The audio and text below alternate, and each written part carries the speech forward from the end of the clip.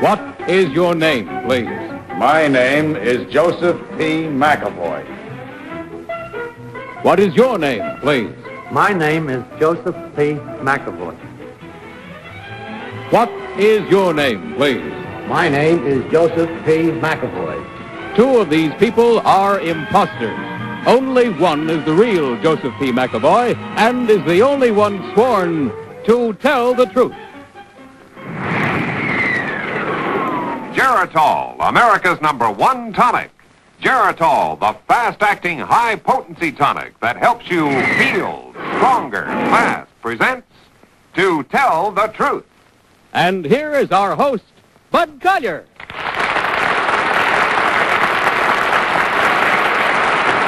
Thank you, and welcome once again to Tell the Truth. Now, may I introduce our panel? What is your name, please? My name is Polly Bergen. My name is Dick Clark. My name is Kitty Carlisle. And my name is Hy Gardner.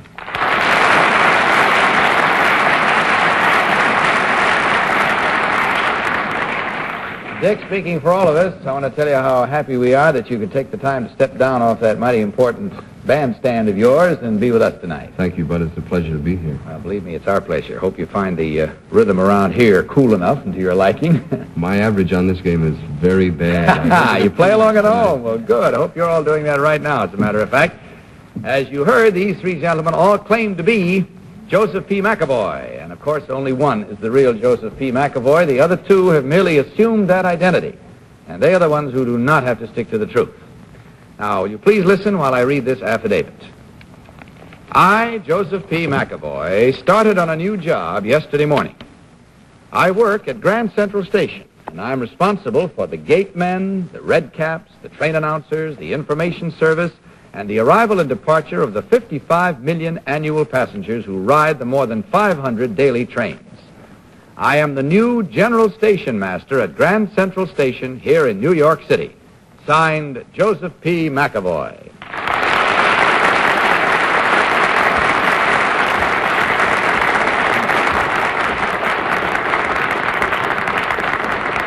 Now, panel, we all heard these three gentlemen claim to be Joseph P. McAvoy, General Station Master at Grand Central Station.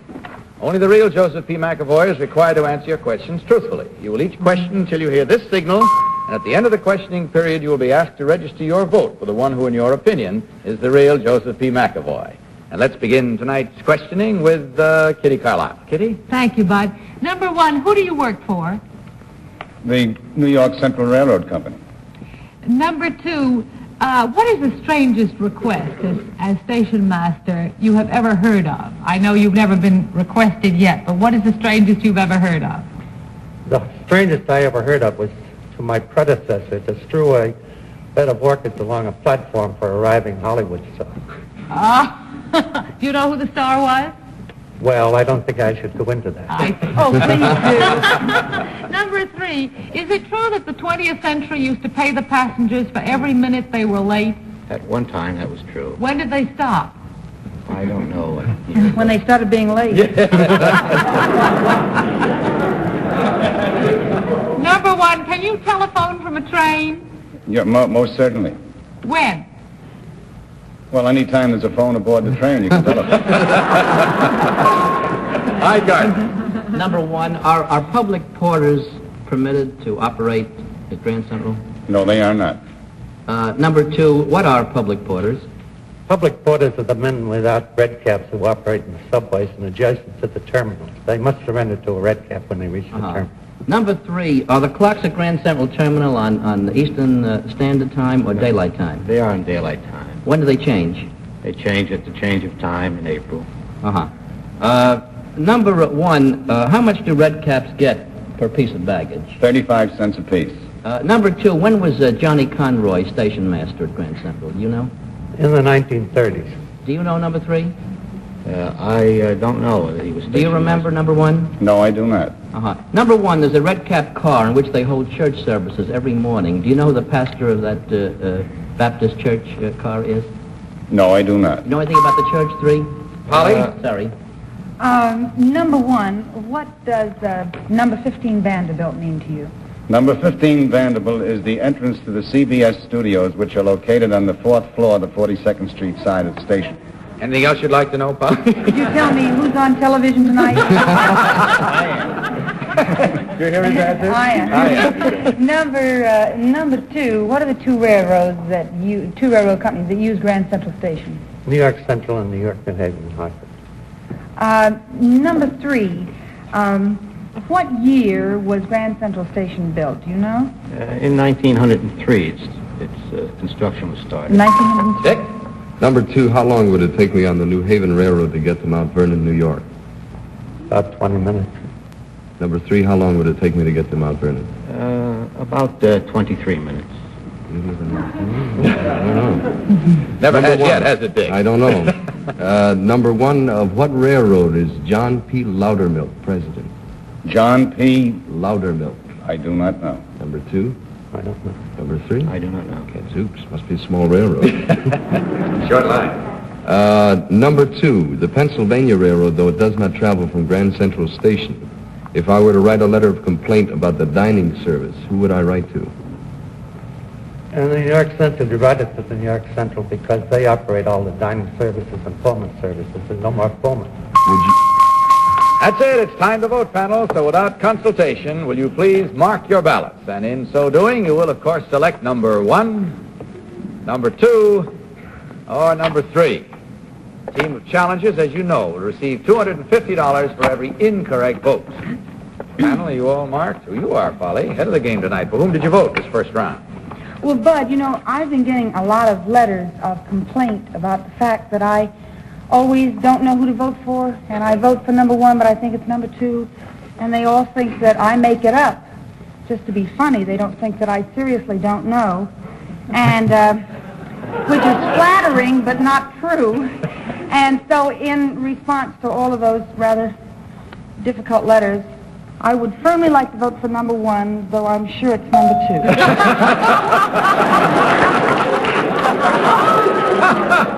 You're just as firm about number 2, I assume. Yes. Dick, what about your vote? Bud, I'm forced to agree with Polly. I vote for number 2 because I like the way he said his name. She's So checking she up on voted you. with number 1. That's Yes, right. number 1, but she said she thought it was I thought number it was 2. number Firm. All right. Kitty, what about your vote? After a Don't while. worry. Kitty? Oh, gosh. I voted for number 2 on the basis of his information, and number 3 didn't know when the Century stopped paying, so they're being late, and I thought he ought to know. All right, Hi Gardner. Well, I voted for number 1, too. One of the reasons for is you knew about General Porters, and that you have to know a little bit about railroading for that. And number 2, wasn't sure about when Conroy was station master, and I made the name up, so I think it's 3. But There we go again. Well, okay. You made that The votes are in. The deceptions have been pulled by the panel as well as by us, and we'll find out now, for your sake and ours, which one of these 3 gentlemen is the real station master at Grand Central Station. So will the real Joseph P. McAvoy now please stand up?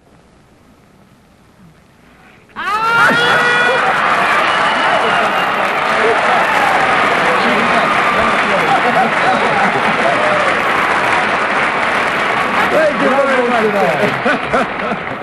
All right. My, we had such good reasons, too, didn't we? Number 1, would you tell us who you really are and what you really do, please? My name is George O'Keefe. I am a registered representative with Hirsch & Company, members of the New York Stock Exchange. And number 2, what about you, sir? My name is Tom Malley. I'm a writer and editor associated with The Reporter magazine. I always like the writers. Well, there you are. There's the start for you. We had all incorrect votes at $250 each for a total of $1,000 from Geritol, gentlemen. Thank you very much for being with us. Happy train schedules, and on your way out, you will find an apothecary jar of Geritol for each of you. Good night and good luck. Is your child protected for the future? GERB. And now let's meet our next team of challengers.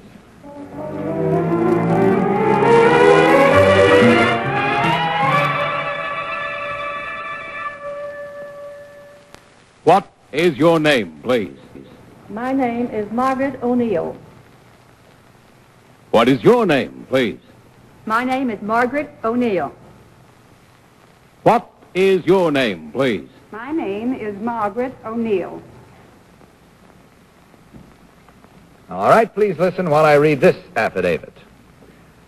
I, Margaret O'Neill, am a former high school teacher and a former ski instructor.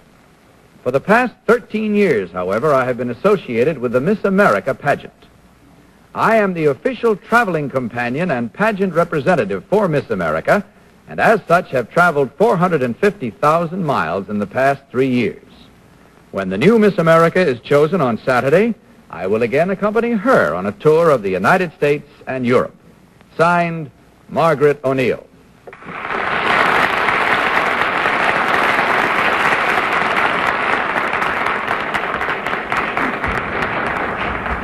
Okay, panel, we've heard these three ladies all claiming to be Margaret O'Neill, Miss America traveling companion. We'll start this cross-examination with Dick Clark. Dick? Number 2, how many contestants are there in this year's pageant? 52. Number 3, how many contestants? There are 52 contestants. Number 1? 52. Consistent. Number 1, who is Evelyn I? I believe she was Miss America of 1953. Number 3, if this is true, where did Evelyn I live? Evelyn I lives in Verona, New Jersey. Number 2, where does Evelyn I, or where did she live when she won? Ephrata, PA. And number 1? Ephrata, PA. Is there a Miss Alaska in the contest this year, number 3? Yes, there is Miss Alaska. Kitty? Number 1, who are the judges this year in the Miss America contest? You are one, Miss Carlisle. Me? Well, I want to say that I was a judge last year, and I never saw any of these ladies before. So I don't know. They must be. They must all be ringers. You never traveled with Miss America. Number 2, how many sisters does the present Miss America have? She has 3 sisters. 3 sisters. Number 3, who is Hugh Wathen? Hugh Wathen. Number 2, who is Hugh Wathen? He works on the pageant board. Number 1, who was Miss Indian America last year? I'm sorry, I don't remember. Number 2, who do the contestants have breakfast with every morning? And where do they breakfast? They have breakfast with the judges. Hi? Number 2, what Broadway columnist has been a judge every once in a while for the pageant? I am number 1. No, I said number 2. Oh, I beg your pardon. I'm sorry. I don't know. Number 1, would you know? What, Broadway columnist? Yes. Number Sir? 3, would you? I'm sorry? Sir? Would you know number 3? I don't believe you'd call Bennett Cerf a Broadway columnist, but he has been a judge. No, I don't think even Bennett would do that. Number 2, what did Bob Russell have to do with the pageant in the past? He was a master of ceremony. Number 1, do you know the name of Miss Alaska? I happened to see her last week. I don't remember. Would you know number 2? No, I don't Number know. 3? No, I do Polly? not know. Number 3, who is the lady in charge of the Miss America pageant? Leona Slaughter, wife of my boss. Number 2, who placed second in the Miss America contest last year? Miss Georgia. Number 1, who placed third? Number 1, who placed third last year? Richie? I beg your pardon? Richie? I can't hear you. Richie.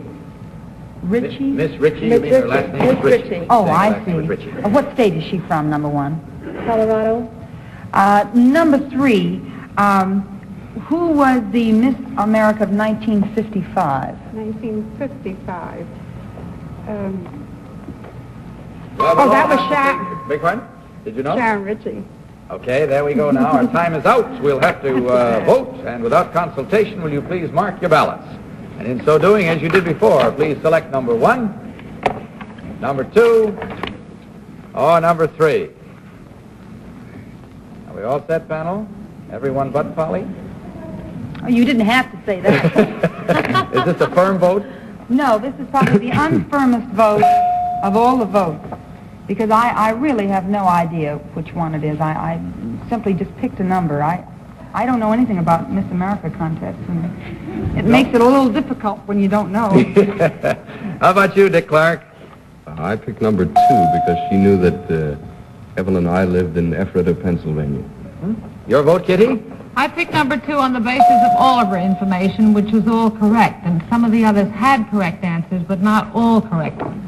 And Hi, who do you think is the real Well, one? this is unusual for a Miss America contest, but I make it unanimous, number 2. All right, there we are. Unanimous on number 2. Let's see how unanimous we are with your voting at home, as we trust you are doing, as we learn right now which one of these 3 ladies is the real Miss America's traveling companion. So will the real Margaret O'Neill please stand up? You got her. You got her.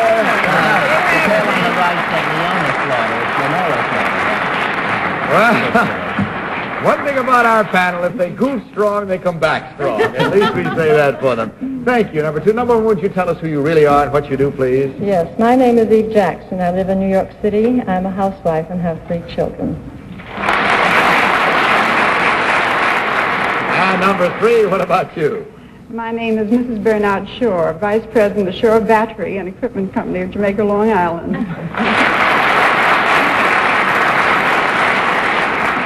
Incidentally, we're mighty proud that our lovely Kitty is going to be judging the lovelies, as you heard in the questioning down there at Atlantic City. And you can see it this Saturday night on this very network, so you be sure to be watching. Maybe you'll get a sneak look at Kitty there, too. Well, now, let's see. We have 100% again our challenges this time, which means that Geritol contributes $150, ladies, so that you have that to divide. On your way out, stop and pick up your apothecary jar of Geritol. Thanks so much for being with us. Good night and happy traveling.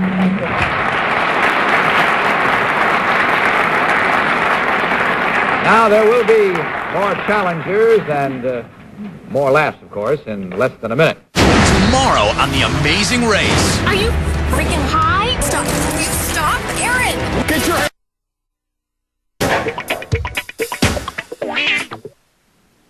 Now let's have our 3rd team of challengers.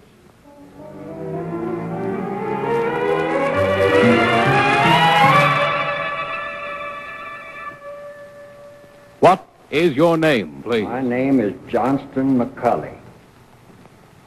What is your name, please? My name is Johnston McCulley. What is your name, please? My name is Johnston McCulley. Now please listen while I read this affidavit. I, Johnston McCulley, have been a writer for over 50 years.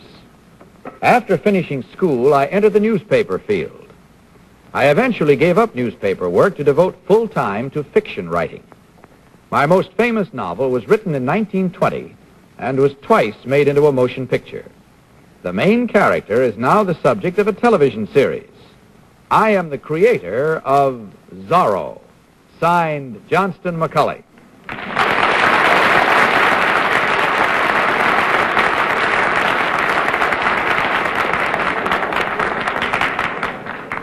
And now we have 3 gentlemen panel, all claiming to be Johnston McCulley, as you heard, creator of the famous character Zorro. We'll start this round with Polly Bergen. Polly? Thank you, Bud. Number 1, who plays the current Zorro? Williams, Guy Williams. Number 2, where is the series shot? In California. At what studio, number 2? I personally don't know. Number 3, could you tell me what studio it's shot at? Well, partly a Disney studio. I didn't hear They're that. partly at studio, Disney he Studios. said. Number 1, do you agree with number 3? Where is the series shot? Burbank, California. At what studio, sir? I don't know the studio. Number 2, who played the original Zorro? Disney studio. Douglas Fairbanks. Where was silent film. Where was that movie made? Number 2. I don't know. Dick Clark. Number 3, what is the name of Zorro's deaf-mute friend? Beg pardon? What, in the play, in the series, Zorro has a friend, a close associate, who's a deaf-mute. What is Bernardo. his name? I beg your pardon? Bernardo. All right. Number 1, what is the name of the rather plump sergeant he's always having conflict with? That was Gonzalez. Number 2, a hit recording was made recently called Zorro. What was the name of the artist or artists that made the record? I don't know. It had nothing to do with it. Number 3, do you know? I know Norman Foster wrote the words. I don't know the name of the... Number 1, do you know the name of the artist who made the record? No. Kitty? Number 1, who's president of the Authors League? Are you a member of the Authors League? Not now, no. Are you a member of the Authors League, number 2? I am not. Are you number 3? Not a president. Oh, dear. Number 1, what does Zorro mean? The fox in Spanish. Number 2, was this story based on anything? Yes, it was based upon a serial that I wrote. It was originally published in the Argosy. Number 3, was this based on a serial that you wrote? Yes, it's based on a serial I wrote. And did you get this idea out of your own head, or was it based on an idea that you got from some other place? Well, I got it. Where else would one get an idea? Well, Shakespeare got all his ideas out of Pindar. Don't say Charles Bacon, you'll start a whole thing. Hi, Gardner. Number 3, you probably knew Douglas Fairbanks if he made the silent movie. Who was the fellow named Carl K. Kitchen? Would you know? A fellow named what? Carl K. Kitchen. Yes. He was a newspaper man who worked from New York, and he did a lot of work for Douglas Fairbanks. Number 1, Doug Fairbanks, when he made that movie or later, became one of the creators of United Artists. Do you know who his partners were? No. Would you know number 3? Mary Pickford and Charles Chaplin. Yeah, number 3, would you know? Same, Mary Pickford and Charles. There is a comedian, number 3, who is against your show in Hollywood right now, or rather his show is against your show. Would you know what his name is? Would you know? That's it. Time once again to vote. So will you please mark your ballots, panel, and in so doing, as you did before, select number 1, number 2, or number 3. Hey, ready and waiting, Polly, huh? For whom did you vote this time? I voted for number 3, mainly because he said Johnston McCulley so easily, as though it were a name he had used for many years. All right, Dick Clark, what about your selection this time? His name is probably Horace Applewhite. With my luck, yes, I know. I'm with you.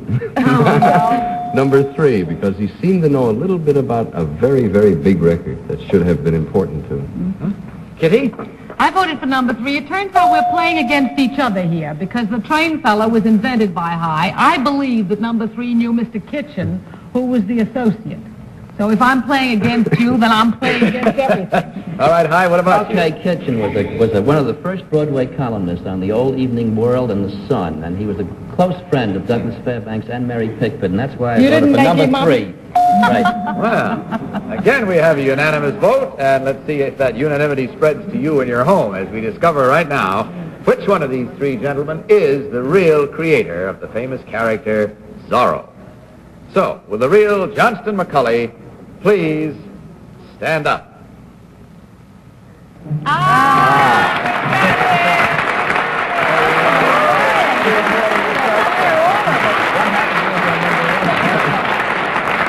Thank you very much, sir. Well, the panel's doing real well tonight after a bad start. Number 1, would you tell us who you really are and what you do, please? My name is Edwin Stafford Morgan. I'm a stockbroker with Shearson Hamill and Company in Wall Street. Thank you, sir. And number 2, would you tell us about yourself? I am Campbell Jeffrey, for more than 45 years, a member of the New York Bar and the retired dean of New York Law School. Thank you, sir. Well, I think you zeroed in rather well there, panel, tonight, and as we see, we have the panel guessing correctly 100%, which means that once again, since there were no incorrect votes, Gerald Hall contributes $150 to you gentlemen, with our best wishes for a pleasant year and many years ahead of you in your writing and more work in that old Zorro field. It must be fun to see it coming back to life again and again and again like that. And will you stop on your way out, speaking of coming to life again, and pick up your apothecary jars of Geritol? Thank you very much, gentlemen. Good night and good luck.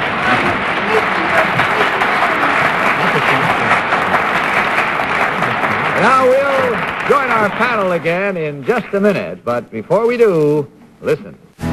How far would you go to win Olympic?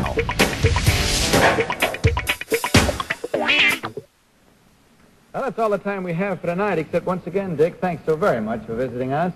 Thank you, Bud, very much. How was our average? Good. Extremely good. Yes, indeed it was. You did exceptionally well for a visiting guest the first time, believe me. Incidentally, next week on our panel, we're going to have Fred Clark. Is he any relation to you? No. Well, I've watched him many times. So have we all. And he'll be with us on our panel next week. I guess that's it. So good night, panel. Good night, Bud. Now, this is Bud Collier saying good night from Geritol and reminding all of you to tell the truth. Good night, everybody. To Tell the Truth is the Mark Gibson Bill Cotton production in association with the CBS Television Network.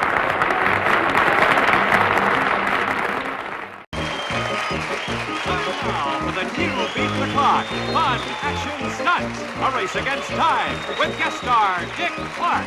And now here's your host on the new Beat the Clock, Gene Wood.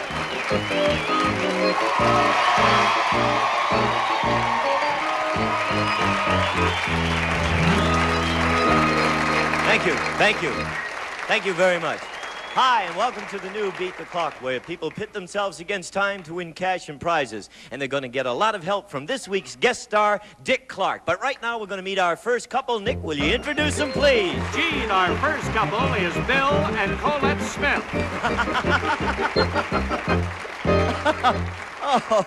Oh, hello there. How are you? Fine. Hi there. Hi. Right. I take it you two are rooming together? Yeah? Pardon me? Don't say that one. Yeah. Well, of course, these are not your own jackets, as everybody obviously is aware. We had them put them on. We've got a couple of stunts lined up for you, and the first stunt is involving these jackets, okay? So let's get to that right away. Would you two folks come right up stage here with me? And I want you to stand right at the top of the circle. You'll stand here on my left, please, and you will stand here on my right. Turn around this way. That's it. Now, come over here, closer to me. Fine. Now, of course, I want to just check your coats here. You have pockets on both sides there. You have a handkerchief pocket, and do you have an inside pocket? Yes, you have one there, and you only have one. All right. Now, let's see. You've got pocket, and how many do you have inside? Pardon me? 2. Okay. Yeah, right. You've got 2. Okay. Now, here's what I want you to do. This is the age of the litter bug, and we must stamp them out. And there is a genuine litter bug right there, friends. Look at her, strewing papers all over the countryside. Oh, boo, boo on her. Don't applaud a litter bug. No, applaud a litter bug. All right, now, here's your stunt. Here's what I want you to do. All you have to do to beat the clock is pick up all of those papers and stuff them in the pockets of the jackets, okay? You got to get them up off the floor and in the pockets. Hey, clock, how much time do they have to do that? They've got 45 seconds. Now, one thing more, friends. When you do the stuffing, you can't put it in your own pockets. You got to put it in your partner's pockets, okay? You got the picture? Okay, and go, kids. In your partner's pockets. Get them all in there. No, stuff first. You can't pick them up all at once. You got to pick them up and stuff and then move on. That's it. Get them in there. They've got to be in the pockets. Now get them in there. Come on.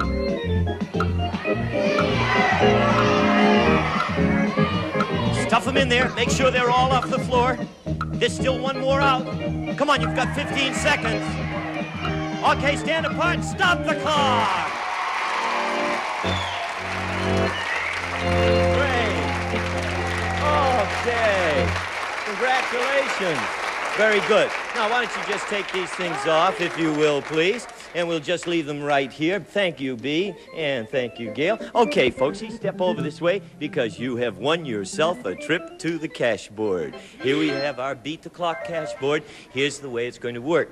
Behind each letter, there is money, ranging from $25 to $200. Put your heads together and tell me which letter you want.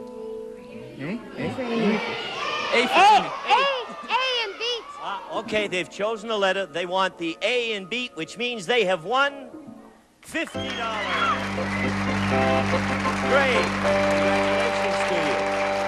Okay, very good.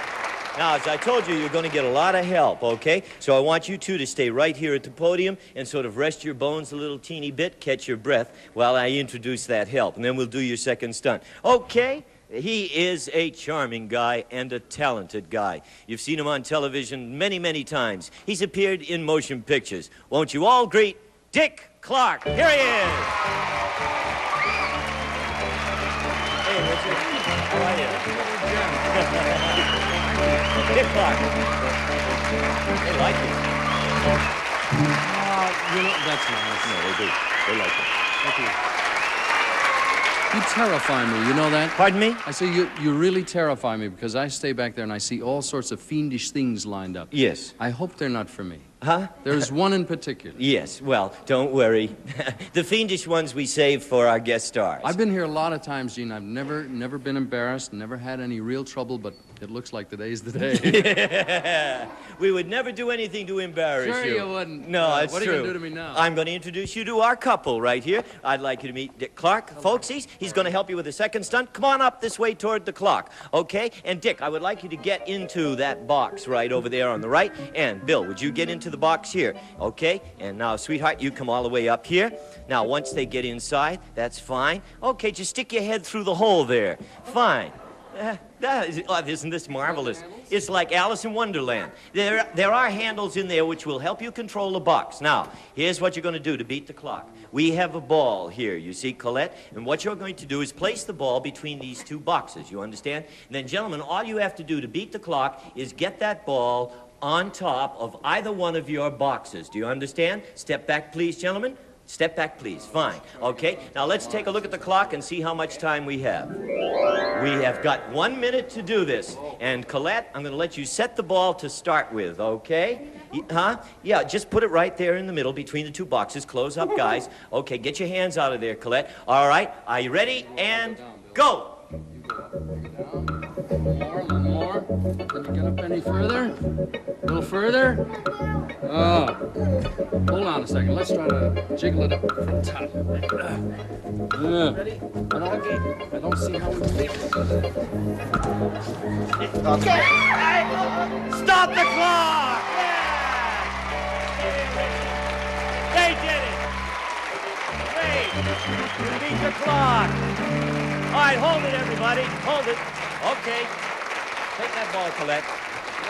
Huh? What? Was that all right? Was that all right? That was perfect. Oh, we didn't know we could do that. Were you embarrassed? No. Okay. Not yet. No, you Bye. No.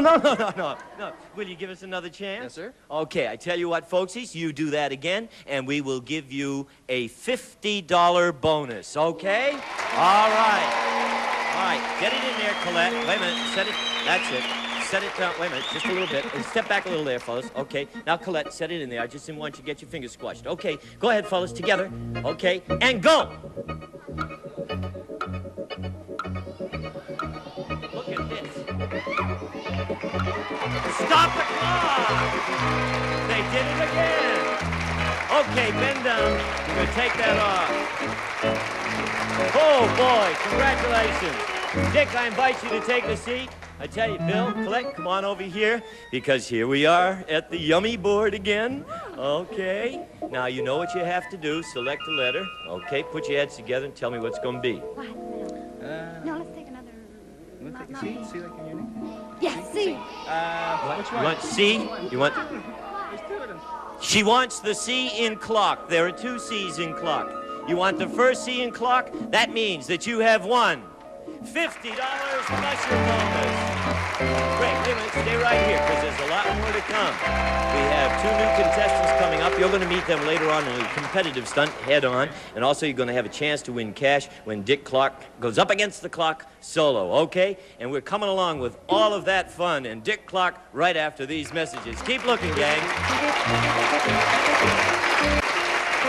Hey, Bill and Colette, in addition to the cash you've won, we have some gifts for you. Here's Nick to tell you about them. Go, Nick. A vacuum, the Bissell Sweetmaster lightweight electric all-floor vacuum that needs no attachment, stores as easy as it cleans. Bissell cares all about your home. And Richardson's After Dinner Mints, famous for their bright, cool, refreshing taste and for variety. Party Patties After Dinner and Pastel Mints.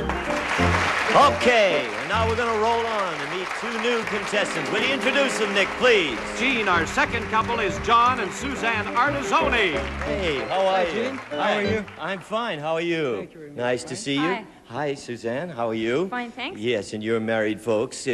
Pardon? Is this the one with the With the bagels? With the bagels? Yes. Goodbye. Yes, well, it's not really as bad as it sounds, okay? I tell you what, we've got 2 stunts. The first one happens to involve bagels, okay? Would you 2 folks come up stage here with me, right this way, please? And I would like you Johnny, I want you to stand on this side, and Suzanne, I want you on the other side. That's fine, okay. Now, all you have to do to beat the clock is as follows. When I say go, what you do is you bend over, you pick up a bagel with your teeth, you deposit it into this little net, which you will hold, Suzanne. And then you'll pick up the second one, drop it in, you'll get the third one, you'll drop it in, and then you will beat the clock, okay? Now, let's see how much time we have on the clock here. Yeah, 60 seconds. Pardon me? What's the catch? What's the catch? Well, I'll explain. These are not the bagels we're going to use. The bagels we're going to use is in this mound of whipped cream, right down in there somewhere. There are 3 of them in there, John, and you've got to get them, okay? Now, what we're going to do is dress you up. Turn around, put your arms straight out. Now, isn't this going to be fun? And fattening, too. Yes. Do you serve whipped cream at home? Not anymore. Not after tonight. Not after tonight? Well, you never can tell. This could be worth a small fortune to you. Oh, do you know how to swim, by the way, Johnny? Oh, yes. Oh, you do know how to swim. Okay. All right, now you've got 1 minute, John, and in that mound of whipped cream there are 3 bagels, which you're going to have to get into that net, okay? All right, now she's all set, and you're ready. Let me just move my microphone. Pardon me? With my hands? With your hands? No, old friend. No, it gets worse. You got to get it with your mouth. Keep your hands behind your back. Come up for air on occasion. Okay, are you ready? And go, John.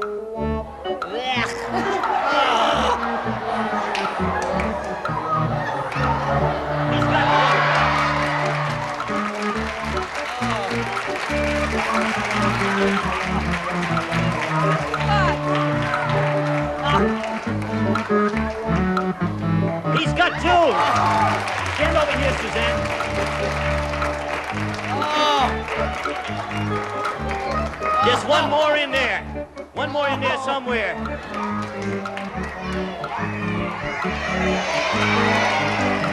You got 25 seconds. Oh, find it! Find it!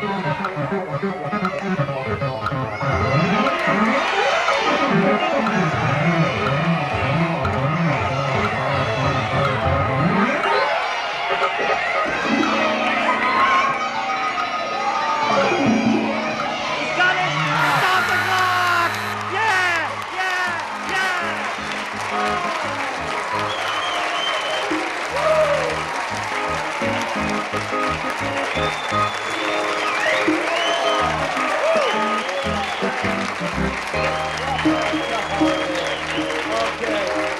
Okay, come on with me, both of you. Step right over here, right next to the podium. You stand on the outside, John. Okay? Hey, you're just great. What a great sport you are. Okay, now come close because you've won a chance to get to our cash board. Put your heads together, select a letter from our board, tell me what it's going to be. No, you deserve this one. All right, what letter is it going to be? Okay? Come on, I Johnny. got the H in there. You want what? The H in there. You want the H in thee, and that means that you have won $50. That's great. Now we're going to take you off, Johnny. You go get cleaned up. All right? Hey, he's a wonderful sport. Is he like that at home? Yes, most of the time. Oh, that's great. Okay, we're going to move on to your next stunt, Suzanne, and Dick is going to join us. Would you come right down this way, both of you, towards the front of our stage? Okay, and we'll come right up on the platform. Here we go. And lady, I would like you to stand over there, and Dick, I want you on this side, please. Okay, as you can plainly see, we have a ladder for you, all right? Hold on to the yellow tape, all right? Now, here's how you beat the clock. When I say go, both of you at the same time will step over each rung and into the hole. Right? Over the rung. What's the matter? How tall are you, Dick? Wait, hey, Dick, will you come back here? You are insane. Yeah, I know. That's why I got this job. Okay. I'm going to tell you, man. That's okay. Thank you very much. Okay, now, you step over into the hole, both of you at the same time. You got it? When you get to the ends, when you've reversed your positions, then step outside the ladder and grab the tape, and you will have beaten the clock. All right? Now, wait a minute, Richard. Just one thing. You can never let go of the ladder, okay? You can't let go of the ladder. No, you got to hold the ladder at all times. You can't let it drop. You understand? What do we do when we get to the middle? That's it, what you have to figure out, okay? Let's see how much time we have on the clock. And we have exactly 50 seconds. All right? You secreted her husband away? Yeah, no, we're cleaning Johnny up. Okay, you ready now? Take your time and go. Step in. That's it. Don't let go of the ladder. That's it. Oh, look at Suzanne. All right, now work this out. Careful. Easy. Now think it out. All right, Suzanne. Easy. Take your time. Take your time now. Let's go. Take your time. You got time. You got time. Easy. Don't drop the ladder. Don't drop the ladder. Turn around. Turn around. Stop the clock. Yeah. That's great. Congratulations, Suzanne. Okay, Dick, you have yourselves a seat. Oh, hey, Suzanne. Come on. Yeah, and look who's here. Ladies and gentlemen, bright and shiny, the handsome John returns. Yeah, great. Okay, kid. You won yourself another shot at the clock. Put your heads together. What letter will you select, please? Come right in close. The O in clock. Okay, they have chosen the O in clock, which means that they have won $200.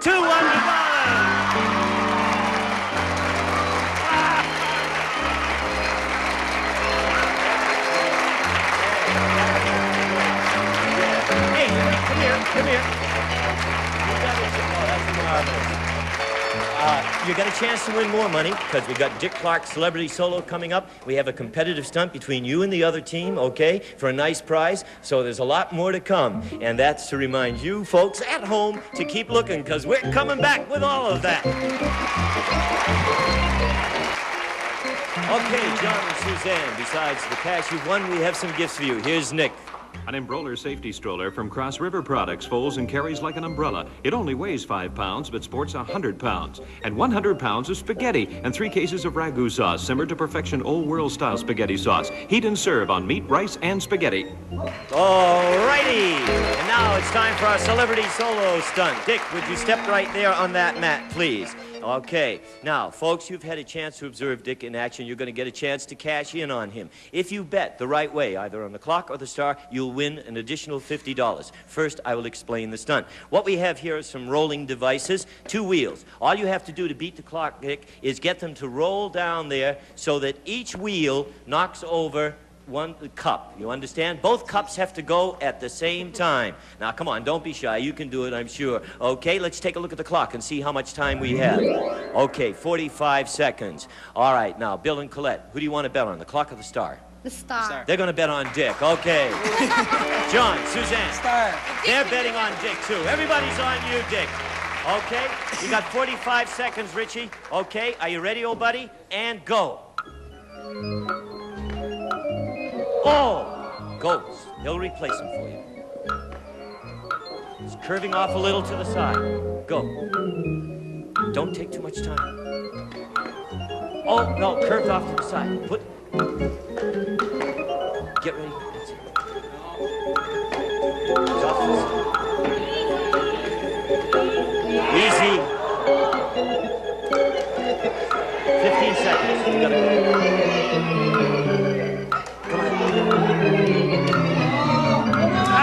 Oh! Almost. Stop the clock!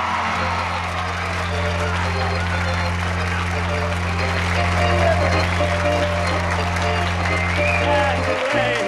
Look at that with 5 seconds. Oh, great. And both our couples bet on the star. That means that both couples win an additional $50. Just great. And Dick, win or lose, we always have a gift for our star. And here's Nick to tell you what yours is. For Dick, paints a deluxe kit of roll-on decorator paints from Artex, the complete home and fashion decorator paint in a tube. Artex Hobby Products, Lima, Ohio. Okay. Both couples. Dick, come on with me. Come on, everybody. Come up here. I want the men to stand behind these little catapults, okay? I want the ladies to stand on the right side of their men, okay? Get right in there. We're going to mic Dick because Dick is going to judge this. Now, here's what's going to happen. I'll let you preload. You put a chip in there, lady, right? You got that? And it goes up into the air, all right? Now, it will go into the air and it should land in this clear plastic bucket that we have here, okay? Now, how many of those do you need to beat the clock, okay? I'll tell you, you got to get 2. First one that gets 2 in there will beat the clock, and this is what they're going to win. Go, Nick. The Shure Super 8 movie equipment. The Electra 250 movie camera with through-the-lens viewing and CDS. Exposure for perfect movies and the incomparable El Dorado projector by De Shure. Okay, now let's take a look at the clock, see how much time you have to do this. Okay, 55 seconds. Dick, you're going to judge this group. Ladies, load your catapults. Gentlemen, get in position. Ladies, load your catapults and get 2. First team is the winner. Go. Just keep loading them as fast as you can. There you go. A little more oomph. That's it. There's one. We got one, Gene. One over here. Right, Dick. Yep. Yeah, nice and hard. That's it. Whoop, not that hard. 1 to 1. Oh, almost had that. Stop the clock! And John is the winner. John and Suzanne. Okay, everybody back to your seats. Dick, I invite you to take a seat there, too. Just great. Okay, and good friends, we'll be right back with our contestants. All right, it's time to have a little fun with members of our studio audience. And here's what's going to happen. Gail will load for you. We're going to give you 4 chances to catapult a chip into that plastic. And every time you do it, I'm going to give you $5. Are you ready? And go. Oh, a little harder. Easy. Oh, that was close. Easy. Oh, nice try, though. Okay, next lady. Now take it easy.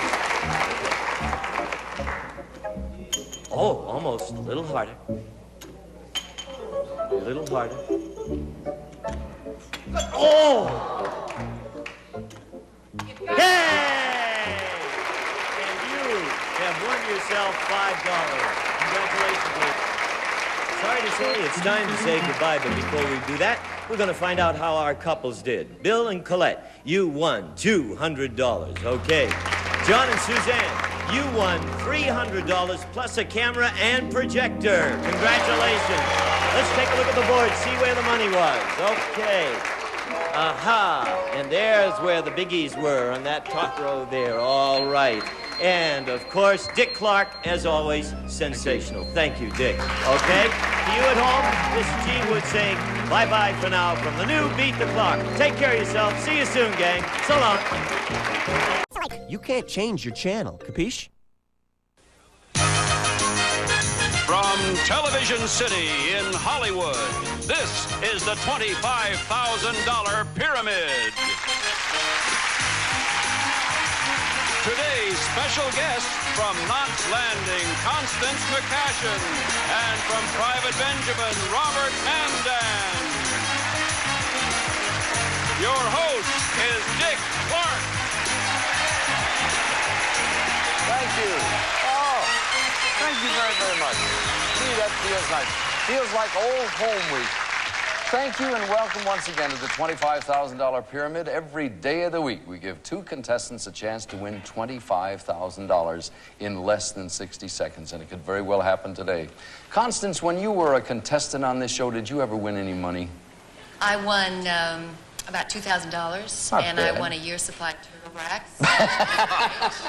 And you went on to greater things. It's nice to have you back.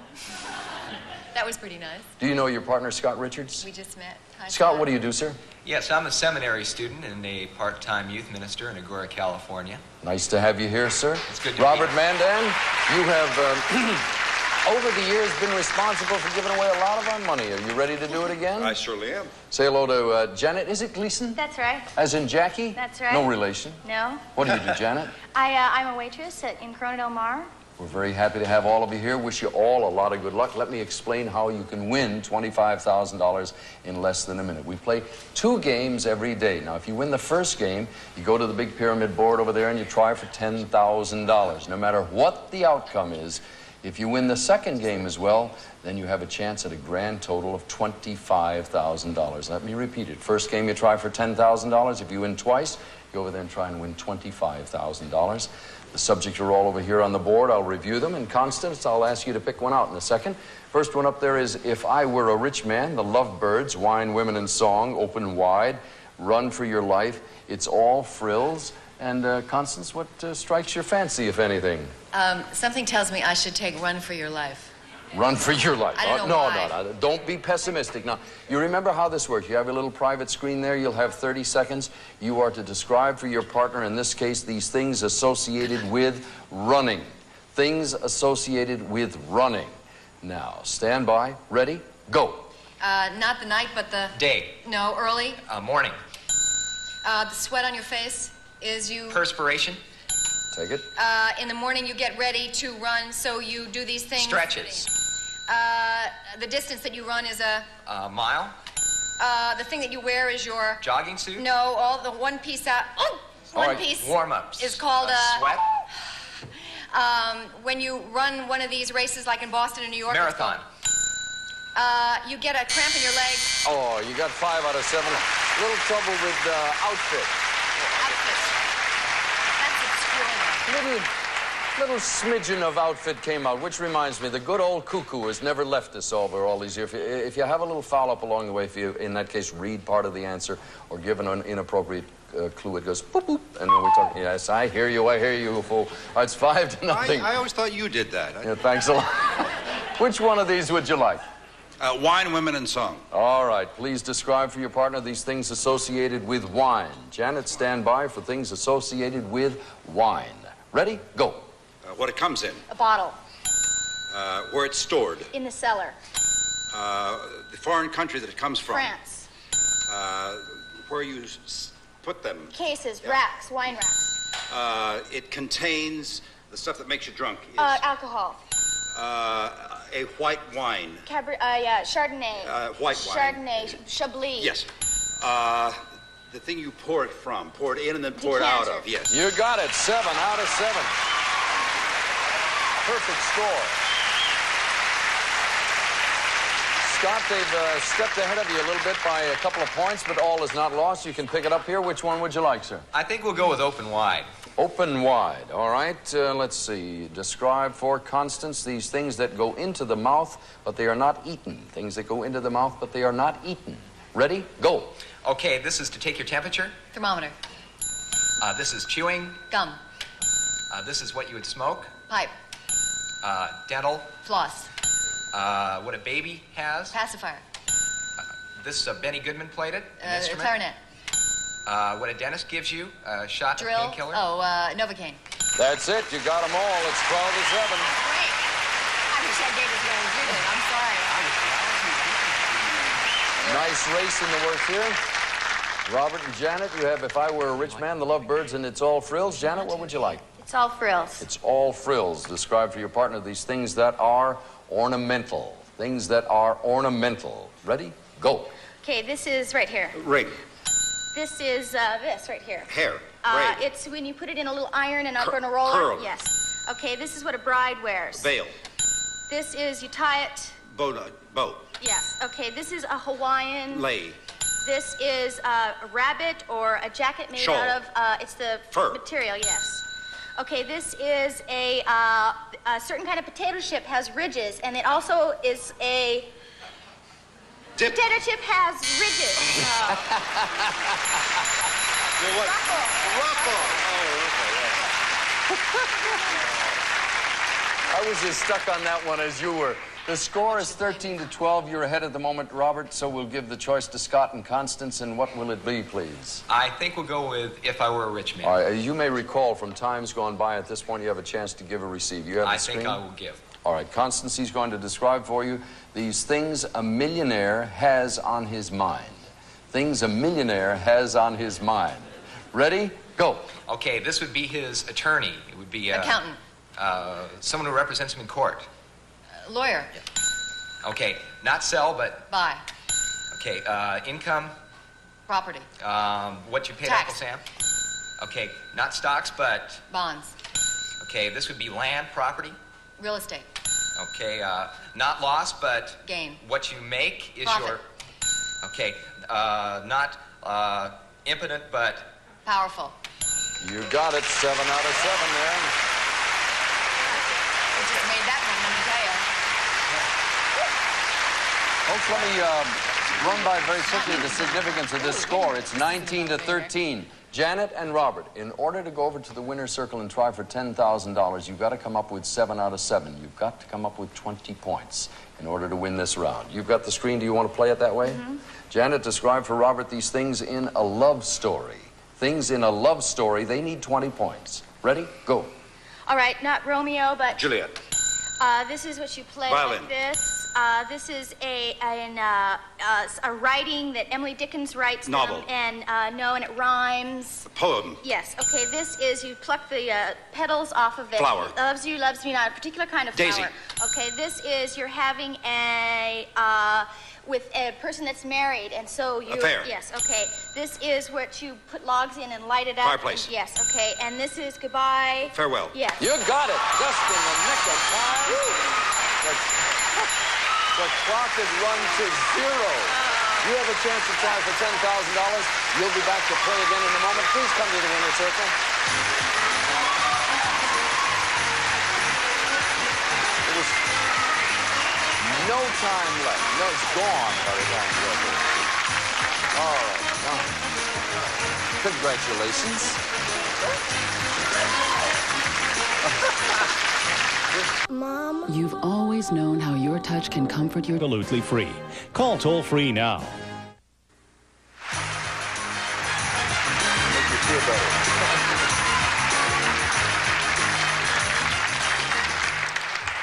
All right, Janet, you got the magic rub down. Those fingers, those golden touches there.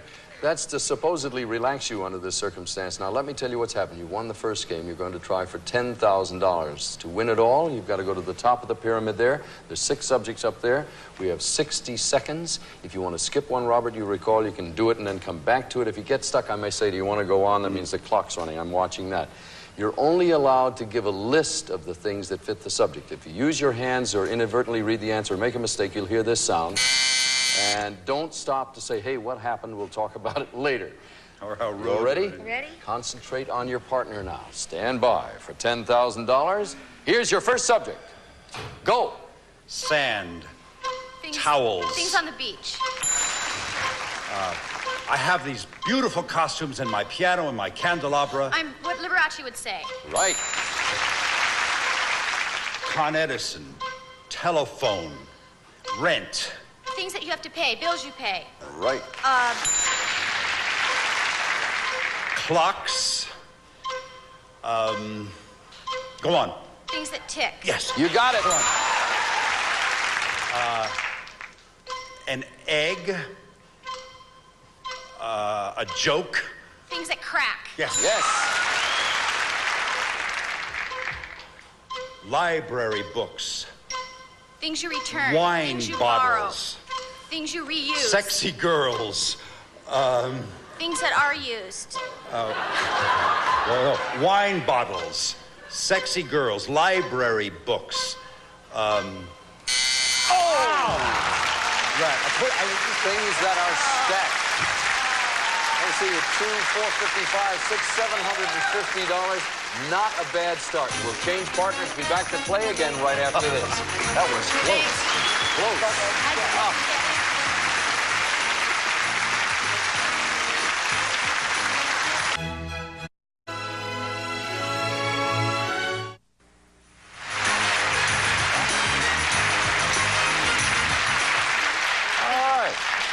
Welcome back once again to the $25,000 pyramid. And I should point out now, Janet, that you've picked up $750.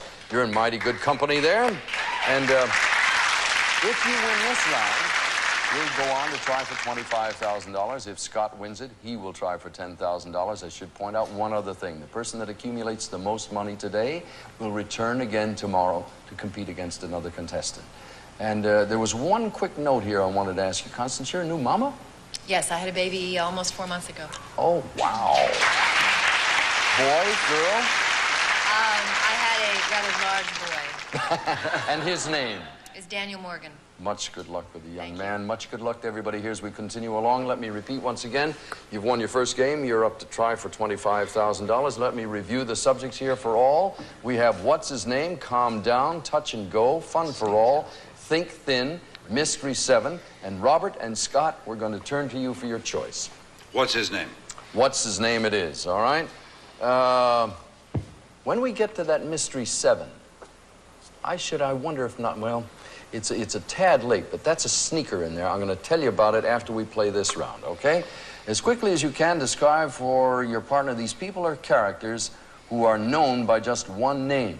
These are people or characters who are known by just one name. Ready? Go. First man. Not Eve, but... Adam. The monster... Frankenstein. The little dog, cartoon dog. A Lassie? No, cartoon dog. Toto? Snip. Go, we'll come back to him. The Hawaiian TV show now. Magnum. Yes. She killed herself with an asp. Cleopatra. The frog. Kermit. Perron's mistress. Eva. Evita. We'll take it. All right, that's 6 out of 7 there. What did you One of the things that I did not mention to you, if you're watching at home, that my friends here in the studio know, so let me review it for the folks at home. The Mystery 7 is a bit of a new twist here on the $25,000 pyramid. Pretty much you call out a category and I'll give you some help about what it is along the way. The Mystery 7 is somewhat of a bonus. You will not know what's behind that category. I won't tell you it's things having to do with anything. However, if you get 7 out of 7 today, you win a trip to Hawaii for 2 if you select that. But you don't know. You're going in sort of blind. It's like a carrot hung out in front of your nose. Ladies, with that sales pitch, do you want that one or some other one? I think we should calm down first. All right, fair enough. After all of that, I didn't sell that to you. Constance, describe these things you do when you are nervous. Things you do when you're nervous. Ready? Go. Alcohol. You drink. Laugh a lot. Small laughs. Giggle. Turn red in the face. Blush. Walk up and down the floor when the baby's about to be born. You make a sound with your... move around in your seat when you're little. And Fidget. Another word sounds You're like... nervous. No, sounds like a long, skinny thing that cuts into sections. It's an animal. You walk... go... Centipede. Go ahead, pass. Worm. Squirm. Yes, shaking all over. Oh, gosh. Shudder. No, Shudder. shaking. All right, now. Constance, I want to refresh you on a rule that I'm sure you've forgotten a long time ago. Do not use sound likes. We cannot accept that as a clue. It's all tied up 6-6. Robert and Scott on deck now, and Scott, it's your choice. I think we'll go with the Mystery 7. Oh, a sport. Now, normally I say describe to your partner as quickly as you can these things having to do with so-and-so. I can't tell you that information. You may tie it all together as you go along. They all have something in common, but you're flying blind now. If you get 7 out of 7, it's a trip for 2 to Hawaii. Ready? And go. Okay, it's not mayonnaise, but it's you put on a hot dog. Mustard. Okay, a state in the southeastern, it's a peninsula, large. Florida. Okay, not the moon, but the... Sun. Okay, it's a bright burst of light. Flash. Okay, car has a... Engine. Okay, what you go in, it's a wood room, you sweat in it. Sauna. Okay, a hot, kind of Mexican food. Taco, chili, pepper. It's made with corn husks. Tamale. You said the magic word, hot. They were all hot, and the last one was tamale. Oh, one more, and you would have had a trip to Hawaii. You have a substantial lead, though. It's 12-6. Ladies on deck. Which one will it be? What do you think? Think thin. Think thin it is. Describe for your partner these things associated with a diet. Things associated with a diet. Ready? Go. All right, this is rabbits eat them. Vegetables. No, a Lettuce. particular... Oh, carrots. Yes, okay. This is not slow, but... Fast. Okay, this is a kind of a fish that comes in a can. Sardines. No, Anchovies. Charlie. Tuna. Yeah, okay. This is a type of a diet. It's here today, gone tomorrow. Fad. Yes, okay, this is a sauna, and you go and you work out there. Steam room. No, it's a whole... Gym. No, okay, go on. This is you've won. All right, it's 12 to 10. Ladies, that means you have the last choice. Janet and Constance, we have touch and go. Fun for all. Ladies, what will it be? Fun for all. Do you want to give or receive? It's up to you. I'll give. Okay, describe for Constance these things that people enjoy. Things that people enjoy. Ready? Go. Okay, this is a present. Gift. Yes. This is back rub. Massage. Yes. This is making love. A small word for it. Sex. Yes. Okay. This is an interest that you have. You collect Hobby. stamps. Okay. This is you look nice today. Compliment. This is if you go on vacation, you take a suitcase. Christmas is a holiday. Yes. Okay. This is a wild party. No, I'm gonna throw Affair. no. It's a fling she was looking for. The score is 16 to 12. Ladies, if you can hold on to that lead, you, Janet, will try for $25,000. Scott, if you come up with 17 points, you'll try for $10,000. You're going to give or receive? I'd like to give. Describe for your partner these things that are operated with the fingers. Things that are operated with the fingers. They need 17. Ready? Go. Okay, this is on your pants. You pull it up. Zipper. Okay, this is you unlock the door Key. with. Okay, this is on the phone. Dial. Okay, this is a pocket. You Calculator. total things up. Okay, this would be what an angel plays. Harp. Okay, this is a... You got it, guys. You won it. Won it by a point. Let's go to the winner's circle and try for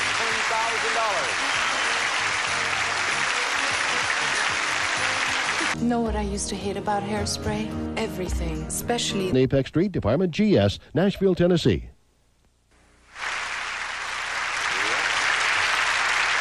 All right, Scott, you've won the game. You have a chance to win $10,000 now. If you win in excess of $750, the person who wins the most money will return. You know the rules. I won't take any time because we're short. Stand by. Here's your first subject. Go. Your belt, your wallet, Articles of clothing. your Things made of shoes. leather. Oh, I'm so sick. I'm just always sick. I have these pains. Things a aches. hypochondriac. Right. The ribbon, the keys, the platen. The things that are given to someone in... The ribbon, the keys, the platen. A typewriter. Parts Right. of a typewriter. Van Gogh. Artists. Painters. Go Abstract on, artists. Go on, Next, please. Go on. Next. Money. Things people save. Your identification. Things that are kept in a wallet. Your address, your phone number. Personal things. money. Things that identify you. Go on. Milk. Things that are drunk. Morning milk. Okay. Things that are I'm delivered. sorry. Gentlemen, turn around. Yes. Things that are delivered, men with a beard, things you change. You've picked up $300. We'll be back to summarize right after this. Men with a beard. Go Van Gogh. I couldn't get The Smith Brothers. When you have a kid... Enjoy. Well, folks, that's our first go-round with the $25,000 pyramid. Let me summarize ever so quickly here. Money figures here. Scott, you won, I think, $300. You won $750. Jenna, that means you return again tomorrow. Robert, thank you very much. We'll see you again. Thank you, my dear, for now. Dick Clark. So long.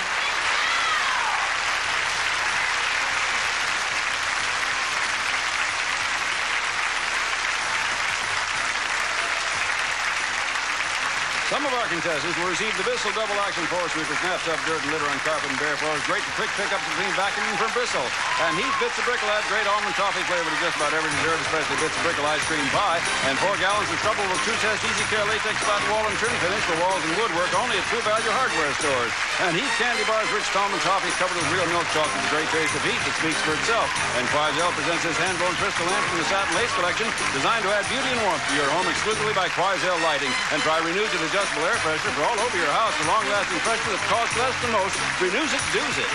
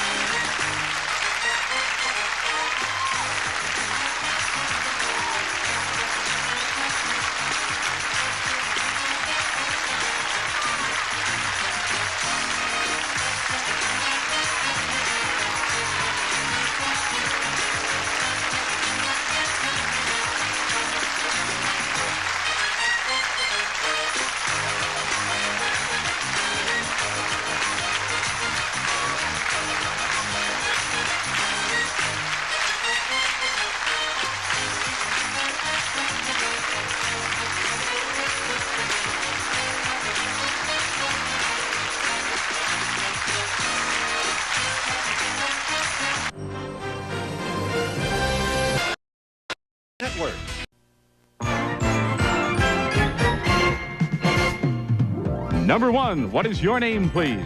My name is John Mount. Number 2. My name is John Mount. And number 3. My name is John Mount. Only one of these people is the real John Mount and has sworn to tell the truth. And now, from Studio 8H in New York City, let's meet our panel. The brisk and breezy Baron of Bel Air, Bill Cullen. 3-time Emmy Award winner, Pat Collins. Host of the American Bandstand, the debonair Dick Clark. And our anchor lady for this session, pretty perky Polly Bergen. And that's our panel. Now, here's the host of To Tell the Truth, Robin Ward.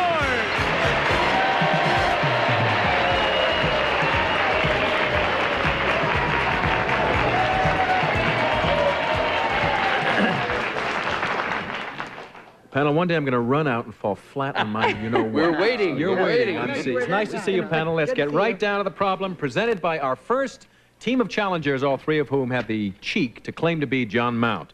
And panel, you may open your envelopes and follow along as I read. I, John Mount, ran afoul of the establishment in the 1960s and was expelled from school in the 10th grade for refusing to cut my hair. After several years, I decided to resume my education and was admitted to college without a high school diploma.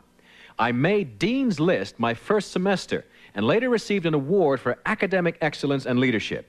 My attitudes haven't changed much since, but my life has taken an interesting turn. In fact, I'm now a member of the very Board of Education which controls the high school that ejected me. Signed, John Mount.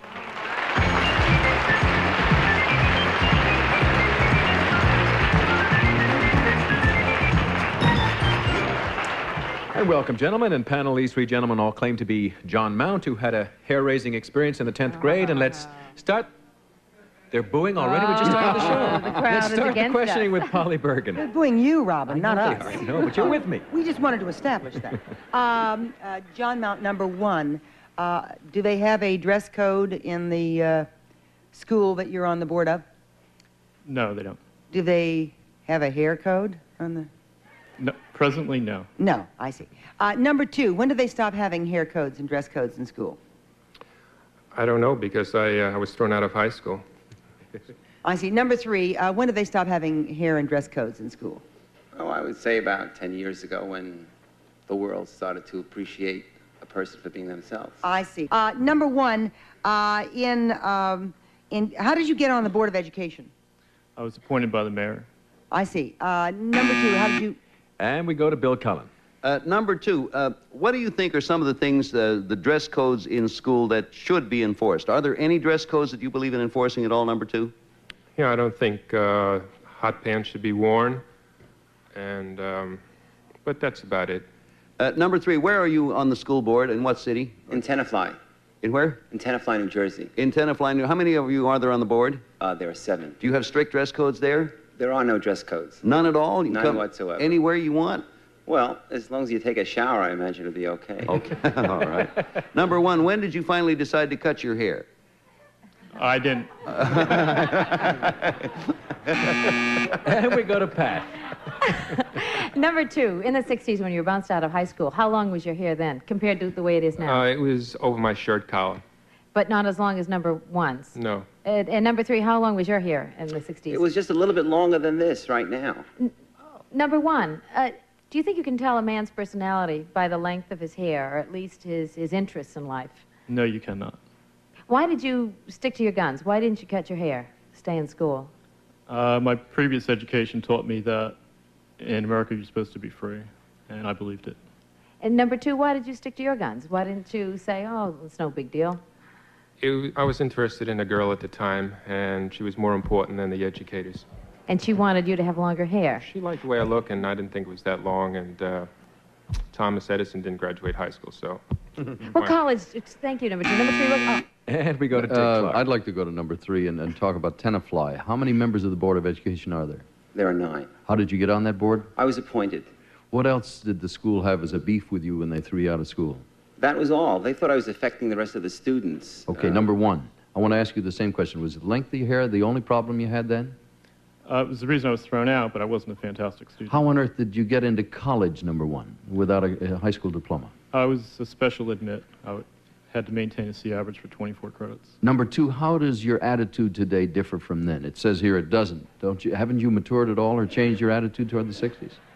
Well, I've matured, but I'm part of the system now, and I have a better idea of what's important. Number 1, how do you make your living? I'm a lobbyist. They're ringing the bell. That means time is up. And once again, it's time to vote for number 1, for number 2, or for number 3. Whoever, in your opinion, is the real John Mount. We pay $100 for each incorrect vote, and 4 incorrect votes will give our team of challengers the princely sum of $500. Are the ballots all marked, panel? Polly, who'd you vote for? Well, I really believe strongly that it's number 1. Because, well, no, I voted for number 3, but I believe strongly that it's number 1. I believe it's number 1 because I don't know, I just do. But number 3, on the other hand, seemed to be the most logical, and he answered all the questions right, except I'm trying to figure out how his hair could get long because it's curly. But I figured maybe it was just bushy. Okay. I voted for number 3. You didn't like number 2 at all. Number 2, I didn't like it. I think his attitude still needs some work. And Bill, who got your vote? Like Polly, Robin, I think it's number 1. But he wouldn't have let his hair grow, and that would be too obvious sitting there. So what I think, he cut his hair just because he decided it would look better that way. He then eventually went completely bald, and this is a wig for the passion play. I voted for number 1. Boy, these are the most complicated reasons I've ever heard a panel give. Pat, who got your vote? Well, I voted for number 2 because I think it's possible if you like a girl well enough and she doesn't want your hair cut. That's a good reason. Staying in school is not important, but a girl, that's very important. That's right. Man's got his priorities straight, absolutely. Dick, who got yours? It's very simple. It was number 1. He had all the right answers, and he's like he is today because that's the way he was then, and he's a man of high principles. Okay, now we're going to find out just how simple it is. And we're going to find out who the real long-haired turned board member really is. Will the real John Mount please stand up? It is, Thank you, John.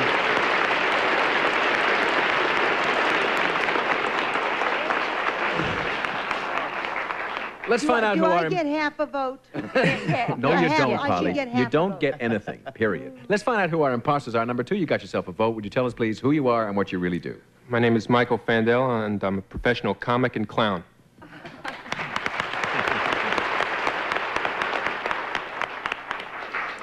And number 3, you got a great head of hair yourself. Would you tell us, please, who you are and what you really do? I'm glad you noticed. My name is Sidney Goldberg, and I'm a barber, and I cut hair on 69th Street and 2nd Avenue in Manhattan. The name of the shop is called Sidney.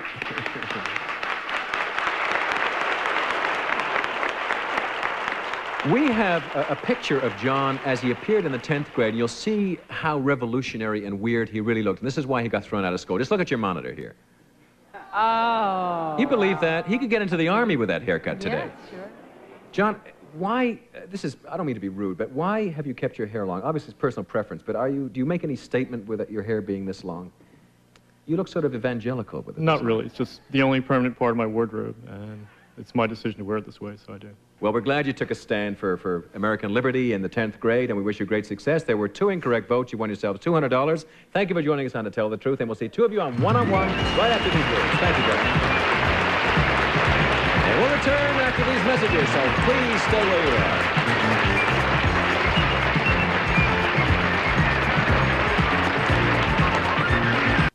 are. We're back, panel, and let's meet our next team of challengers. All right. Coming up. Number 1, what is your name, please? My name is Marie Snyder. Number 2. My name is Marie Snyder. And number 3. My name is Marie Snyder. All right, panel, once again, would you open your envelopes, please, and follow along as I read. I, Marie Snyder, have written a study on how marriage and sex roles are portrayed in comic strips, and the news isn't good.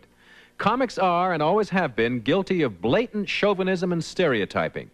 A woman, for example, may resemble Archie's vivacious friend Betty while she's single, but marry her off and she turns into Maggie, the unattractive nag from Bringing Up Father.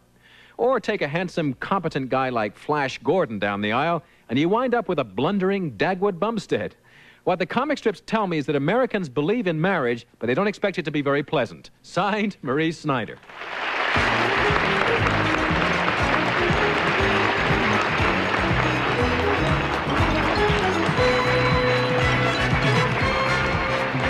And welcome, ladies. Nice to have you here. And panelists, ladies, all claim to be comic strip expert Marie Snyder. Let's start the questioning with Dick Clark. Number 3, how many comic strips have you looked at in your life? Oh, gosh.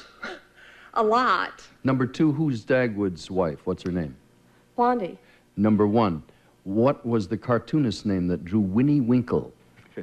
Oh, my goodness. Number 2, do you know that answer? I don't know. Number 3, do you know No. that answer? All right, that solves that. Number 1, who is Superman's girlfriend? Her name? Superman, that's Lois Lane. All right, number 2, do you have any idea who Batman's sidekick is? Robin. And we go to Polly. Oh, we do? Yes, we do. Oh, all right. Number 3, there is one cartoon where the woman was single for a long time and got married, and they haven't changed the attitudes. Which one is that? Brenda Starr. Number 1, who writes Brenda Starr? Oh, it's a gal. She's been doing it for many years. She's the only woman who's had Number a strip 2, who running. does Don't know her Brenda name. Starr? Don't know her name. Number 3? Don't know. No. Number 1, what is the name of Brenda Starr's boyfriend? Oh, good Lord, I never got And we caught go up to in Bill the Cullen. You're saved, number 1 by the bell. We're all equally good at names around here, I notice. Dick, it was Brenner, wasn't it? Who did Winnie Winkle? Yes, Brenner, I think. Anyway, number 1, in Gasoline Alley, the wife was always treated very kindly. Uncle Walt's wife was treated very kindly, and she was drawn as an attractive person. Do you remember her name? No, I don't. Do you know who the boy is in Gasoline Alley, number 1? The only one I remember is Skeezix. And he is in Gasoline Alley, and he's the only one You that don't grew remember his up. mother's name? No, I She was a I don't. sweetheart. Number 2. I don't. Now, number 3, you're not going to tell me that you've forgotten. No. And we go to Pat Collins. Number 3, are you married? Number 3, Yes. are you married? Yes. And how would you rate your husband on the chauvinism scale? Well, be careful, he's watching. Yes. He's not chauvinistic. No, and how about you, number 1?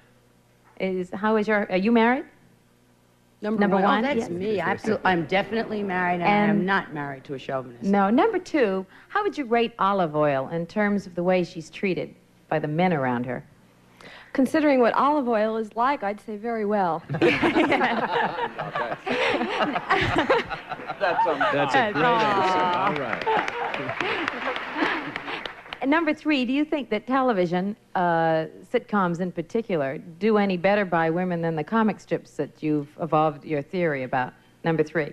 I would say that they're probably treated the same in most mediums.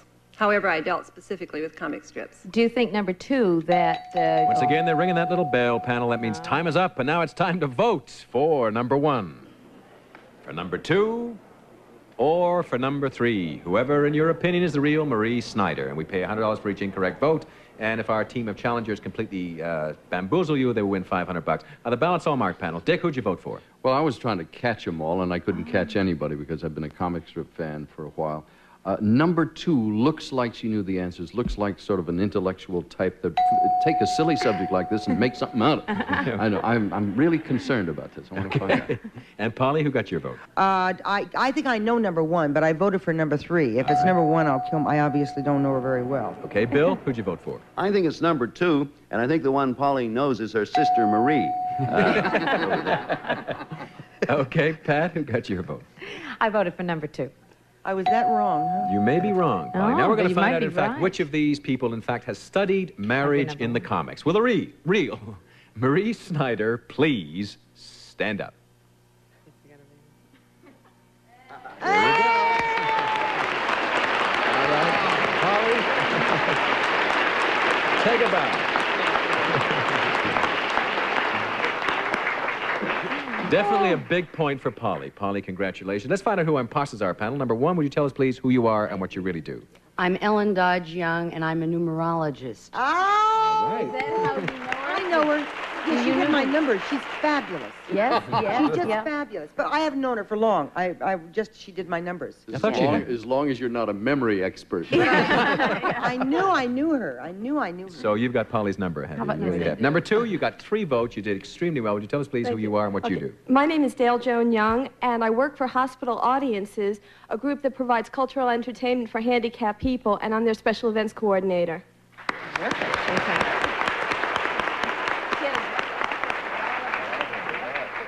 Marie, you've done a study. You obviously feel there's kind of sociological importance to the fact that men are portrayed as bumbling idiots and wives as kind of aggressive, obnoxious people. But if we portrayed people in comics as being mature and well-adjusted and with very positive relationships, would that be comic? Would that be funny? Well, I would suggest that people are portrayed in the comics as they probably are really seen in society. I think they are reflective. That doesn't answer your question exactly, but I don't think it's just comic. I think it's reflective. Well, there were 3 incorrect votes. You've won yourself $300. I congratulate you. Thank you for joining us on To Tell the Truth, and we'll see 2 of you on one-on-one. So stay where you are. And we'll be back after these words of wisdom, so you stay where you are, please.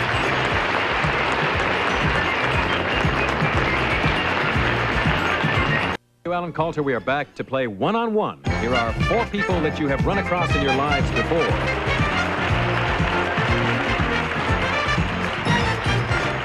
Now, panel, you remember Ellen and Dale, we couldn't forget you, who pretended to be Marie Snyder, and you remember Michael and Sidney, who were imposters for John Mount. Now, you do know something about these people, but there's one fact about one of them that we have held back until right now. One of these 4 people is also a member of the New York City police force, and it's up to you to find out which one. And here's how you go about it. You will each have 20 seconds to question the person sitting directly opposite you. At the end of that time, you'll be asked to cast your vote there and then as to whether that person is a member of New York's finest. And Bill, are you ready to question Sidney? I'm ready to then question start Sidney. now. Sidney, what do you do as a member of New York's finest? What's your rank, in other words? Well, I work with juveniles and try to get them on the right road. And are you undercover or do you wear a uniform?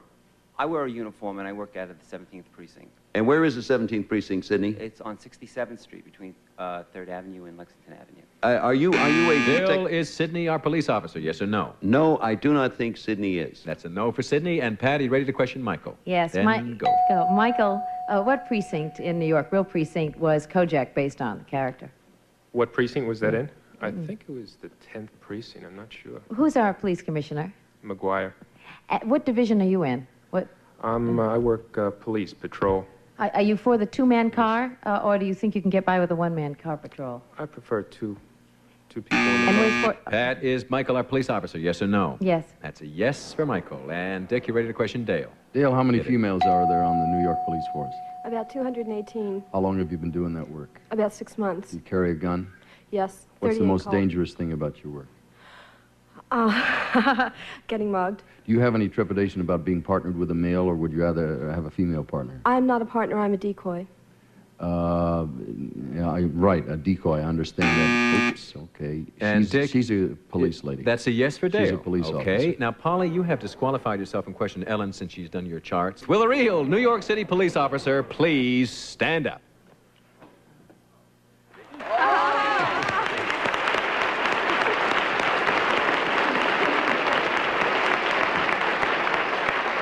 Michael, you are a comic and a clown and a police officer. 3 professions that don't seem to be incredibly kind of... you don't live in New York long. compatible. Right? I guess that's true. They do. Do you kind of try routines on prisoners you're taking in, like a captive audience kind of thing? Well, when the prisoners are being carried out of the 17th precinct, I tell them, I don't want any more crime now, no more crime, stuff like that. Was that Jimmy Cagney? I'm not sure. Okay, but you've won $200. Thank you for joining us on One-on-One. It's been a pleasure. Thanks very much.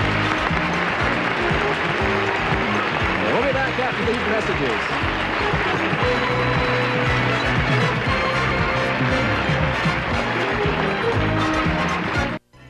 Dick, do you still read the comics? Do you still read the funny pages? Not regularly, no. Who was that comic strip? I never heard of that one that you and Bill knew. What Winnie was Winkle. Winnie Winkle's before your day, Rob. Yes, and only yes. those of us who've been around since the Stone Age. We know, yes. I know. It was before Pat's and my day, too, then. Yes. Oh, yes, indeed. You look Indeed it was. amazing. For a man in your 70s, I just can't... That's true. Which one of us are you looking at? That's true. Listen, I'd like to say thank you for joining us on the show. It was a great pleasure once again, and I hope you come back real soon and join us on To Tell the Truth. He's my uncle, you know.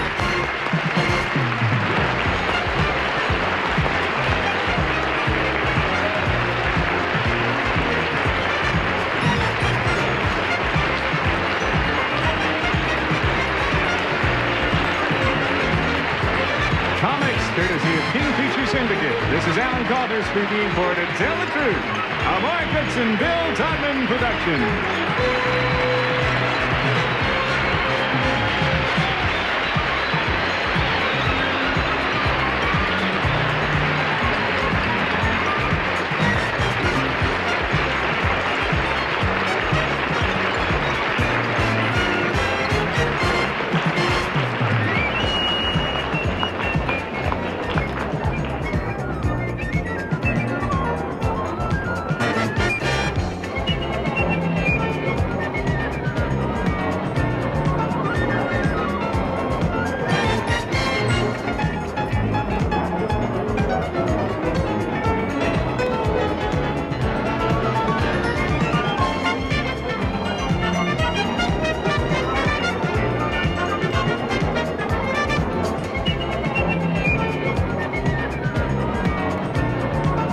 Don't touch that remote. Up next, funny man Steve Allen watches a panel of celebrities as they try to separate fact from fiction. I've Got a Secret is next here on Game Show Network.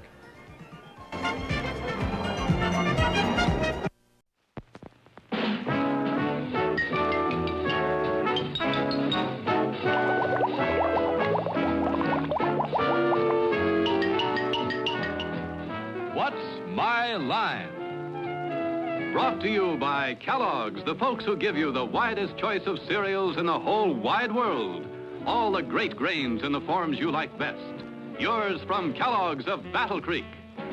Now let's all play What's My Line?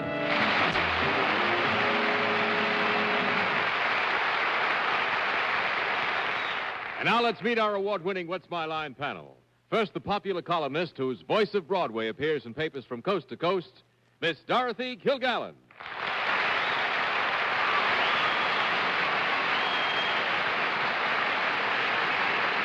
Thank you, ladies and gentlemen. It's a pleasure to welcome again our guest panelist this evening, who will be sitting on my left. He's the star of the very popular program, American Bandstand, Dick Clark.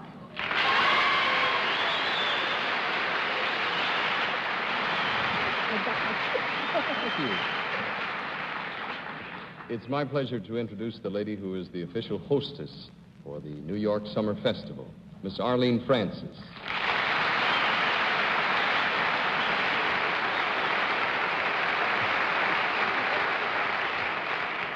And now, back from the Canadian Rockies and Disneyland, and fit as a fiddle and sharp as a blade and ready for anything, which is what he's going to get on this panel, Mr. Bennett Cerf.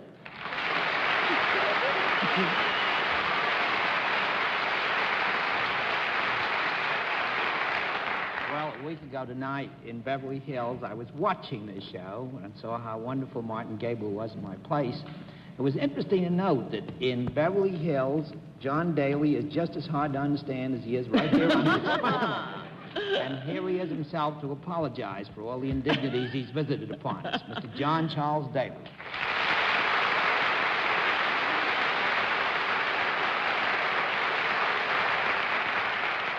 I just knew Bennett shouldn't go away on a vacation. He's gone soft. Good evening, ladies and gentlemen, and welcome to What's My Line. It's nice to have Bennett back with us, the more so because I think we're going to give the panel, once again, a rather rough time of it tonight. We'll also have a famous mystery guest before the panel a little bit later in the show. We'll meet our first challenger after. Now let's meet our first contestant. Will you come in and sign in, please? Lenny? Kincaid, right?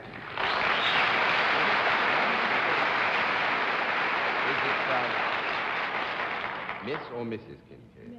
Miss Kincaid, I must congratulate you on your, I guess you call board writing, huh? Handwriting and board writing. It's very firm and very attractive. Miss Kincaid, the panel. Panel, Miss Kincaid, will you join me over here? Would you sit down right here? Tell me, do you know how we keep score, Miss Kincaid? Yes. All right, fine. Then let's let everybody at home and our guests here in the theater know exactly what your line is.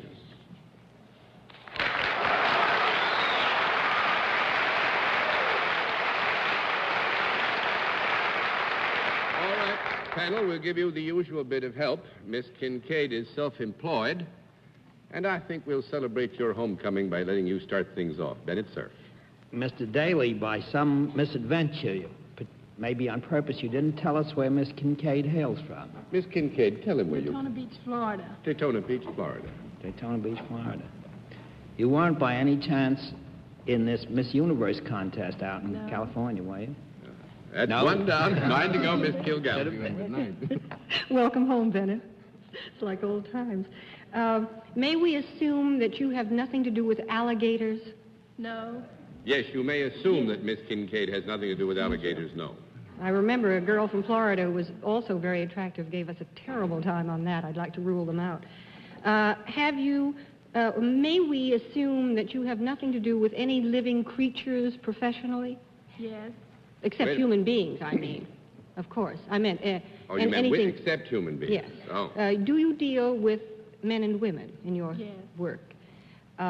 Is your employment a service type Now, of Dorothy, employment? here again, because I do feel that perhaps I'm guilty of causing some confusion. When you say do you deal with men and women, we have to answer affirmatively because actually in the normal routine of every day, I think we all tend to deal with men and women.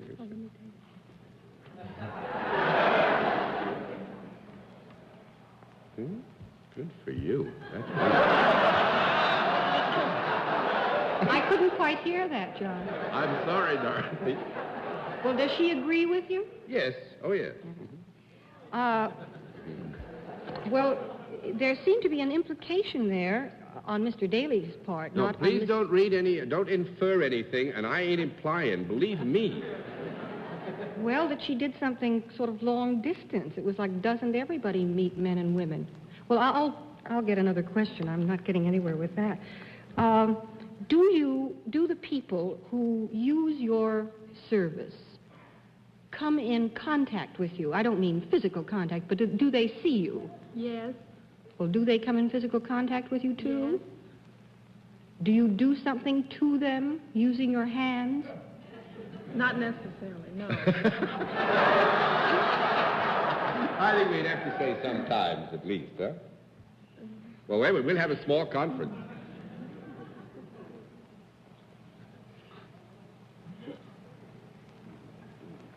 Everything on this show is happening off stage.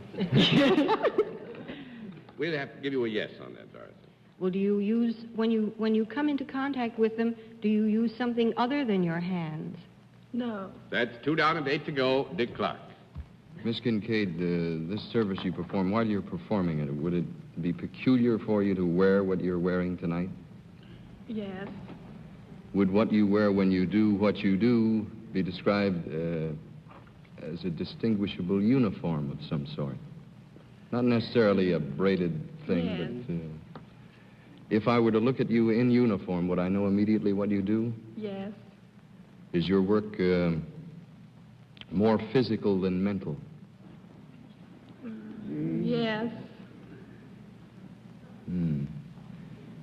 Do your feet ever come in contact with sand in your work? No. That makes it 3 down and 7 to go, Miss Presley. Is the attire that you wear, this costume, is it less than what you have on now? Yes. Do people ever watch you when you are at work? Yes. Would you be considered a performer yourself? Yes. Can you perform your work, do you usually perform your work indoors? Not necessarily. Well, then it's a yes or no answer, wait a isn't it, minute. No, John? wait a minute. Yes, it is, John. No conference.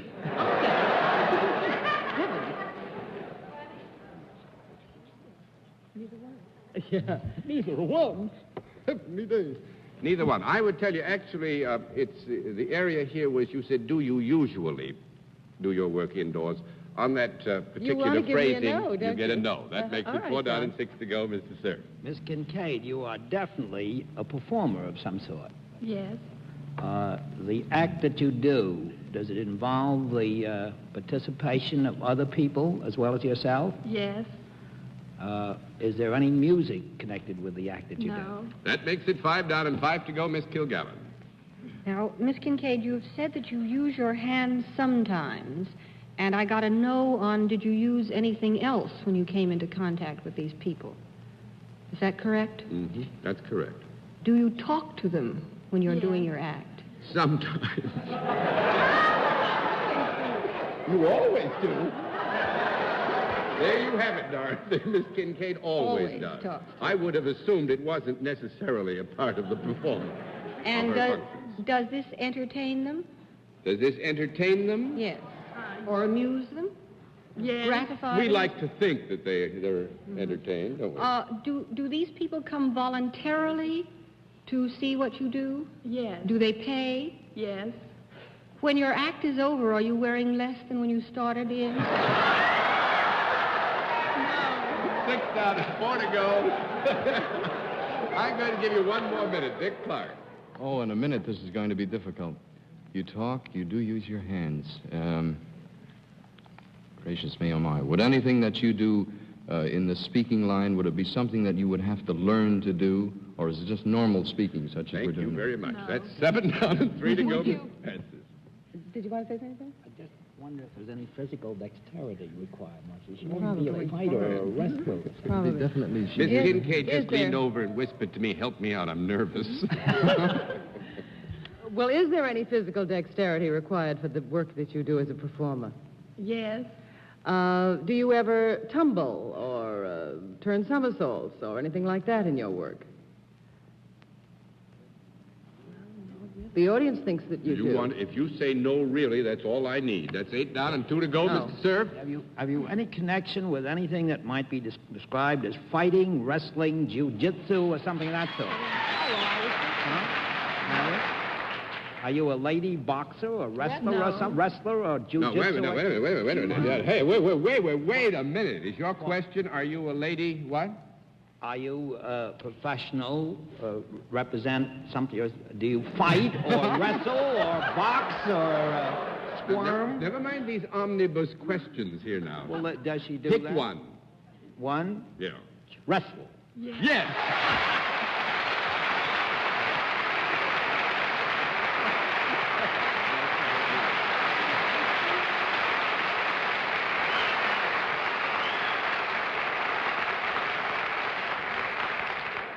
No, only your hands? What kind of wrestling is that with no feet? Very ladylike. No tumbling? No, you see, you said somersaults and tumbling, and you don't if you're a good wrestler. I spent years in the ring, never Oh, tumbled. So let's get on to our next challenger. Will you come in and sign in, please?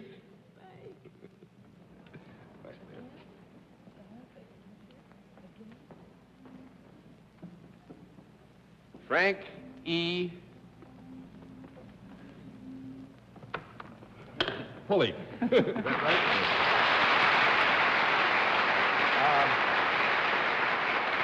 Panel, it will come as no surprise to you that our guest is the Reverend Mr. Frank E. Pulley. That is not actually, without any need of my saying it, why we have Reverend Mr. Pulley with us. Would you tell us where you're from, sir? Lewisburg, North Carolina. Lewisburg, North Carolina. Well, sir, the panel, Reverend Pulley, will you come over here and sit down with me, please? Do you know how we keep score, sir? Yes, sir. Well, if you'll just sit down here, then we'll let the folks at home and our friends in the audience here know exactly what your line is.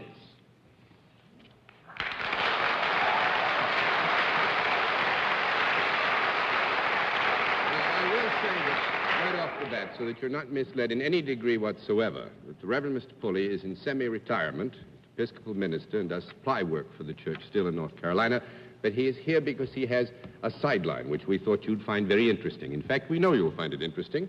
And let's see, Mr. Pulley is self-employed, and let's begin with Dorothy Kilgallen. Mr. Pulley, is there any product involved with your sideline? Yes. Is it something that is now or ever has been alive? Yes. Is it animal? Yes. Does it have 4 legs? I don't think so. One down to 9 to go, Dick Clark. don't think so. He's never counted. No, I don't think so, is what Dr. Doesn't think so. said. Mr. Pulley, does this work that you do in handling this product take you from place to place? Sometimes. Would more of your work take place inside rather than outside? Could be either.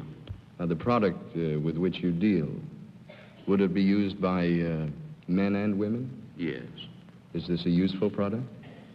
Yes. Would you call it a relatively inexpensive product? Yes.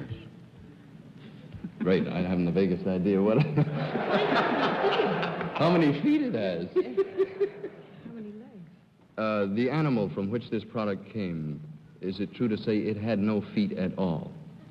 That's a reasonable presumption. Does it crawl on its belly like a snake? Could be. Yeah. Delicious. Is it safe to assume this is not in the snake family?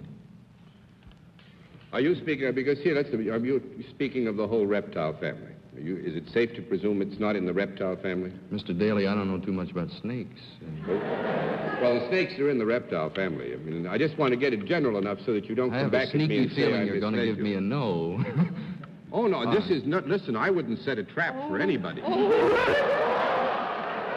can you say that sitting alongside of the Reverend?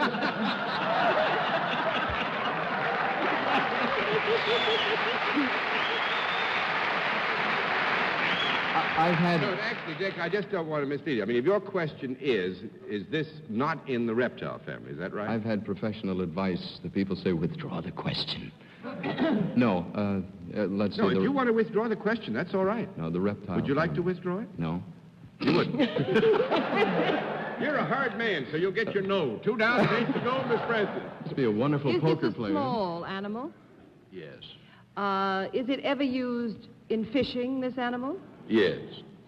Have they found a way to can them?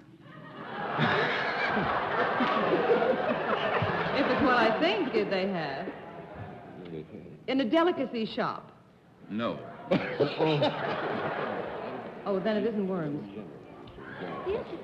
Well, if it is worms, which is what I'm thinking of, my dear. Yes, actually, I think the Reverend Mr. Pulley will agree that there is a worm which is canned. So we'd answer that question affirmatively. Now, is your question, is it worms? Yeah. Is that your question? I think I better say, are they worms? Well, that is your question. Are they worms? Are worms that with which the Reverend Pulley deals? And that is your question now, Arlene. All right, no. Yes, that's right. Now I have to find out what Yeah, the Reverend Pulley does with worms? Yes. I know he doesn't eat them. Well, if it's a profession, if it's a labor, then perhaps you raise worms? Raise worms?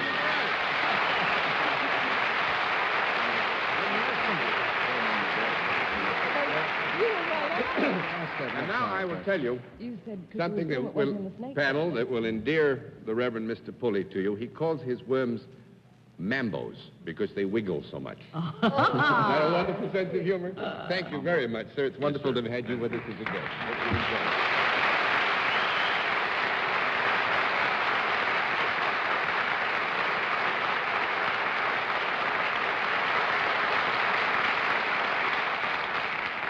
We'll meet tonight's mystery guest in just a moment. Come to the special feature of our program, the appearance of our mystery celebrity, for which I ask my friends to blindfold themselves. The blindfolds all in place, panel? Yes, sir. Yes. Good. Will you come in, mystery challenger, and sign in, please?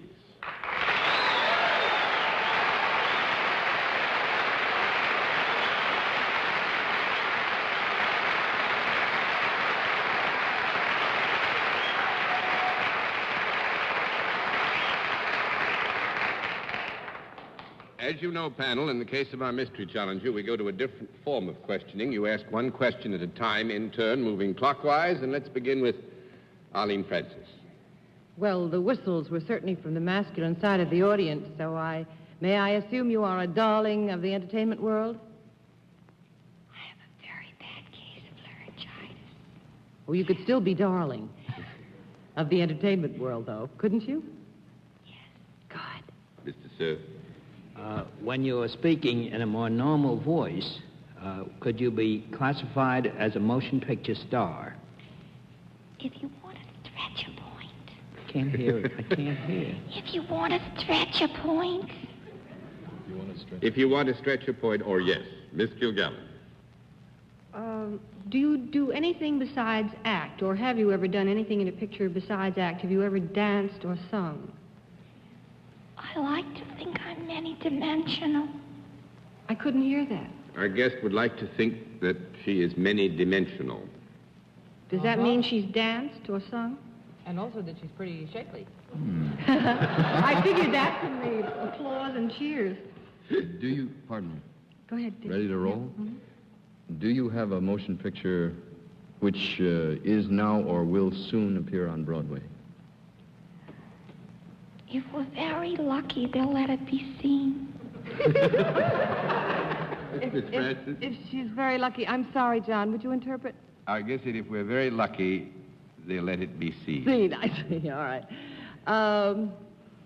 Well, have you ever appeared in any medium of entertainment apart from the picture world? Pick a medium.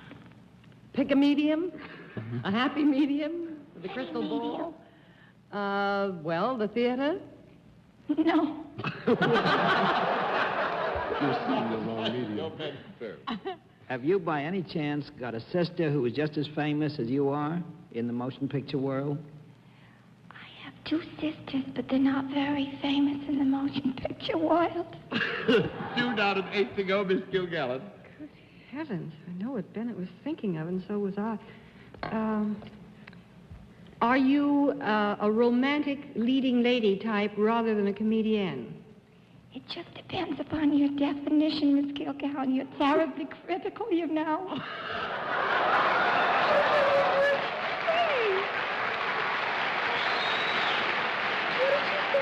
I couldn't hear it. John, could we have a translation of that joke? We can't hear it over here.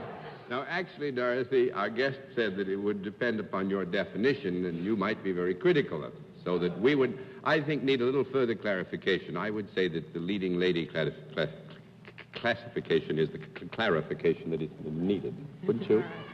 Is right? Hey, Dorothy. Mr. Clark. She is a leading lady? Yes. Have you ever appeared in nightclubs?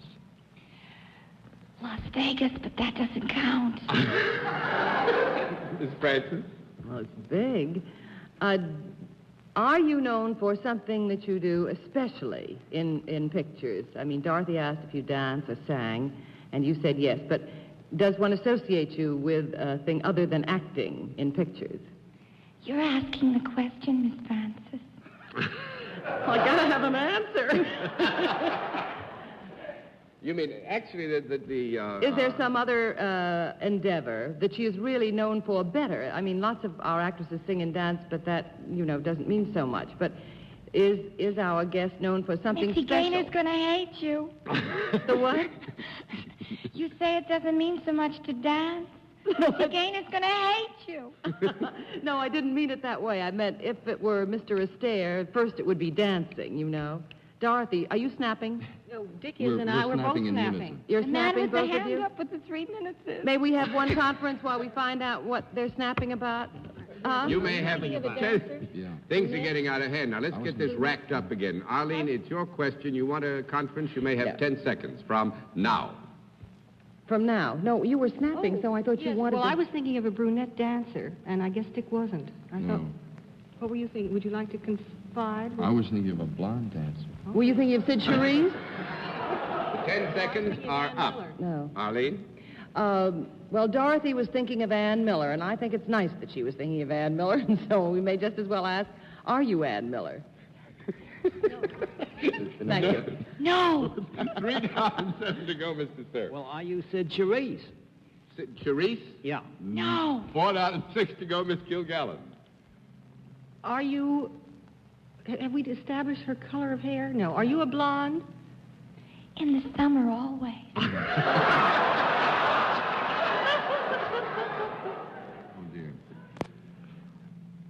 Are you on the petite side, say less than I'm taller than you are. 5'4"? I couldn't hear. 5 down and 5 to go, Miss Pratt. The answer is no, then. Dick asked, are you on the petite side? And before he finished his question, our guest said, I'm taller than you are, honey. Oh. We're all whispering, aren't we? Oh, you're a big girl, huh? Do you have your own company in pictures? No. 6 down and 4 to go, Mr. Sir. Do you do tap dancing as well as ballroom dancing? We've eliminated Cicheries and Ann Miller. No. I can't hear a word. 7 down and 3 to go. No is the answer. Miss Kilgallen? Have you ever made any records? They didn't sell. Mr. Clark. The answer is yes, they didn't sell. Mr. Clark. How tall is Mitzi Gaynor? No, she's small. Actually, it's still Miss Kilgallen's turn because I said yes, Mr. Daly, if you don't mind my Oh, no, we only do one question at a time. Excuse me. Lost my name. Actually, I'm going to ask you all to unmask because we're running out of time. I think you would have recognized an old colleague on the panel after a while, like Esther Williams. Miss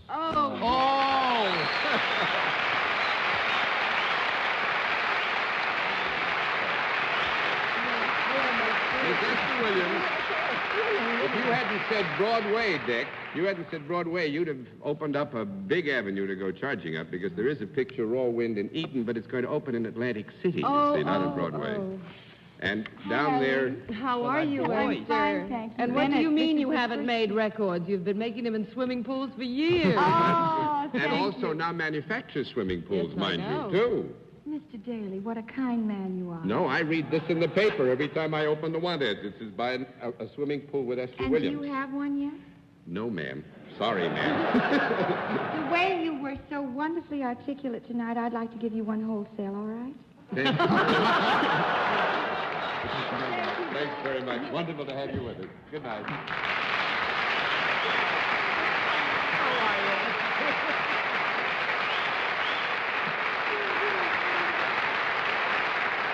We'll be back after this word from our... Since we're a bit short of time tonight for the panel and myself, good night, and thanks for being with us on What's My Line? Transportation for contestants on What's My Line is arranged by United Airlines.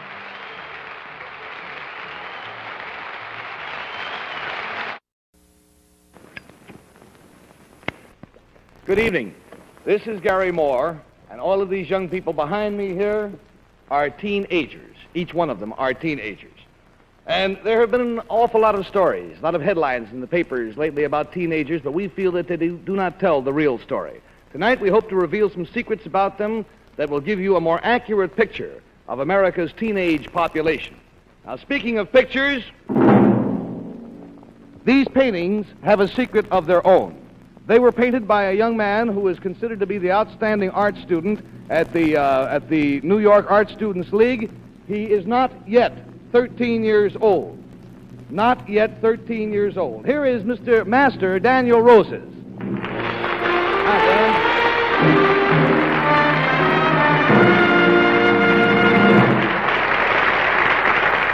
Daniel, how old were you when you first started to paint? Well, I was very young. I always painted when I was young. Oh, when you were a little fella, huh? I see. And how long would you say you've been painting actually? Since you were 6 or something? Yeah, around that area. Uh-huh. When did you start really going to work on it? 4 years ago when I joined at the Art Students League in New York. Which of these pictures is your favorite? Well, I kind of like that one. You kind of like the one up the top? Yeah. That's the one at the panel like best, too. Let's discuss the one just below it. How old were you when you painted this one? 10. You were 10. 10 years. This is your early period then, huh? I wish we had time to look at these pictures more carefully, Daniel, because they're certainly deserving of it. All we can wish you is luck in the future. Thank you very much. Isn't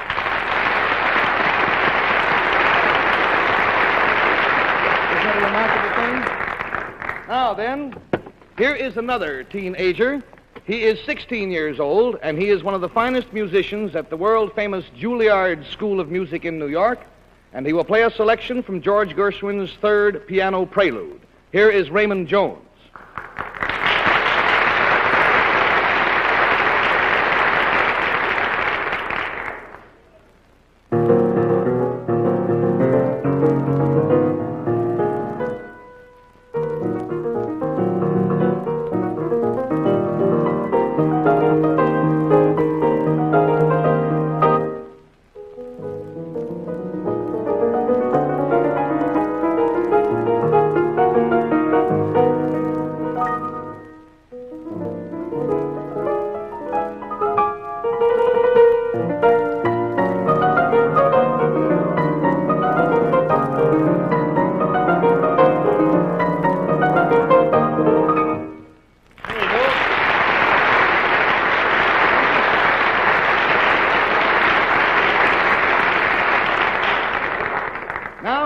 another, or rather, here is a young lady. She is 17 years old, and she is from Riverside, Connecticut. Miss Melinda Plank.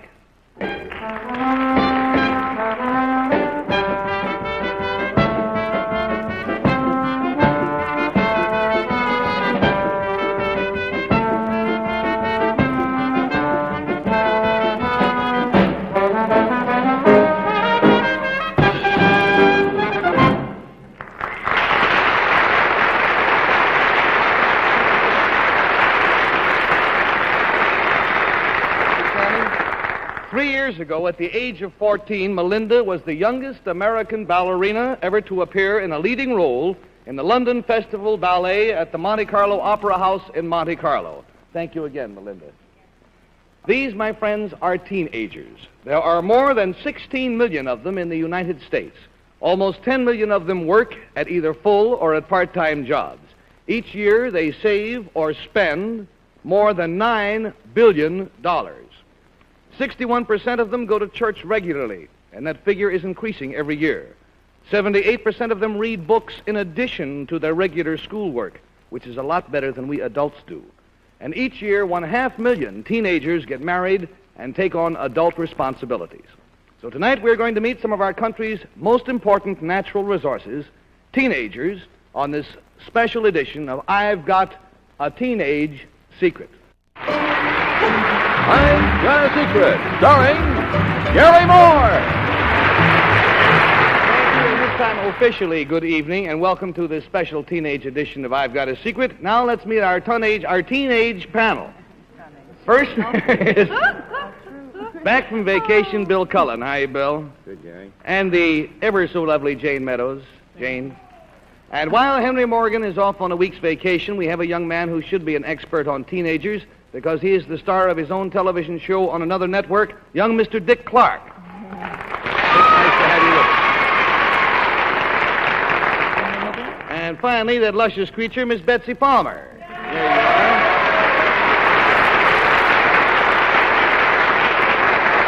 Panel, you all set to play the game? All ready to go, Gary. I will be set to play the game as soon as I send a personal message to a man I'm proud to count my friend, Mr. Arthur Godfrey, who came on this show last week at instant's notice to make it possible for me to go home on rather urgent personal business. And, you know, Arthur rarely strays outside of his own rugged schedule, rigged too, and I am tremendously, tremendously grateful. Arthur, if you're watching, thank you so much, my friend. All right, let's have our first contestant, please.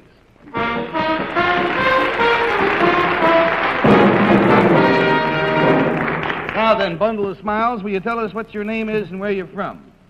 I'm Tommy McClure, San Diego, California. This is Tommy McClure, and he's from San Diego. How old are you, Tommy? 10. He's 10 years old. Now, if you whisper your secret to me at the same time, we'll show it to the folks out there. Will you whisper to me?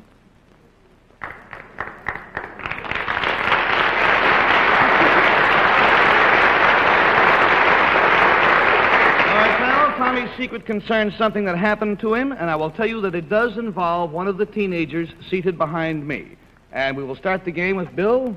Welcome home. Let's start with you. Thank you, Gary, and I'm glad to be back to prove that it hasn't been too long since I've been a teenager.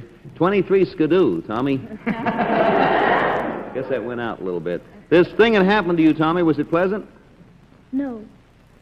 Unpleasant, definitely? Yes. Was anyone injured? No. Was anyone's pride injured? I mean... No one's pride was injured. $20 down and $60 to go, and we go to Jeannie Bird. Now, Gary, you said that Tommy's secret involved one of the lovely young teenagers up there? True. Would it be one of the very pretty young ladies, Tommy? No. Tommy, yeah, would. Wants to know if it was one of the girls back there. Yes. Yeah. One of the pretty girls. One of the pretty girls.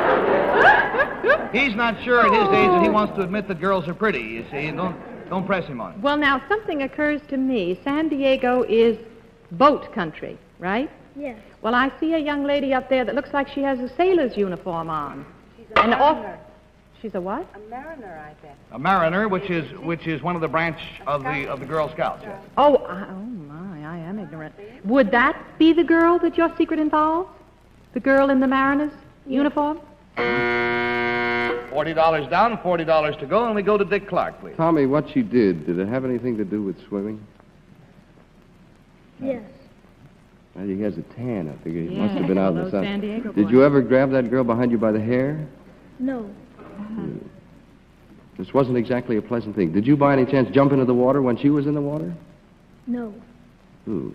You sailed together? No. $60 down and $20 to go, and we go to Betsy. Betsy Well, Palmer? I'll try just the opposite of what you said, Dick. Did she jump in the water after you? Yes. Were you kind of going down a little bit and getting lots of Yes. water down your lungs? That Do you is the suppose she secret. life She saved saved her? his life. Congratulations. At 6 o'clock one morning, this young man, Tommy McClure, who had been on a camping trip, fell 20 feet into an abandoned reservoir.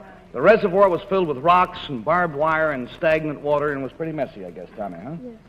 And were you scared? Yes. Sure you were. What did you do? I screamed for help. You screamed for help. Now, two young men heard Tommy scream, and when they came and saw you in the water, what did they do? Nothing. Nothing. Sat and watched. Yeah. Well, now, a 16-year-old Girl Scout who was also on a camping expedition heard the cry for help. She jumped out of her sleeping bag and she raced to the reservoir. I'm sure you would like to meet this young lady right now. Here is Bonnie Graham.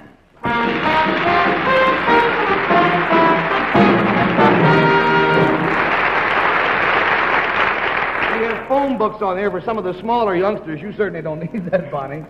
Now, Bonnie, when you got there to the reservoir, what did you see? I saw a steep embankment, and in the water was Tommy with just his hand sticking out of the water. Your head was under the water, Tommy? So what did you do? I slid down the embankment and went into the water and grabbed Tommy's hand and put him in a cross chest carry and brought him to the shore. And then, as I understand it, somebody threw a rope to you, which you looped around Tommy, and they were able to drag him to safety. Is that right? Yes. Now then, at the same time, this young lady was not able to be rescued herself. They could not pull her from the water. Will you tell us why they couldn't pull you from the water? Because, well, it was very cold up in the mountains, and I had my dad's flannel pajamas on, and my pajama bottoms came off. So for reasons of propriety, they let her stay in the water for a while until they went and got her some clothes, and then they hauled you out, too. Right. I know that Tommy is grateful to you. I know that we're all very proud of you, Bonnie. Thank you very much for being with us, indeed. Thanks a lot, Tommy.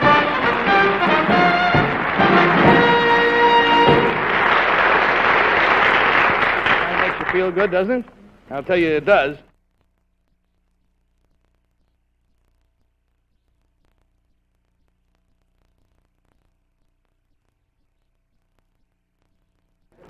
Well, this is a little embarrassing. You see, it has never learned to say yes because it's a girl robot.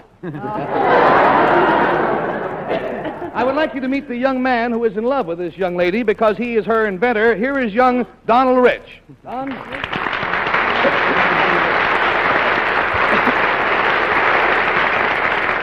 Don, how old are you? I'm 14. You are 14 years That's old. right. Where do you go to school? The Bronx High School of Science. And how long were you working on your Well, robot? about a year or so. It's interesting, I think, to know that Westinghouse and IBM both got so interested in this young man, they gave him a grant which allowed him to finish making his robot. Donald, nice to have you with us. Thank you, Congratulations. Right on.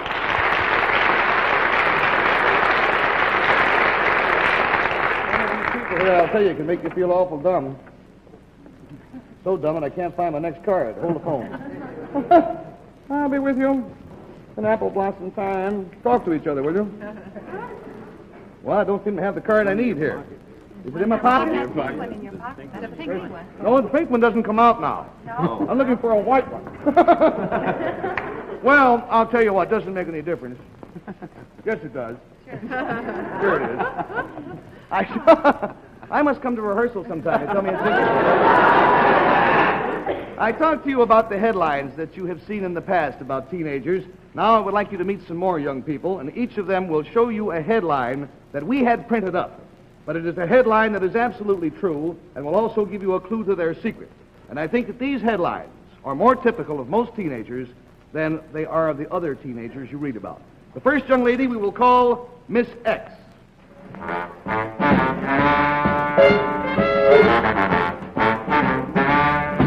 Now, Miss X, will you show us your headline, please? Her headline says, Teenager Wins Raves in Broadway Hit.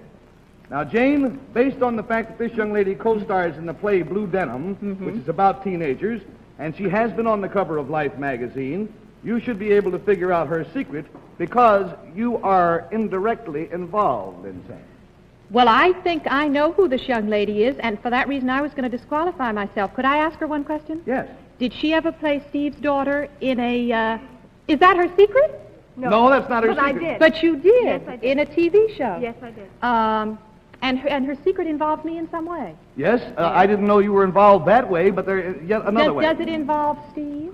No. Does it involve babies? No. All right, take your mask off, would you, Carol? This is Carol Lindley, one of the stars of Blue Denim. Yes. And Carol's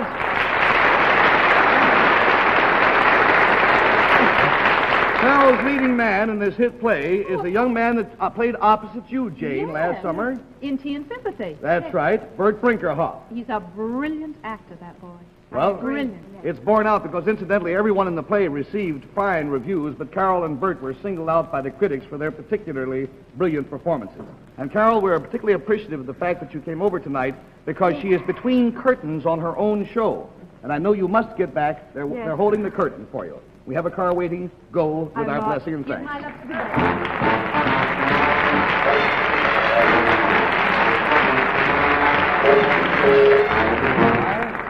Good to see you. Now, this next young man, who is 19 years old, also has a secret. For the time being, we will call him Mr. X. As a clue to his secret, we will look at this headline. Headline says, Teenager Named Player of the Year. Bill Cullen, you should be able to give us this young man's name and the sport in which he is involved. Boy, I should, but I've drawn. Oh, I got a chance to question. Yes? Is it an indoor sport, sir? Yes, it is. Basketball? Yes. Professional? How did you get to his basketball? Well, I know, Gary. I can tell about his height, but I know for a fact that you're 6'2", and he's a good 6 inches taller than you are. You professional basketball, sir? No, it's college. Oh, I'm sorry. Yes, college basketball. Are you a senior? No, I'm a sophomore. You're doing great. Sophomore. Give me one more question. Was there something in the paper about you today that you might consider? You're probably going to be number 1 or number 2 draft pick. Is that right so far? No. No? It could be, but that's not his secret. This is Oscar Robertson of the University of Cincinnati.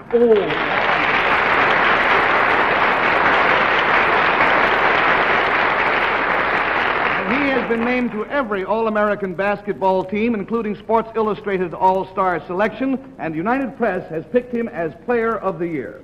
Oscar, it's a great pleasure to meet you. Continued good luck in the future. Thank you.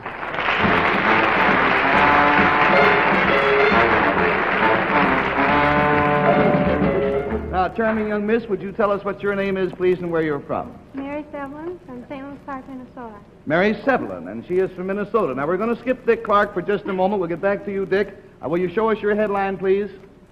Headline says, Teenager's Hobby Wins $1,000 Prize. So, Betsy Palmer, would you care to venture a guess as to what this prize was for or about? Oh, the hobby. Hobbies are things you collect. Is this something small? Well, no, you're Am I off assuming, on the wrong that tangent? it's something you collect. It's not Yes. necessarily true of a hobby. Hobby. Well, could your hobby be, does it have to do with other people? No. No, does it have to do with animals? No. Does it have to do with, gardening?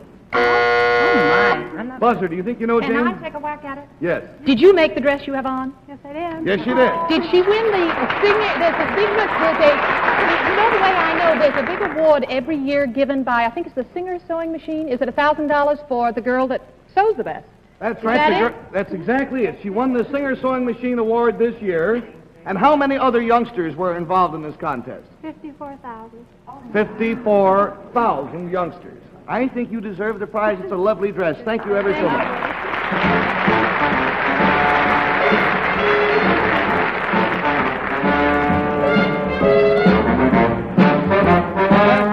Good to see you. Nice to have you with us.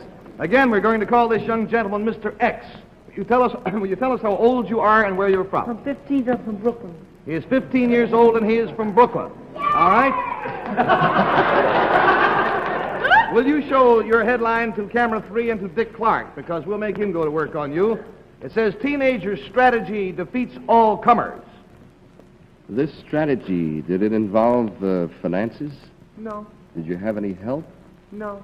Did it all by yourself? Did it make people happy? Made me happy. That's a good start. Good start. Did what you do have its effect indoors? Yes. Did it have? All right, Dick, we've gone down the drain. This young man's name is Bobby Fischer. He is 15 years old. And listen to this. Already, he is the United States chess champion.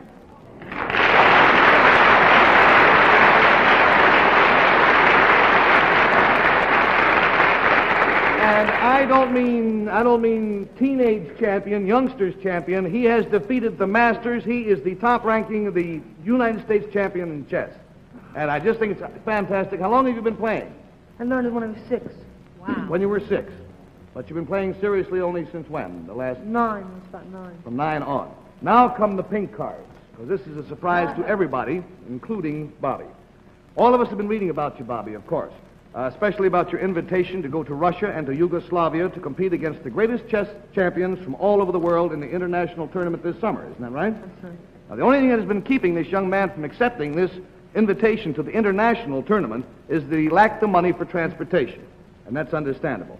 I think it would be a shame, we think it would be a shame for an American to have to lose by default. So here for you, Bobby, are 2 round-trip tickets for you and your older sister to accompany you aboard Sabina Airlines to Moscow.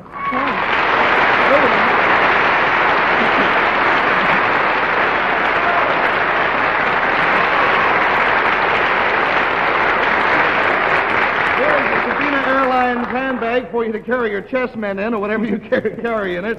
And I want to thank Sabina, by the way, for their marvelous cooperation and the last-minute arrangements for this young man. Good luck to you, Bobby. We'll be rooting for you over there in Yugoslavia and in Russia, and we hope that when you come back, we hope you will come back a champion, but whether you do or not, I hope that you'll drop back in on I've Got a Secret again and tell us about your adventures. Will you do that?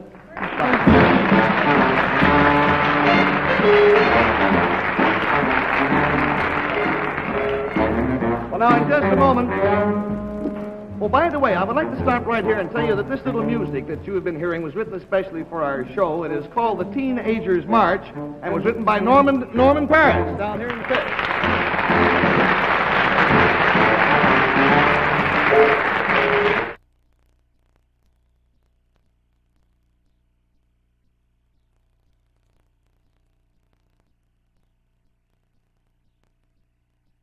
Now, panel, again, the gentleman next to me is known as Mr. X for the purposes of our show tonight. Will you whisper your secret to me, sir?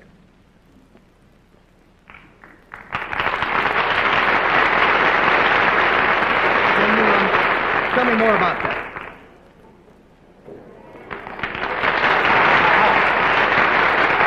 Well, now, we were going to turn this young man over to the whole panel, but I think I'll concentrate on Dick Clark. It's more in his department. Dick, blindfold or not, do you recognize this young man? Yes, sir. Will you tell us what his name is? I think it must be Paul Anka. Paul, take your blindfold off. This young man, who is 16 years old, has written and recorded 2 songs, each of which have sold over 1 million records each at the age of 16. Now, his first hit record was called Diana. His latest is You Are My Destiny, both on the ABC Paramount label. Am I right? That's right. And it is certainly an achievement in itself to compose and write the words for a song that, that goes for 1 million. But Paul has a singing voice to boot, and it was singing of these songs that made him a hit. We're going to ask him now to sing, well, Crazy Love is one side of your new record, right? That's right. Crazy Love. But tonight I think we ought to hear the other side. Here is Paul Anka, and he's going to sing his own composition, his new recording, Let the Bells Keep Ringing.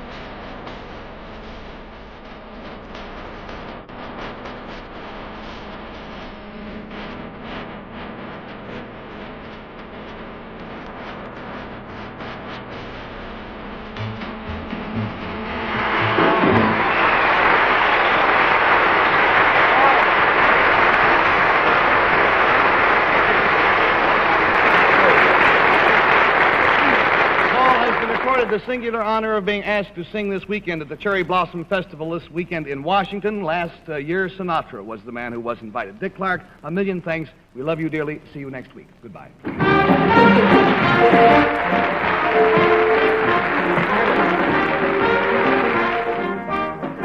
This has been a Mark Goodson, Bill Cotman production. Miss Meadows gone by Sorrell. Portions of tonight's program were pre-recorded. This is John Cannon speaking.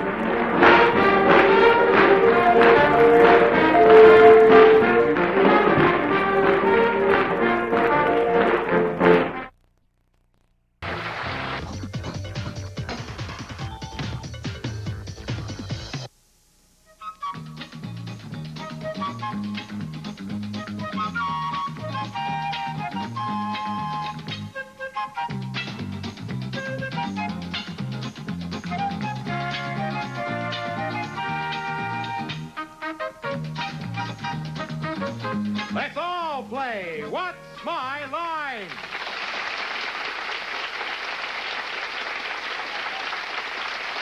And now let's meet this week's What's My Line panel. First stepping into the What's My Line ring, a man who is a favorite in the heavyweight laugh division, Soupy Sales.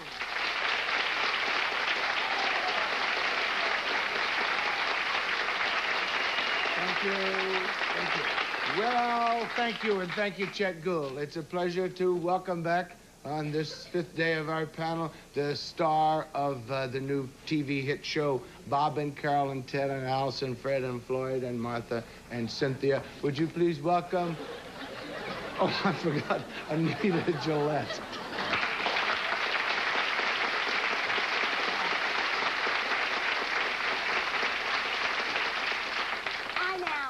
Oh, you play Alice, sir? Yes, I play Okay. Alice. I knew Here's you'd a be nice thrilled gentleman. I've had such a good time working between these two gentlemen all week. And this gentleman's name is Bert Convy. Gentlemen.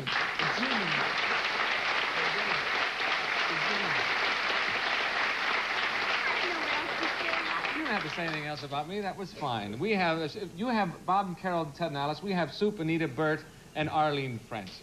Yes, sir.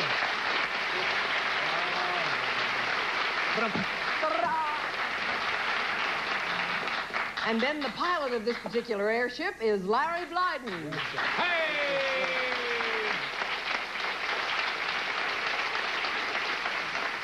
It's hard to believe that a week has gone by so fast, and yet it has. Rolling around, hasn't it? Well, before it's completely gone, I'll tell you what we ought to do. What? Because we ought to have our first challenger of the day enter and sign in. Oh, please. let's do that.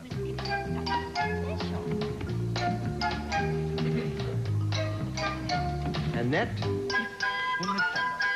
Cart.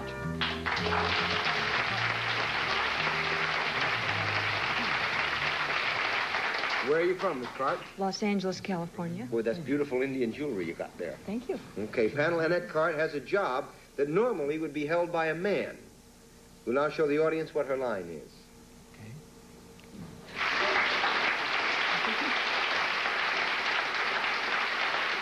And let's start the game with Soupy Sales. Thank you. Annette, this job that you hold that usually is held by a man? I imagine you're held by some men once in a while. I hope so. Is it done out of doors? Sometimes. But to its advantage. Yeah, okay. Is it some kind of a sport? No. 1 down and 9 to go, Anita. Is this job something that requires a certain amount of physical dexterity? Yes, some amount. Does it?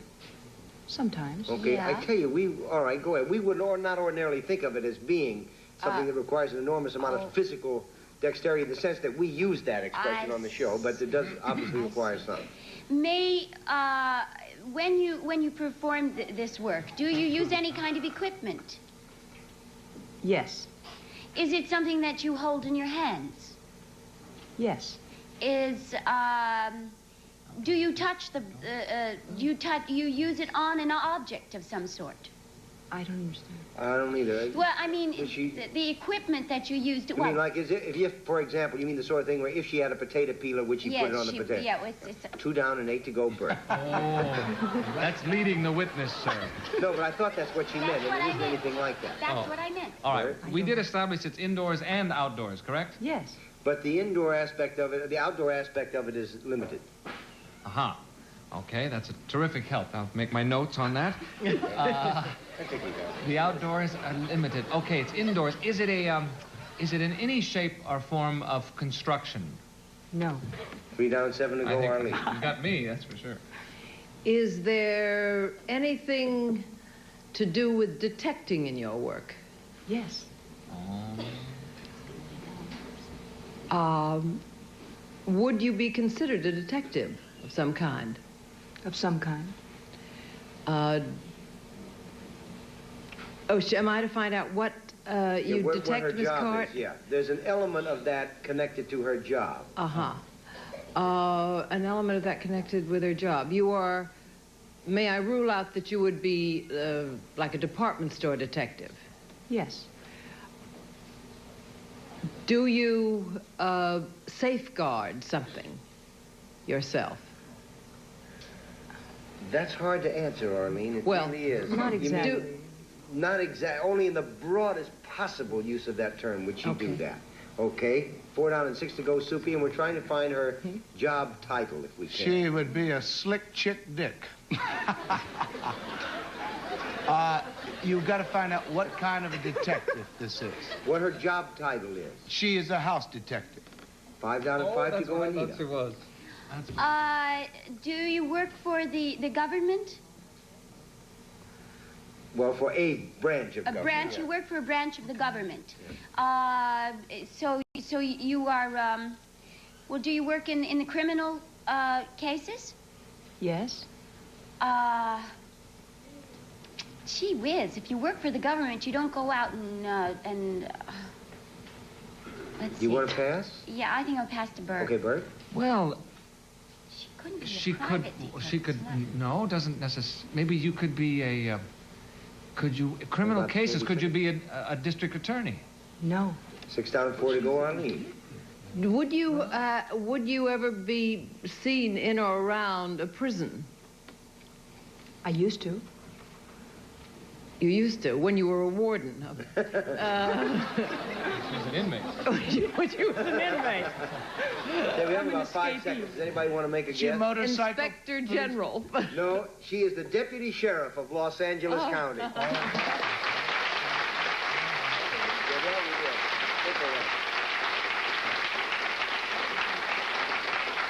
And Annette is on the shoplifting detail for the burglary division. Is shoplifting a big problem? Yes, shoplifting is the largest of all recorded crimes. There's no one arrested for anything more than there is people arrested for shoplifting. How much money is shoplifted in value each year? What is the value of what's shoplifted? The most conservative estimates that we've been able to come up with is that $3.5 billion is shoplifted from stores in 1 year in the United States. And this is hurting prices very much. How does it hurt prices? You mean... The stores have to raise the prices to cover the cost of what is stolen. And the consumers were all suffering for it. That's what the guy once went to the doctor, and he thought he was a kleptomaniac. And he says, "Is that catching?" He says, "No, that's taking." That's right. What are some of the techniques that shoplifters use? How do they... Well, most of the time they are what we call a amateur shoplifter. In other words, it's someone who shoplifts for their own gain. They put things in their pockets and they put things in their purses, and sometimes they have an artificial box with some kind of an opening at the end that they put in. They all think they're We have some film that Annette has brought with her of shoplifting techniques. And before we see it, what is the purpose of this film? Could you tell us that? Yes, Sheriff Pitches felt that there was a great need to train private citizens and store security people and help everyone kind of get together and not do this much so it's shoplifting. a training film, in its sense? Well, it was originally made to be a deterrent film. To show the people who might shoplift? Yes. And show them how they could get caught? Show them why they shouldn't, because they might get caught. That's right. Yeah, let's see that. Let's take a look at the film while Annette explains, because this should be interesting. Now, what is this? This is a lady in a department store. She is being observed by a two-way mirror. There's a security guard standing behind. This is in the selling room floor, not in a dressing room. She picks up the chain belt. She thinks it looks very attractive. Maybe her husband won't let her buy anything she shouldn't have. She drops it in her purse. Feels that she's very slick because she hasn't looked like a naughty criminal. And then she, of course, puts the dress back on the rack, says, "Let's go," to the little girl, and she stopped because they radioed a security officer who was nearby. I see. And what is this? Now, this is the electronic camera system. These monitor cameras that you see have tapes on them. If they see someone who looks suspicious, and they're very easy to catch shoplifters, they videotape it.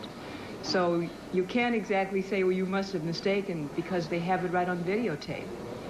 She pockets the item and, of course, is apprehended, and it's all on tape. He calls someone in the store who has a walkie-talkie.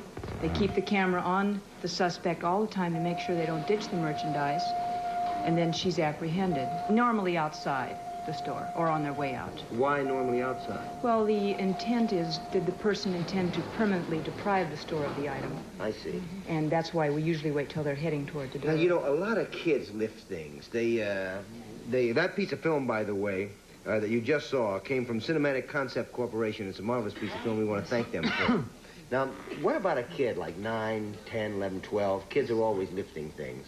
Do you ever catch them? And if you do, what do you do? Yes, we encourage the stores to call us when they catch somebody. They all feel, well, we don't want to get this little darling in trouble with the law, you know. But if one store lets them go, and the other store lets them go, and the other store lets them go, and they don't call us, nobody keeps track of it.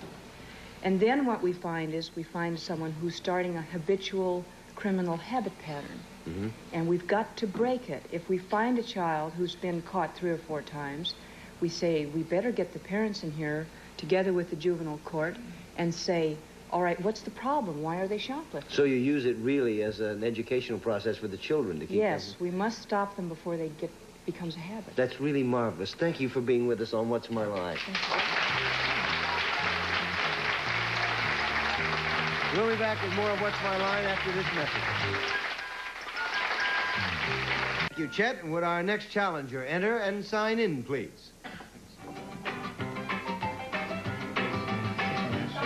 John Kennedy.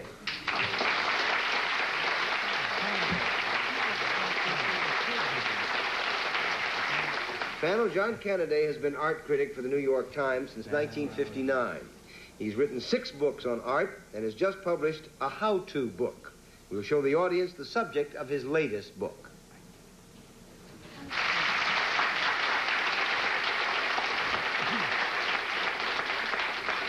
And we will begin with Anita Gillette. Thank you. Mr. Kennedy, may we assume that this book has nothing to do with art? You may assume that, yes. Yes. Does it have something to do with a hobby of yours? Yes. Is this a hobby that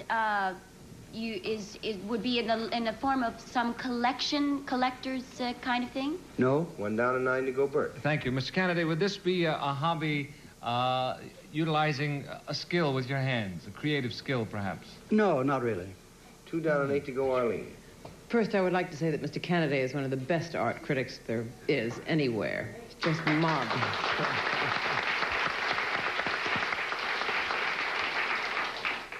Does this tell you how to appreciate anything or understand something? No. 3 down and 7 to go, Soupy.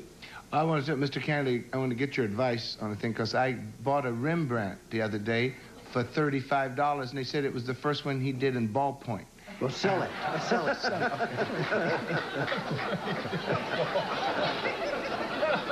I'm sorry. I had to throw that in. I wish I'd have thrown it out. Does it have anything to do with food? Oh, yes. Indirectly. Indirectly?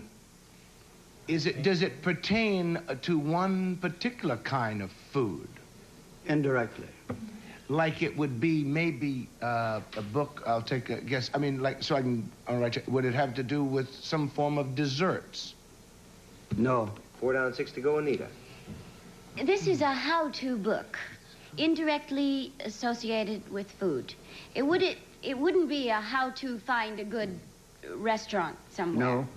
That's right, it would not be. It would not be that. It is not. It is not, it has nothing to do with cooking, actual cooking.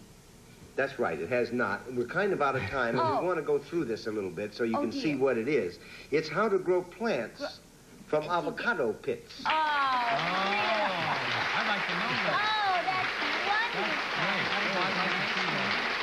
wonderful. Mr. Kennedy is the author of The Artful Avocado, which has been published by Doubleday. Can you get a shot of the book jacket here? Do you think, Lloyd? There it is. Can you see that? Now then, how did you get into avocado pits? First you eat the avocado. Yes, first you eat the avocado. I got into avocado pits because I always had a garden before I moved to New York. Been here 14 years. I missed the plants. Avocados grow fast. I started planting them on the windowsill. How do you grow them? What do you do? Well, so I bring out the props. Would you? You get an avocado. Okay, there is the blessed avocado. You get an avocado, you cut it open. So like far, that. so good. I'm not going to eat it, because you do eat it. And inside, you've got this very neat little pit. Let's see what's happening here. You know, I'm not going to be able to get this pit. Okay, then let's pass. It's not on ripe enough. There's but a if I pit in got it there. open... Now, when you get one, we have a pit here, which you can see, which is the next step of it. That avocado is too green to eat anyway. This is the pit, and it's got 4 toothpicks stuck into it. Thus, you take a glass of water... And put it in. like that, and you don't have to step quickly back. You wait... You wait maybe 2 or 3 weeks, and she begins to put out roots and split open a little bit. And before long, you've got this. Look at that. Can you see that this is split open here, Lloyd? Can you see where it's split? Yeah. Can you see that? That's split there? Let me tilt that over. They are It grew right out of there, and then you pot it, do you? Oh, yes. As soon as it gets roots, you put it in. Now, how big do they get? Well, out of doors, of course, they'd get 20 or 30 feet. This could be chopped off right here now, and it would begin getting a little thicker. But I wait until they get as tall as I think I'm going to want them. For instance, I have one at home 6 feet. I chopped it off at 6 feet and have been sort of training it ever since. It's now 6 feet high and 6 feet across and 6 feet this way. I couldn't get it out of the house. No, I assume you did not bring it in that case. No, I didn't bring it along. But you did bring us one, didn't you? I did, yeah. And could we open the curtains, Lloyd, and see it? Wait till you see this one, panel and audience. Look at that. Isn't that gorgeous?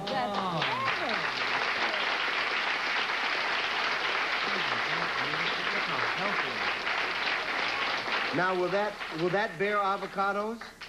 No, they won't bear indoors. I don't know why. Boy, they are beautiful. How old is that plant? It's about 3 years. It's gorgeous. Isn't there something about a male and female avocado trees that you have to have 2 of them together? Listen, we're in trouble for time. Don't go away. Don't go away. We've got a break for a commercial, and we'll be back in a minute. Please hang around. We'll talk about it a little later, can we? Thank you for being with us on What's My Line. Okay, we're back, and it's time for the special feature of What's My Line, the appearance of our mystery guest. Are you blindfolds all in place? Yes, blindfolds Then will all our in mystery place. guest enter and sign in, please? Yes, certainly.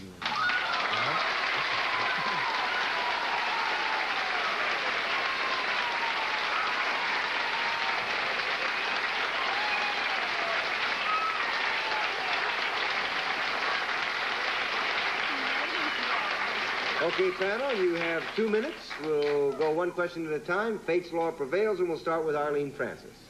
Oh, the ladies were squealing. Are you a handsome leading man? Oh, of course. No, not really, no. Soupy? Would we know you from your work on television? I certainly hope so. Anita? Are you on a nighttime television show? No, ma'am. Bert? Are you on a daytime television show? Yes, indeed.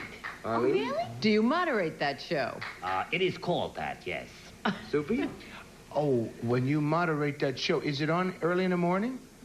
Well, Soup, it depends on when you get up, I guess. I wouldn't say, what would that's my man. All along in there. Anita? It ain't oily. Is it a game show of some sort? Oh, yes, indeed. Oh, it is? Bert? Okay, I'm working on it. Go. Oh, let's get the network. Okay, what network is it? I mean, no, I can't. You can't do that. Is it ABC?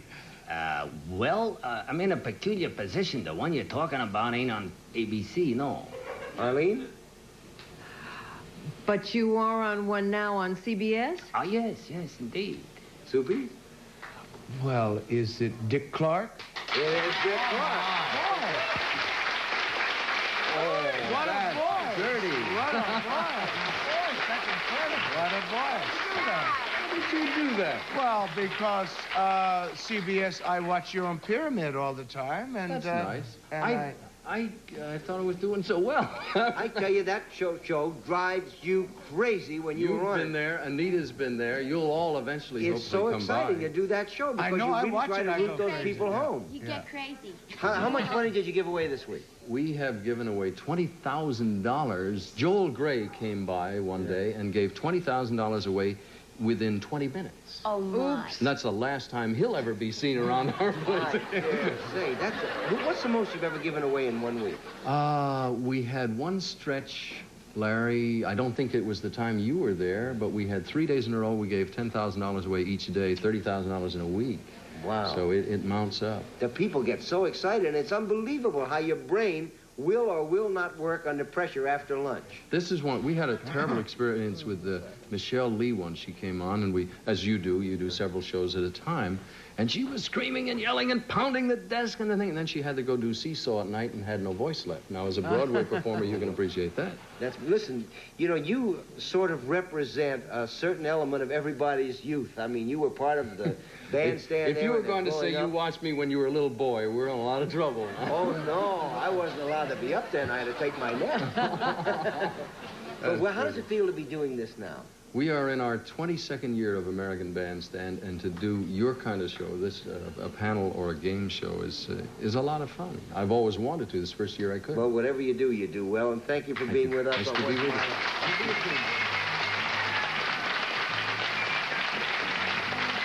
We'll be back with more of What's My Line right after this message. 5 seconds to say goodbye, and we'll see you next week. Goodbye, Soup, Anita, Bert, Arlene.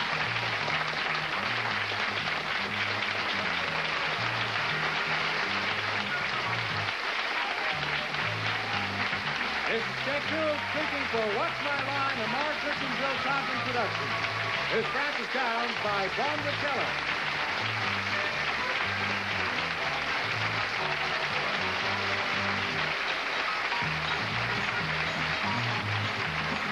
This program was recorded.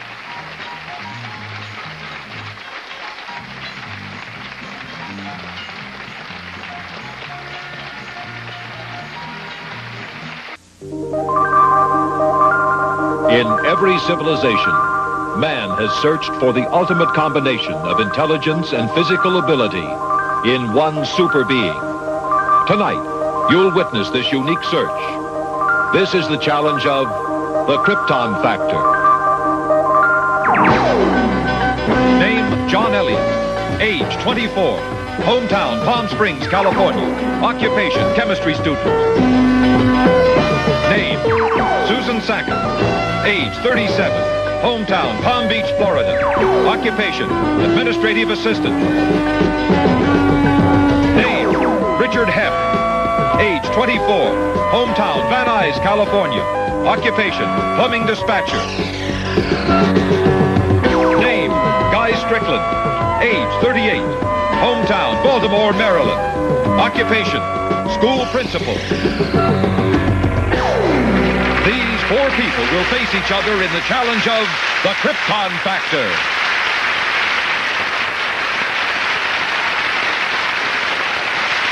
Now, get hurt. Oh! Thank you, folks. Thank you very, very much. And welcome, and good evening. Tonight, we're going to experience the challenge of the Krypton Factor. It's the ultimate test of mental and physical abilities. You're going to get to know these four exceptional people who'll be challenged to their very limits. The challenger who achieves the highest Krypton Factor moves on to the Krypton Finals and has the opportunity to win a total of $50,000 in gold. The challenge of the Krypton Factor begins now. It's phase one. Your first challenge tonight is an electronic car chase called Dodge 'em. Now, this will be a test of hand-to-eye coordination and reflex speed. Take a look at the big screen. You'll see two cars and a maze of roads. The electronic computer controls the car on the left, and you control the car on the right, using the lever on your podium. You'll play one at a time against the computer. Your job is to avoid a head-on collision for 10 seconds. If you're successful, you'll receive 5 points. All right. John, are you ready? Ready. All right. Your test starts now.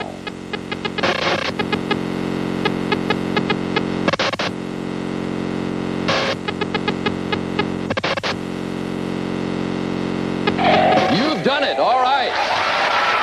Got yourself 5 points. Congratulations. Susan, stand by. You ready for your challenge? Yes. All right. Your test starts now.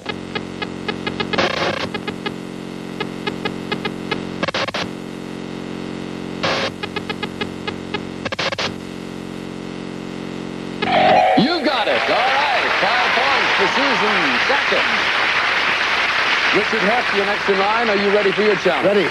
All right, sir. Stand by. Your test starts now.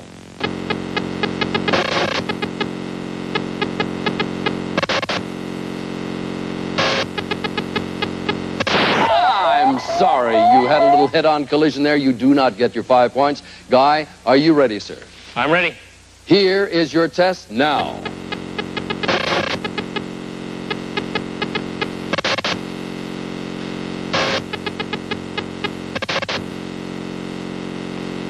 All right, 3 of our 4 challengers have achieved a Krypton Factor of 5.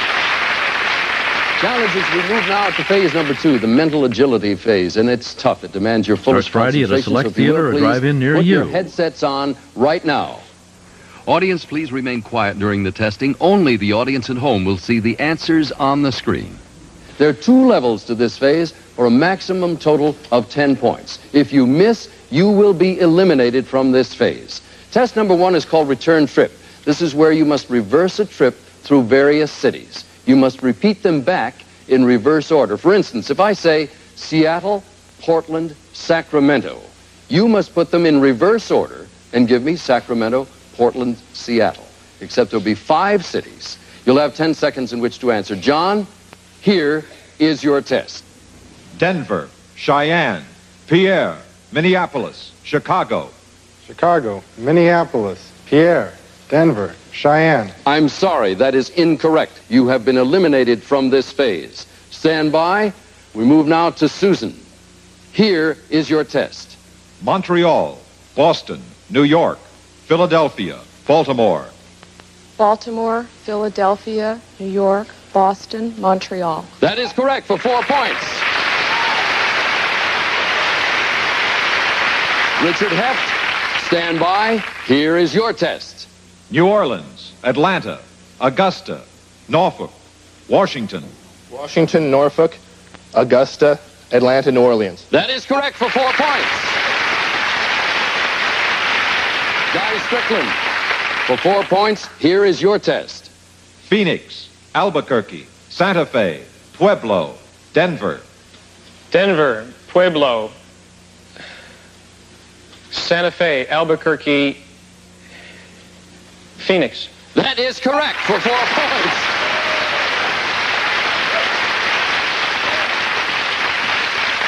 All right, now, challengers, we move now to the second level of our dropout phase. This is for 6 points. Test number 2 tonight is a numbers game called Mixed Up Math. This is where you'll be given a 6-step mathematical problem using addition, subtraction, multiplication, and division. There will be 6 numbers. You'll have 10 seconds in which to answer. Stand by, Susan. Here is your test. 3 times 7 plus 3 divided by 6 times 2 minus 4. 4. 4 is correct. You've picked up 6 points, a total of 10. Richard, for 6 points. Here is your test. 5 times 9 minus 3 divided by 6 times 8 minus 9. 45. I'm sorry, the correct answer is 47. You are eliminated from this phase. Guy, stand by for 6 points. Here is your test. 7 times 6 minus 6 divided by 9 times 8 minus 5. 27. That is correct for a total of 10 points. All right, at the end of phase 2, Richard Heft has a Krypton factor of 4, John Elliott has 5, and our leaders, Susan Sackett and Guy Strickland, are tied with a Krypton factor of 15. When we return, our challengers will compete head-on in the very demanding physical phase as the search for the Krypton factor champion continues.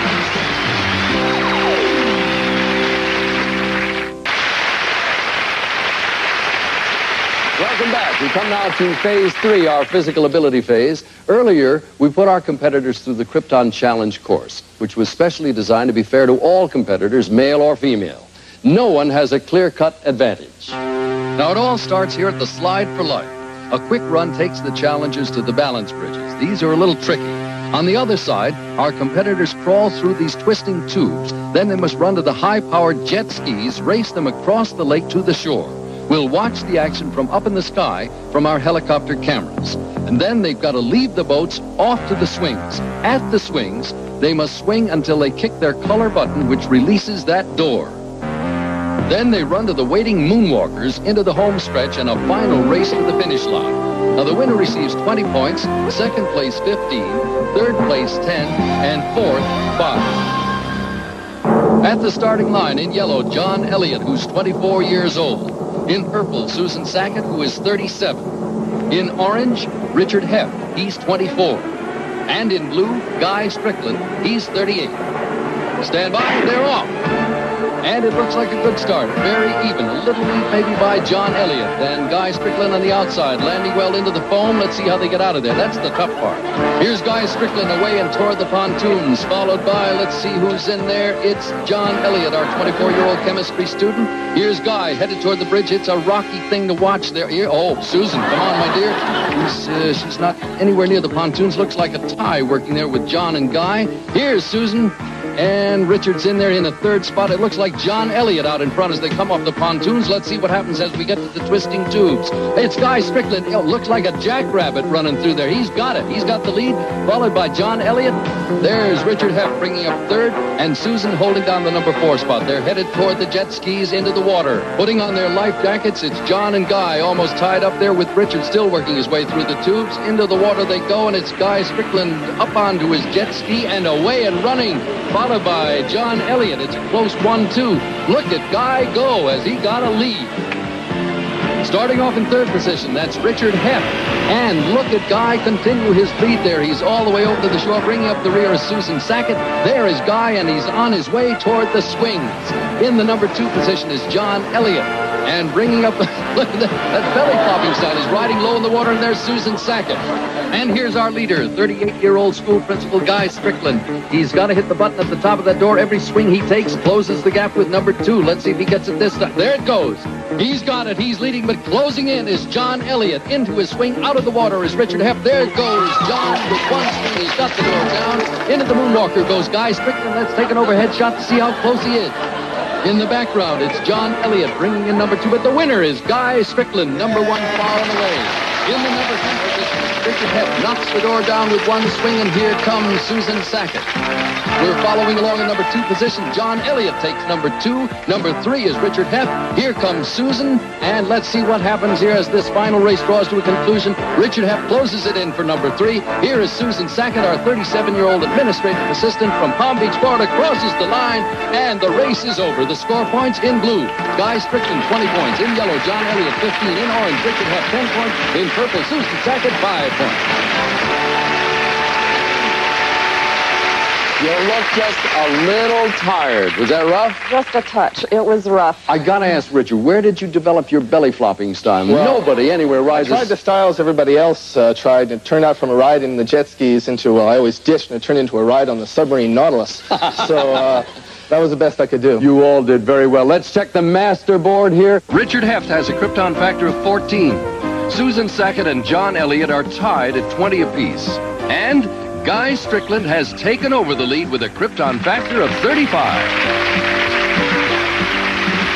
We move now to phase 4.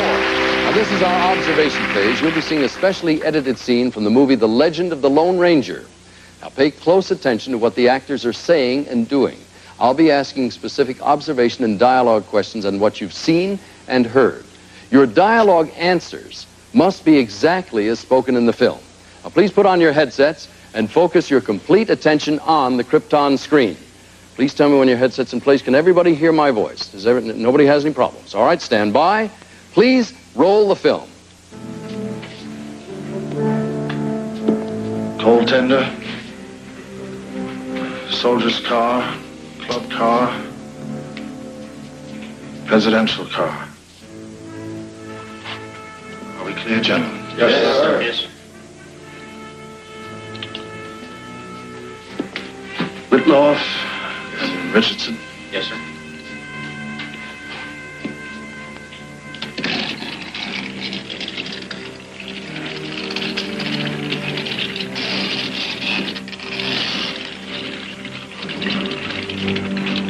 Westlake, Eastman and Neely. Yes, sir. Gentlemen, the President.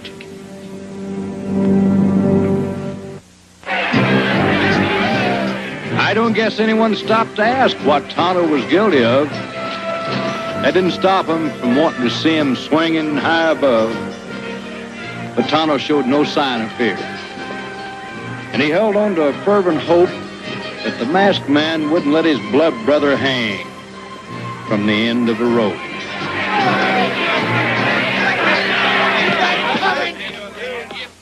This is for Eddie Collins.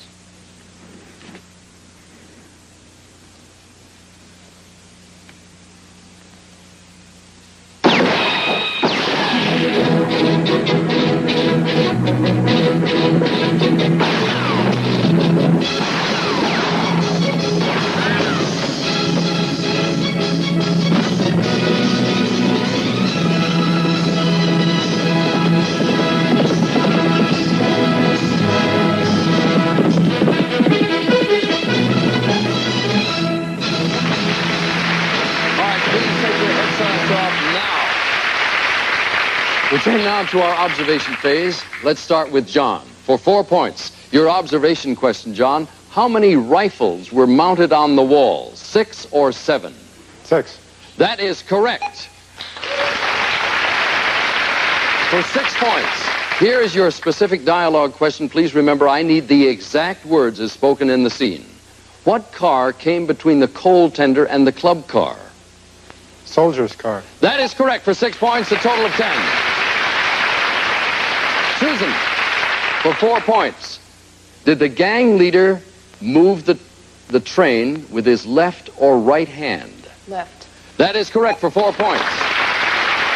For 6 points, here's your specific dialogue question, exact words, please. What car was just in front of the presidential car?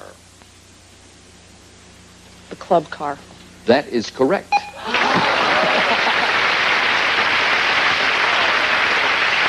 Richard, for 4 points, was the drop lever for the gallows held with the left or right hand? Right. That is correct for 4 points. For 6 points, Here's your specific dialogue question, exact words. What did the man who tied Tonto's hands refer to? This is for Eddie Collins? That is correct. Guy, for 4 points, how many swords were on the wall? 1 or 2? 1. That is correct for 4 points. For 6 points, your specific dialogue question again. I must have the exact words here. Who was going to be based next to the track just outside the tunnel? Rittenhouse and...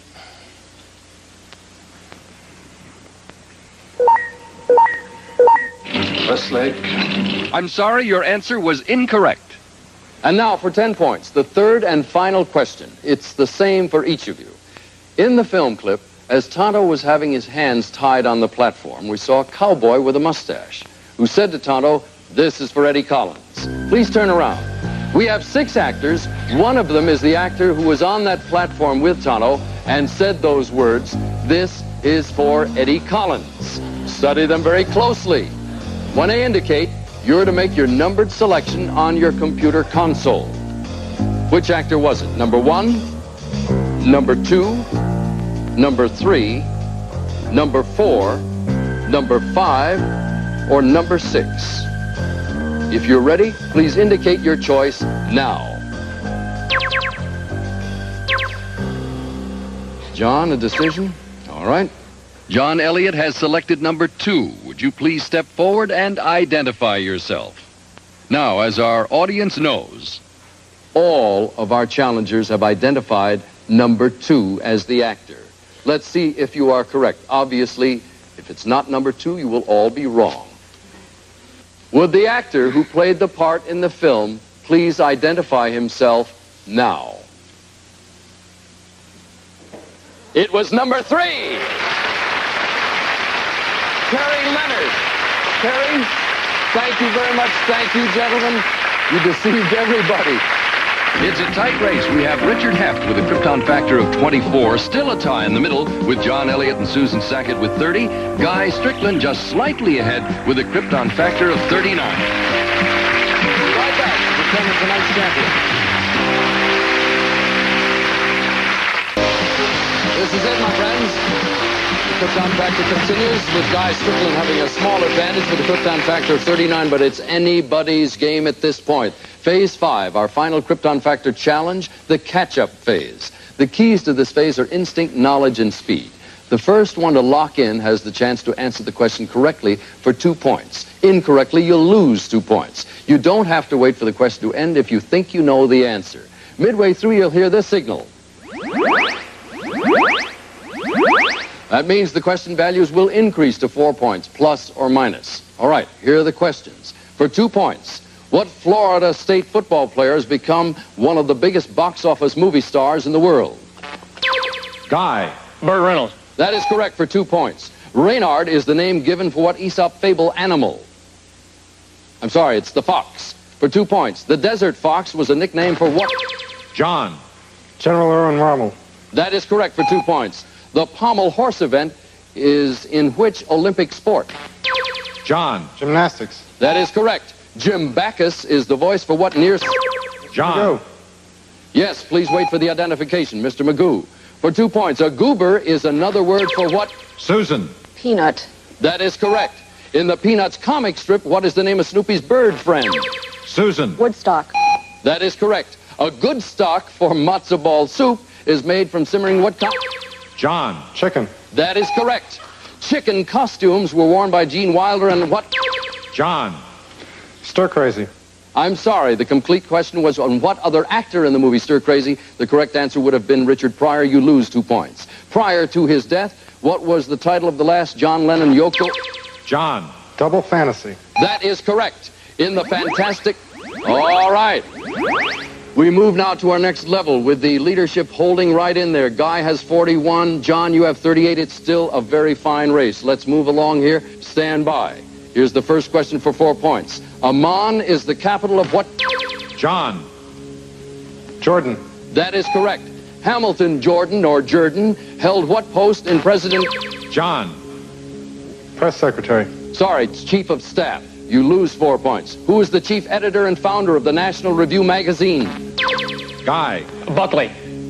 Commissioner? Will accept. William F. Buckley is acceptable. A mechanized bucking bull was featured in what John Travolta? Richard. Urban Cowboy. That is correct. What Oklahoma cowboy became a rope-twirling... Susan. Will Rogers. That is correct for 4 points. Sir Roger Bannister first... Guy. 4 Minute Mile. That is correct. Miles Standish sent who as a posse? Susan. John. I need the complete answer. John Aldrich. Say again? John Aldrich. I'm sorry, that's unacceptable. I must have an exact answer. John Alden. You've lost 4 points. Walden Pond was the home of what night? Susan. Thoreau. Correct. Throwing the discus is part of what men's 2-day Olympic contest? Susan. Decathlon. That is correct for 4 points. All right, our champion is Guy Strickland.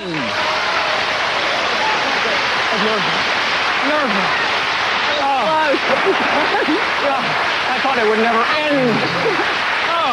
Guy, you're on your way to our Krypton Factor Finals and a total prize of $50,000 in gold.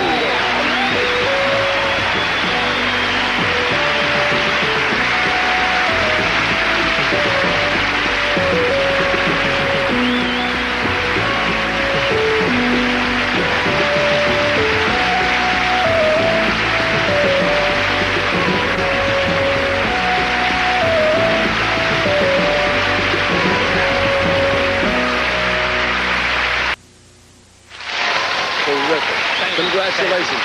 For tonight's win, you'll receive $5,000 in gold. You've won the right to come back for the Krypton Finals and compete for a total of $50,000 in gold. And don't forget, next week, 4 more challengers will be competing for a place in the finals, and they will be... A 21-year-old psychology student from Omaha, Nebraska. A 38-year-old computer programmer from Buffalo, New York. A 31-year-old concert singer from Indianapolis, Indiana. A 34-year-old physical fitness consultant from San Leandro, California. Guy, again, congratulations. Thank you very much. We'll see you again next week for another challenge of the Krypton Factor. For tonight, Dick Clark. Good night.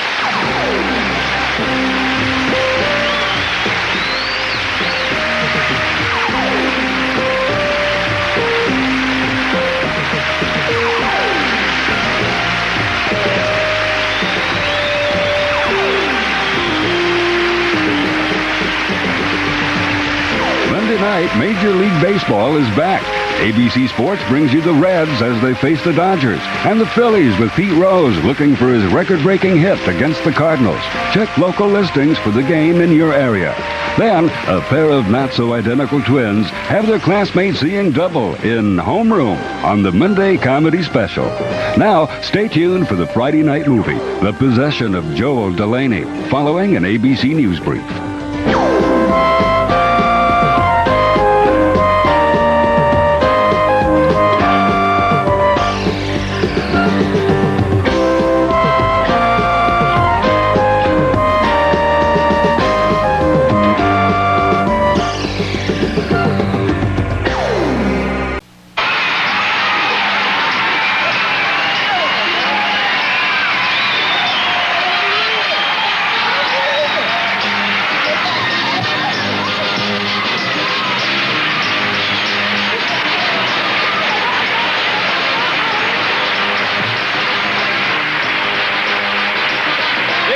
The $20,000 Pyramid.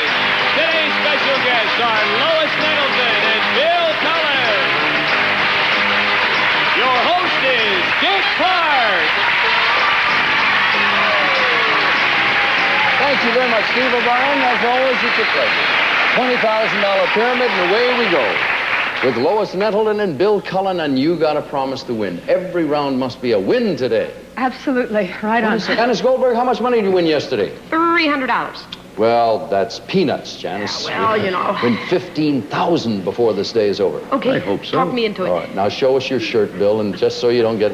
Oh, it's lovely, lovely.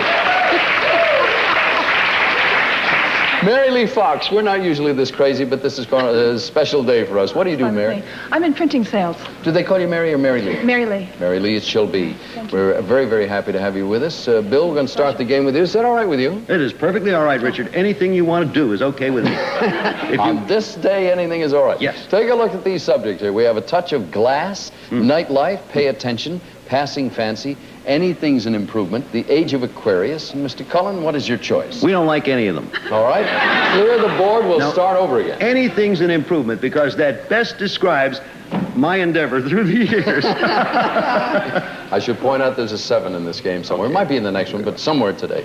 Describe these things that improve the appearance of other things. You'll have 30 seconds. If you read the answer, give the essence of it, the cuckoo will sound. These are things that improve the appearance of other things. Ready? Go. A wig, another name. Wig, a toupee. When you too heavy, you go on a... Diet. You put this on here. Lipstick. On an automobile, the center of the wheel are these chromium things. Fenders. No, in the center of a wheel. In the center of a wheel. Chromium thing. Chromium things. Skip it. People steal them. Hubcaps. On a cake, you put this shiny stuff. Icing. Yes. On a bed or a chair, you put something over it. It's called a... slip cover. Yes, good. You go like this. Fix your hair. No, clip. All right. Haircut. You got hubcap. Mary Lee, it distresses me to point out that you didn't know what it was until he said people steal lamps. Then you came up with hubcaps. Automatic. Your misbegotten youth is catching up with you. 6 out of 7 here. And what will it be, please, Lois? We're going to take nightlife. All right. Describe these things associated with the night. Things associated with the night. Ready? Go. Where you go to dance. Disco. Discotheque. When you can't sleep. Your insomnia. When you have a bad dream, it's a... Nightmare. On 4th of July, you set fireworks. Little star, how I wonder... What you are, twinkle, twinkle. If you're very lovey-dovey and... You're romantic. The man who guards the building. Oh, I'm sorry. It's part of the answer. Oh, I'm sorry. Score stands at 6-6. It's all tied up. I said the man. I should have said the guy. That's all right. Mary Lee Fox makes her first choice. Mary Lee, please. Pay attention, please. Pay attention. All right. Describe these ways to get attention. Ways to get attention. Ready? Go. Wink. When I punch Jab, out. nudge. No, it's Poke. another word for boxing. Hit. To box is to... Punch. No, price, right. Help! Cry, yell, right. scream. When you very Holler. loudly. Yell. When you holler. give a... Shout. Right. Okay, I take off all my clothes. Strip. Thank you. Okay, when I exaggerate about how great I am, I'm... Brag. Right. Okay, it's a kind of fence, and it's also, Picket. somebody... Right. Okay, All right, 12-6 the score. Janice Goldberg has a chance to move ahead now. Janice, which one do you want, please? a touch of glass. Touch of glass it is. Describe these things that are made of glass. Things made of glass. Ready? Go. A light bulb. What you put flowers in? Vase. Yes. The front of your car? Windshield. Yes. What the fish are in? In your aquarium. Yes. On a boat, what you look through the little window? Oh, porthole. Yes. When you put flour in and you make it finer? Read it again. Oh. Skip it. Where you put your plants to make them grow? Solarium. No, terrarium. It's hot. It's hot. It's a color. Sorry, greenhouse. Snifter. Oh, the greenhouse. Brandy in the thing, yeah. Oh, sifter. Yes, I read sifter. She had shifter, or what do they call it? Sifter. Sifter is what you had in mind. 12-11 the score. Janice and Lois says, passing and fancy the age of Aquarius. What would you like? Age of Aquarius. Do you want to All right, is there a 7 under that one? Maybe under the other or in the next game. Okay. Lois is to give? Yes, sure. Yes. Okay. Describe these things associated with the 60s. Things associated with the 60s. Ready? Go. So you won't get pregnant. Birth control, pill. The man who led the blacks and he died. He was assassinated. Malcolm X. No, he was assassinated. Martin Luther King. Right. Where there was the war. Vietnam. The skinny little model. Twiggy. A bunch of people lived together in a commune. The people who wrote the books on sex did all. Masters and Johnson. Where they had the big jazz festival. All right, Woodstock was the last one. 17 to 12 is the score.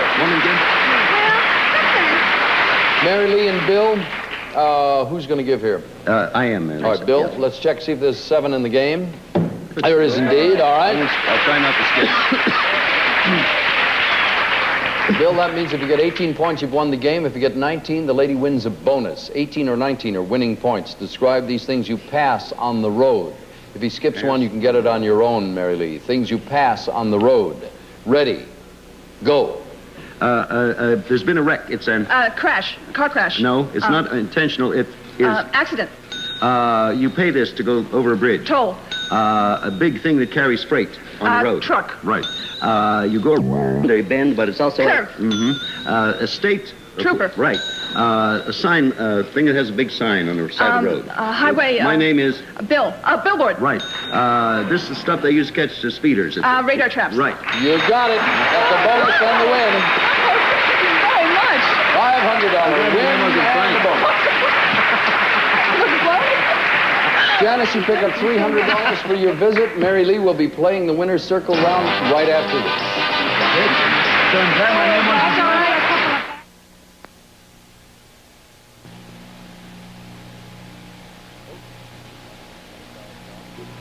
Good luck to you. Folks, we're going to try to win $10,000. Mary Lee, you've won $500, which is nice and comforting, but pay attention to this man. You'll have $10,000 in 60 seconds if it all happens together. Here's your first subject. Go. Harrisburg, Albany. Cities, capital cities. Capital of the United States.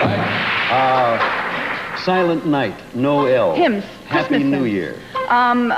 Yuletide Auld Lang songs. Syne. Happy Holiday songs. Good. Papers, magazines. Things you read. Periodicals. A man behind a man. Things you save. Cigars. Things you burn. Go on to the next one. We'll come back. A play. A television program. Things that a movie. Things that you watch. Things that an you view. excuse. Things that you make up. A play. Things that are fictional. Things that are... Let's go on. Try another one here. A diamond pin. A valuable things. A necklace. Things you wear. Things that are anniversary Let's gifts. go on. Try to get the next one. Employees. Time ran out on us. Mary Lee, you picked up $100. Things on the newsstand, things that are rehearsed, things with a class, things that are dismissed. We'll play again right after this. Things on the newsstand are different. I want to say the man...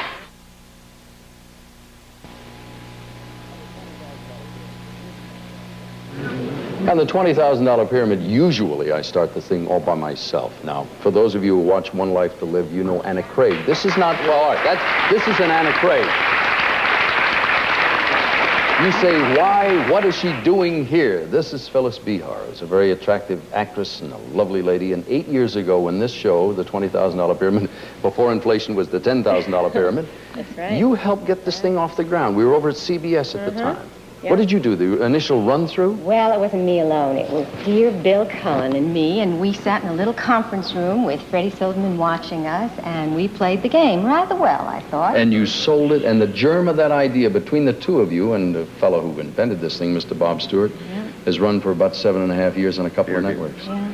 We welcome you back. Thank you, and I have to tell everyone that when I moved from here to Landview and became part of that family, I missed my family here tremendously. Terrific people on this show, and I love the game.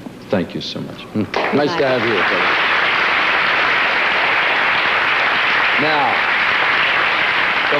the moral of the story, after she went and sold the show, we in the morning we run through so the cameras get rehearsal and so forth, and we use stand-ins for the people, and Phyllis worked here, and then she got the job on One Life to Live, so she has many more lives still to go. Let me introduce everybody again. Mary Lee Fox, you got $600. You're trying for $15,000. You are partnered with Lois Nettleton. Bill, your partner's name is Andrea Heston. What do you do, Andrea? I'm an insurance broker here in New York. Oh, got something to sell today. Bill, you ready to go again? I am ready to go if I ever was. All right, sir. Take a look over here. We have the subject. You can't miss it. SOS, it takes pull. Soak it up. The big day. Long time no see. William, what would you like? In honor of the days before I quit, we're going to do Soak It Up. Soak it up. All right. I should point out something. It just occurred to me that somebody might not have watched this week and do not realize that this is the very last time for this go-around that we'll play the $20,000 pyramid. So let us win. Oh, yes. All right? Bill, describe these things that absorb. Things that absorb. Ready? Go. You put it under a drink so the table doesn't get... A coaster. It's round, has a hole in, you dump it in coffee, dunk it in coffee. Oh, donut. These are the things the plant sends down into the Roots. soil to get... the hard part around a slice of bread. A crust. You use it to sop up ink. A blotter.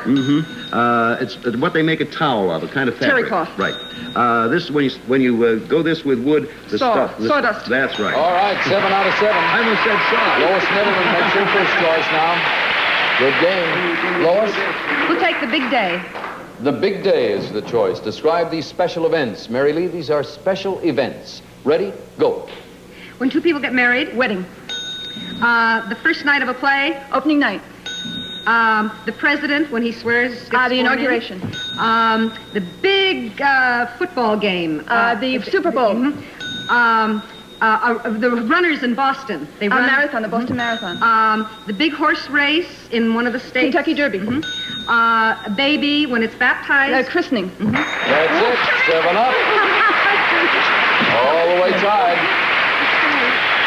Ball game goes over to Andrea now. Okay, it takes pull.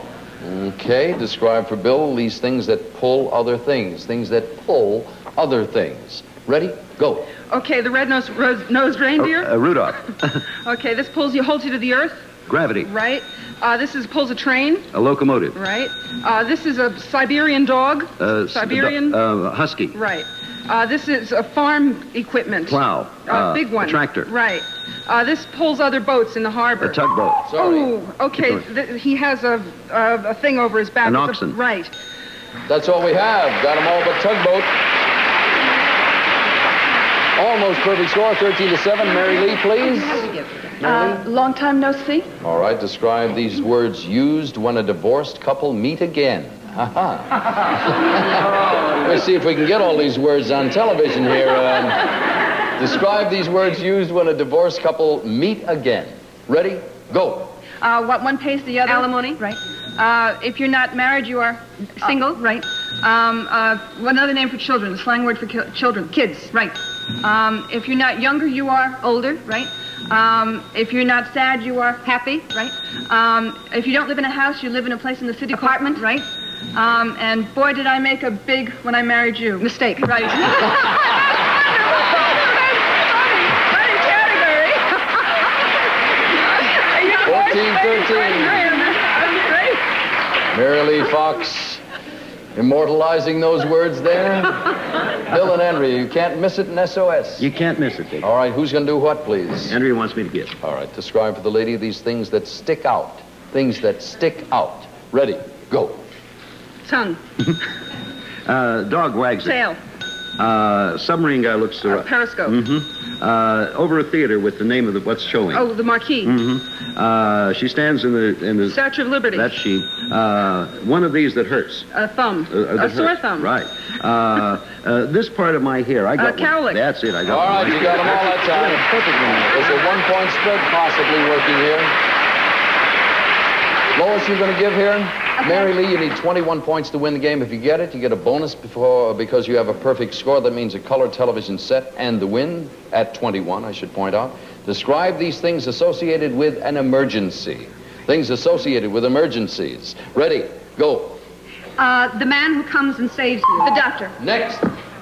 What you cry when you're in trouble. Help. The little plane that has the whirly. Helicopter. What they carry you out on. Stretcher. When they save you, they bring you back, resuscitate you. Squad. Paramedics. It's okay. Go. Emergency. If you get hysterical in a fire, you panic. When you go to get safe in something. Shelter. Time ran out on us, folks. Unfortunately, we lost it by a point. Well, we lost 2 anyway. Mary Lee, you've won $600. Andrea will be back to play it off right after this.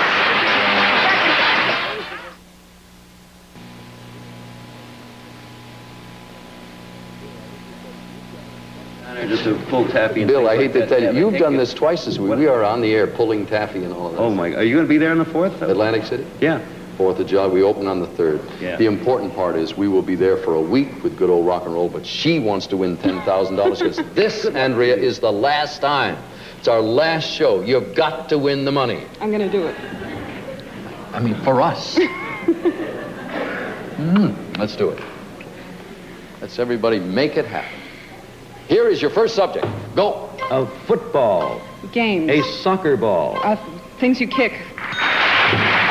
Hi there, my name is, then I give my name, and I wear glasses, and I'm a cute kid. Hi there, this is me. Oh, use your hands. Oh, hi there, I am me. What Bill Cullen would say? That's right. Potato chips, fresh pretzels. Things that are crispy, salty. That's good. Shoes, socks, Things shorts, on your feet. Shorts. Things made of cotton. Horses, trousers. Things... Jack and Jill, shoes. Things that come in pairs. Yeah. A room, China. Things that are... Berlin. Things on the walls. Right. This program. Things that are taped. This, things, the last things. Final things. Things, things that are over. This, yes, this program. The world one day. Things that will come to an end. Yeah!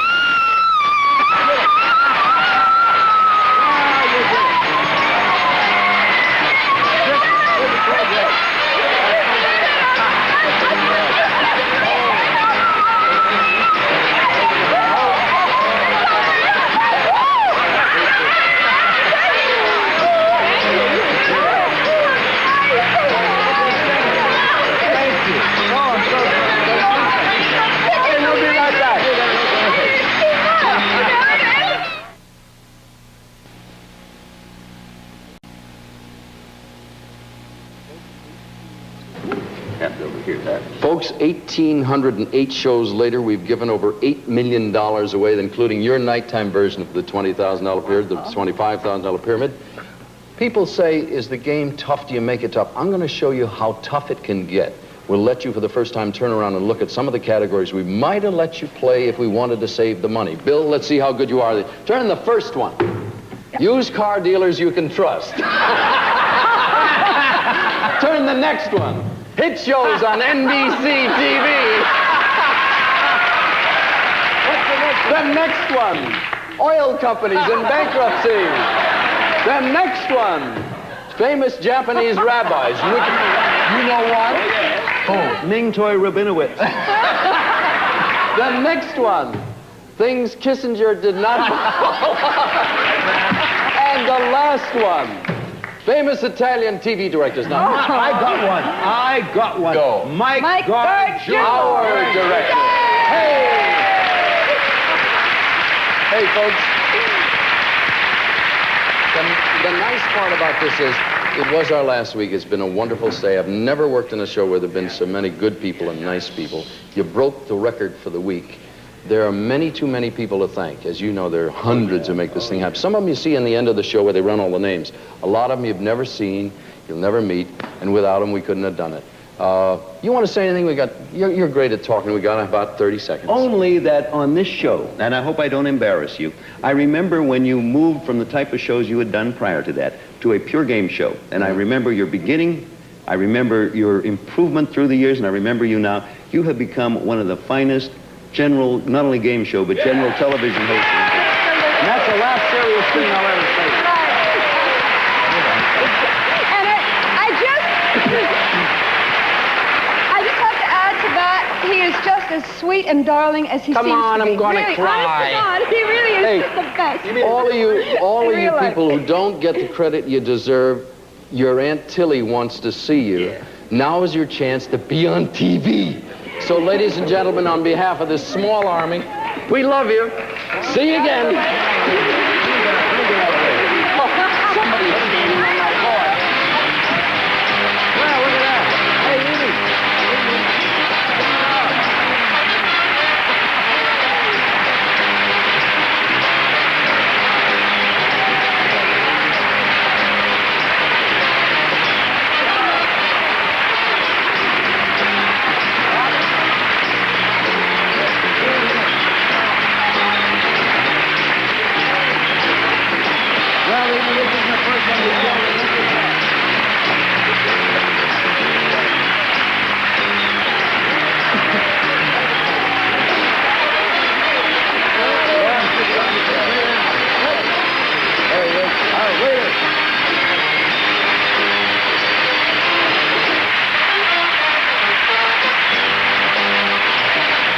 consolation prizes are from Mr. Coffee, a gift pack featuring America's #1 coffee maker and genuine Mr. Coffee accessories, including an extra decanter and Mr. Coffee filters, and a Grease shampoo cleans deep down on the scalp where the greases begin, so hair stays clean longer. Use a Grease shampoo. Plus, from Paradise Jewelry, a $100 wardrobe of jewelry from the 1980 Artisans Collection. Exquisite designs created by Paradise. Also, pure unsweetened pink grapefruit juice from Texan. Naturally delicious and loaded with vitamin C. Texan.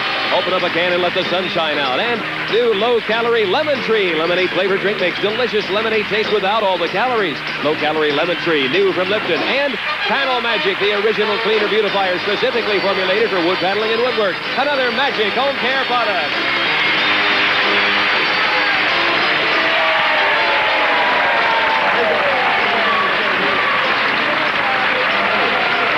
I meant that. I wasn't saying.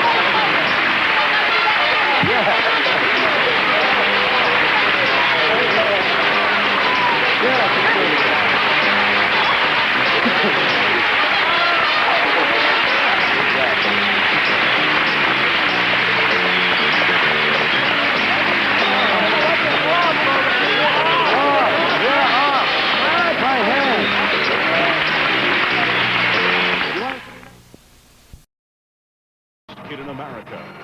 And now our host, Dick Clark. Thank you very much. Thank you, and welcome to the second edition of the Challenge of the Child Geniuses. Tonight, we're going to crown another winner who will leave here with lots of prizes, including a $150,000 trust fund. In total, our kids will be competing for cash and prizes worth over $300,000. Now, we went all over the country to find the smartest kids aged 10 to 12. And then we tested them until we narrowed the field to 40 of the best and the brightest. These kids, they're truly gifted. Some of them have IQs as high as 190. Let's meet them now. Number 1, Thomas Elliott.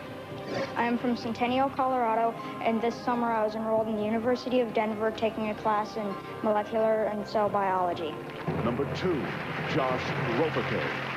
I'm from Highland Park, Illinois. I attended Northwestern University Center for Talent Development. I also scored 1,500 on the SAT. Number 3, Michelle Nee. Hi, I'm from Los Angeles, California. This summer I went to a UCLA camp where I studied advanced science and built rockets. Number 4, Brian Weinstein. I'm from Denver, Colorado. I worked with a professor of microbiology at Metro State University where we investigated the structure and properties of macrophage viruses. Number 5, Andrew Tursich. I'm from Burlington Township, New Jersey. I took a flight science course at Moravian College. I went to the Summer Institute for the Gifted at Bryn Mawr College this summer. Number 6, Pio Shamo. I'm from Fort Collins, Colorado. Last summer, I took classes at the University of Denver Summer Institute in Robotics and Genetics. Number 7, Ivy Chang. Hi, I'm from Studio City, California. I'm a college student, and I plan to graduate when I'm 16 and then attend medical school. Number 8, Drew Hilliard. I'm from Douglas, Georgia. Every morning, I take Algebra 2 classes at Citizens Christian Academy High School before I take my middle school classes. Number 9, Sergio Zenasek. I'm from Westland, Oregon. I won a silver medal award at the Northwest Science Exposition for my experiment in ionic propulsion. Number 10, Andre Utes. Hi, I'm from Kensington, Maryland. I did a germ experiment that was examined and evaluated by microbiology professors at George Washington University. Number 11, Frank Fan. I'm from Webster, New York, and this past summer I went to Stanford University to study earth science. Number 12, Carrie Holzapfel. I'm from Greensburg, Pennsylvania. This past summer, I read over 90 books, including A Midsummer Night's Dream, Hamlet, and The Man in the Iron Mask. Number 13, Andrew Timmons. Hi, I'm from Colonia, New Jersey. For the past 2 years, I've been taking courses at Johns Hopkins University's summer program. Number 14, Rebecca Rattray. I'm from Oak Hill, Virginia. When I was 8, I entered the Johns Hopkins Center for Talented Youth and have completed several advanced courses through their curriculum. Number 15, Ellen Minch. I'm from Louisville, Kentucky. I achieved mastery level scores in a nationwide test of Science, Math, Language Arts, and Social Studies. Number 16, Christopher Richards. I'm from Bellevue, Washington. I was selected as the most distinguished student in the state of Washington by the National Association of Gifted Children. Number 17, Ashley Suk. I'm from Vienna, Virginia. In 3rd grade, I advanced 3 equivalent grade levels. Now, as a 5th grader, I'm taking high school level pre-algebra and biology. Number 18, Michael Crenshaw. I'm from Los Angeles, California, and I've taken math courses at Loyola Marymount University, as well as University of California at Santa Cruz. Number 19, Will Stevens. I'm from Jefferson City, Missouri, and I'm currently enrolled full-time as a freshman at Helias High School. Number 20, Ann Freeman. I'm from Tulsa, Oklahoma. I'm ranked 3rd in the nation in Kumon Math, and I went to the University of Tulsa this summer to study opera. Number 21, Peter Norton-Smith. I'm from San Diego, California, and I'm currently taking a course through Stanford University, and I will be in college with double majors in math and physics at age 13. Number 22, Adam Swatlowski. I'm from Chicago, Illinois. I took courses at the National Louis University and won 2 first places in the Latin Olympics. Number 23, Claire Schwartz. I live in St. James, New York, and I am currently a high school sophomore. Number 24, Margot Irvin. Hi, I'm from Boulder, Colorado. I received highest honors for the University of Denver's Rocky Mountain Talent Search by getting the top scores for 6th graders on my ACT exam. Number 25, Barney Cruz. I'm from Sabine, Texas, and I took a math course at Southwest Texas State University. Number 26, Marvin Choi. Hi, I'm from Norwalk, California. I'm taking classes at Cerritos High School and was editor and founder of my school newspaper. Number 27, Jacqueline Corbett. I'm from Bellevue, Washington. I'm taking an integrated high school math program, and I founded and run a summer camp for kids ages 3 to 7. Number 28, Samantha Perlman. I'm from Orlando, Florida. I plan to graduate university at age 22 with a law degree. I want to become a Supreme Court justice. Number 29, Matthew Alioto. I'm from Wrentham, Massachusetts, and at the age of 6, I could read at college level. Number 30, Megan Yu. I am from Irvine, California. I'm taking high school algebra, and I mentor young children in reading. Number 31, Alex Mockover. I'm from Van Nuys, California. I won a Johns Hopkins University State Award for Academic Achievement. Number 32, Sarah Sotelo. Hi, I'm from Phillips Ranch, California, and I won first place in a district-wide math competition and scored in the 99th percentile on the Stanford Achievement Test. Number 33, Catherine Olson. I'm from Bellevue, Washington. I taught myself to read when I was 3 years old. Number 34, Mark Stiles. Hi, I'm from Sterling Heights, Michigan. I'm taking high school algebra and have placed first in Math Olympiad competitions. Number 35, Jocelyn Hu. Hi, I'm from Diamond Bar, California. I won first place in district-wide math and spelling competitions for 2 years in a row. Number 36, Niraj Bora. I'm from Boca Raton, Florida. I'm enrolled in an accelerated academic program and will receive my international baccalaureate when I'm 16. Number 37, Janet Monatkin. Hi, I'm from Arcadia, California. I speak fluent Russian and plan to graduate from college when I'm 16 to begin to study and to become a brain surgeon. Number 38, Caitlin Hodge. I'm from Mandeville, Louisiana. At age 5, I taught myself to multiply and divide. Number 39, Rayan Brooks. I'm from Manassas, Virginia. I'm trilingual. I speak and write French, Arabic, and English fluently. Number 40, Daniel Tietzer. I'm from Hawthorne Woods, Illinois. I'm taking high school algebra and college philosophy and history.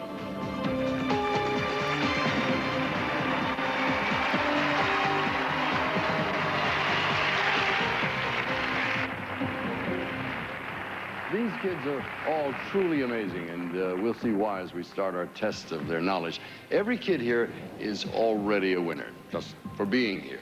They all receive a handheld computer. Kids who make our higher levels will win digital cameras, big screen TVs, Hawaiian vacations for 4, and trust funds ranging from $25,000 to our top prize of $150,000. Now, they've all passed our super tough written test, and those scores will be added to their scores from the first round. We'll start with multiple choice general knowledge questions, and Only the top 16 scoring kids will survive this round and advance. And for you at home, we'll show you the percentage of kids who got the answer correct when we reveal the answers. So, let's get underway. Kids, if you're ready, here we go now. These are multiple choice questions, and I'll remind you the rules call for just 10 seconds to give me your answer. Here we go. Where would you expect to find a magnetic anomaly?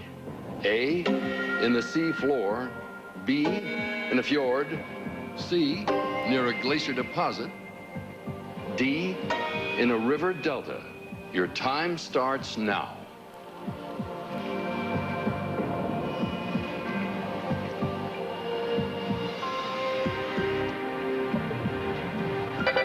The answer is A, in the sea floor. Now let's see what the percentages are of people who got it right. Oh, not too many.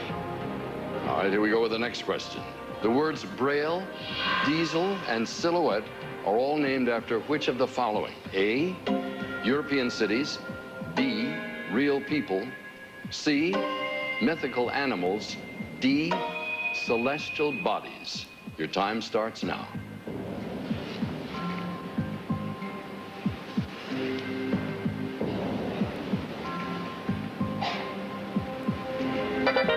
Now the answer is B, real people. Let's check the percentages of right answers. All right, here we go again.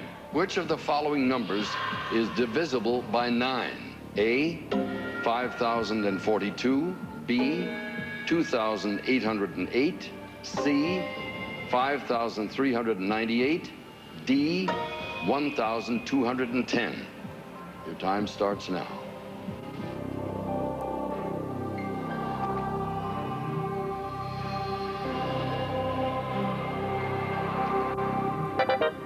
It's B, 2,808. Let's check the percentages. Not bad. Next question. What does a transformer do? A, changes the voltage in an AC circuit. B, measures the voltage of an AC circuit. C, opposes any change in current. D, stores a charge. Your time starts now.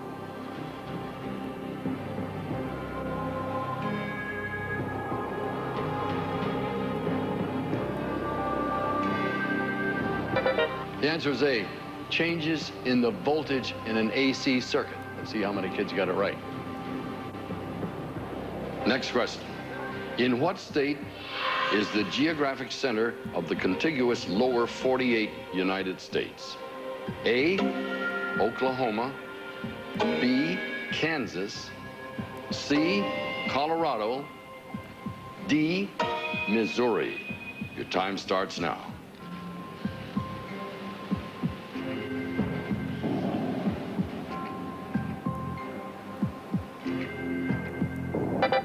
The answer is B, Kansas. Let's take a look at how our kids did. Next question. What is the name of the state of matter consisting of rapidly moving positive ions and electrons? A, gas. B, crystal. C, plasma. D, vacuum. Your time starts now.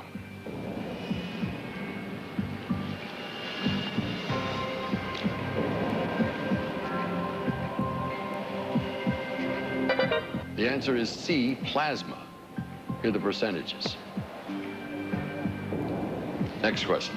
The autobiography, I Know Why the Caged Bird Sings, was written by which of the following poets? A, Sylvia Plath. B, Elizabeth Barrett Browning. C, Nikki Giovanni. And D, Maya Angelou. Your time starts now.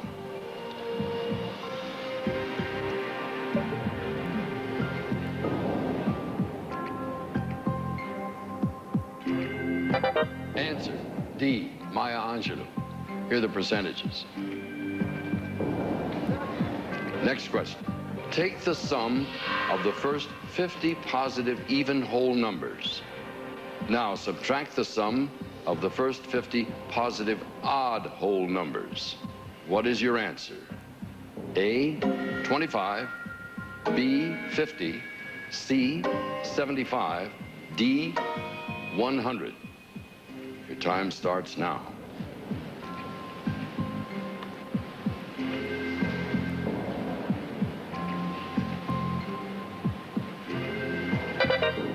The answer is B, 50. Here are the percentages of the kids who got it right. Not too good this time. Next question.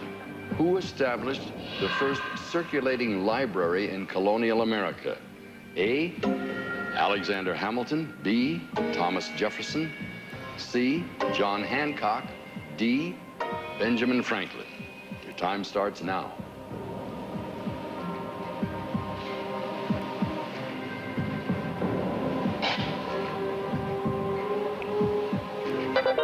It was D, Benjamin Franklin, is what the kids thought. Next question. A closed jar containing 50 flies sits on a scale. In which of these situations does the jar weigh the most? A, only when 50 flies sit on the bottom. B, only when 50 flies are flying around. C, only when 1/2 sit and 1/2 fly. D, jar weighs the same in A, B, and C. Your time starts now.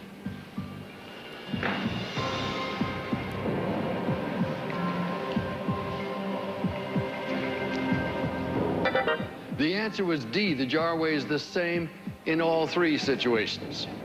Here are the percentages. Next question.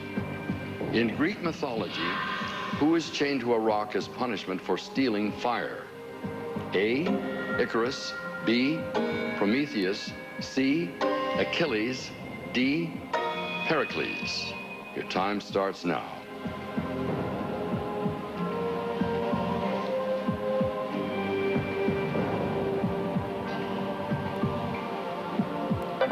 Answer, B, Prometheus. Check what the kids thought. Next question. This is the last one. What is the common name for electromagnetic radiation with a frequency between 4 times 10 to the 14th hertz and 7 times 10 to the 14th hertz? A, alternating current. B, cosmic rays. C, radioactivity. D, visible light. Your time starts now.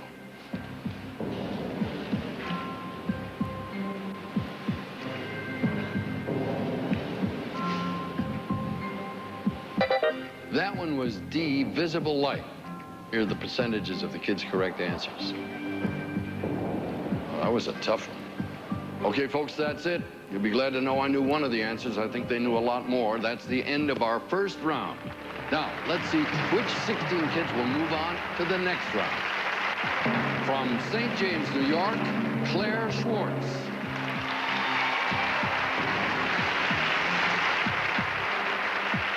From Englewood, Colorado, Thomas Elliott.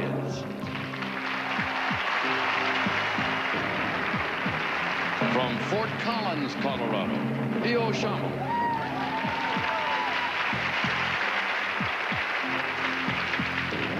From Webster, New York, Frank Fan. From Jefferson City, Missouri, Will Stevens. From Kensington, Maryland, Andre Utes. From Boulder, Colorado, Margot Urban.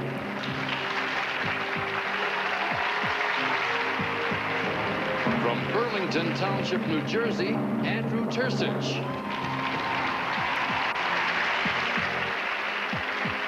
From Bellevue, Washington, Christopher Richards.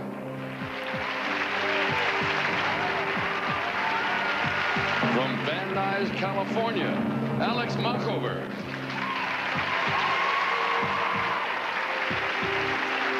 From Manassas, Virginia, Brian Brooks.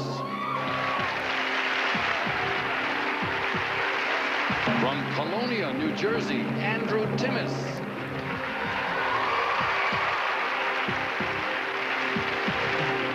From Sterling Heights, Michigan, Mark Stiles.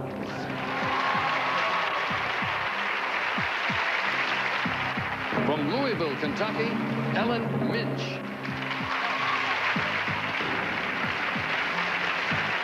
From San Diego, California, Peter Norton Smith.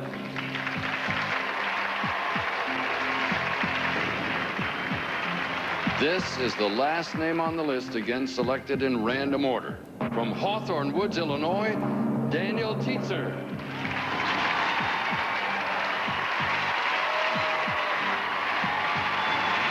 Hey, congratulations to our 16 quarterfinalists, and to the rest of you, thank you so very much. Enjoy your handheld computer, and please accept our thanks for joining us.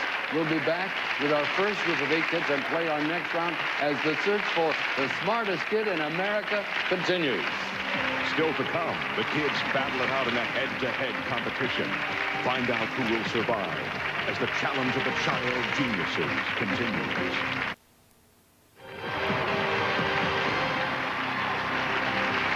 Welcome back to the smartest kid in America. Now, we started off with 40 of this country's brightest, and now we're down to 16. It's time to bring out our first group of 8. And by the way, we'll continue the competition until we just have one finalist from this group. And that kid will face our other finalist from the next group of 8. Just for reaching this round, each of our challengers will receive a digital camera in addition to the handheld computer they've already won. Now, when I ask a question, the first player to ring in gets the answer. If they're right, they get a point. However, if they're wrong or don't get the answer within 2 seconds, their opponent gets the point. The first player to reach a score of 3 advances to the next round. Let's bring out our 2 competitors.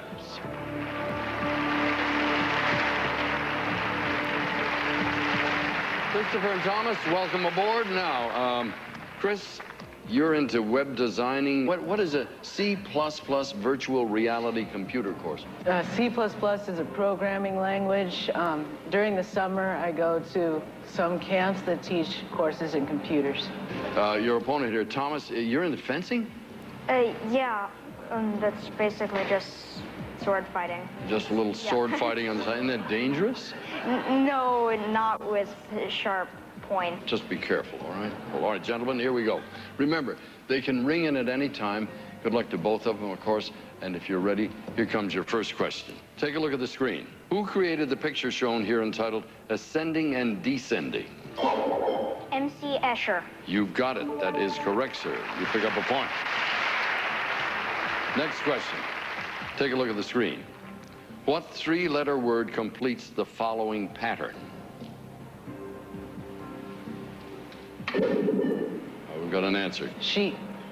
She? That is correct. 1 letter forward from the first and the last letters, 1 letter back from the middle letters. Very analytical mind you've got there. All right, scores 1-1. Next question. Who is the Greek equivalent of the Roman god Pluto? Yes, sir. Thomas. Hades. Hades is correct. You're in the lead, 2-1. He's now reached 2 points, which means that he's 1 away from the win. Question.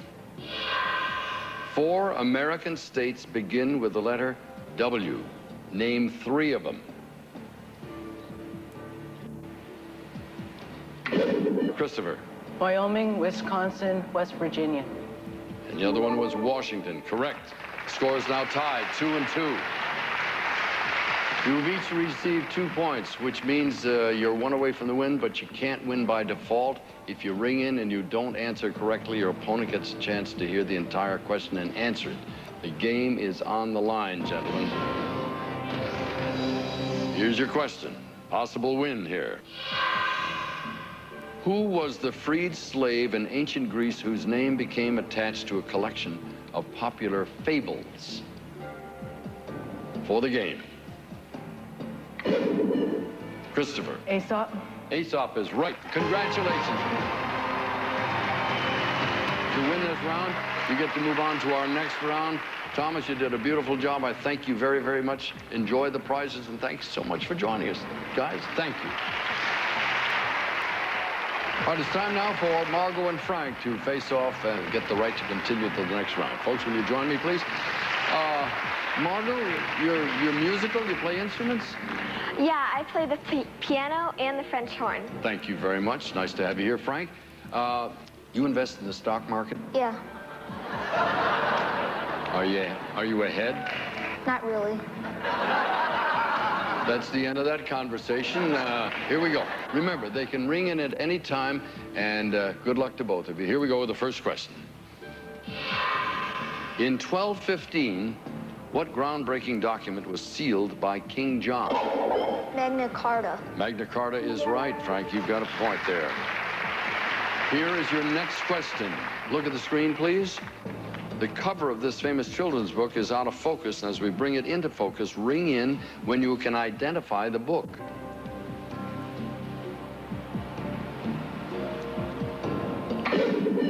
All right, Margot? Where the wild things are. That's right. Thank you very much. The score is now tied 1-1. Here's your next question. Take a look at the screen again.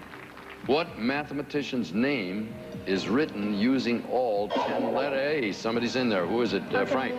Archimedes is correct. Let's see how it's spelled out. How on earth did you see that, sir?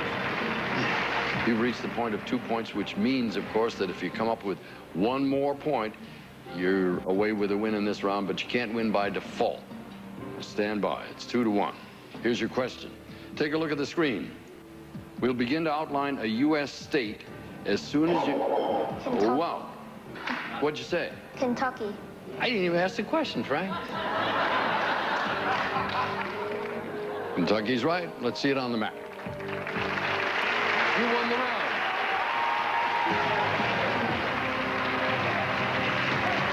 Congratulations. You won to the next round, and Mark, you played a heck of a game. Thank you very much. You've won a lot of nice prizes. Thank you very, very much to both of you for joining us.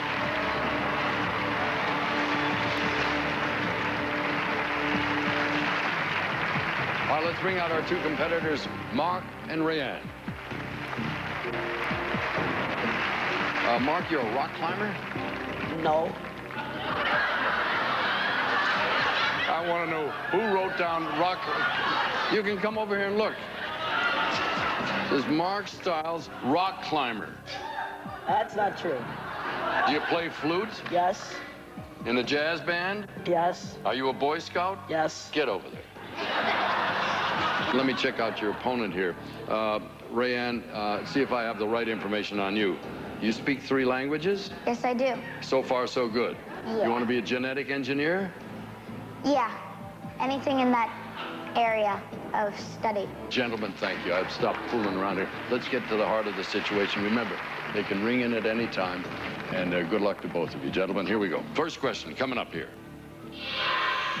When mixing lights, what color do you perceive when you mix a green light and a red light? Rayanne. Brown. Brown is incorrect. The answer is yellow. Mark gets the point. Question. Take a look at the screen. How many squares of any size are pictured? Mark? 14. 14 is right. You know, I got to see those 14 squares. There they are. Possible win here for Mark. You've got 2 points to 0 at the moment. Question. Who led the Sioux and Cheyenne against Custer at Little Bighorn?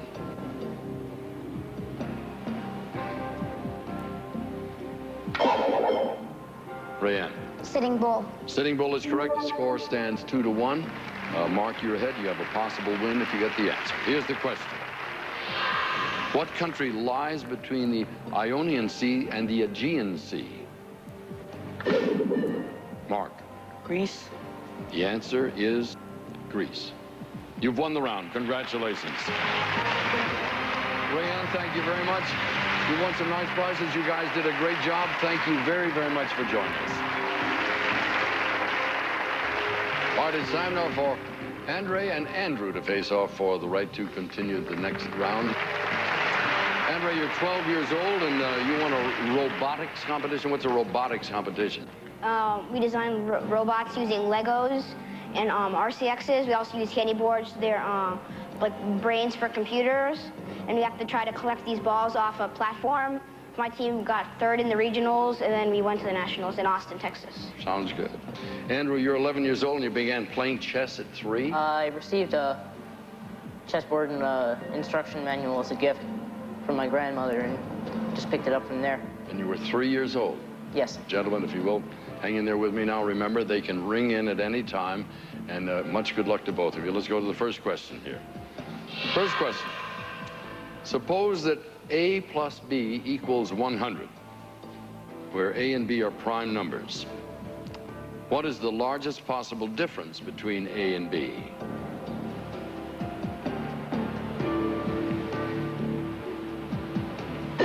Andrew, the answer?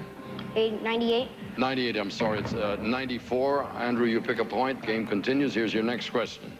Look at the screen. Assuming no friction and a constant rate of lifting, how many pounds of force must you apply to the rope in order to lift the weight? Andre. 60. 60 is an incorrect answer. It's 40 pounds. Andrew, you're ahead now. You've got 2 points. This could be the game. Let's see what happens here with the next question. Take a look at the screen. What is the name, not the formula, of the compound represented in this diagram? Andre. Sulfuric acid. Sulfuric acid is correct. You pick up a point. The score is 2-1. The game tightens up. Here's the question. In algebra, the lowercase letter I is usually used to denote the square root of what number? Andrew. -1. You're right. Congratulations. You won the round. Nicely done. You get to go on to the next round. Thank you guys very much. Andre, thank you. Enjoy your prizes, guys. You're terrific. Thank you very, very much. So we're now down to 4 players from our first group of 8, and we'll be back in just a moment to see which 2 will play off to enter our final round, where we'll find the smartest kid in America. Stay with us. Our first semifinal playoff will take place in just a moment as we continue the search for the smartest kid in America.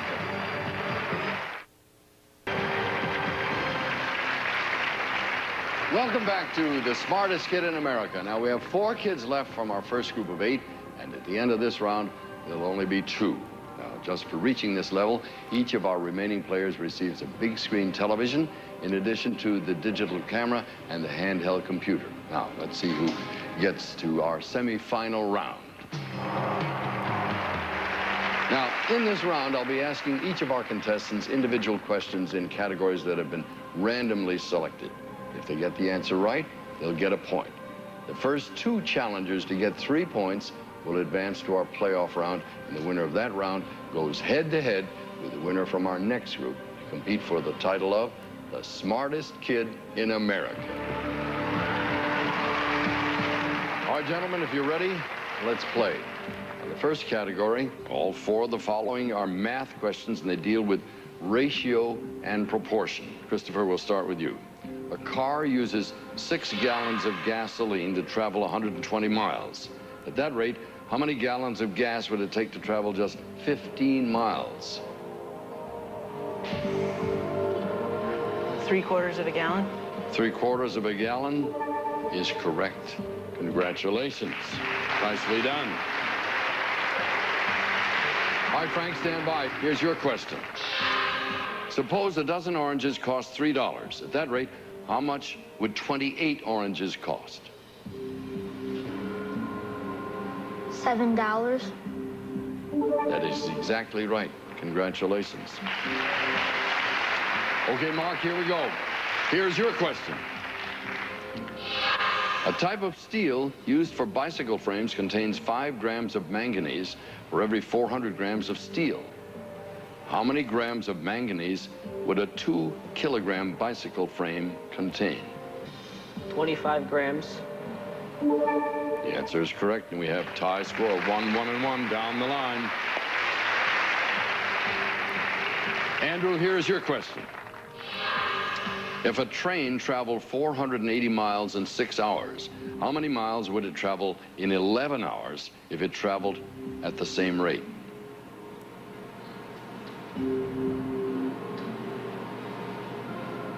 $440 miles. I'm sorry, it was double at 880 miles. All right, Christopher, Frank, Mark, you each have a point. And here we go with your next question, Christopher. Christopher, take a look at this skeleton of the human body. For each question, we're going to highlight a specific bone. You tell me that bone's scientific name. Name that bone. Mandible. Mandible is correct, and you pick up a point. That takes you up to 2. Frank, here we go again. Take a look at the skeleton. Name that bone. Patella. Patella is correct. The score's tied 2-2 there. Mark and Andrew still to be heard from. Mark, take a look at the skeleton. You're gonna highlight a bone now. Name that bone. Femur. Femur. It's the tibia. I'm sorry. Andrew, check out the skeleton. Name that bone. Vertebrae. I didn't hear you. Vertebrae. Vertebrae is wrong. It's the sternum. The score stands 2-2, 1-0 across the board. Christopher, we're back to you. Your category is art history. I'll show each of you a famous painting. Identify the artist who painted it. It's entitled Water Lilies. Identify the artist to advance to the next round. What's the artist's name?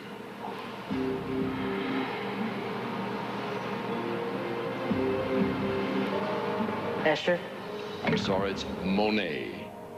You don't pick up a point there. Go to Frank. Look at the screen, Frank, if you will. Here's your painting. It's entitled Guernica. To advance to the next round, identify the artist. Picasso. Picasso is correct. Frank, you're at 3 points, which is enough to earn you a spot in the semifinals. Now, only one more of your opponents will advance. Let's play. Mark, look at the screen. Here's your painting. It's entitled Starry Night. Identify the artist.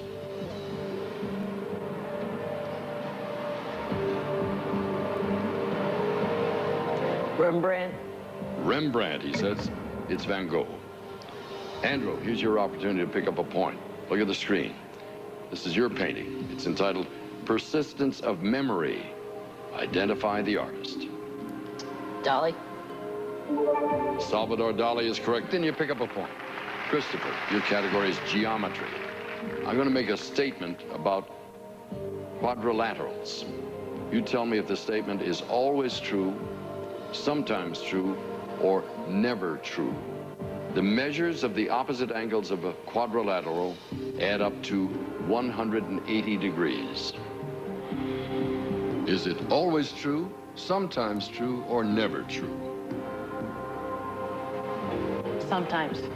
If you get it right, you'll be joining Frank in the next round. The answer is sometimes. You got it. Congratulations. You've reached 3 points, and you're going on to the semifinal round. To the rest of the guys, thank you so very much. You did a great job. You should be very proud of how well you did, and we thank you all very, very much. Hey, we'll be right back with our semifinal match to see which of these two kids will compete in our championship round. Right after this. Come right back, okay?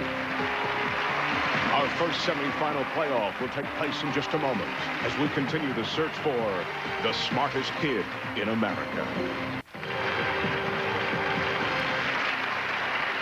Welcome back to The Smartest Kid in America. Now, at the end of this round, one of these two extraordinary kids will earn a chance to compete in our final championship round at the end of tonight's show. And just for making it this far, both of them have earned a Hawaiian vacation for 4, in addition to the big screen TV, the digital camera, and the handheld computer, and at least a $25,000 trust fund. So, if you're ready, let's play.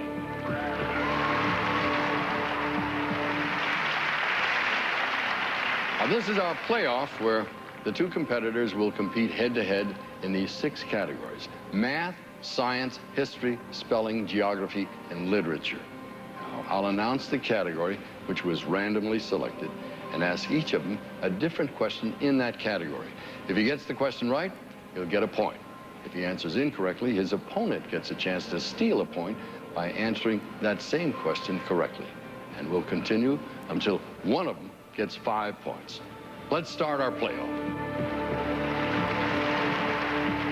All right, Christopher, we're going to start with you, and our first category is math. Here's your first question. Suppose that the letter A equals 1, the letter B equals 2, and so forth, up to Z, which would equal 26. What does the letter K times the letter I times the letter D equal?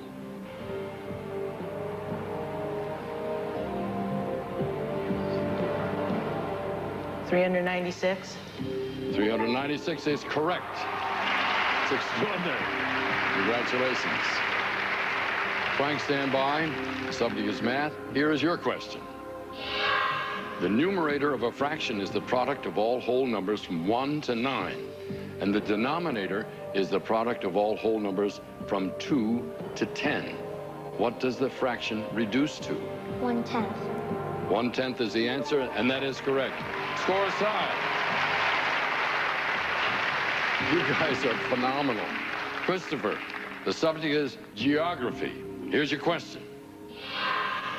In what northwestern African nation would you find the famous city Casablanca?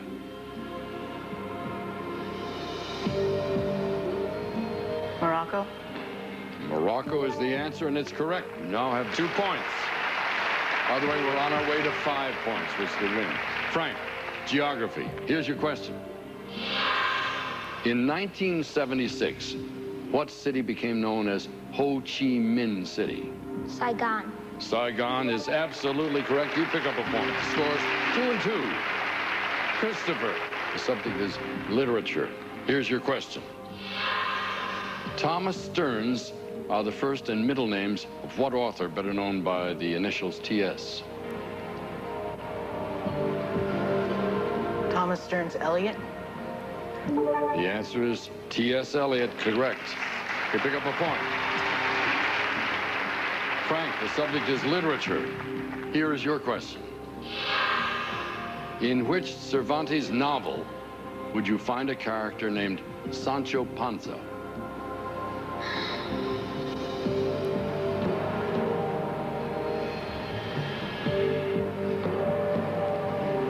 Don't know. All right, in that situation, I have to turn to Christopher and give you an opportunity.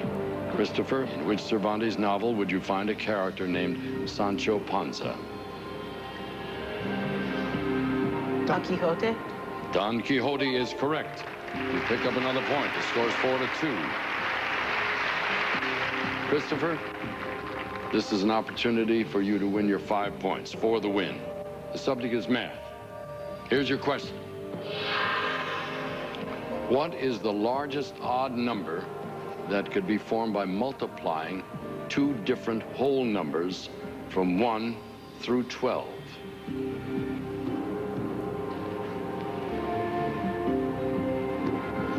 $99. Christopher, if you get this right, you'll have 5 points and win this round. The answer is 99. Congratulations.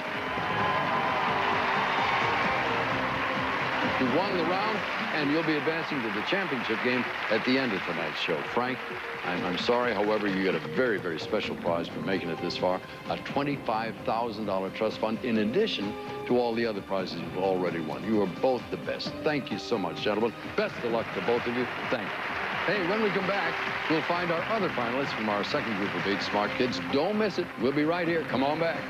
Don't go away. The head-to-head competition continues, and later we'll crown the smartest kid in America when we return to the challenge of the child geniuses. Welcome back to the smartest kid in America. We started out tonight's show with 40 super intelligent kids, and we've already found our first finalist who will face the winner of our next group for the grand championship.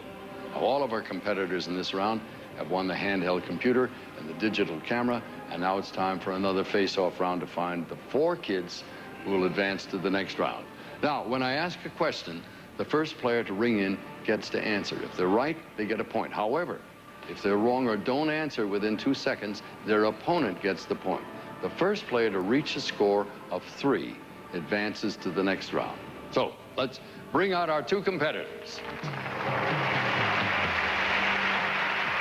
And they are Andrew and Alex. Gentlemen, if you join me over here.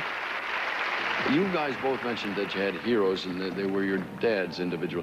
Why is your dad your hero, Andrew? Because he just is. Just is. That's reason enough. Alex, Why is your dad your hero? Well, first of all, because he kind of tells me about the good old days, or as much as he can. Tell your father, if you want to know about the good old days, you send yourself to me. I know good old days. Your dad is but a child, Alex, a child. Good luck to both of you, gentlemen. Thank you very much. Andrew, good luck to you, and Alex, the same. Stand by. Here's your first question. Subtract the number of letters in Michigan from the number of letters in West Virginia. You now have the number of letters in what state that borders both of them?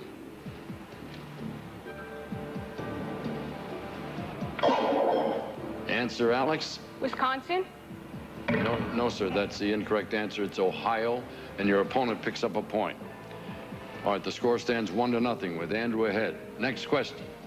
Spell the word irritable, that is easily annoyed, irritable. Okay, Andrew, give it a try. IRRITABLE. That is correct, sir. You've picked up 2 points. Now, the score stands at 2-0. Alex, he has the advantage here. That means one more answer, and you get it, Andrew, and you've won the round. So stand by, gentlemen. There's a lot at stake here. Here comes the question. On what day of the week did castaway Robinson Crusoe first meet his soon-to-be faithful servant? Alex. Friday. That's right, and he named him Friday. Score's 2-1. Score's getting a little closer now, gentlemen. You still have an opportunity, Andrew, to win it. Alex, you have a chance to tie it up. Here's your next question. This particle has many properties in common with the electron, such as mass and spin, but has the opposite charge. Name the particle.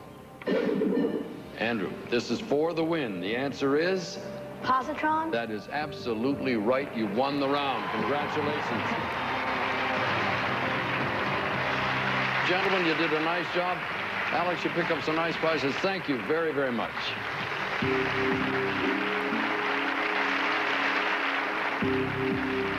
All right, now it's time for Peter and Claire, a couple of 11-year-olds, to face off for the right to continue to the next round. If you will, folks, come in and make yourselves comfortable.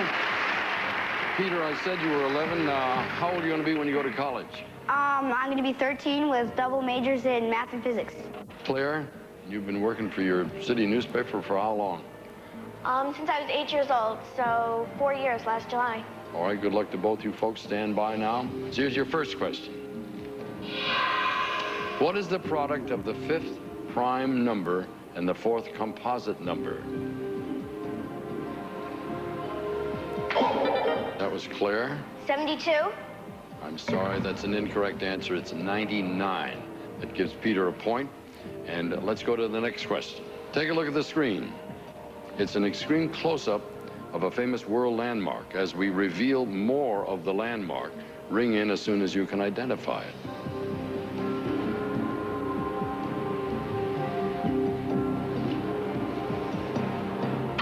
All right, Peter, what is that? The Sphinx. The Sphinx is correct. Peter, you've stepped ahead with 2 points, and Claire, you're at 0 points at this point, so you got to do a little picking up. Peter, you have a chance to win it this time. Let's go to the next question. Take a look at the screen. If astronaut Alice wants to visit the planet on which she would weigh the least, to which planet would she journey? Peter. Planet C. You said C. That is incorrect. The answer is E. That gives Claire a point. The score is now 2-1. Here comes the next question. It's a possible win for Peter if he gets it. American presidents William Henry Harrison, Zachary Taylor, and Millard Fillmore were all members of what now defunct political party? Claire. The Whig Party. The Whig Party is absolutely right. The score is 2-2, neck and neck. Good people, the game is on the line. It's 2-2. Listen carefully for this question. Name one of the 5 elements that has exactly 8 electrons in its outermost shell. Peter? Carbon. Carbon is incorrect. Let me give the question to Claire. Xenon. Xenon? You know what I've got written down here? Neon or krypton, or radon or argon, or xenon. You got it. Congratulations. You won the round. Peter, thank you very much. Thank you, folks, for joining us. We appreciate it. Nice to have you with us.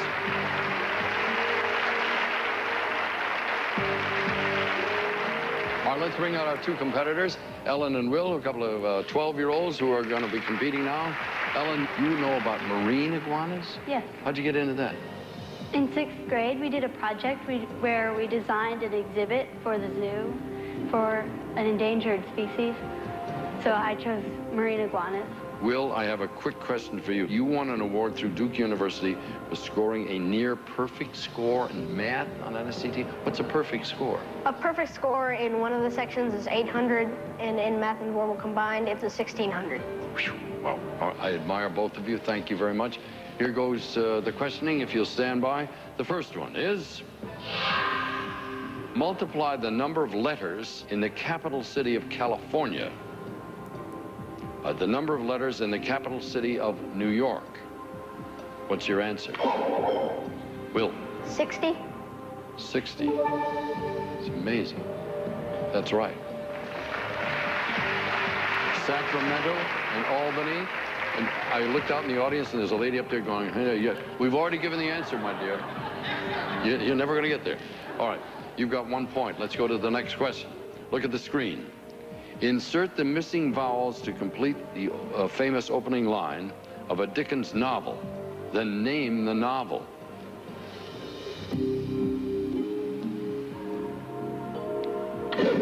Ellen? It's A Tale of Two Cities. There you go. Can you show us how it plays out? It was the best of times, it was the worst of times. There's where it took you to the Tale of Two Cities. Score is 1-1. Here's the next question. A person's olfactory organs are concerned with which of the senses? Ellen? Smell. Smell is absolutely right, and you're ahead of the game. It's 2-1. It's a possible win for you. Will, you can match it up if you can get the answer. Let's go to the next question. The Mexican city of Cancun is found on what peninsula? Will? The Yucatan Peninsula. The Yucatan Peninsula is correct, and that ties the score. It's 2-2. Ellen, you have 2 points. Will, you have 2 points, and the game is on the line. Here we go. How many positive whole number factors does the number 18 have?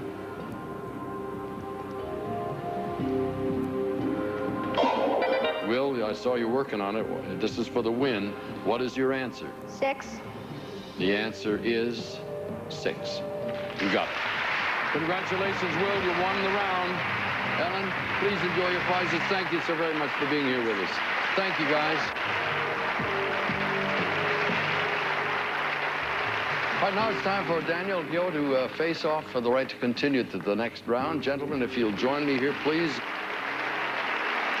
Daniel, you are 10 years of age and self-directed study of nutrition you got into. It's just been my recent interest. I've had many different interests. At one point it was American history, and just right now it happens to be nutrition. Let me turn to Pio. Do you have any hobbies? I like to play with Legos.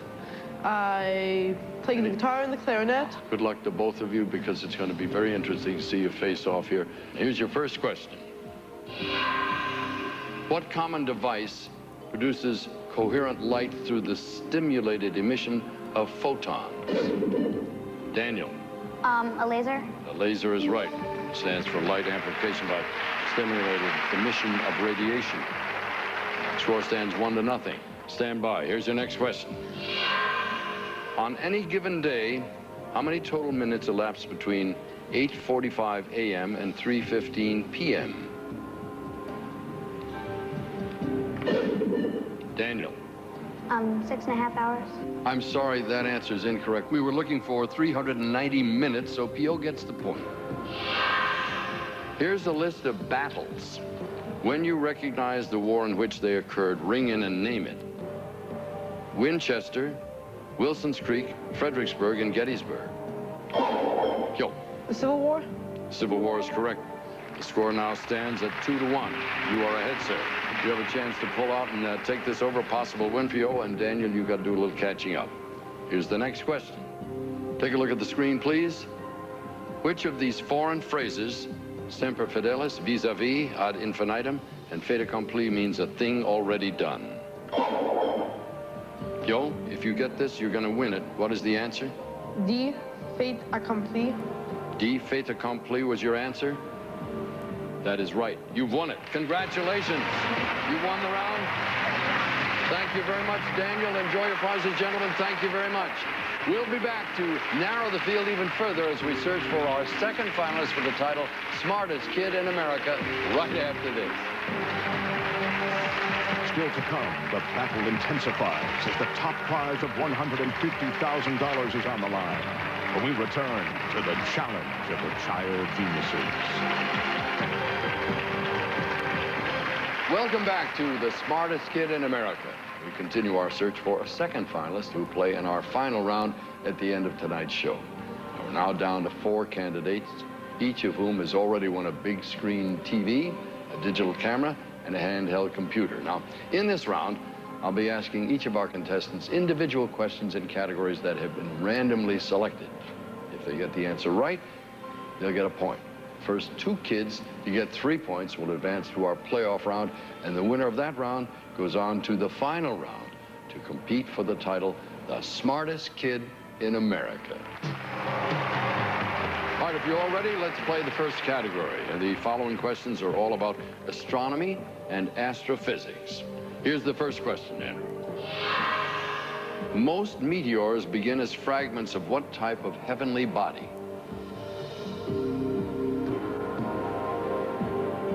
Is it asteroids? Sorry, the answer was comet. Comet. Let's move on to Claire. Claire, here's your question. What lies at the heart of a quasar? The core? That's what I would have said. Unfortunately, we'd both be wrong. It's a black hole. Here we go. Here's your question. Which moon of Jupiter is believed to have a liquid water ocean covered by a layer of ice?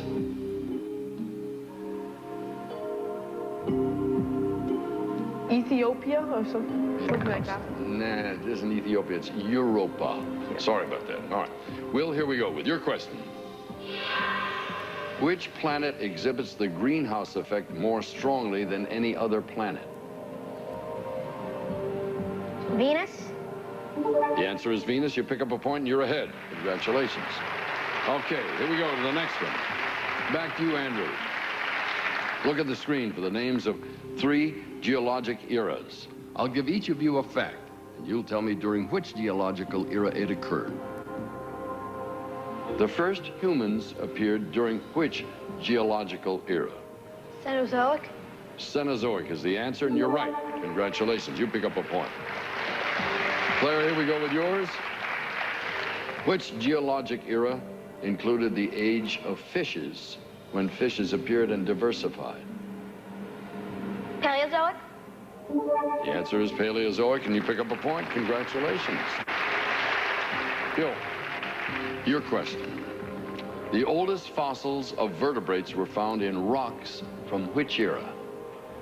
Paleozoic? Paleozoic is correct. We have a tie score across the board. Will, you can move ahead if you get this one. Which geologic era is known as the Age of Dinosaurs? The Mesozoic?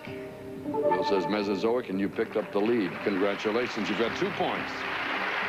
Andrew has a point, Claire has a point, Joe has a point, Will has 2 points. All right, it's time for geometry. I'll give you 3 segment lengths in inches. Will they form an acute triangle, a right triangle, an obtuse triangle, or no triangle? Andrew, your segment lengths are 4, 4, 7. Acute, right, obtuse, or no triangle? A right triangle? I'm sorry, the correct answer is obtuse triangle. Claire, here's yours. Your segment lengths are 7, 8, 9. Acute, right, obtuse, or no triangle? No triangle? It was an acute triangle. Pyo, your lengths are 2, 7, 10. Right? It says right. It's no triangle. Will, Here's your chance to advance to the next round. You have 2 points. If you get up to 3, you'll be in that round, guaranteed. Your segment lengths are 1, 5, 9. No triangle. No triangle is correct, and you've won the opportunity to progress. You've earned enough points there to move on to the next round and a spot in the semifinals. Only one more of your opponents will advance, so let's play. Back we go to Andrew. Andrew, look at the screen. The answers to these biology questions are one of 3 kingdoms of multicellular organisms: fungi, plants, or animals. Which kingdom includes organisms that are both heterotrophic and lack cell walls? Is it fungi, plants, or animals? Animals? The animals is the right answer, and you picked up a point. You're up to 2. Claire, a lichen is an association between algae and organisms of which kingdom? Is it fungi, plants, or animals? Fungi. Fungi is the correct answer again. We got 2 points. Joe, the score stands at 2, 2, and 3. You're the man with 1 point, so you sort of need to lean on this one. Penicillin is derived from which organisms of which kingdom? Fungi? Fungi is correct. The score's tied up. 2, 2, and 2. Will, of course, is assured the next round, so go to Andrew here. Your category is the U.S. presidency. The answer to each of the following questions is the name of a United States president. Here's your question. Name the only person in U.S. history to serve as both President of the United States and Chief Justice of the United States Supreme Court.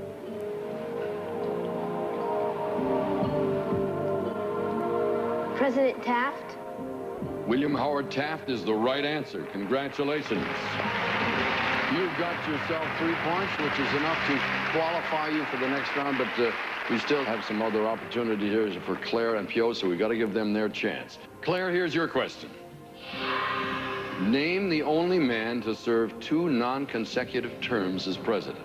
Grover Cleveland. Grover Cleveland is correct. You pick up 3 points also. You guys are not making it easy on me. It's going to be a tie. Joe, in order to stay alive, you got to get this answer. Your question. Name the first U.S. president born in the 20th century. Richard Nixon? I'm afraid not. It was John F. Kennedy, Joe. I've got to go back and break the tie between Andrew and Claire here. One of you's got to come up with 4 points. These questions are about inventors and inventions. I'll give you the year and the name of a famous invention. You identify the inventor. 1839. Vulcanized rubber. Charles Goodyear. Charles Goodyear is the correct answer. You're up to 4 points.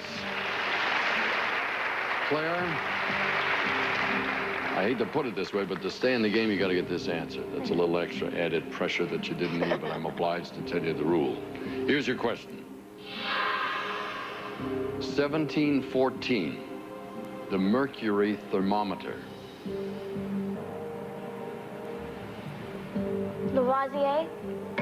I'm sorry, Claire, the answer was Gabriel Fahrenheit. However, Andrew and Will, you'll go on to the next round. Congratulations.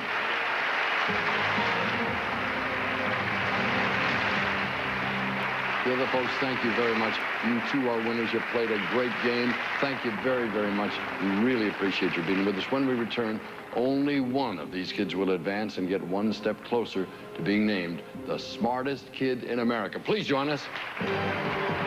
When we come back, the field is narrowed to just 2 competitors, and the questions get even tougher as we search for the smartest kid in America. Welcome back to our second semifinal knowledge round. Now, both of our contestants are already big winners with a Hawaiian vacation for 4, a big screen TV, a digital camera, and a handheld computer. And at the end of this round, one of them will win at least a $25,000 trust fund and a chance to face our other finalists in our championship round, which comes up next. So, if you're ready, let's play. Now, this is our playoff where our 2 kids will compete head-to-head in these 6 categories: math, science, history, spelling, geography, and literature. I'll announce the category which was randomly selected and ask each of them a different question in that category. If he gets the question right, he'll get a point. If he answers incorrectly, his opponent gets a chance to steal a point by answering that same question correctly. And we'll continue until one of them gets 5 points. Let's start our playoff. We're going to start the game right now, and our first category coming up here for you, Andrew, is math. Here's your question. What 5 consecutive whole numbers have a sum of 100?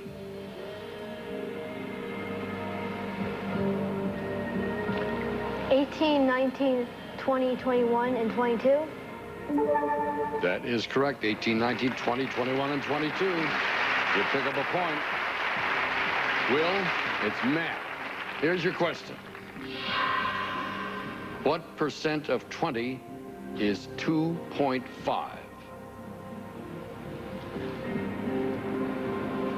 $12.5%. That's correct. 12.5. It's tied. 1-1. Andrew, subject is literature. Question. The 1887 detective story, A Study in Scarlet, was the first published work featuring what leading character? Sherlock Holmes. That's correct. Sherlock Holmes, you're up to 2 points. All right, Will, here we go with you. What author wrote Meridian and the Color Purple?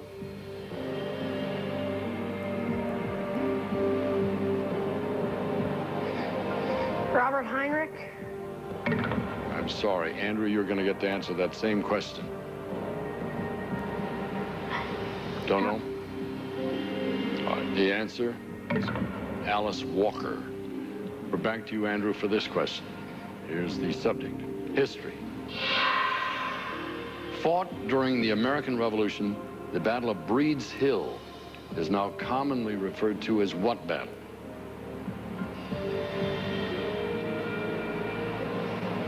Battle of Bunker Hill. That's right, the Battle of Bunker Hill. Pick up another point. Scores 3-1. All right, Will, it's catch-up time, and the subject is history. Here's your question. On December 20th, 1860, what state became the first to approve an ordinance of secession from the Union?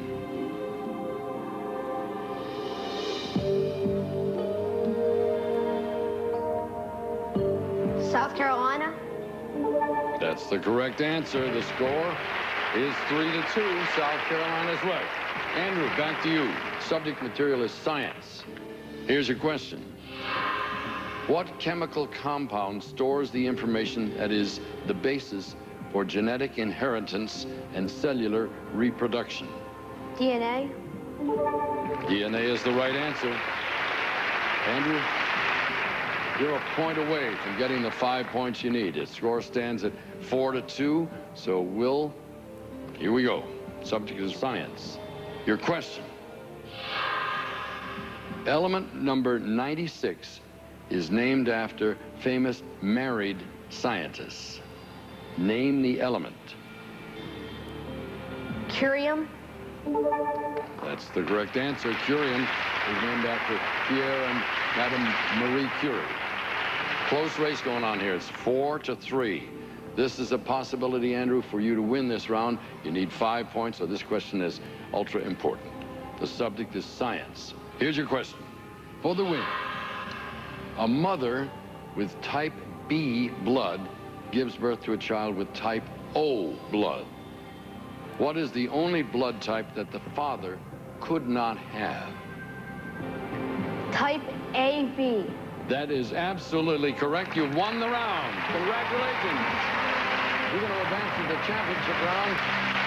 Will, I'm sorry, but really, you were terrific. You did a great job. Congratulations. And you're going to get a very special prize for making it this far, a $25,000 trust fund, in addition to all of the other prizes you've already won. You've done a great job. Both of you did. Thank you, guys, very, very much. Gentlemen, again, thank you so very much. Coming up, our championship round and the winner of the grand prize title, Smartest Kid in America. Don't you dare go away. Up next, our two finalists battle it out for the crown of the smartest kid in America.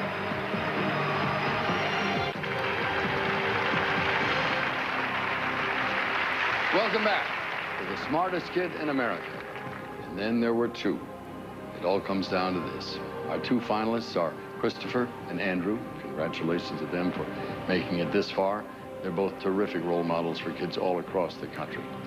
Now, in the next few minutes, one of them's going to leave here with all of the prizes they've won so far.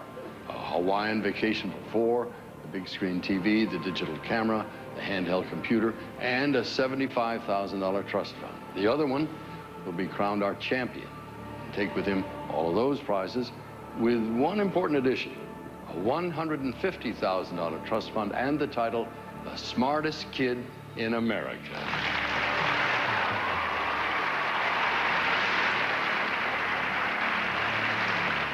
Now, here's how we play our championship round. I'll ask them a series of questions, but in this round, a competitor will not get a point for a correct answer. He'll only score a point if he corrects his opponent's mistake. The first player to earn 5 points wins. Good luck to both of you guys. Now it's time to find the smartest kid in America. Let's begin our final challenge now. All right, Christopher, you'll be answering first. And our first category is math. Here's your first question. Consider a cylindrical can whose diameter is 10 inches and whose height is 10 inches. What number should be multiplied by pi to obtain the volume of the can?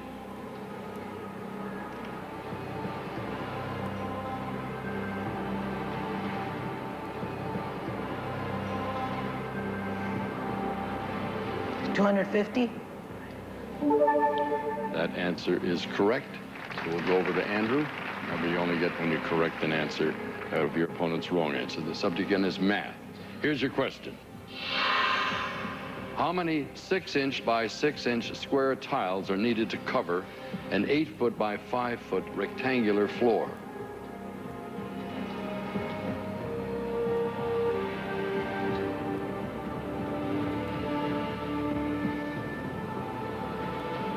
$40. He answered 40. That's an incorrect answer. So, Christopher, this is your chance to steal a point. 160 tiles? That's a correct answer, and the score is 1-0 at the moment. Christopher, you have a point. Andrew, you don't have any at this moment. Back to Christopher. Geography. Here's your question. What is the leading gold-producing country in the world?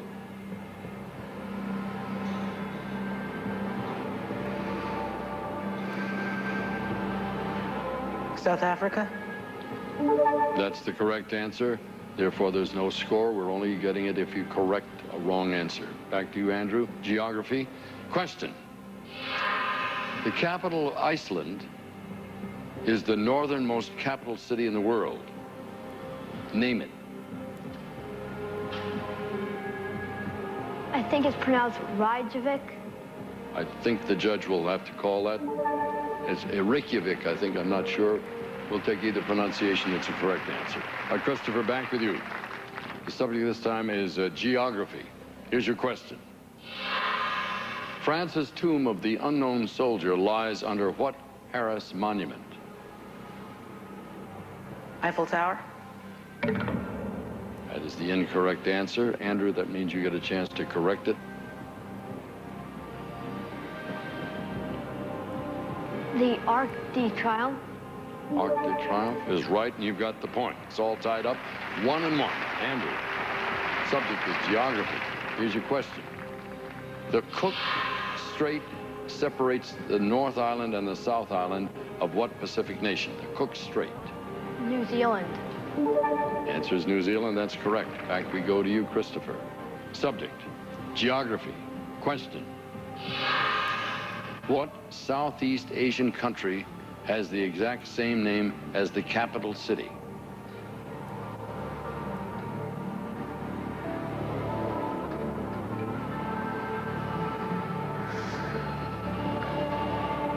Singapore? That's a correct answer. Gentlemen, the score stands 1-1. It's tied. Andrew, question. The nation of Panama broke away from what country in 1903?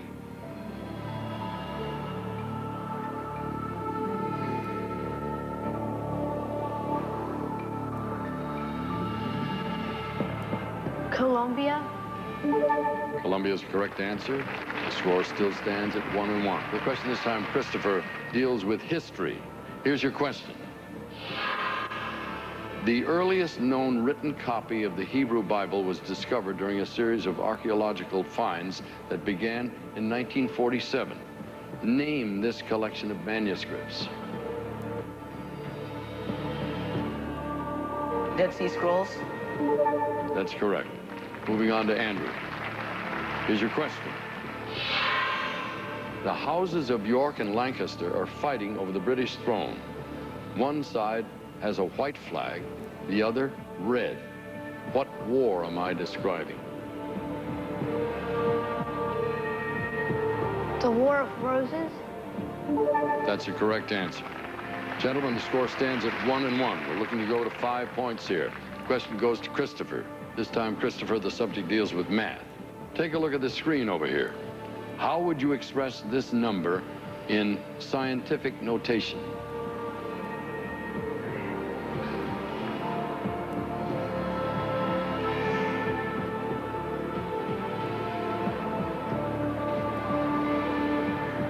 Eight and 9/100 times 10 to the negative third power.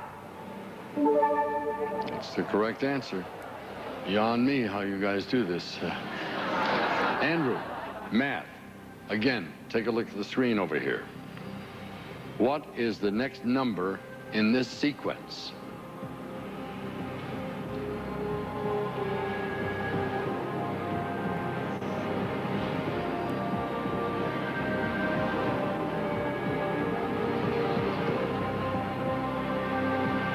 $103. Sorry, that's an incorrect answer. The score is 1-1. You can pick up a point here, Christopher. Take a look at the screen. What is the next number in this sequence?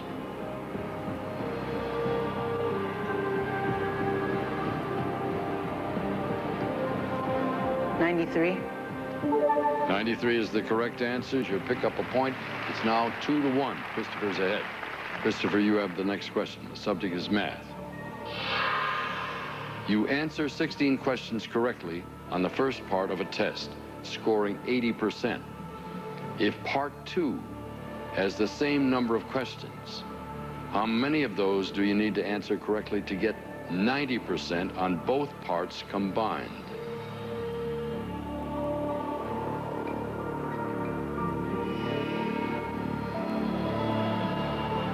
$29. I'm sorry, that's an incorrect answer. That gives Andrew an opportunity to steal a point from you here. And this is to tie the game. You'd have to answer 20 questions correctly. That's correct, and the game is tied. All right. Congratulations, gentlemen. Andrew, go back to you. The subject this time is math. Here's your question. If you have an equal number of quarters, dimes, nickels, and pennies that totals less than $2, what is the maximum amount of money you could have?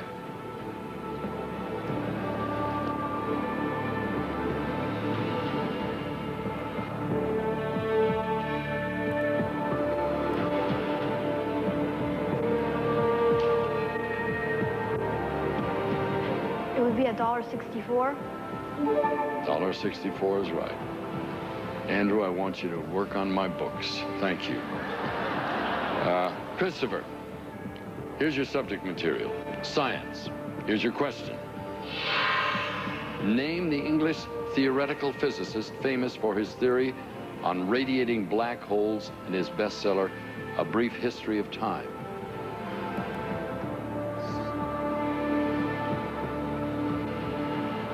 I don't know. All right. Andrew, this is your chance to move ahead if you get the answer correctly. Stephen Hawking. That's correct, and you've moved ahead. The score stands 3-2 at this point. Stephen Hawking is correct. Gentlemen, it's 3-2. I'm going to give you a little chance to catch your breath, and we'll be right back to flash forward into the finish round and find the smartest kid in America. Don't you dare go away. Up next, our two finalists battle it out for the crown of the smartest kid in America.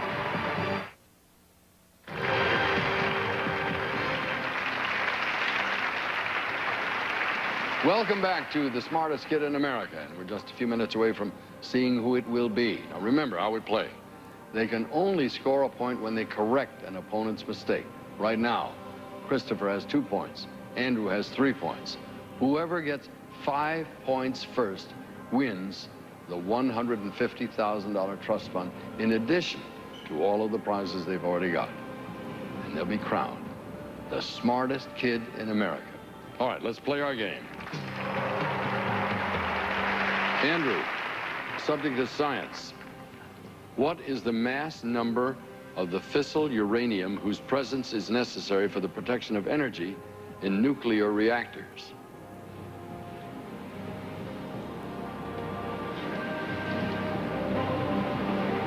Uranium-235. That's the correct answer.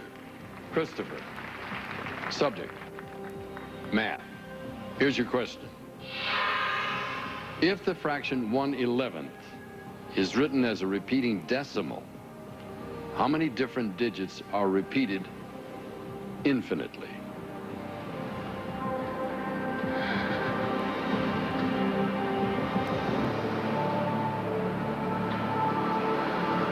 One. I'm sorry, that's the incorrect answer. Andrew, you go to 4 points if you get this.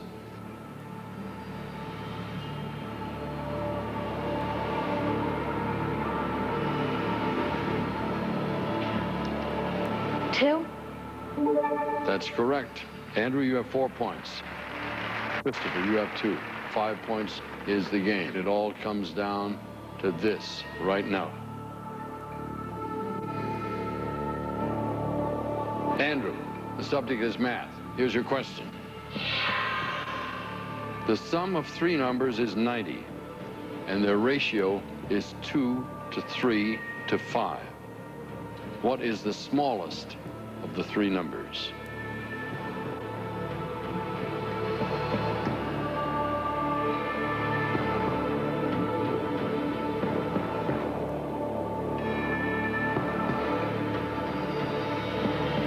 $15. 15 is an incorrect answer. Andrew, that means Christopher has a chance to pick up a point. What is the smallest of the 3 numbers, Chris? 18. 18 is correct, and you picked up a point, so the score stands 4-3. Next question to Christopher. Subject is math. Question. Consider the expression A plus B times C. If A is the number of stripes on the current U.S. flag, B is the atomic number of carbon, and C is the number of states that border Oregon, what does A plus B times C equal?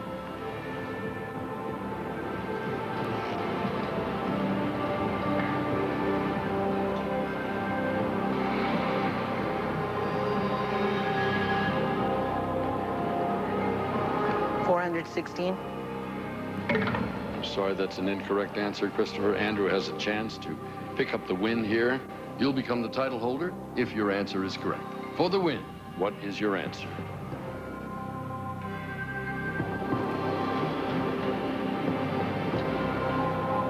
$100.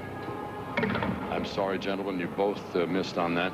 The answer was 37. There are 13 stripes on the American flag. The atomic number of carbon is 6, and 4 states border Oregon. Therefore, it's 37. Next subject, and this goes to Andrew. It's math. Here's your question. What is the remainder when 12 to the 17th power plus 8 is divided by 6?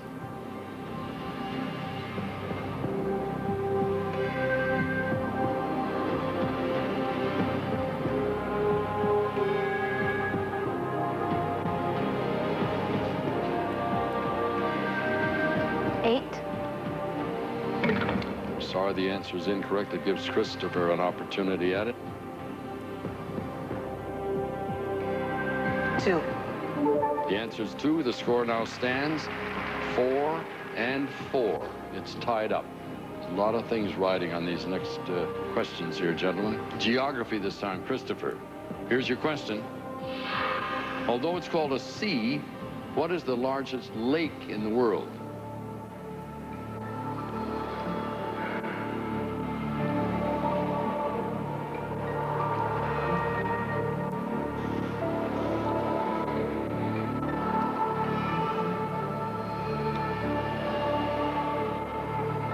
Caspian Sea. That's a correct answer. Back we go to the questions on the subject. This time it's geography. Andrew, here's your question. What Hawaiian volcano, whose name means long mountain, has the largest volume of any volcano in the world?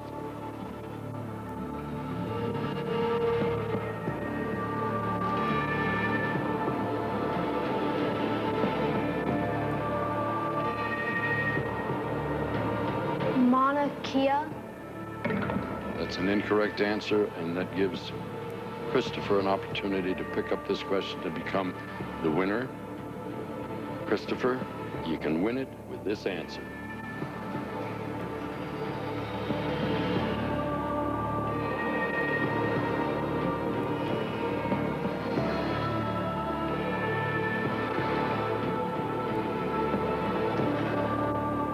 Kilauea. I'm sorry, gentlemen, it's Mauna Loa. Let's move on. Next subject for Christopher, geography. Here's your question. Niagara Falls lies between which two Great Lakes?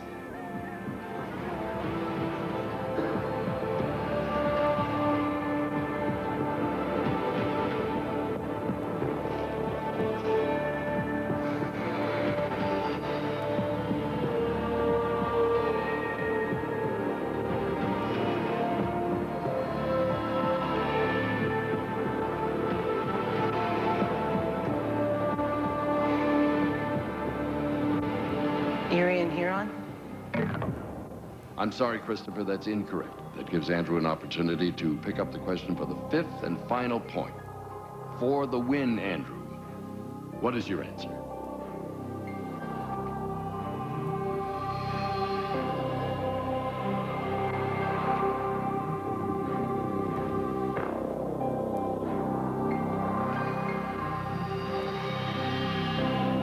Lake Erie and Lake Ontario. Andrew, you said Lake Erie and Lake Ontario. If that's correct, you'll have 5 points and win the game and the title of the smartest kid in America. Judge? That's correct. You've won the game. Congratulations. Andrew, you've won the title of the smartest kid in America. Congratulations. Christopher, you did a great job. I hope you enjoy all of your prizes and your trust fund valued at $75,000. You are a true champion along with our champion. Congratulations to both of you.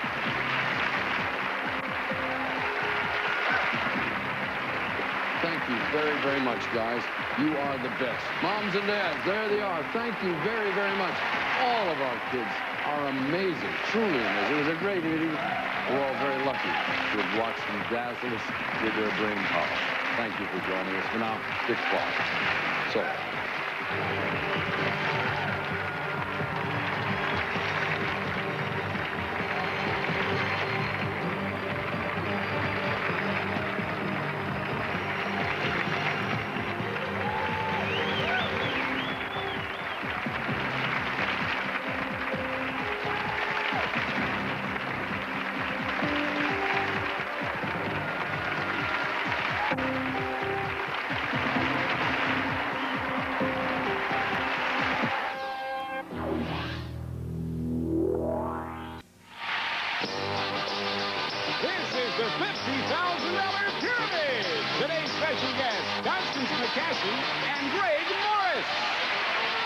Your host is Dick Clark. Oh, thank you very much. Thank you, Alan Calder. The $50,000 pyramid. Look at that enthusiasm. You're out to kill me today. You know, Constance, I forgot to mention yesterday, but a long time ago, you were here as a contestant once. And do you remember the exact dollar amount you took from us? What that I took from you? I won about almost $2,000. It was a tiebreaker, so they finally just divided a certain amount of money and gave each of us half. So you've had practice on both sides of the table now. Oh, yes. All right. Since then, of course, things have changed. You've gone on to Knots Landing. Greg, this is your first time. You've never played this game before as a contestant. No, Anything and else? I'm serving you notice that before the week is over, I intend to win the big money. Boy, is that a threat. He's got it. The big money, folks, is $5,000 in the first round, $10,000 in the second round, and then you go on to try for the $50,000 if you are the player of the week. Let's see if one of these ladies can succeed in that. We have Arlene Goldberg, who is an attorney. That's right, Dick. Have you been practicing for a long time, short time? I've been practicing 5 years criminal law. Wow. Criminal defense. There's a guy over to your left there who just threatened me. I want to talk to you about him later. Greg, your partner's But name I'm is... sitting closer. I can pay. The heat's coming on there. Marla McNally, what do you do, please? I'm a licensing manager for Big 3 Music. It's a music publishing division. Oh, terrific. I didn't know a little bit about that world. We wish you all the very, very best of good luck, folks. Let me turn to the subjects, and we'll get this game underway. We have the shape of things. A rose is a rose. $3 a pound. Throw away. What's the good word? With a song in my heart. And Constance will let you have the first selection. What's the good word? Okay, what's the good word? What's the good word, all right? Please describe these words ending in O-R-Y. These words all end in O-R-Y. You have 30 seconds. If the cuckoo rings out, that means you flubbed it up somehow or other. Words ending in O-R-Y. Ready? Go. Where the girls sleep in college. Dormitory. At night you tell the kids at bedtime. Story. Where they make things in the assembly line. Everybody Factory. Where the chemist works. Laboratory. Where you take note of everything you have in stock. Inventory. Where you label everything according to what it is. One heading for everything that's similar. Category. Very good, lady. Category. That's a tough word. I can't believe you got that. I cannot believe That you was got a stinker, and you got it. All right. Marla, I have a sneaky suspicion that you may have instructed Greg as to which one you want. Slightly. Which one will it be? Guess, with a song in my heart. I was figuring the other team would take it. They knew you would want it, since you're in the music business. But I'm tone deaf. Well, this is a related thing. These are famous music makers. Describe these famous music makers. Ready? Go. Oh, Blue Eyes. It's Frank Sinatra. One of the Beatles. John Lennon. No. Ringo Starr. Paul McCartney. Miss. Very pretty lady who went with Governor Brown for a while. Who was associated with Linda him. Ronstadt. She is Roger Smith is her manager and husband. Anne Margaret. Pass. Very beautiful lady from Australia. Olivia Newton-John. Name. Yes. All right. I'm sorry, because I don't know Loretta Lynn? anything about it. Loretta Lynn. Wait a minute. Would you would host Coal to miner's apologize. daughter. Shame on you. Shame, Greg Morris. Arlene, what would you like? Try the shape of things. All right, these are the things associated with a special shape. Things associated with a special shape. Ready? Go. Half woman, half fish. Half woman, half... Right, from the water. a mermaid.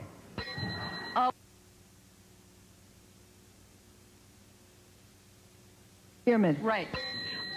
You have falling D's on your feet. Arches. Right. Blank flower in the desert with thorns on Cactus. it. Right.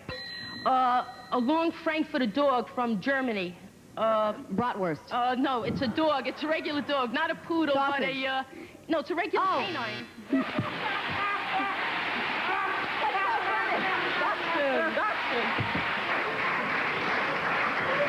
I got a picture. No. Down here behind it. I got a picture here of a typical New Yorker. These days they walk their dogs. They either have a little Kleenex or a scooper with them. And a guy dragging a salami behind them, walking down the street. I fell out. Did you ever get it? No. No. And I got to tell you, I've had 6 dachshunds in my life. 6 Bratwursts you've had? 6 little hot dog dogs, yeah. 11 to 5. Marla, what would you like? Throwaways, please. Throwaways. Describe for Greg these people who throw things. These are people who throw things. Ready? Go. Okay, he's the guy that throws the baseball. A pitcher. Mm-hmm. He's the guy that throws 3 balls in the air. A juggler. Yes. And he's the guy that punches. A boxer. Yes. And he's the guy that has a little dummy in his lap. And A ventriloquist. Yeah. He's, oh, you little rotten child, you little. He's a parent, I You guess. little, no, the child. He's a little, It's a he does brat. things wrong, yes. Oh, the famous basketball team that goes around the world with. The little Globetrotters. large- Yes. And the guy that throws garbage all over the place. You're a bad person to throw garbage. You're a litter bug. Yes. You got it. I am glad, because when I got to say this, sister. I'm glad we got it, because when she got the boxer, man, that right hand missed me about. This is the guy that throws a. You don't know. If you don't get the answers here, you get pummeled sometimes. The contestants really get carried away. 12 to 11. Tight score. We have 2 subjects left. A rose is a rose. $3 a pound. Arlene and Constance, what'll it be? Rose is a rose. And you want your partner to give? Yes. All right. Constance, describe these things associated with a rose. Things associated with a rose. Ready? Go. The prickly thing on the stem.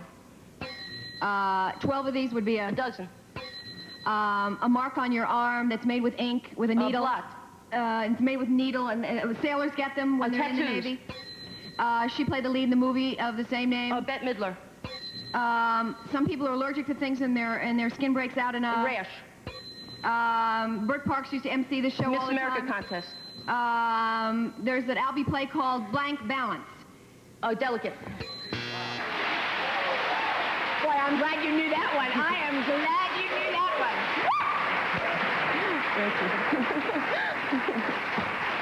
one. That was one of the more inside clues of the day. 18 to 12. That's a 6-point difference there. Marla, you've got to get them all in order to win. If you want to skip one, you may. No. You've elected to give.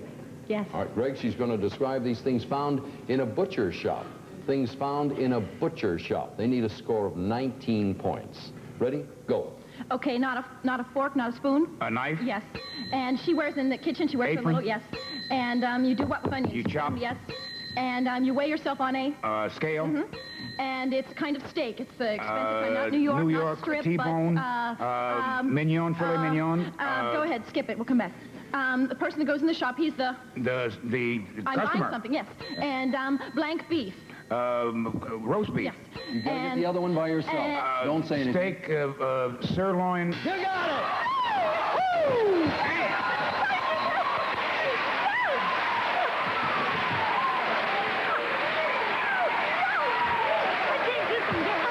That's just, Can I tell you something? In the almost 8 years we've been playing this game, I've been saying you got to go back and get it by yourself. I don't think it's ever happened but maybe once before because you can't remember what you skipped. Terrific. Let's go try for $5,000.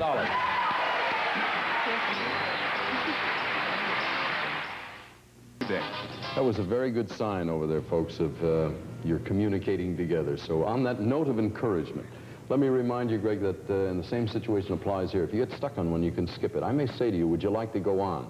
That's a hint that I'm watching the clock and maybe you've hung in there too long, but you're free to do whatever you want. We're trying for $5,000. Concentrate on each other. We wish you both good luck. Here's your first subject. Go. Jets. Things in the sky. Propeller. Airplanes. Yeah. Now I want you to do your homework, Johnny. What your mother says to you about your schoolwork. I want you to pass this What test, your teacher Johnny. says. The roof, the siding. Things on your house, parts of your house. Your face, your legs, under your arms. Things that have hair on them. Things that grow hair. Things that have facial hair. Next. The root, the numbers, the name of the city. Denominator. The name of the capital. city. The capital. The name of the state. The name of the country. It's the title. The longitude, the latitude. Parts of the geography. U.S. geography. Go on. World globe. Parts of the Go globe. on. Women who talk like, things you desire. Things with accents. No, go back to number 3. Your face. Your legs. Greg, let me try a trick with you. Same category. A man's face, a woman's legs. Things that grow hair, shave. There you go. Oh, I see. You can, there's a little margin in there where you can narrow it down. Turn around and take a look at these last things on a map. He gave you everything in the world on a map, but it just didn't ring a bell. We really never got to the last one. Gosh. You picked up $150. The game will play again right after this. Really, they were. Our contestants will receive 4 gallons of super scrubbable toothpaste, easy care latex flat wall and trim finish. Perfect for both walls and woodwork. Sold only by True Value hardware stores. Back to you, Dick. Constantine visiting us here on the $50,000 pyramid from Knott's Landing. And does this mean, since you're here, that they're not shooting at the moment? We finished about 3 weeks ago. And then you'll start again soon? We should start July 1st. What's the story on Vegas, Greg? It's about the same thing. We finished about a month ago, but we'll start in May, probably. Terrific series, both hit series on 2 different networks. See, we have a little network competition going here. What do we have? CBS versus ABC? And this is probably on an NBC station somewhere, so we've mentioned them all at least. Marla, you and Constance are now pitted against Greg and Arlene. Let me run the subjects and we'll get underway here. We have Hold Tight, Irish Eyes Are Smiling, Little by Little, A New Lease on Life, Questions and Answers, Spring Timers, and Greg, it's your choice. Hold tight. Hold tight's fine. Hold tight, the lady wants. You are, sir, to describe these things you tighten. You want me? Yes, Greg, I'm sorry, take the screen. Greg, Okay. describe these things you tighten. Ready, go. You have a rope and you tie a... Knot. Bat. Fist. You put this around you in A belt, a seat belt. it's made out of Safety belt? leather. It's made out of leather. It's you do. Strap. Yes. Bat. Flex your muscle. Right. On top, it's not a cap on a bottle. It is a Lid. Yes. You are on a very tight monetary thing. Budget. Yes. You put. It's a grip, and it's you put your wood in there and you tighten it. Clench a. All right. What was that? I got a stream of consciousness thought. Once I played this game as a guest in Australia, and the word budget came up, and I couldn't think of a way to get budget across. Now I know. Morris, you're a genius. That was wonderful. You got 6 out of 7 there. We have 5 subjects still left over here. Little by little. Describe these things that contain the word little. You may use the word little in your description. Between the 2 of you, we must hear the entire answer. Somebody's got to say little is All what right, that it has means. little in the name, and I may use little. Yeah, the trick here, Constance, as it happens over and over again, is you're going to say one of the other words. Right. So be very careful. That little is the only thing you can say. Describe these things that contain the word little. Ready? Go. She sat on a tuffet. Little Miss Muffet. He sat in a corner. Little Jack Horner. She met the big bad wolf. Is walking Little in Red the Riding woods. Hood. She had a little sheep. Is a Little Bo Peep. She has big eyes and a red wig, and she was on Broadway. Annie. Little Annie. Annie Little. Little Miss. She was she had no parents. Go ahead. Go back. Little All Orphan right. Annie. Go ahead. You got it. He had a horn, and he little, sat by a little Jack haystack. Little Boy Blue. Little Boy Blue. Yeah. The only reason we hung in there was we wanted the full title, Little Orphan Annie. It's 6-5, close game, Arlene. Questions and answers. Okay. Say that with a defeatist attitude. Be Questions and positive, yes. Describe these things you might hear at a president's press conference. Things you might hear at a president's press conference. You loved it. Oh, a lot. All right. Stand by. Ready? Go. The crisis, you get it from Arabia, goes into your car, not oil. gas, but right. Where the Soviet Union is, the other word for it. Russia. Right. Outer... Space. Right. You broke the... Law. Right. People who are on, they get money from the government. They're going graft. on, but what are they on? They get money from the government. You're not, I send you a get, what kind of card? Well. What do you get gift. from the government? Go to the next one. Rising prices, it's the... Inflation. Right. Okay. Welfare. Yeah. Oh, they're not, I'm supposed to know from welfare? they're not on graft. Are you sure? It's 11-5. Marla, please. Yes. Spring timers, please, Dick. All right. Describe these things that spring or have a spring. These things spring or have a spring. Ready? Go. Okay, not your dog, but your cat. Yes. And you sit on a sofa, or another word for sofa is a couch. Yes. And a mouse is caught in a trap. And the person on the flying trapeze, if you do gymnastics, you are an gymnast. And you're an aerialist. Somebody who does skip. We'll come back. Acrobat. Yes. You jump down, bounce up on down on trampoline. Yes. And she's the one in a little tutu, and she ballet dancer. Yes. Or no, her full ballerina. And he comes out of. He's a little play toy. He comes out of it. Jack in the Box. Yes. Good. 12 to 11. I couldn't say any of it. He comes out of his... Folks, I've sort of neglected one little aspect of the game here. The player of the week at the moment is Mary Mansfield, who set the record earlier this week at 18 seconds, meaning she got 7 answers out of 7 in 18 seconds. If one of these ladies gets it in less than 18 seons, you have the possibility of going to Europe with a pair of round-trip tickets and coming back to compete for $50,000. Game is 12 to 11. Greg, you're behind by points, so you have the choice. Irish eyes are smiling, and a new lease on life. We'll try a new lease on life. New lease on life. You may select how to play. Do you want to Greg's going to give. All right. Please describe these things associated with a landlord. Things associated with a landlord. Ready? Go. It's a small... apartment. Yes. It is not occupied, so it's vacant. It is not cold, but it has... Hot water. No, you need... Heat. Yes. You rent it... Tenant. So, yes. You don't like what's going on, so you... complain. Yes. They put you out. They evicted me. Somebody else had the apartment? Sublet. Yes. Yes, indeed. All right, in 27 seconds. I do. Thank you. 18 to 12. You need all 7 of them in order to pull this out. Marla, you going to give? Yes. Constance, she's going to describe these things that are Irish. Things that are Irish. They need 19 points. Ready? Go. Okay, and cabbage, blank, and corned cabbage. beef. Yes. And you go to a little Irish, a bar. Another name for a bar is you go down to the corner. A saloon. A little tiny place, a little pub. Tiny word, yes. And the guy who he's the son of, he's son of a senator, and he had his leg amputated, and there was a big deal on him. Kennedy. And, yes. His first name, I guess not. Okay, it's the thing you kiss when you go to Ireland, and you kiss it, yes. And he's the guy who the big, St. Patrick. Yes. It's a kind of material. It's real thin. Oh, ladies, I'm sorry. You didn't pull it out. He's the guy. He's the Folks, come to the winner's circle, please.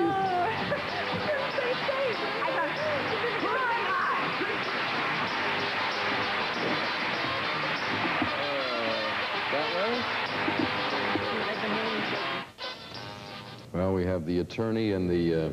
forgive me, Greg, are you a detective? What is your official title on Vegas? I am a detective lieutenant. Detective lieutenant and a real-life attorney. All of these subjects will apply to the law. I've arranged that for you. Which means we'll flunk. No, I have no idea at all what's back there. For $5,000. Here's your first subject. Go. Gum. Things you chew. Cut. I want my banana. I wish. What a monkey says. What a gorilla says.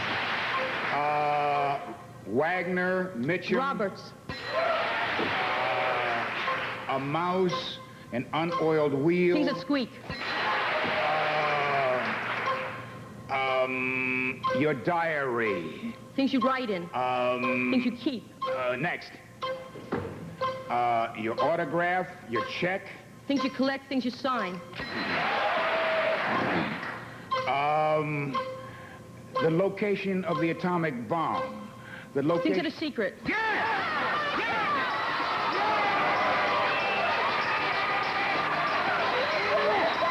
told you he'd do it.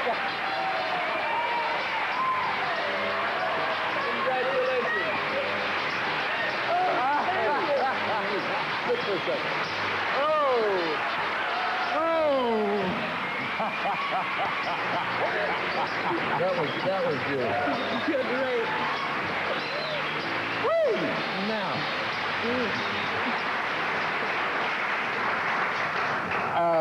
You've won the money. I'm very happy for you. But there's a man who's happier, who has won absolutely nothing but glory. What's the sort of feeling you have when this happens? Oh. I mean, you've been struggling along and you won. I'm ecstatic. Are you a competitor? Yes. You like to win. Oh, yes. You do not like to lose. Oh, yeah. I'm a Vince Lombardi man. Yeah. Go for it, all the way. That's it, yes. What are you going to do with your money? Because I can ask you, you may win more, but what will you do with this amount, $5,000? I'm going to spend it. I certainly hope so. Congratulations, Arlene. We'll be back in a second. Don't go away. Thank you. You're welcome. That's great. That was great. Oh, you tuned in very well. I had the greatest desire to say clandestine things, which would have blown it right out. Of course, because it's a... Thank you. You're welcome. That's great. That was great. Oh, you tuned in very well. I had the greatest desire to say clandestine things, which would have blown it right out. Of course, because it's a... Time to run. Thank you so much. See you tomorrow. For now, Dick Clark. So long. Our contestants will receive a copy of the $50,000 Pyramid Box Game. And off Palettes. Mosquito repellent off really works with the most effective mosquito repellent ingredient money can buy. Plus, new Tidy Bowl 4-month automatic bowl cleaner safely works to clean and deodorize your toilet bowls. Tidy Bowl 4 fights stains, rust, and molding buildup. And the Easy Driver Ratchet Screwdriver, designed to fit your hand, easier to use, more than doubles your turning power. One great gift for Dad on Father's Day. Plus, great shakes, the multi-purpose massage cushion for feet, legs, shoulders, any part of your body. Great shakes by Wall. And Raid Indoor Fogger, its room-filling fog kills rodents, fleas, and other bugs dead by the thousands. Plus, try Lender's Frozen Bagels, the best toast around. They're pre-sliced with no preservatives, frozen for freshness. A beautiful taste treat from Lender's. Tonight at 7, when Carol's love life interferes with her job, Jerry solves the problem by removing her from the payroll on the Bob Newhart Show. Then at 7:30, Archie's finally invited to join the bowling team on All of the Family. Stay tuned now for McHale's Navy.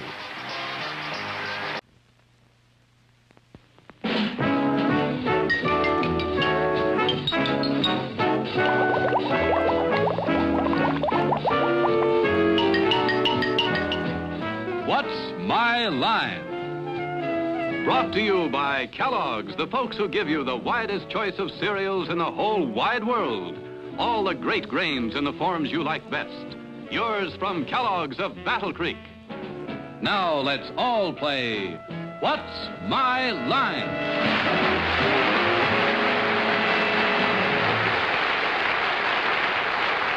And now let's meet our award-winning What's My Line panel.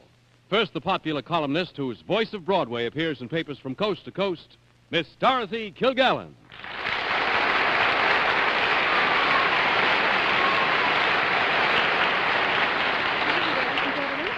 We're very happy to welcome tonight a new guest panelist, the star of the very popular television show American Broadcast, Dick Clark.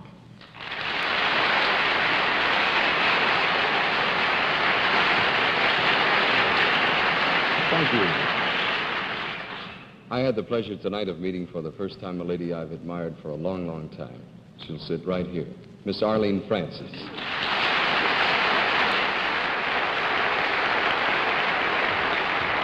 Thank you, Dick. From the American Broadcast. That was American Bandstand. You know right, that. honey. Tell her. And now, the very debonair publisher of Random House, known to his intimates as the Count of Monte Cristo, Bennett Cerf.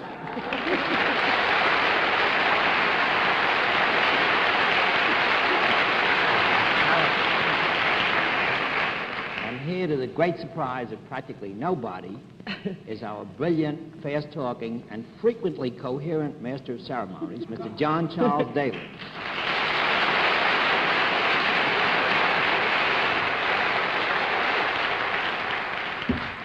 The Count of Monte Cristo. Somebody did it to Bennett.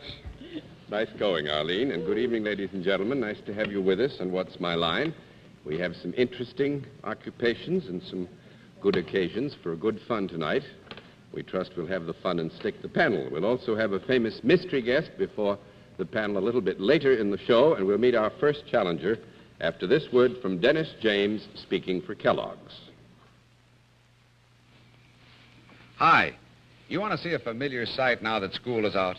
Well, with the swimming and the baseball and the bicycles, the youngsters are on the go from breakfast right through to bedtime. Well, that means one thing for sure. It means they need their protein. The bodybuilding kind of protein that you're going to find in Kellogg's Special K. You know, for every pound a youngster weighs, he needs twice as much protein as you and I. And we certainly need a lot. Well, right here, is where you can get a lot.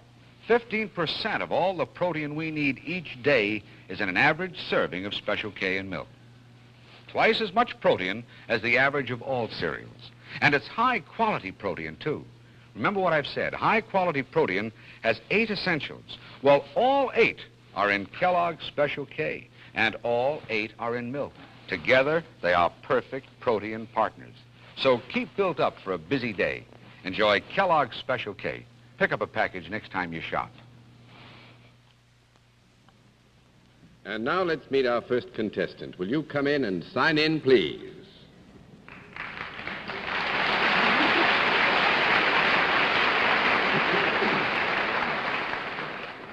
Corporal R.K. Beecham, right? Yes, sir. Now, I hope I'm not going to start anything. What does the R stand for? Richard, sir. And the K? King. Richard King Beecham. Yes, no sir. problems. No Percys or Frothinghams or anything like that. No, huh? sir. Fine. Corporal, where are you from? I'm originally from Philadelphia, sir, and now stationed at Paris Island. Paris Island. Fine. Well, Corporal, the panel, Corporal Beecham, now will you join me over here? Do you know how we keep score, Corporal? Yes, sir. Fine. On that basis, let's let the folks at home and the friends in the audience know exactly what your line is.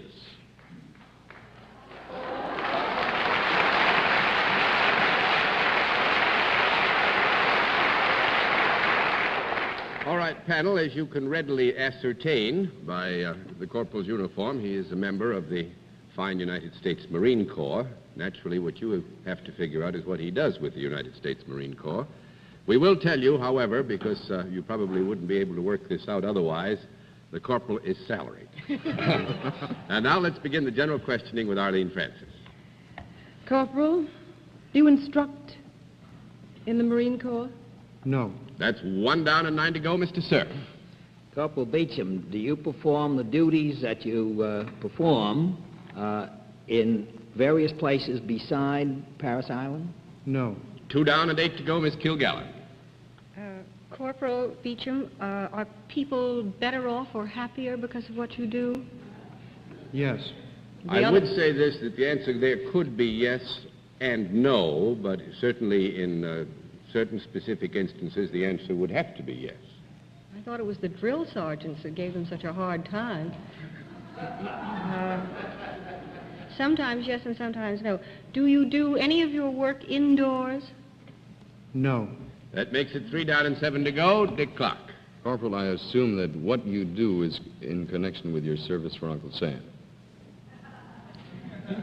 Better be. Richard, you won't try that one again. Well, you perform some sort of service. It's in connection with the fact that you are in the armed services. Yes. I mean, I thought maybe you had a side enterprise or something. That would really be who knows? He's got the hair clipper concession in Paris Island. That's right. There you are. Is what you do more physical than mental? Yes. It takes place out of doors. Yes. Do you deal with more than one person at a time?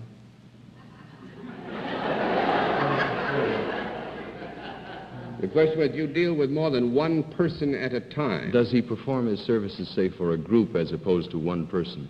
Well, I would think we would have to agree, wouldn't you, that the services can really be said to be performed for a group as much as for one person, yes. Sure. He is a big help, isn't he? Does your work ever call for you raising the tone of your voice above normal speaking level? Yes. Would it be in the form of orders that you were shouting? Yes, sir, it could be. I'm sorry, I didn't hear you. It could be. Could be. Do you perform these services for the men in, say, your company? Are they under your immediate direction? No. Could we have a, 4 down and 6 could we have a to go. conference? You may have 10 seconds for a conference. Do you have a weenie? I'll try it, shall I? And Yeah. then the I conference. bet it's the same thing. Would you be given to admonishing anybody for behavior below and beyond the call of duty?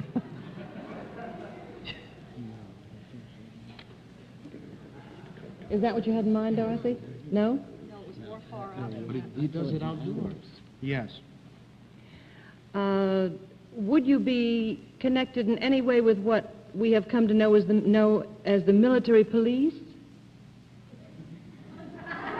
Would he be connected in any way with what we have come to know? I don't know what they call it in the Marine Corps. I think we would have to say you're corrected in any way. Yes. If somebody got out of hand, you could give them one of your good holds and take them to the commanding officer, could you not? Well, I don't think he'd take him to the commanding officer. No, that's $5 now $5 to Dorothy's go. got it. Sir. Corporal, All right, you have 10 seconds. She's got a great idea. yeah, sure. Is it your... Well, do you go have a ahead. great Now, idea? go ahead. Well, I just want... There are lady Marines, aren't there? I thought maybe he had something to do with taking care of them or giving them orders or something. He doesn't look the type to me. I'm going to leave that for you. Corporal, have you got something to do with the place where they keep Marines who have broken some of the rules on... No. Nothing 6 at down all. and 40. Now go, you Mr. go ahead, Gallup. Gallup. All right, Corporal Beecham, I'll get a fast no. Have you anything to do with women? Who doesn't? Corporal He's a Beecham says Marine he's- now. I mean in the Dorothy, armed Corporal says forces. he's married, if that's what you mean. That's not what I mean. I mean in the armed forces. Do you have anything to do with, you mean specifically with the Women's Auxiliary of the United States Marine Corps? Something like that. No, I don't. No, that's right. 7 down and 3 to go, Mr. Clark. Corporal, what you do, does it entail the use of an implement or a piece of machinery or equipment? Is that essential to your job? Sometimes, yes. Does this machine move from one place to another? This thing, Yes. is it a weapon of war? No, sir. 8 down and 2 to go, Miss Francis. It moves from one place to the other. Does it have wheels? Yes. Are you in it at the time? When it moves, is he in it? Yes. We hope so. Does it stay on the ground? Yes. Most of the time.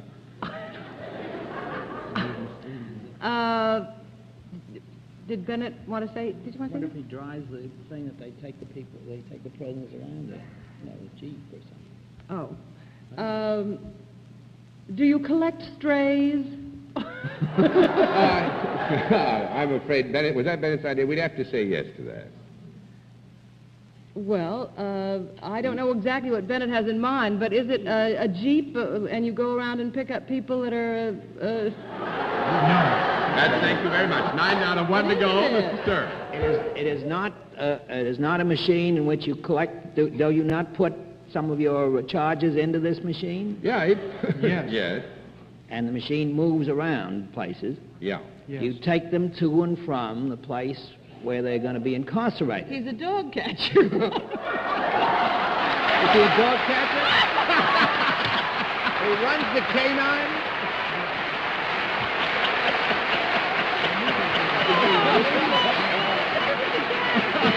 Boom!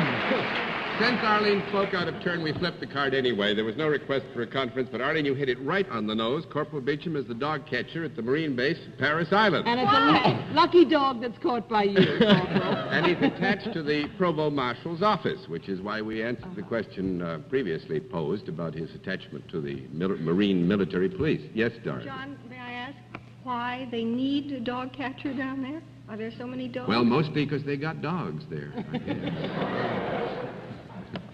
How many dogs have you got there? They got lots of dogs? Well, right now we have about 12 in the pound. And they have trained dogs as a part of the Corps, don't They you? wouldn't go Well, around not down at catching Paris them. Island, They wouldn't arrest a trained dog. No, you would never arrest a trained dog, just Trained like you dog don't would have need any you back. military police anyway. You know that, because everybody's trained. But a nice thing is, actually, you've certainly, I know, are proud of your service. You wear your uniform so well, but there's also a personal thing here, I think, that we ought to agree. We had a little birthday party backstage before we came out, because this is the birthday of Corporal Richard Beecham and the birthday of Miss Helene Grant Daly, my daughter, and they had a birthday party just before the birthday.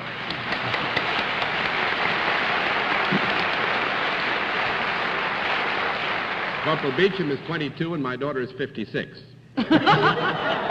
Leastwise, my daughter said if I told her age, that would be it, so we'll say she's 56. All right? Corporal, we had a load of fun, and I hope that you enjoyed it. You have reason to be proud of that uniform. It's a great fighting service, and Yes, sir, it is. a very fine bunch of men. Thanks for being our guest. Thank Good you to have very you. much.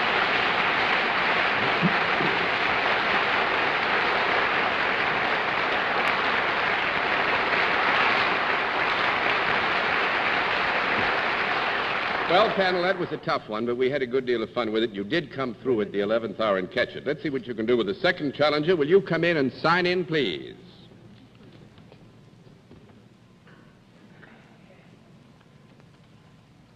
Kathy?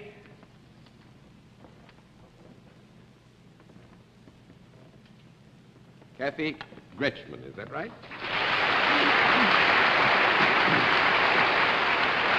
Is it Miss or Mrs. Gretschman? Mrs. Gretchen. Mrs. Gretschman, where are you from? South Dakota. South Dakota. Oh, that's wonderful. What town in South Dakota? Springfield. Springfield. Nice to have you with us. Mrs. Gretschman, the panel. Mrs. Gretschman, will you join me here, please? Do you know how we keep score, Mrs. Gretschman? Fine, then let's let the folks at home and this nice enthusiastic body of the citizens of the United States who are here with us know exactly what your line is.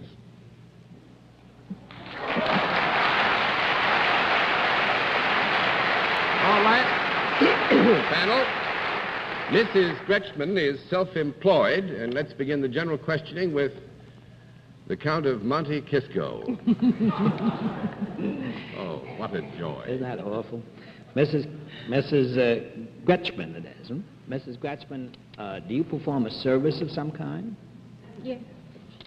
Is it a service that you render to human beings? Yes.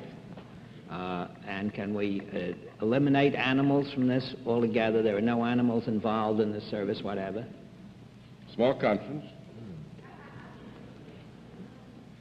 I mean, your question is, do you want to actually clarify the singular point of whether there is any relationship at all between the service and other than human beings? Is that right? Mr. Panel Moderator, all I asked was, are there any animals involved in any way in what Mrs. Gretschman is performing? But I put it in the form that if there are no animals, I get a yes. If there are animals, I get a no. Well, you get a no. All right. 1 down and 9 to go, Miss Kilgallen. Well, do you do the same thing for animals that you do for human beings? Yes. Could... Oh, make it pretty easy. Think of another dog catch. Are these animals domestic animals? Or domesticated animals? Yeah. Usually? Yeah. Are any of them four-footed?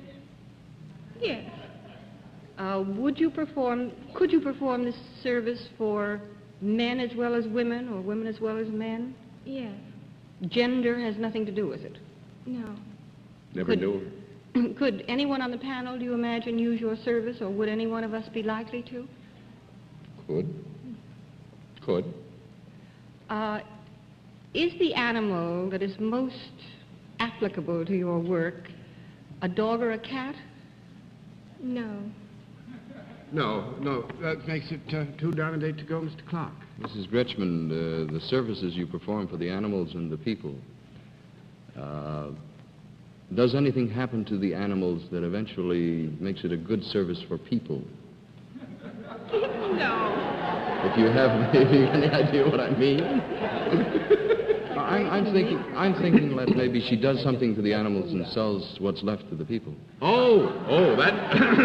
Let's rush to give you a no. 3 down and 7 to go, Miss Francis. Do animals and people enjoy your services at the same time? Is that possible? Yeah. Could the people ride any of these animals that you have? No. That's 4 down and 6 to go, Mr. Sir. Do any products or byproducts from these animals have commercial value? No.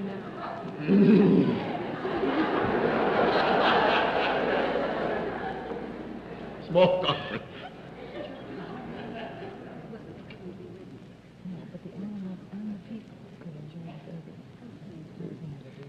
Well, Bennett, it's a very difficult question to answer because actually it would be difficult to say that there is no animal involved, the byproduct of which would not in some subsequent Well, term may or I date. just push this aside and ask, have you got any connection with a zoo?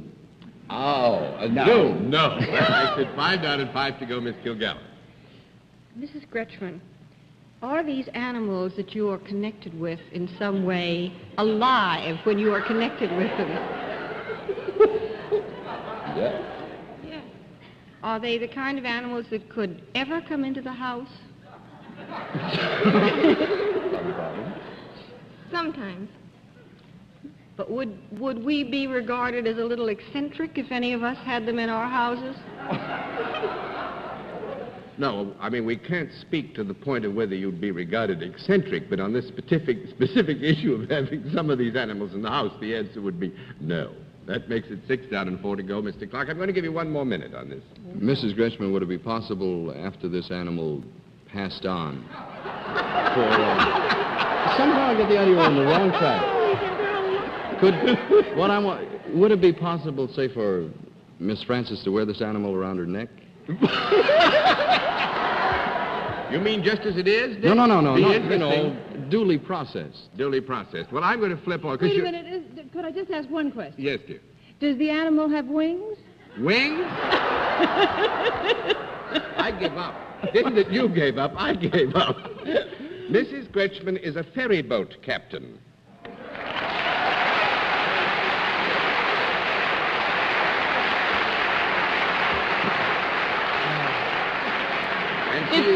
It's the ferry that had wings.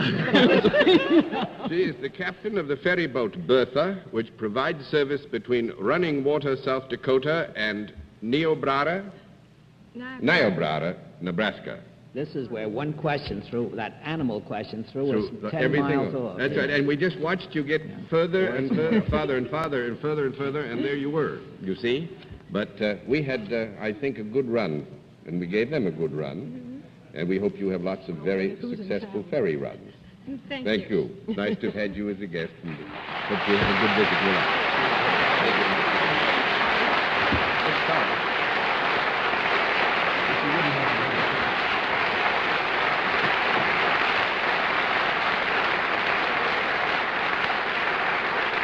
We'll meet tonight's mystery guest in just a moment, but first, here is a word from our alternate sponsor. There once was a girl named Claire who was proud of the waves in her hair.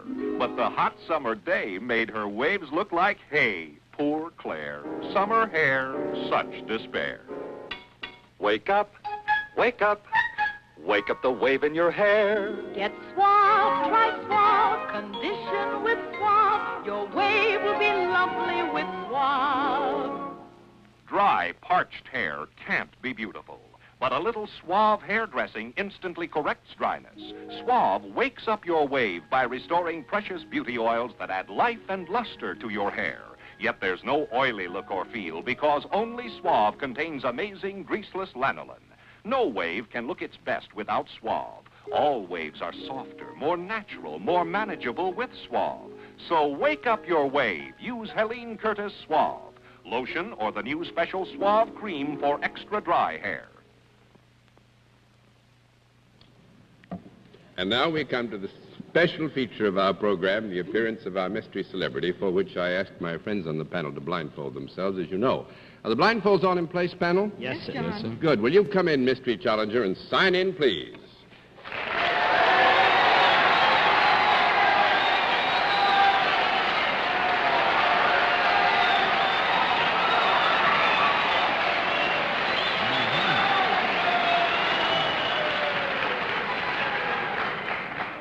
All right, panel, as you know, in the case of our mystery guest, we go to a different form of questioning. You ask one question at a time in turn, moving clockwise, and we'll begin it all with Dorothy Kilgallen. Have you ever made a phonograph record of a popular song? Oui. Ah. Mr. Clark. You are obviously female. Have you ever appeared in a motion picture? Oui. Miss Frances? Are you in New York because you are in a picture that is about to open or because you are making a picture here? Oui. Mr. Sir? Are you noted for being a very good singer? No. 1 down and 9 to go, Miss Kilgallen. Were you born somewhere other than the United States? Oui. Mr. Clark? The boys have been You are looking for obviously you. not a woman of France. Are you English? Oh, no. 2 down and 8 to go, Miss Francis. Dorothy said the boys have been looking for you, as indeed they have. And if you are here making a picture now, are you by any chance a girl that should be answering si instead of oui, Sophia Loren? Yes. That's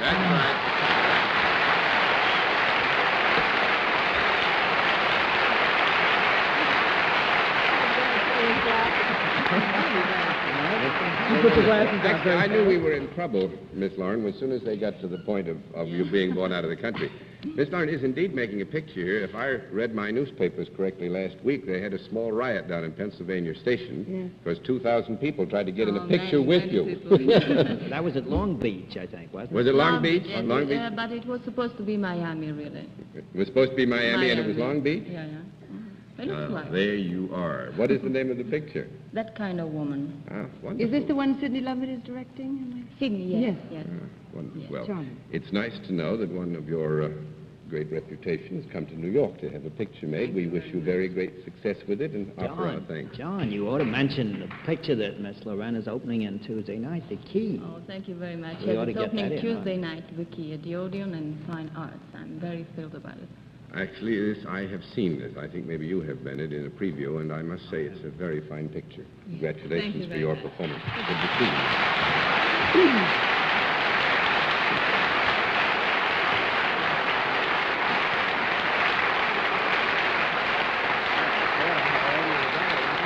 We'll have another contestant after this word from our sponsor.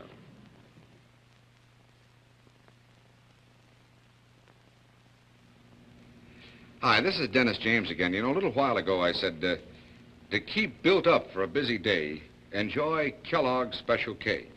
Well, I just want to emphasize that word, enjoy.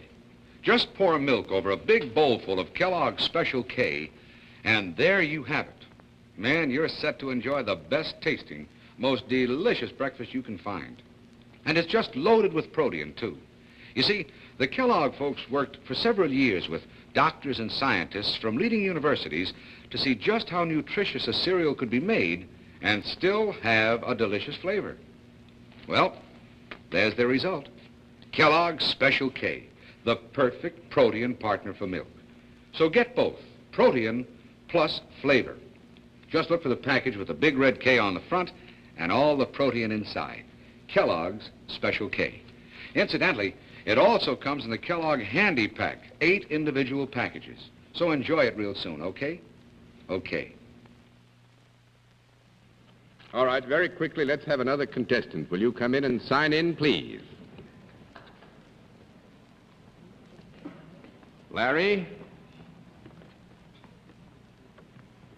Gilbert. Right? Where are you from, Larry? I'm from Mohammed, Illinois. Panel, Larry is from Mohammed, Illinois. Come with me, Larry. You know how we keep score? All right now let's let everybody outside of the panel know exactly what your line is. All right, panel, you have less than 2 minutes. Larry Gilbert is salaried, and let's begin the general questioning with Dick Clark. Larry, do you, outside of your salary, the company you work for, does it make money? Is it a profit-making organization? Yes, it is. Does your work bring you in contact with members of the male and female sex? Yes. Are these people, for the most part, young people? No. 1 down and 9 to go, Miss Francis. Do you work indoors? Yes. Would it be considered a building that would house things that I might buy? No. 2 down and 8 to go, Mr. Sir. Mr. Gilbert, is this a summer job? Are you a schoolboy who's working just for the summer? Yes. Would this be the kind of job where you would get experience that might help you in later life? No. No. 3 down and 7 to go, Miss Kilgallen. Is there a product involved in what you do? No. 4 down and 6 to go, Mr. Clark. Larry, is your work more physical than mental? Yes. Well, either way. 6 up and a half a dozen down, Dick. Do you work days, daytimes versus nighttime? You work? Both. You work both. You said you work days versus nights. That's 5 down and 5 to go. One question, Miss Francis. Are you a guide of any sort? A guide? No, that makes it no more time. We'll flip all the cards because we've run out of time. Larry is a telephone operator for the General Telephone Company in Mohammed. That's it. Thank you, Larry. Nice to have you with us. Say good night to the family.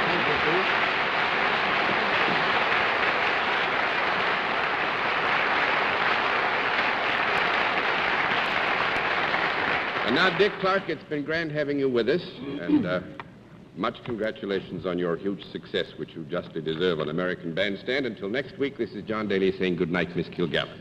Good night, Mr. Daly. Good night, Dick. Come again. Thank you very much. Good night, Arlene. Good night. You're darling, Dick. Good night, Bennett. You're darling. This is one time Muhammad came to the mountain. Good night, John.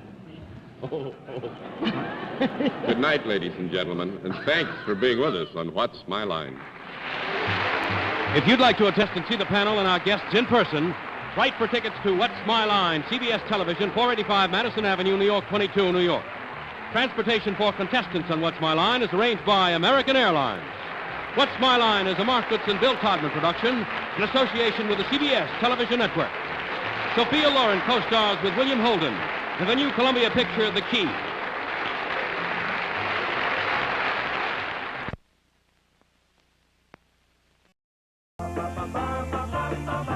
Ladies and gentlemen, from New York City, Joe Garagiola.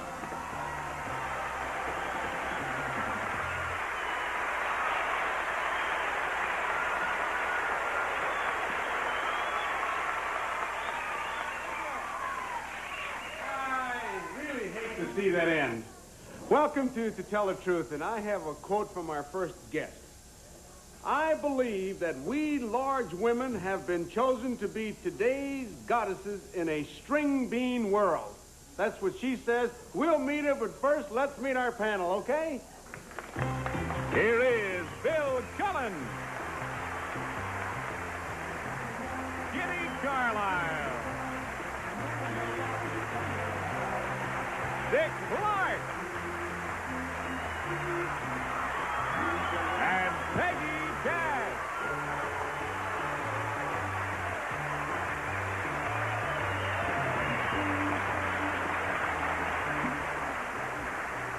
Dick Clark, you gotta feel pretty good getting a reaction like that, huh? Oh, I tell you. Yeah, what do you figure it's from the pyramid or from the Oldies but Goodies fan club?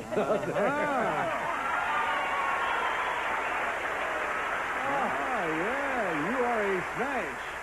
Okay, panel, get set, because I want you to meet a dynamic lady.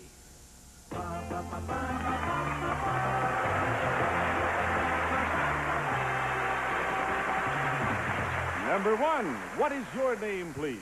My name is Stella Jollis Reichman. Number 2. My name is Stella Jollis Reichman. Number 3. My name is Stella Jollis Reichman.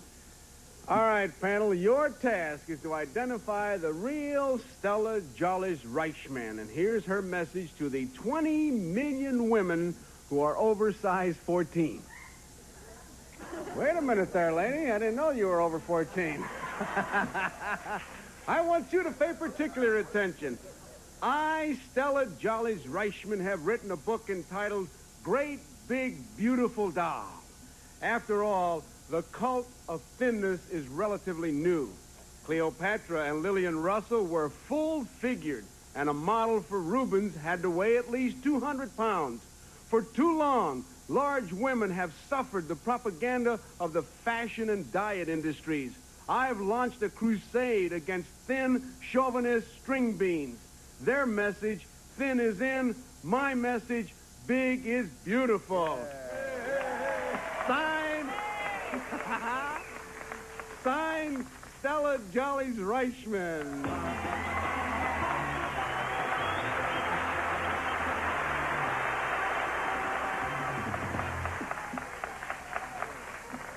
Well, I tell you what, my message is thin as in and big as beautiful. Well, medium ain't so bad either, I'll tell you that. We're going to get back to this. I know you won't want to miss it, so you come back in just a couple of minutes. All right, panel, remember, these three handsome ladies all claim to be Stella Jolly's Reichman, who sincerely believes that big is beautiful. And we're going to begin here with the $20,000 pyramid man, Dick Clark. This is a toughie. I got to ask an embarrassing... Can you ask embarrassing questions? Well, it depends on who you're asking. You ask me. Well, I'll ask number 3. Okay. How tall are you, number 3? I'm 5'8", monsieur.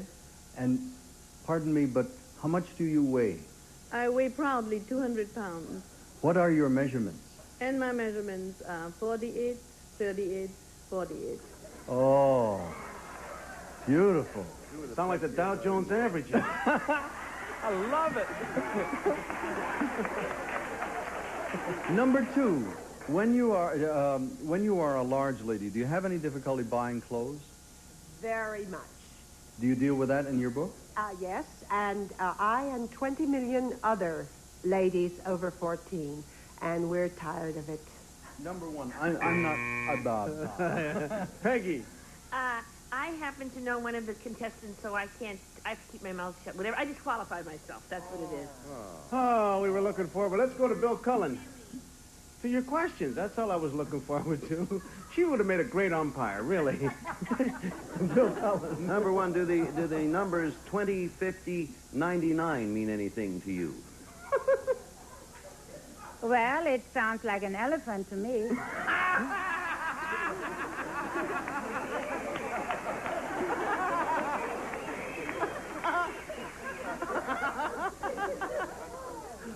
Indian or African, number 1? Africans are much nicer. Number 2, how long have you been on this kick of big is beautiful? Ever since I was born. Were you on this kick when you were small? I mean, when you were just a wee tyke bairn? Oh, yes. Were you an unusually a large child, number 2? No, but I was very healthy. Okay. Let's go to Kitty. And number 3, were you always a big girl?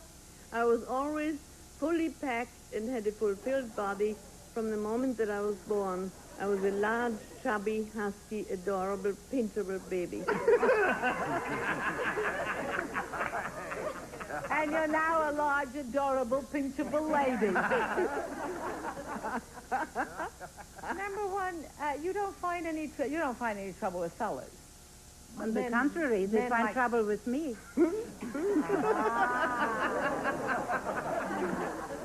Now, number 2, you said you have trouble finding clothes. Where do you have to go to find clothes? Doesn't seem to me you're outsize or... Well, I am, perhaps you didn't know, I'm the glamour representative of Lane Bryant stores. They have 200 stores all over the country, and they have beautiful clothes for larger ladies. Yeah, I see. No. And that means that our game is over. And now we must vote. They'll mark their ballots. No change, no consultation. Do you think it's number 1? Or will it be number 2? Or is it number 3? Okay. The ballots have all been marked. Dick Clark, you started for us. How did you vote? I fell in love with number 3, and whether she's right or wrong, she's my kind of lady because she gave me her measurements. Proud of it. She's my gal. Your gal. All right. Peggy, you disqualified yourself. Yes, and I'm in sympathy with the cause, ladies, believe me. All right. Bill Cullen. Well, they're all large, beautiful, chubby, lovely, but I voted for number 3 because she's pinchable, and I... Kitty, how about you? They're gorgeous. Number 1 is very, very witty and really funny. Number 2 is marvelous, but I voted for number 3. I think she's been saying that she was a large, darling, dumpling, pinchable baby for a long time. All right. Now, the votes are all in, and by way of identifying the real Stella Jolly's Reichman, let me show you the cover of her book. And it's called Great Big Beautiful Doll. And I couldn't show it to you before, panel, because her picture is all over the front. There she is. Ah, there she is.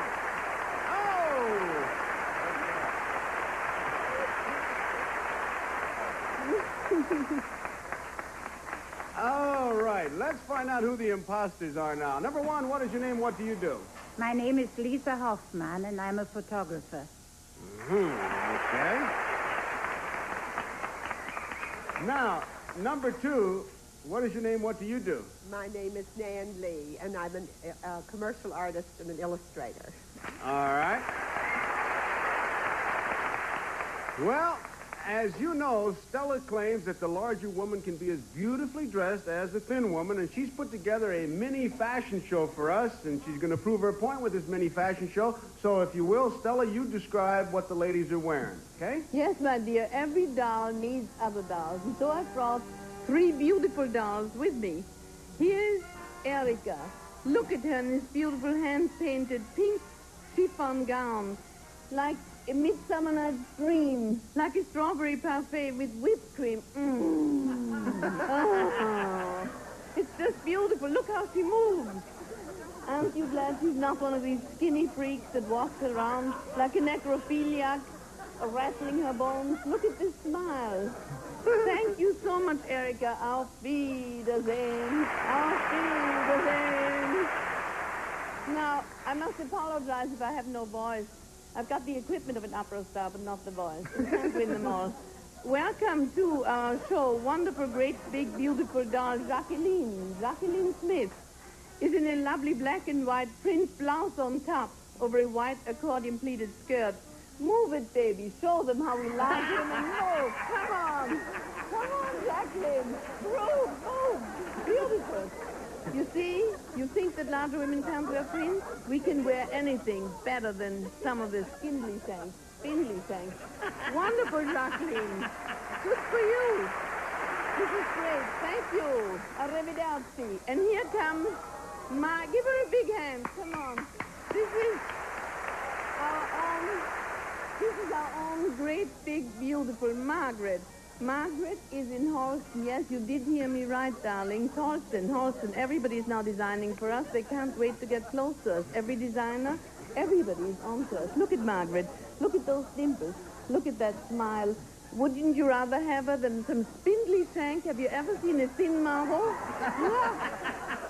Ladies, have you ever seen a skinny woman in a bikini on the beach, seen from the rear, if you pardon my English? There's a space between her legs. You could throw a frisbee through it. It is ugly. Horrible. Look at this wonderful, dimply girl. Isn't she adorable? And you know something? You think we women can't wear strapless gowns? Look at Margaret. Need I say more? Isn't she divine? Look at her. And, ladies, all of these wonderful outfits are from Lane Bryant, and so is Margaret. Give a big hand to Margaret. Margaret! Au revoir. Ladies, and thank you, Stella Jollies Reichman. Thank you, and our tour sponsor.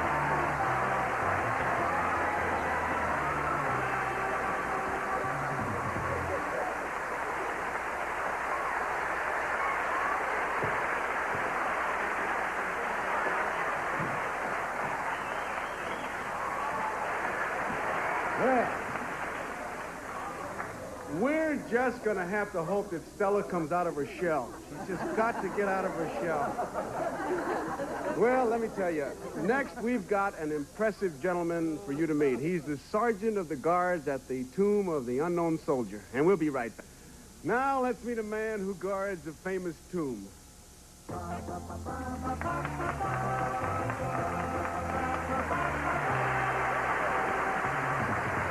Number 1, what is your name, please? My name is Eddie DeAmpert. Number 2. My name is Eddie DeAmpert. Number 3. My name is Eddie DeAmpert. Listen carefully to Eddie DeAmpert's military message. I, Eddie DeAmpert, am a sergeant of the guards at the tomb of the unknown soldier. Located on a Virginia hillside in Arlington National Cemetery, overlooking Washington, D.C., the tomb of the unknown soldier and the guard have been the personification of the impressive changing of the guard ceremony. To become a guard in the first place, you must have an exemplary record.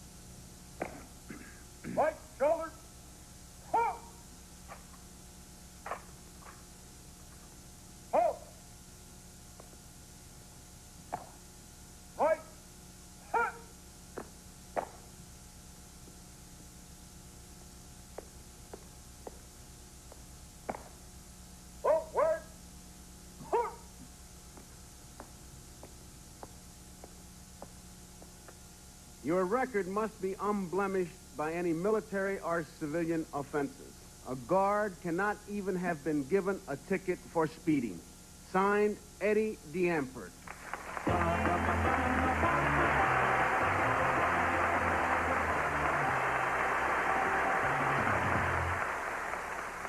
And let's start the questioning with Peggy. Are you in the, were you a soldier before you became part of this honor guard? Yes, I was. Thank you. Well, number 3, I've never seen that uniform before. Is that just peculiar to honor guards, or is it some... Did you guys get to wear that uniform? It belongs to this particular organization, this particular guard. Thank you. Now, number 2, is the unknown soldier a soldier from World War I, or do they have, like, one from each war? It started with World War I. Now we have a tomb for Korean conflict and also World War II. Thank you. Well, number 3, how is the unknown soldier chosen? Was chosen by a guy by the name of Sergeant... No, I mean the unknown soldier, the fellows that are buried there. He was picked at random by a Sergeant Jones. He placed a spray of white roses on a particular casket. Oh, gee whiz. Let's go to Bill Cullen. Number 1, what number 3 just said, is that basically correct as far as you are concerned? It is basically correct. And that was for the World War I, and that was in France where that occurred. Am I correct there? You are correct. Now, in World War II, which I imagine, was that the next war from which an unknown soldier was chosen? Yes, it was. And number 2, coming back to you, assuming, in that tomb that we actually see there, is that the remains of merely one man or one man from each of the conflicts? No, the large white marble tomb, there's one man buried there, and then there's 2 other smaller tombs to the north of that. Number 2, the unknown soldier was chosen from all the unknown soldiers in the immediate area at the time. Is that correct? That's correct. Do you gentlemen get other duty other than guarding the tomb of the unknown soldier, number 2? Yes, we do. Number 3, what kind of honor do you... Buzzer, and we move on to Kitty Carlisle. I'll follow along that Bill's question number 3. What other kind of duties do you perform? We perform various ceremonial duties, such as guarding the president. Even here in New York, we participate in the Macy's Day Parade. I see. Thank you. Number 2, who invented this ceremony at the Tomb of the Unknown Soldier? It was invented by General Lee's grandson. And number 1, is it the same ceremony that's performed, let's say, at the Tomb of the Unknown Soldier in France as well? No, it's not. It's not. Number 2, how do you all get together to do the thing at the same time without... I mean, do you count while you're moving, or do you count during the pauses? Yes, the soldier marches 22 paces. He pauses for 22 seconds, makes an about face, and repeats the same thing. Thank you. Number 3, how do you count 22 Buzzer, seconds? and we go to Dick Clark. Well, I'll pick that up for you because I was kind of curious. Number 3, how do you count off 22 seconds? It's just by pacing alone. You run it off in your head? Yes, it becomes automatic after a while. You don't have to count it. Number 1, how many unidentified men are there from all of our wars? Does anybody know? Presently, in Arlington National Cemetery, there are exactly 4,222. Number 2, do you have any idea at all how many men have been killed in action in all the wars this country's been involved in? No, I do not. I do know that there is 442,000 buried at Arlington. Number 3, how many times a day does that ceremony take place? This goes on 24 hours a day. The cemetery opens up at 8 in the morning and closes at 5 during the summer months. Number 1, does anybody have any idea how many people have paid homage at the tomb and have seen that ceremony? Roughly, I'd say about 20 million a year. That means our game's over. Now it's time to vote. And do you think it'll be number 1? Or do you think it's number 2? Or do you think it's number 3? We'll pay $50 to our team of challengers for each incorrect vote, $500 if all the votes are wrong. And Peggy Cass, you started it. How did you vote? I was absolutely sure it was number 1 until he said 20 million, and that number's so big to me I can't imagine 20 million people, so I voted for 3. For 3. Especially with the Macy's Day Parade. I like that part. You like that part. Okay. Bill Cullen. 3 very well-briefed contestants, or 2 very well-briefed imposters. For some reason, only in demeanor and attitude, I, too, chose number 3. All right. Kitty Carlisle. Very tough. They're all marvelous. I voted for number 2. Gee, I don't really know why. He's a nice-looking one, just like they all are. And Dick Clark, you have the next vote. The man I voted for a very peculiar reason, because I thought they all had good answers. But number 2 looked the most nervous. And I thought, that's interesting. Nervous. He must be the real guy. Okay, well, now, the answers are all wrong. It's $500, and they get $50 if, well, each incorrect vote. Let's see. Will the real Eddie D'Empert please stand up?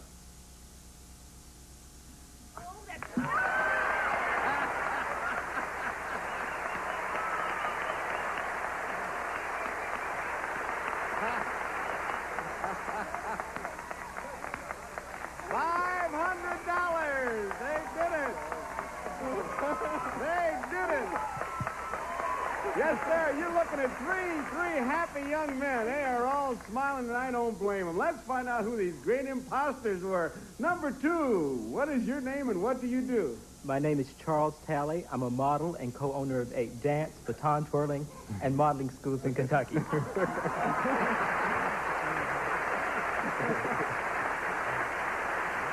Well, you did a number on him, and number 3, same goes for you. You did a number on him. What is your name and what do you do? My name is Michael Ashley, and I work for Breadline Catering Service as a waiter. Well, you did a great job. And Eddie D'Empert, congratulations to you, and thank you, our 2 imposters, and congratulations again. Thank you for playing our game.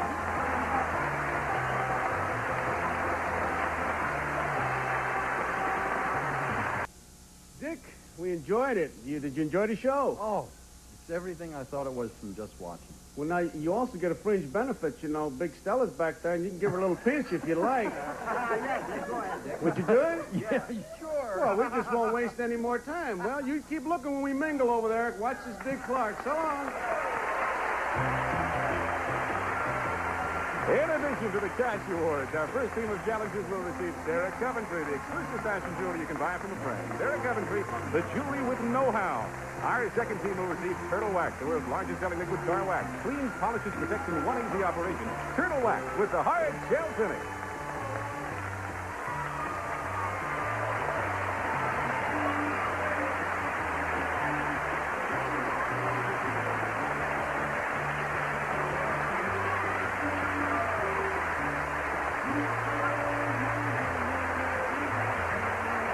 This is Alan Salter speaking for To Tell the Truth, a Mark Goodson, Bill Todman production.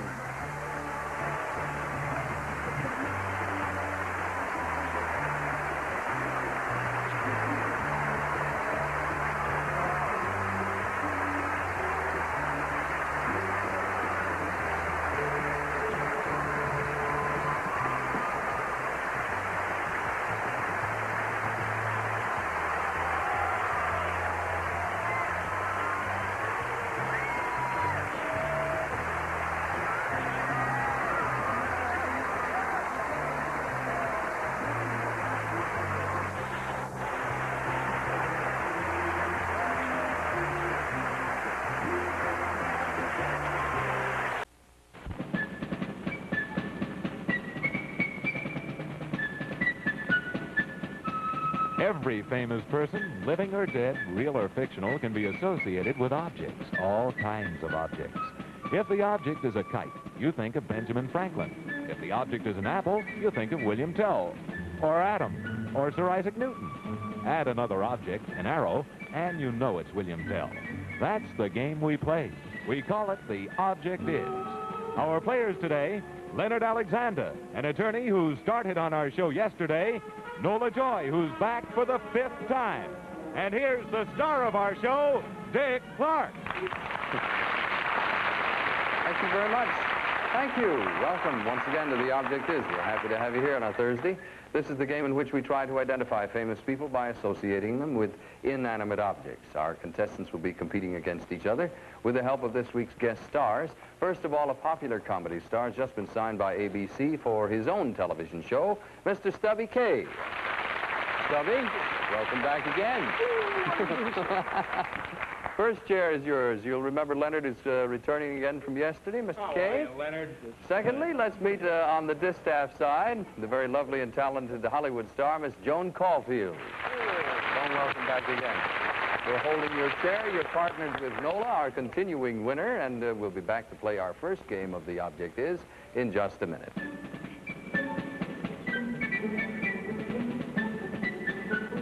This portion of The Object Is brought to you by Rice-A-Roni, the new side dish from San Francisco, by today's new Lux, and by Ocean Spray Cranberry Juice Cocktail.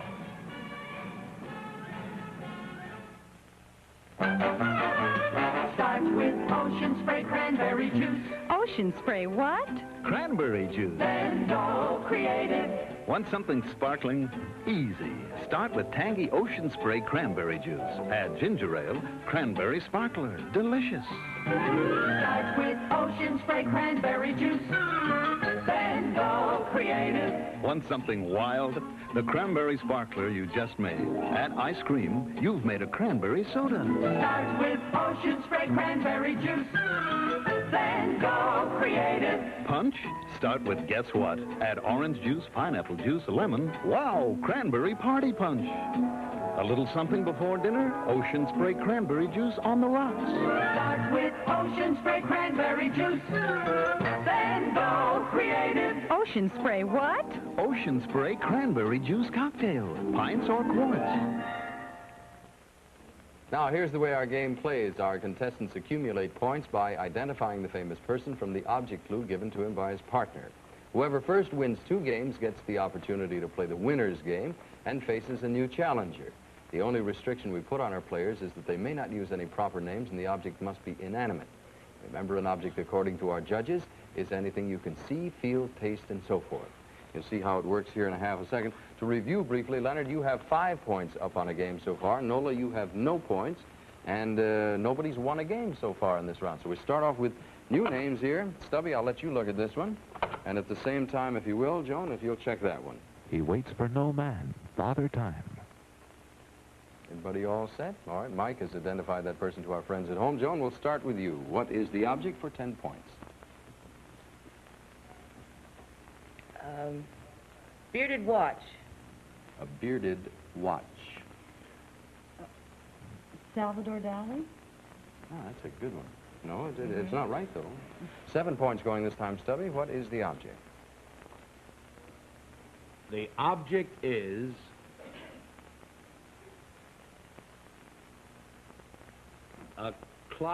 a yearly clock. A yearly clock and a bearded clock. Watch, rather. Father Time. Father Time is right. Leonard, that gives you a total of 12 points so far. Pass this one down, if you will, to Nola, if you'll have a look at that. And here you go, Len. TV's nightcap madcap, Steve Allen. We've identified this person to our friends at home, the studio audience. Nola, this is your opportunity to get into the running here for 10 points. What is the object? The object is former tonight's show. I'm afraid somebody didn't like your object, and I'm not sure to tell you why. I'll find out. We have to skip down over to here, Leonard. You have more points than necessary going to win the game. What is the object? The object is late local TV. Hold it, they're going to hold you. May I inquire, gentlemen, is it too many words? Too many words on the part of both of you so far. Let's cut down the number of words and we go with 5 points. I didn't say a thing. Your part was very short. Very naughty. Here we go, Nola. 5 points. What is the object? The object is funny glasses. Funny glasses. Steve Allen. Steve Allen is right. Very fine. All right. Nola, that gives you 5 points. Let me check here. Joan, you take a look at this. Stubby, you check that. You have 5 points. Leonard, you have 12. Hold on a second now. King of the Sea, Neptune. Okay, the secret is out now. We're working this side of the bench here. Stubby, what is the object? The object is an undersea beard. Neptune. Neptune. was going to say Old Boy Bridges or something. Very nicely done. You've won the first game, your first $100, and we'll see what happens now as we start once again with a new name and a new game. Let me pass that to you, Leonard, and I'll take a peek on the way over at this one, Nola. Cross-eyed comedian of silent film, Ben Turpin. Everybody's all set. Our friends at home know. Studio audience knows. We start with you, Nola, for 10 points. What is the object? The object is silent film.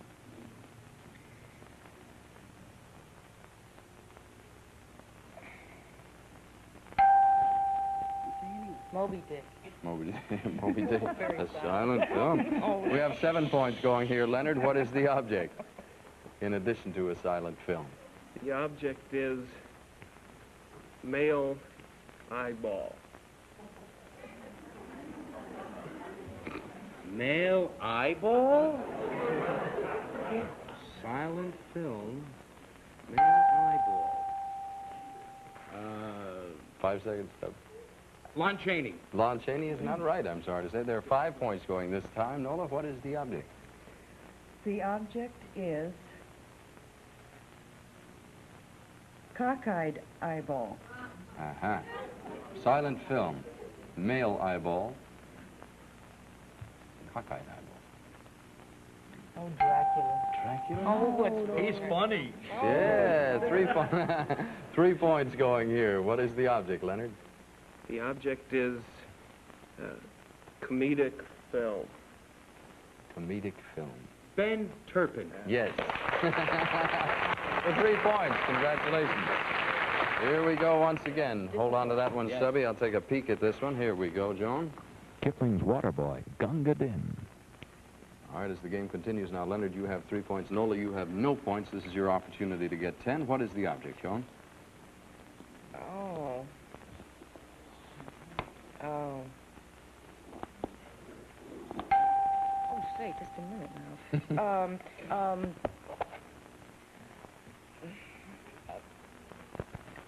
Classic story. Classic story. Classic story. Alice in Wonderland.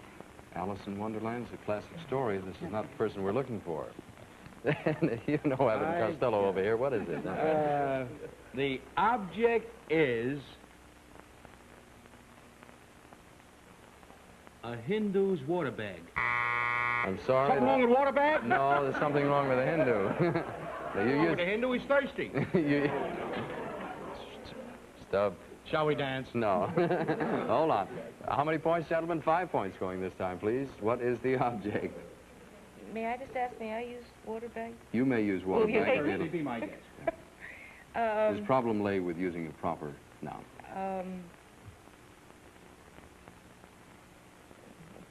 Old sorry, I'm getting giggly. Old water bag. Aladdin? Aladdin? No. Oh, what a shame.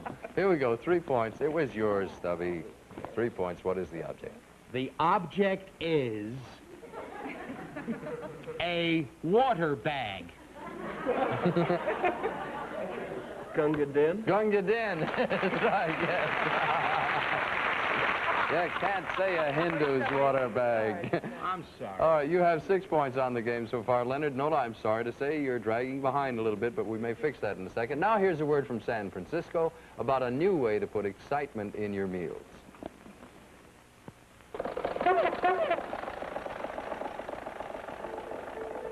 This old San Francisco house is where I grew up.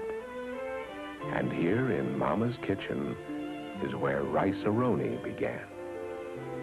She'd browned rice and vermicelli, then had her own rich chicken broth. Always an extra ladle for good measure. Minutes later, rice-a-roni. We liked it better than potatoes.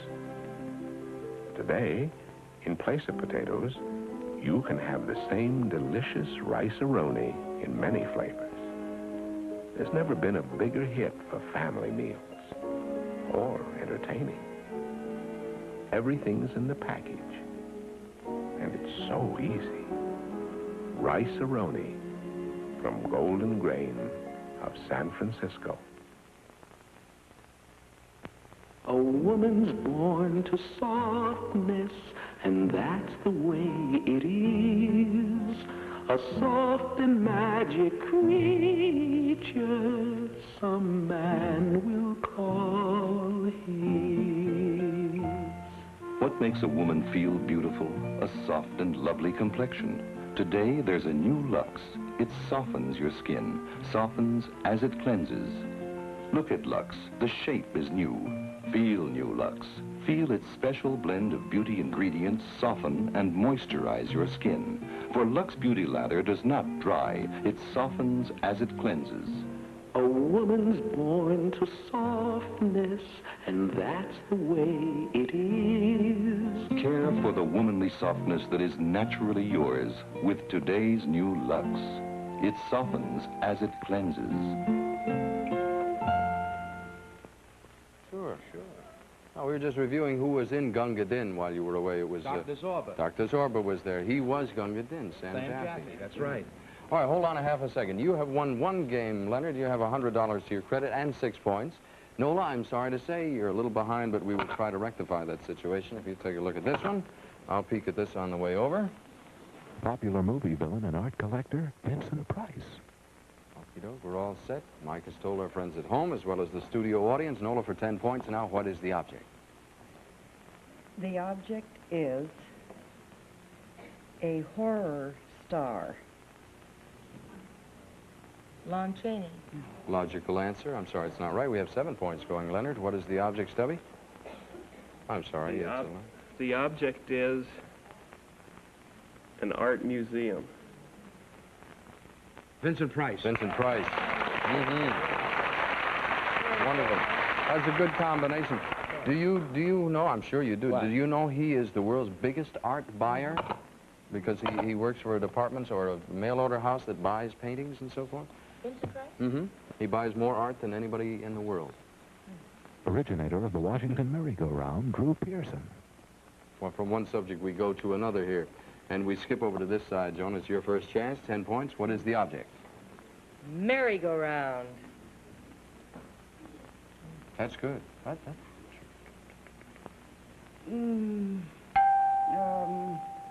Shirley Jones.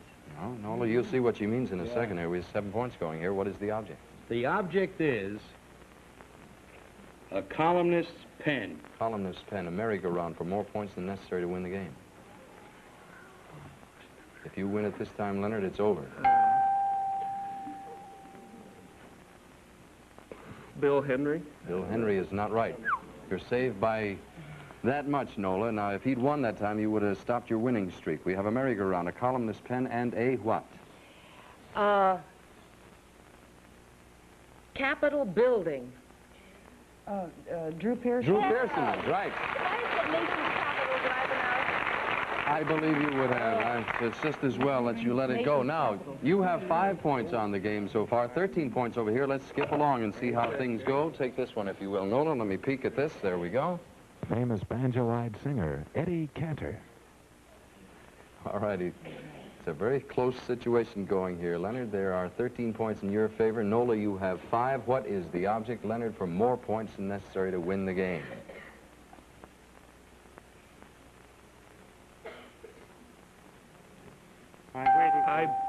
The object is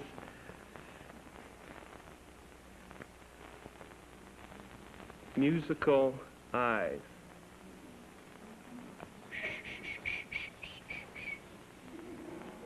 Musical eye. A lot of people out there are guessing, I'm afraid. Me too. Musical eyes. Jerome Kern? Jerome Kern is not right. We turn this way, and we have 7 points going. What is the object? The object is pop-eyed song. Eddie Cantor. Eddie Cantor is right. I hate to tell you what's happening here. You have 12 points now. You have 13 points, Leonard, dear. and this is a trying scene here. Now, take a look at this, Joan, if you will. Thank you, dear. And let me peek at this as we go around. Famous conductor and composer of West Side Story, Leonard Bernstein. All right, once again, let me just bring everybody up to date. It's almost tied. You have 12, you have 13. This means the game. What is the object for 10 points? Do you? The object is a cosmopolitan baton. Paul Whiteman. Paul Whiteman is a fine answer. Leonard, it's not right. We have a cosmopolitan baton, and the same situation holds true here. There are more points here than you need. Current baton. Fred Waring? Fred Waring is not right, Nola. We'll go back here. 5 points, still more than necessary for the game. Leonard, if you win it, you put Nola out of the game.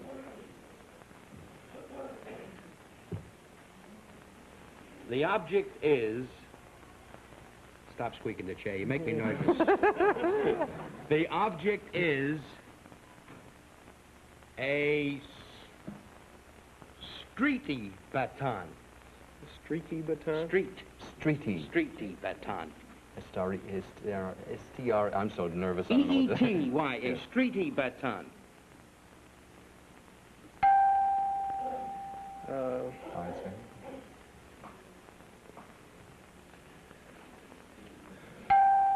I'm sorry, your time is up, Leonard. Don't say anything.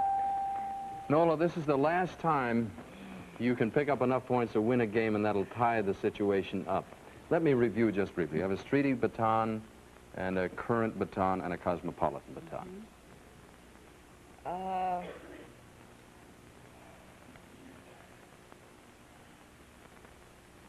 boy. Oh.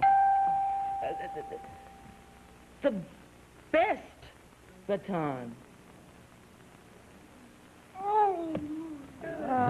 Sketch hand. No, I'm sorry. Now, in this case, Leonard, the same thing applies. This is the last time you can pick up enough points to win the game. This will put Nola out. You'll have won the 2 games and so forth. What is the object, Stubby? Your baton. Leonard Bernstein. Leonard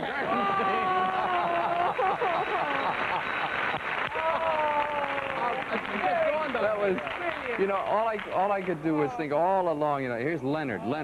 Why isn't it coming to? Nola, it's been a lot of fun. We enjoyed having you. Hold on a second. As a matter of curiosity, her total was what? $955 during your stay. Congratulations. Thank you very much. All right, let's skip over here to the winner's game. Leonard, see if we can add to your take here. You've picked up 2 games, $200 so far. In 30 seconds now, I'll show you an object. You have 30 seconds to name as many famous people as you can, along with Stubby here. We'll give you $5 for every acceptable name. The only restriction is we'd like you to take turns, go back and forth, see what this object is.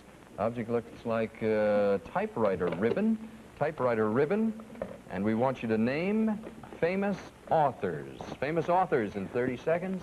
Go. James Michener. Dumas. Sinclair Lewis.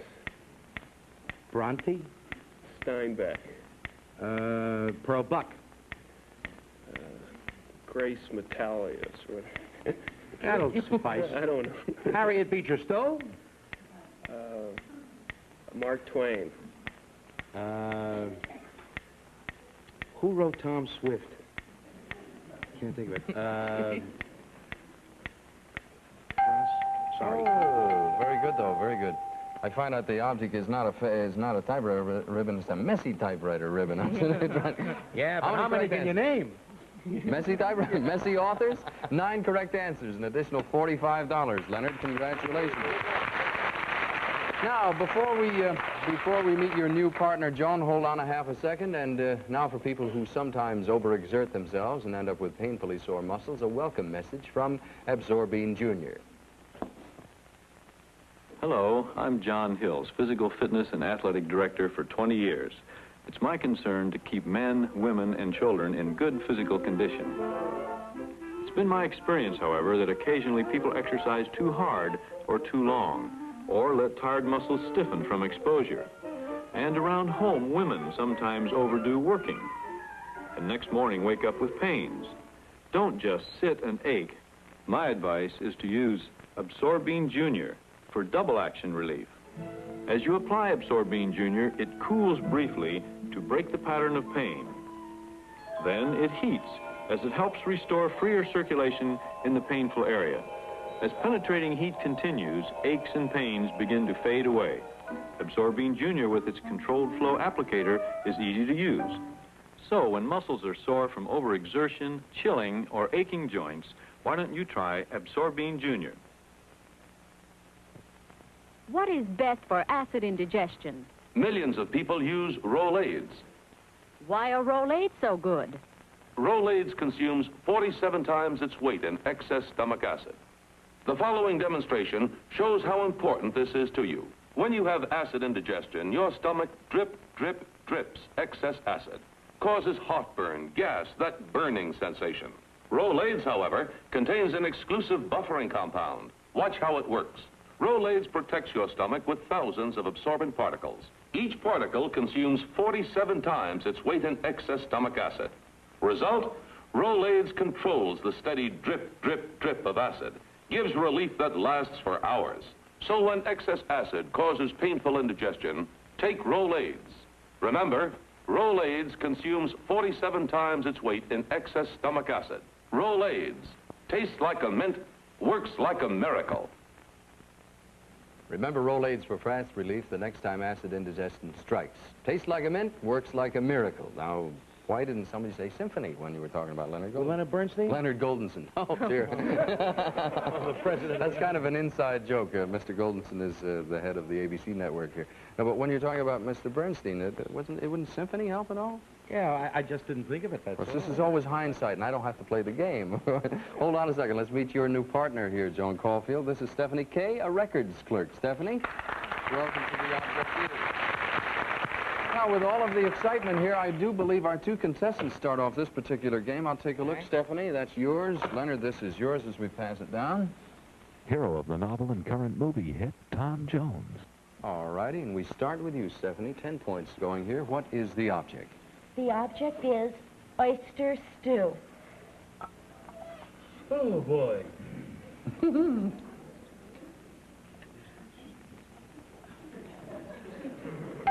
Funny feeling that doesn't mean a great deal. Rolaids. No. Oh, oysters. Boston, I don't know. It doesn't ring any bells with you? All right, we'll pass over to here. Leonard, it's 7 points going. You have no points on deck so far. What is the object?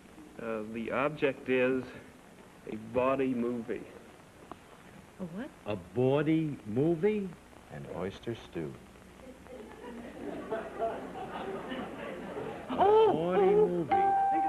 Oh, you don't get it. You hope I don't get it. Hope Thank you you. don't get it. Hope I don't get it. I got news for you. I'm not. Keep talking. A bawdy movie and an oyster stew. I'm sorry, your time is up. Don't say anything stubby and control yourself. Will you? Jones. No, oh, you didn't get a chance. All right, fair enough. I didn't even... 5 points to your credit. Nicely done. Let me just peek at this and pass this one on to you. I'm cheating now. And away we go. 5 points up on deck, Stephanie. Hold on a second. The child screen star who became a lady plumber, Jane Withers. All right, everyone at home knows, as well as our studio audience, WK, we have 10 points going this time. What is the object? The object is child star.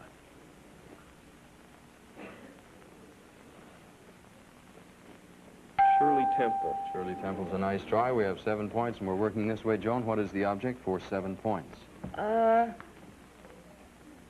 Funny. Funny face. Jackie Coogan? Jackie Coogan? No, Stephanie? It's a good try, though. 5 points. What is the object? The object is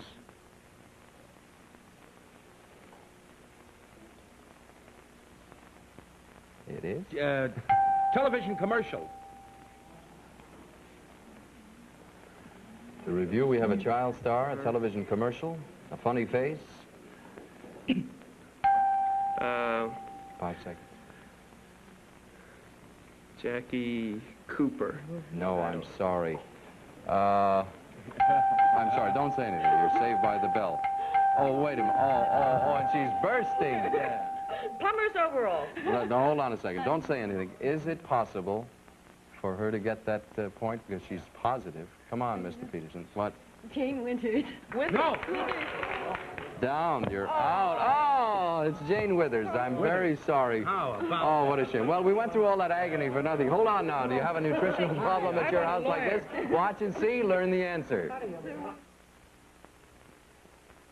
My Henry's an expert on desserts, but he doesn't understand nutrition. I know what the U.S. Department of Agriculture recommends that he eat every day, but Henry only knows what he likes. Oh, he drinks the 3 to 4 cups of milk I give him, but doesn't always finish his cereal. He practically inhales his fruit.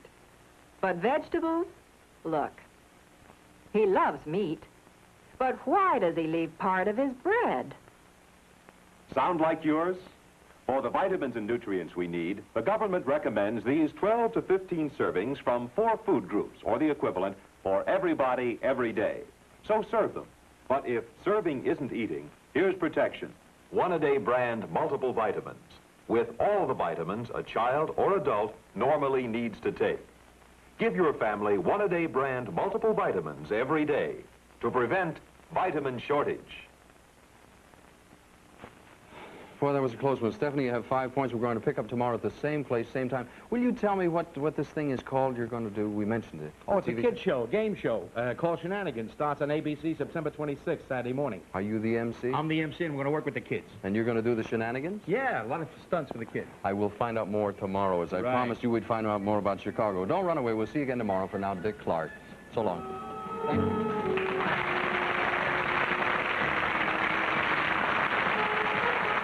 This portion of The Object Is was brought to you by One-A-Day brand multiple vitamins, by Absorbine Jr. for relief from sore muscles, and by Roll Aids and Handy Roll, a new family-size bottle.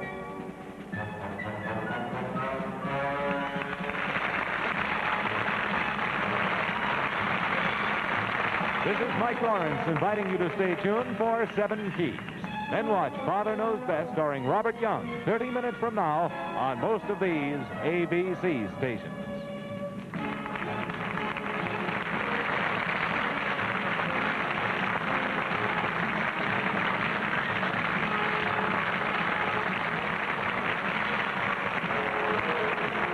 Facts are authenticated by Dr. James Peterson in the new Compton's Pictured Encyclopedia, a complete 15-volume set with thousands of maps, illustrations, and charts. Research and judging services are provided by Compton Encyclopedia.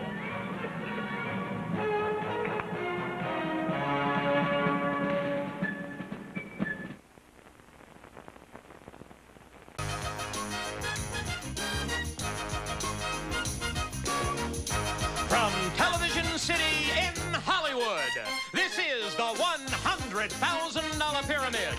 Tonight, our guest stars are Vicki Lawrence, and from Pepper John, M.D., Brian Mitchell. And now, here is your host, Dick Clark. Hey! Oh, thank you very much, Johnny Gilbert. Thank you. There's a little bit of electricity in the air tonight because you are partaking of the very first $100,000 pyramid. And if you've never watched the daytime version, you will find out how it all works ever so easily. Tell them it's easy, Vicki. It is easy. For you, easy. No, it's not easy. You it's a lot easier at home. No, you two are amongst our best players. We welcome you back because I don't have to explain the rules to you. We will introduce our players and have a go at it, and you just follow along, and this is one of those games you can play along with.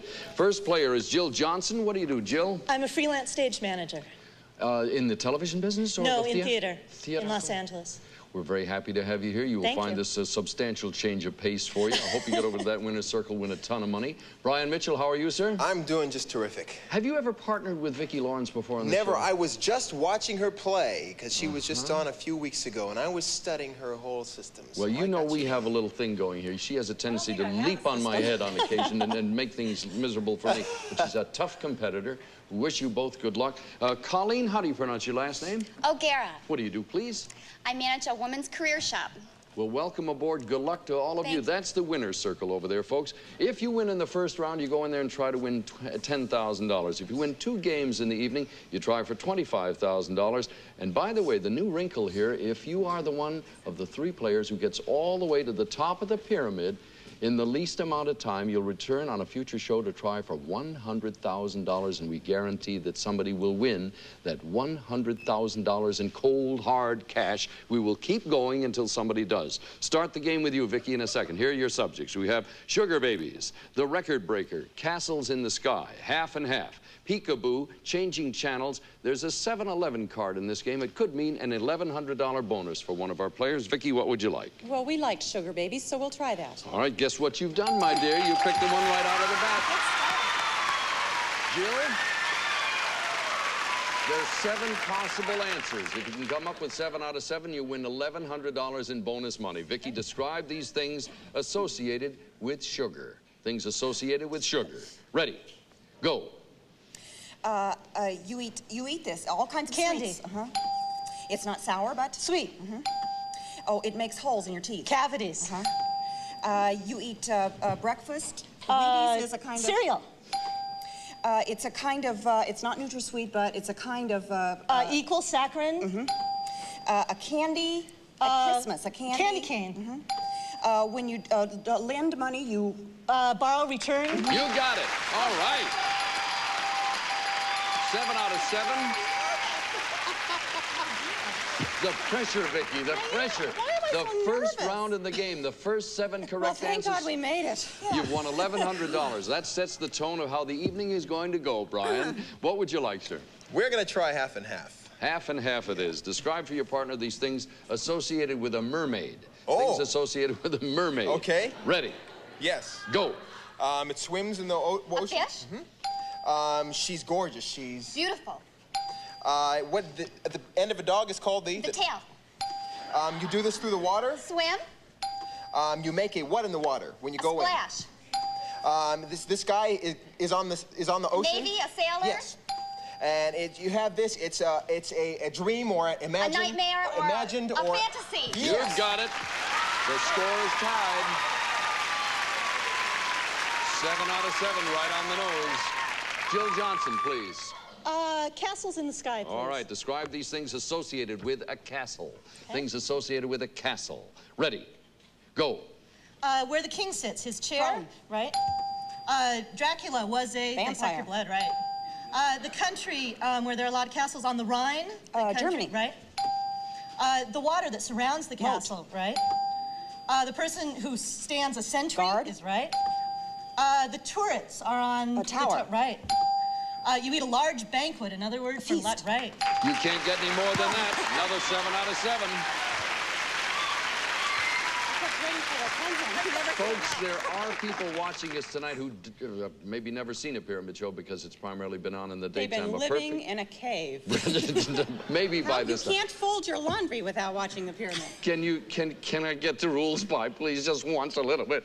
A perfect score is 21. If you go to 21-21, the person who breaks the tie wins $5,000 additionally in cash. We're headed that way. Colleen, what would you like? Peekaboo. All right, describe these things associated with lingerie. Things associated with lingerie. Just my subject. Yes, yes, indeed.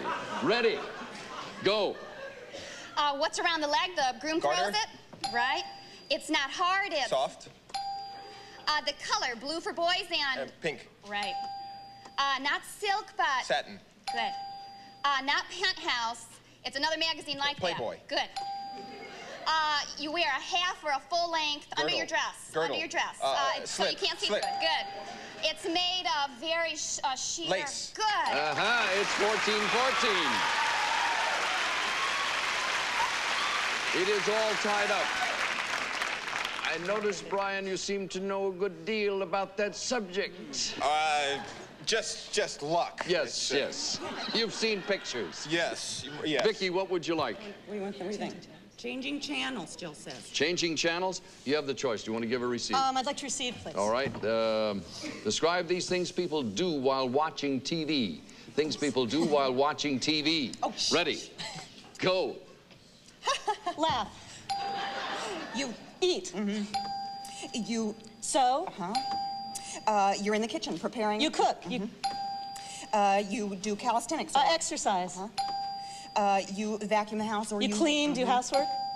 You nod, or you sleep, you drowse, you get drowsy, you take a nap. No When you want to stay up, you take no dose. That's got it. Well done. Perfect score there. Folks, get me a 21-21 score, and the tiebreaker contestant will win $5,000. Then we'll go to the tiebreaker. Who'll give on the other side? I will give. Brian, describe for Colleen these things associated with Michael Jackson. That's what my guess was. You got it then. Things associated with Michael Jackson. Yes. Ready. Go. Wear it in your hand. His glove. You're singing to this. A microphone. The album, his big album. Thriller. What you just said, Thriller is an? Album. You sing and you? Dance. It's a movie with Dorothy. The Wizard of Oz. The Wiz. You go to this, you look at him you pay money to see him. Concert. 21-21, it's a tie. Wipe the score off. We go back to the people who caused the tie. Brian and Colleen, I'll give you a choice of words that begin with the letter M or the letter S. Let's try M. You want to give or receive? I'll give. Describe these words that begin with the letter M. Ready. Go. Not the senator, but the local. Mayor. This is south of the border, country. Mexico. You get these, mumps and? Measles. Singing the tune or they dee-dee-dee-dee? The melody. You put this on pancakes, not syrup, but? Maple. Not syrup. It's slow as? Molasses. It's a sign on a handkerchief. It's called your? Monogram. It's not old-fashioned. It's new. It's very? Modern. You got it. 7 out of 7. What we do now is take the time remaining on their clock, which I believe is 25 seconds. We transpose it to the other team. Jill, you're going to give? Yes. Got to come up with 7 out of 7 in less than 25 seconds. The person who breaks this tie wins $5,000 and goes to the winner's circle. Words that begin with the letter S. Ready? Go. This is what you're wearing, not pants and a shirt, right? In the northern city with the Golden Gate. San Francisco. Right. When you lather soap, you make... Suds. Right. A doctor uses to cut into a person, right? The bottom of your shoe is, right? An orchestra plays a piece of music, right? A four-leaf clover, an Irish... what's a pebble? A pebble is a small... Oh, Colleen, you've won it. You've got $5,000 in bonus money. You go to the winner's circle right today for $10,000.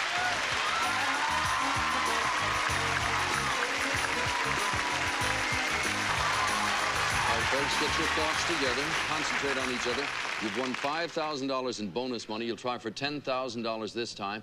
And remember, as you're going along, if you're one of the first who've won $10,000, you'll be in short length of time. Somewhere along the line, one of the 3 players who gets to the top of that pyramid in the least amount of time will make them eligible to win $10,000. 100,000. Look at that. I've already cut the budget. You can win $100,000, and we guarantee that somebody will do so. Let's go for the 10 right now.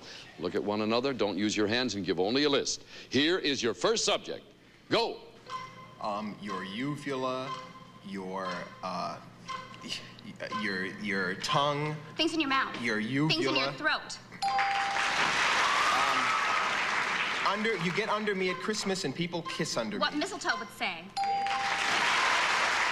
Tanks, guns, soldiers. Things in a war. Things in a battle. Pretzels, seawater. Things that are salty.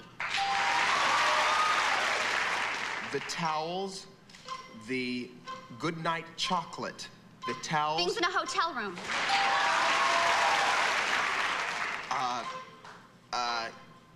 Eve's apple. Things that are tempting. Whoa!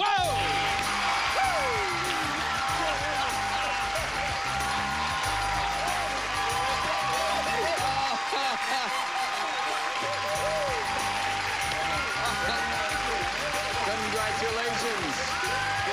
Hi, slip over here for a second. Brian, why don't you drop in over there and you sit right here for a second. Now, you did that in 45 seconds. So far, you've won $5,000 in bonus money. The first $10,000 on the game. You're eligible to compete for $100,000 until somebody does it in less time. You'll back there, win that round, and you'll be back to try for $25,000. Who's this guy? This is my fiancé, Andy. Andy, you're marrying a rich woman. No. We'll be right back.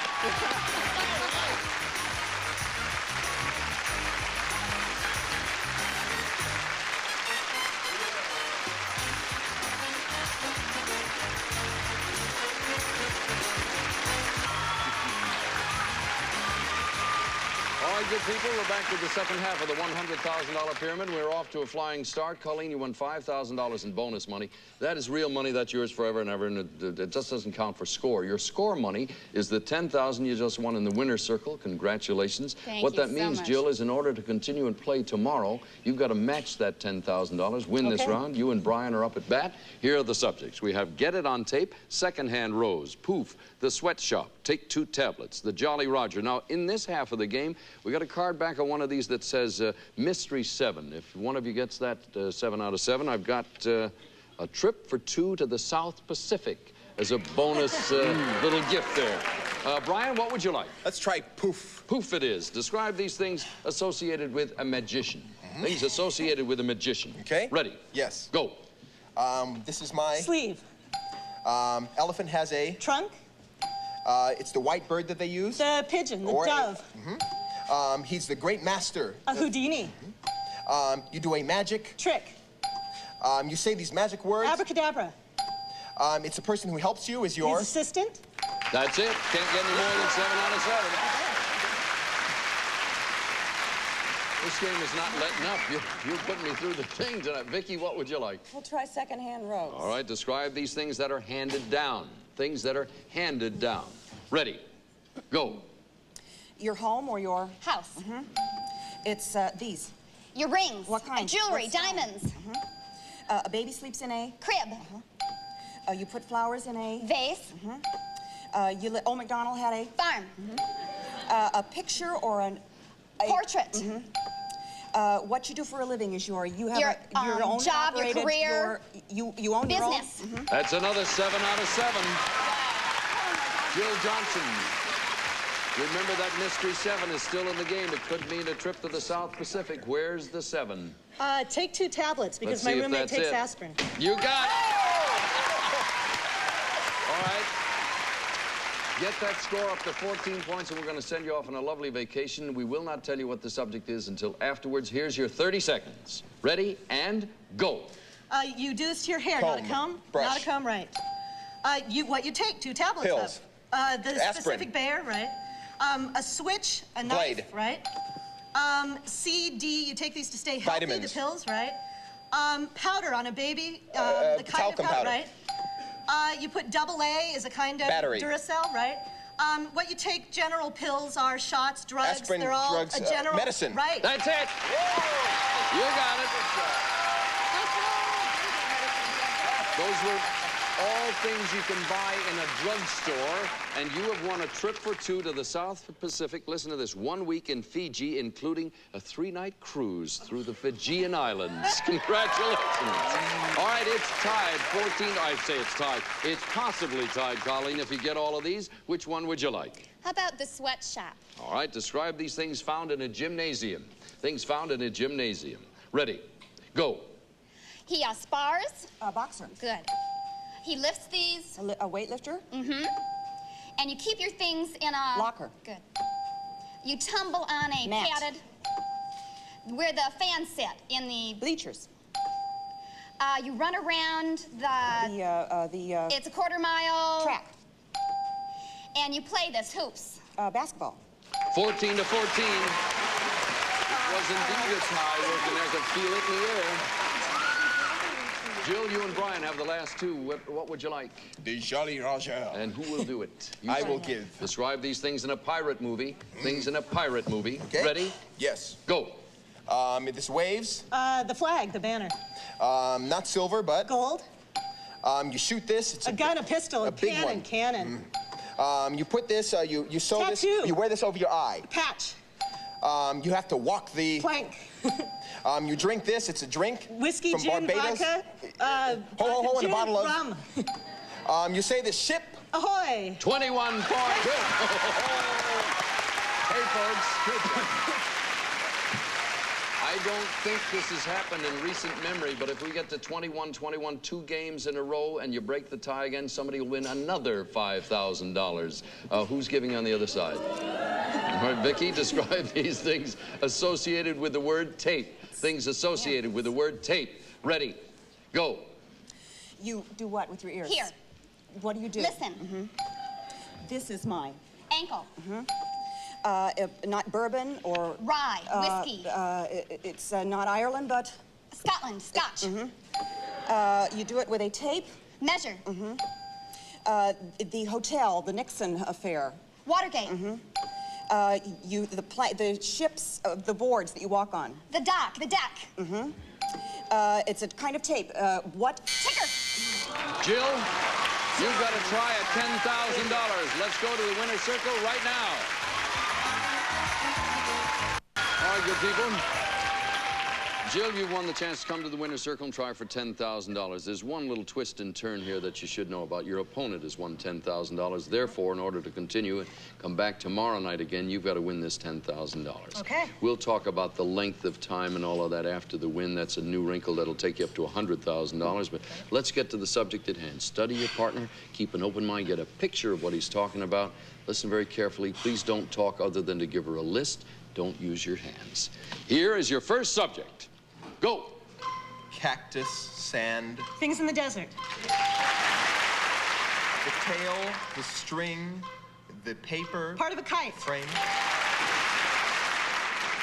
IV, IX, XII. Roman numerals. An old person's face. Things with wrinkles. An old person's face. Things with bags. Things with spots. Things that are brown. An old person's face. A shopping. Pass. Next. Things that are baggy. Babies. Spoiled children. Things that cry. Things that whine. Spoiled things children. Things that are brats. Babies. Pampered things. Hurry, Brian. Nails. Meat. Things you carve. Things you cut. Things you trim. Nails. Things you trim. Things you pare. Things that shine. Oh, there's some hard ones up there. You know the one thing. The old person's face. A school child's note paper. Things that... No, I thought There's another one. There's a great clue there somewhere. If I could just think of it, I'll be fine. The middle of the road. Things with bumpy lines. Things with lines. Yes, yes, I was now, thinking. wait a minute. The fella standing over in the corner has done the daytime show for the last 150 years, and if he said the middle of the road, he would have heard bah, because you can't say the road middle. The middle of the road is a descriptive term. Lines of people is what I was Turn around, take a look here. We got sold by the pound. Oh, What's this add up to? $253, $4, $550. Right. We'll be back to summarize right after this.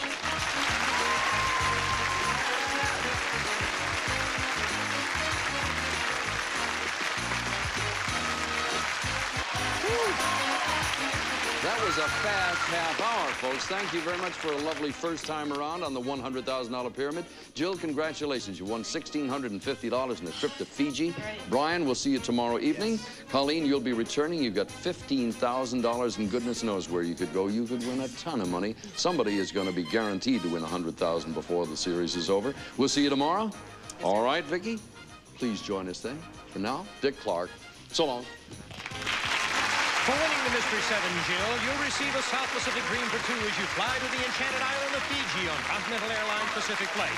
You'll enjoy a 3-day seafarer cruise and then bask in the sun on your own private beach on Treasure Island, all by Islands in the Sun. Our congratulations to you. Some of our contestants will receive... Edge for extraordinary closeness. Edge for extraordinary comfort. Experience extra rich Edge Gel. To get 100% of a day's worth of 9 vitamins and iron, you can eat 4 bowls of Rice Chex or 1 bowl of Total. 1 bowl, 100%. The Great Refinishing Team. Zip Strip, paint, varnish, and stain remover. And Zip Guard, clear urethane wood finish for that professional look. I drink Diet Shasta because now it has NutraSweet, and it tastes great. And everybody knows I have great taste. Meow-Mix brand cat food tastes so good, cats ask for it by name. Of course, some cats are more demanding than others. Edge Plumbing. For hair clogs at their worst. Oh, it's for you. Liquid Plumber is the plumber to call first.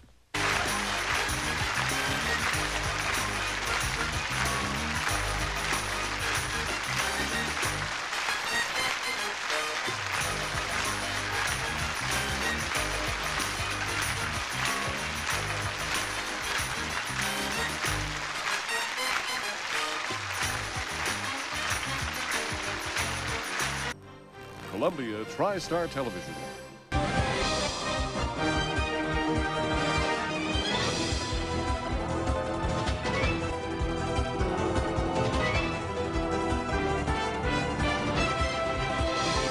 Now, a biggest game show ever hit prime time. Winning Lines. And here's your host, Dick Clark. Nice to see you. Welcome. So glad you're all here.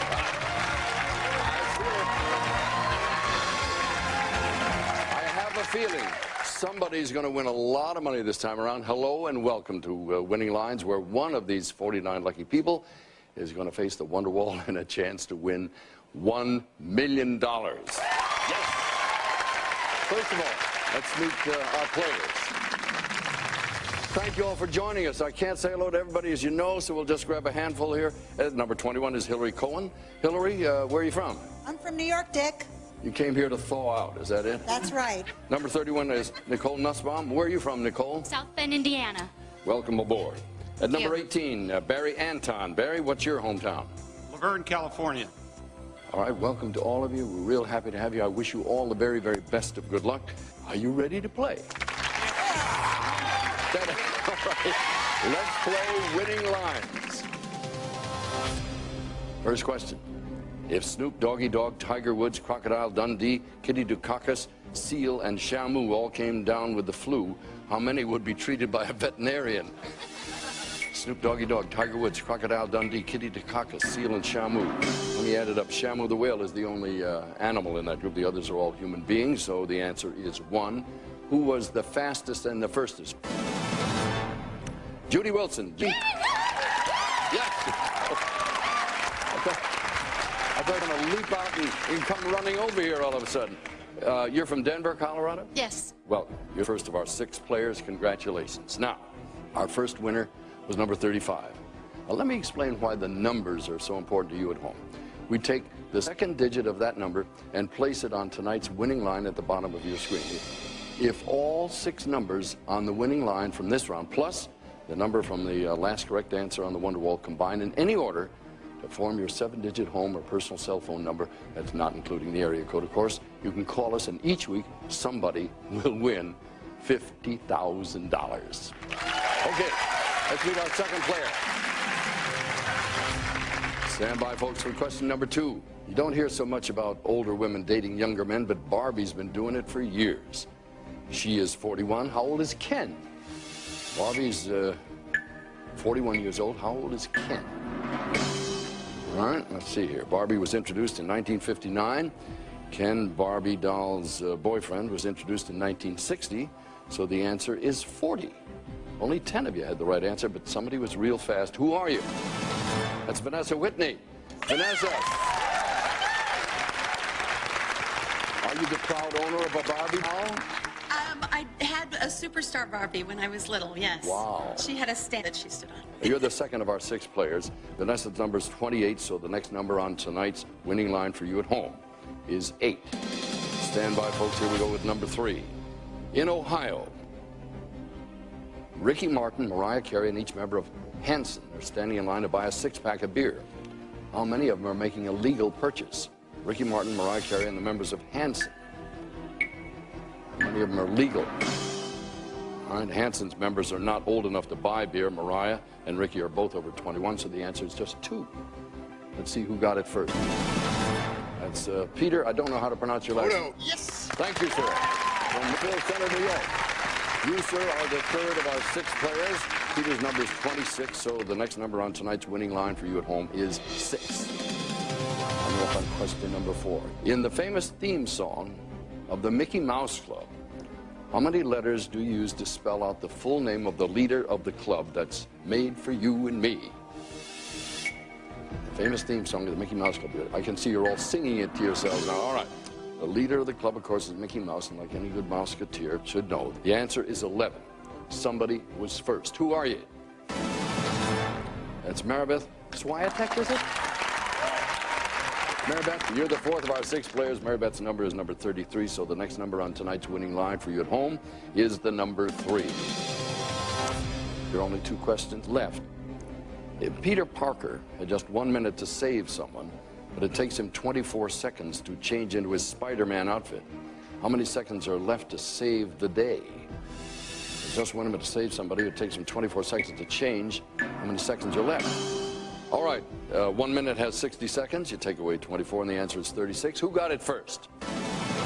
All right, it's Dan Chang from Seoul, South Korea. Dan, congratulations, sir. You are the 5th of our 6 players. By the way, Dan's number is 32, so the next number on tonight's winning line for you at home is 2. Folks, I have good news and I got bad news.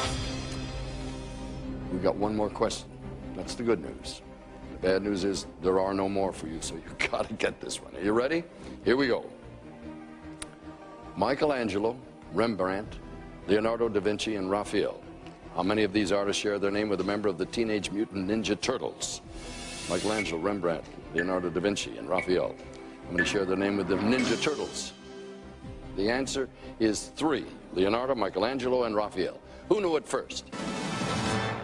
And Adam Miller. Adam, congratulations. You're the last of our 6 players, Adam. Adam's number is 23, so the next number on tonight's winning line for you at home is 3. Thank you all very, very much. We appreciate your being here. Congratulations. You did a good job. Nicely done. Now, for you at home, we have 6 of the 7 numbers on tonight's winning line, and they are 2, 3, 3, 5, 6, 8. And we'll be back to watch our 6 players go head-to-head in what we call a cutthroat round of sudden death right after these messages. If you're going to be in the Los Angeles area and would like to be a contestant on Winning Lines, call us at 1-800-248-946. At the bottom of your screen is tonight's winning line. If all 6 numbers are in your home or personal cell phone number in an order, you are 1 number away from a chance at $50,000. Now, back to Winning Lines and your host, Dick Clark. Thank you, Chuck, very much, and welcome back to Winning Lines. Now, we started with 49 players, and as you can see, we are now down to 6 of them. First of all, we have Adam Miller. Adam, you're a graduate student of sociology, but you've been on television a lot, I understand. Well, yeah, this is my first time since my debut at age 5 on Romper Room. You're not the least bit nervous, though. You got this medium conquered. No, yeah, no problem. All right, good luck to you, sir. Peter Odo is standing next to you. Peter, what's your job, sir? I'm a theater manager. Now, you also are a collector, as I am, of memorabilia. Do you have a specialty? My favorite is probably my Ken Griffey Jr. rookie jersey. It's signed by him and his dad, and I got it beautifully framed. And oh, you're into sports stuff? Yes. We'll compare notes later. I have a few gems of mine. They're not sports, but good memorabilia. Next to you is Vanessa Whitney. Vanessa, you have a hobby? Yes, I collect cartoon villains items. Anything. Cells, dolls, whatever. Nice to have you here. Thank you. Dan Chang, they tell me you're an attorney, but do you have any hobbies? I play guitar and I play drums, but I play both pretty poorly. But loudly. Maribeth Switek, you're a student. What are you studying? I study applied physics and work on thin film solar cells. Boy, you and I have very little in common, my dear. I admire you, and thank God there are people like you in the world. Let's meet our last player, Judy Wilson. Judy, you're a sales manager. You sell cars? No, automobile transmissions. Oh, only parts of cars. Parts of cars. Thank you very much. You have sort of an interesting combination of people over there today. Now, in this round, the answers can only be one of your 6 numbers, and they are 23, 26, 28, 32, 33, and 35. This is tough, folks. Those numbers are all very close. You're going to wild guesses or anything. It isn't like the difference between 2 and 40. You're all right together there. Now, we're going to keep going until we have 1 player left, and that person will go on to the Wonderwall and a chance for $1 million. I love this line. Let's play sudden death. You ready? Here we go. Stand by. Here's your first question. As of this year, how many cents does it cost to mail a regular first? Oh, I didn't finish it, and you're in first, Peter Odo. What's the answer? 33. All right, let me finish the question. As of this year, how many cents does it cost to mail a regular first-class letter anywhere in the U.S.? You say 33. If you're right, sir, that means Maribeth is knocked out of the game. The cost is 33 cents. Maribeth, I'm sorry, you're out of the game at this moment. Next question. How many permanent teeth does an adult usually have? Judy Wilson, how many? 32. All right, if you're right, that means Dan is in trouble. He's got the number 32. The average adult has 32 teeth. Dan, I'm sorry, sir, you're out of the game. Next question. One of Frank Sinatra's memorable hits was "It Was a Very Good Year," in which he sang, "When I was 17 and when I was 21. What is the age in the next verse of that song? All right, Judy Wilson buzzed in. Judy, what's the answer? 28. You say 28. The next verse included the age of 35. I'm sorry, you're out of the game. 3 players are left. Assuming that Adam of Garden of Eden fame was built like most men, how many ribs? Oh boy, Peter Otto, what's the answer? 28. All right, Peter, let me finish the question. Assuming that Adam of the Garden of Eden fame was built like most men, how many ribs did he have left after donating one to create Eve? You said 28. The answer is 23. That means you are wrong, sir. You're out of the game. We're going head to head with Adam Miller and Vanessa Whitney. Adam's number is 23. Vanessa, you are 28. The answer will be 23 or 28. Here it is. How many times would the postman ring if he rang an additional 21 times more than the title bell? Vanessa, your answer is? 23.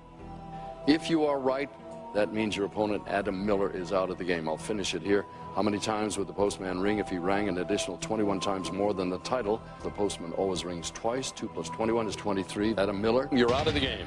Congratulations, Vanessa. You're in there. I don't know if this is good news or bad news, but you're going to go up against that wonder wall. I mean, that is an extraordinary experience. Congratulations to all of you. Thank you very much. You did well. We'll give you each $1,000, and we appreciate your making it this far. Now, Vanessa, have you thought about sitting in front of the wonder wall?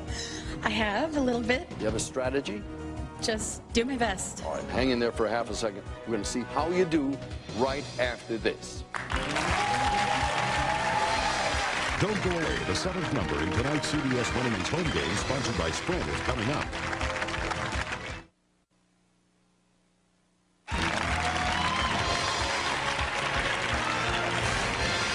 Hey, welcome back. We've gone from 49 players to 6 to 1, and here is our winner, ladies and gentlemen, Vanessa Whitney.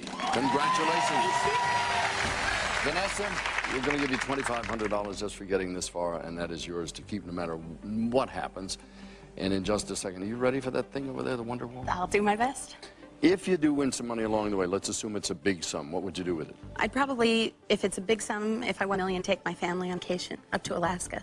Alaska? My sister and brother-in-law live up there. How many people are involved in this little trip? Include my sister and brother-in-law, that'd be 7 if we went on a train ride. The million will have a couple of bucks there. Now hang in there, because you're not the only one who has a chance to win big money here. Once again, you at home. If all 6 numbers of tonight's winning line at the bottom of the screen, plus number of Vanessa's last correct answer in the Wonder Wall appear in home or personal cell phone number in any order, you could win $50,000. Last week's $50,000 winner of the game, sponsored by Lynn, with Gleason from Buffalo, Minnesota, a dairy and crop farmer who's married with 1 son and watches lines on WCCO4 in Minneapolis, Minnesota. Congratulations, Miss Vanessa. In just a minute, you're going to take your seat right over there to face the Wonder Wall for the most exciting, terrifying 3 minutes of television. Are you ready? I am ready. All right, then. Let's do it here. Hang on. It'll all happen in just 60 seconds. Don't you dare go away. It'll be fun. Don't go away. The 7th number in tonight's CBS Winning Lines home games, sponsored by Sprint, is coming up next.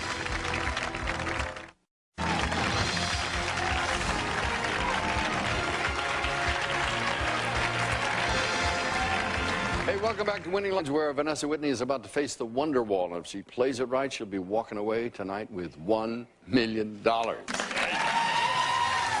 that sounds good. In just a moment, you're going to reel the Wonder Wall for you.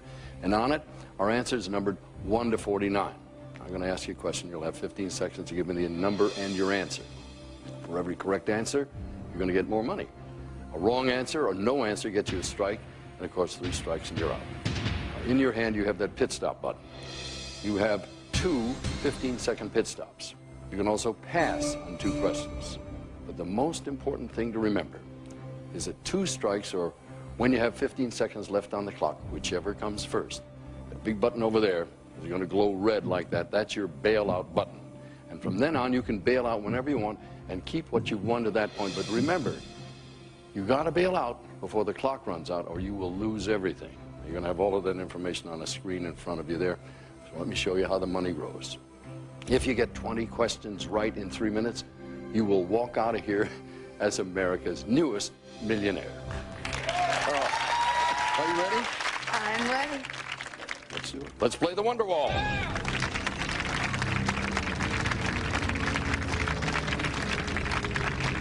Reveal the answers, please. Well, Vanessa, study this board. Stick in your mind where the answers are and the numbers. And remember, always when you answer, give me the number and the answer. I can't continue if you don't give me number and answer. A few seconds left here. Study it. And I'll give you the first question coming up. I'll tell you where we are along the way.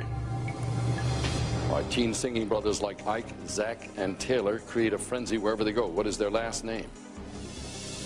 Ike. Hansen. Correct. What company revolutionized home computing with its Macintosh computers? Which company had Macintosh? 19 Apple. Correct. What board game invented in 1931 requires players to spell out words using lettered tiles to gain points? It's a board game with tiles. 235. You're in a pit stop. You got 15 seconds now. What board game invented in 1931 requires players to spell out words using lettered tiles to gain points? Vanessa, don't give me the answer yet. Study the board. Use this time. 2 passes left. And pit stop. And the time's up. Here we go. Answer. 34 Scrabble. Correct. What is the world's largest desert? Largest desert. You have 2 minutes and 25. 36 Mojave. Wrong. 25 Sahara. Who starred opposite Barbara Streisand in the movie The Way We Were? Who starred opposite Streisand in The Way We Were? 13 Robert Redford. Correct. Superman can leap tall buildings, but what is the one substance that could be lethal to him? 33 Kryptonite. Correct. According to the box office hit that starred Cameron Diaz and Ben Stiller, who is it that there's something about? Who is it that there's something about? 1 minute. 26 Mary. Correct. Which Iraqi leader invaded Kuwait, prompting the Gulf War? You have 1 minute and 48 and 1 strike. 18 Saddam Hussein. Correct. What country consumes more fish than any other country? Which country consumes? Pass. Pass. Next. Which lady, who shares her name with a famous chocolate manufacturer, was rumored to have ridden through her town stark naked? Which lady rode through town stark naked? 1 minute and 26. You're in the pit stop. 1 minute and 28, actually. Which lady who shares her name with a famous chocolate manufacturer was rumored to have ridden through her town stark naked? You have 1 strike. You have 1 pass left. And there's the clock. Answer? 44 Godiva. Correct. What is the most massive body in our solar system? The most massive body in our solar system. 1 minute 20. 1 strike. Pass. Next. What is the capital of New Zealand? Capital of New Zealand. You have 1 strike. No passes, no pit stops. 1 strike. 1 minute and 5 seconds. 32 Athena. Wrong. 41 Wellington. What actress played the governess in the 1965 film The Sound of Music? 30 Julie Andrews. Correct. In the TV show MASH, what was Loretta Swit's nickname? You have 27 Hot Lips. That is right. Which country boasts the largest employed workforce in the world between the ages of 15 and 64? You've got 2 strikes, 44 seconds. Largest employed workforce in the world between the ages of 15 and 65. 36 seconds. All right, you bailed out and you won yourself $50,000.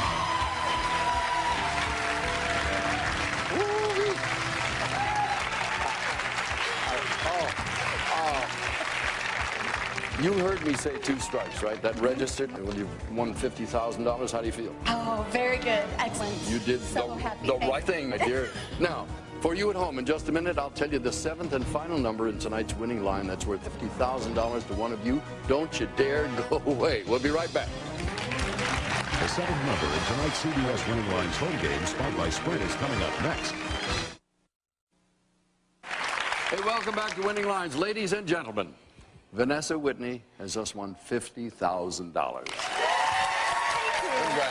Thank you so much. You know, as I move back here, which country boasts the largest employed workforce? And it says China. Did that ever cross your mind? I thought about China, but I wasn't sure. So took the money and ran. You took the safe route, bailed out. I Good bailed move. out. By the way, for you at home, the 7th number in tonight's winning line was 7. Now, if all of these numbers combine in any order to make your 7-digit home or personal cell phone number after the area code, call us at 1-800-227-4141 for a chance to win $50,000.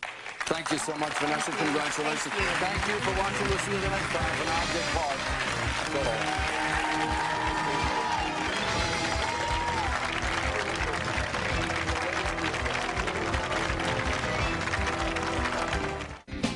Don't move. It's time for Candid Camera. Hi, I'm Dick Clark, and coming up on It Takes Two, from The Simpsons, Marcia Wallace, a super chef from Pinot Bistro, the San Diego Charger, Brian Roche, and a hot dog pig-out. It Takes Two is a game that involves guessing numbers. The strange and unusual things you're about to see are the clues to the answers to our questions. You play along with the couples and see how well you do on It Takes Two. Now, we're going to proceed Clark, along. I told you to stay in your room. No, you cannot go to the restroom. Why didn't you bring a pencil to class? It's detention for you, mister. Oh, now hold it. I don't need the abuse, and I'm sure you recognize the voice as being Mrs. Krabappel, Bart Simpson's teacher. Please say hello to the lady who provides that voice, the wonderful Marcia Wallace.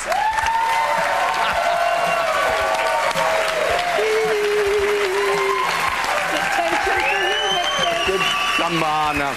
Did you not win an Emmy for I won an Emmy. Isn't that great? Marcia. Everybody, I almost fell over every time I think about it. everybody I talk to loves to do voiceover work. What's the kick you get? Please, you don't have to dress up, you know. And it's job security because Bart will never get out of the 4th grade. It's fabulous. There you go. All right. Now, this is your question, couples. Your question is, on an average episode of The Simpsons, how many animation cells go into the production of a half-hour show? Couples, separate if you will. Write down your answers. We're going to answer that question independently. We're going to average each couple's answers together. The couple whose answers come the closest to the correct answer, whether it's higher or lower, wins. And Marcia and I will see you in just a moment while you work it out. Here you go.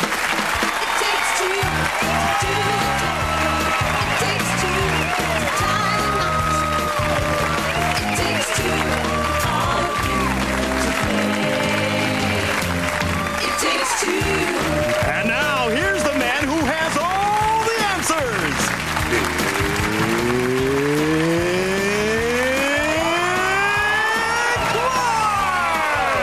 I'm here with Marcia Wallace, who's currently starring on The Simpsons, and whom you remember as Dr. Bob Hartley's very, very efficient Secretary Carol on the Bob Newhart Show. Now, a minute ago, I asked our couples here, how many animation cells go into the average episode of The Simpsons? And our team members have written down their answers. Let's see what they average out to be. Gary and Lucy, you've been married for how long?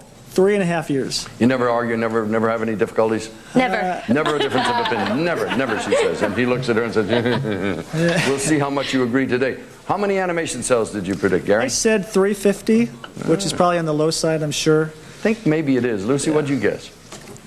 I said 1,000 because I can't draw for nothing, so I'd have to keep on sketching for a long time. You and I are in the dark in terms of that. It's 675 is the average. Wendy and Seymour are married and have a couple of children. I detect an accent. Yeah, we're English. Oh, bit of all right. Sorry, all of my ancestors. Yorkshire English, and we'd never heard of The Simpsons, so... Oh, no. Oh, it's very big. Oh, it's big. Huge. Yeah. Big all over the world. This is translates everywhere. How many cells, Wendy, did you predict? Oh, my God. 45. Oh, I think you're wrong. Seymour, you said what? 185. I thought that 200 was too many and 170 was too few, so 185. You never know what's going to happen. When we average it out, you have 116. Now we have Amy and Cheryl. These are sisters. We're talking about agreeing and disagreeing with one another. Are you a compatible sistership? Yes, we are. You always think alike? Yes. Yes, we do. We'll put you to the test right now. Amy, how many animation cells in a half hour of The Simpsons? Well, I said about 1,000. I know it is a lot. Yeah, I sort of agree with you. It's got to be more than some of the other predictions here. Cheryl, what'd you say? I say 16,000. And this is the woman who said they always agree on everything. Hello. We have 8,500 as the average. Now look at the scope we have here. 675, 116 is the low mark, and 8,500 as the high. Marcia, may I have the answer? All right, here you are, Dickie Clark. Don't you come to me and tell me you've lost it. No, I won't. All right. All right. Marcia Wallace, ladies and gentlemen. We'll see you a little bit later on.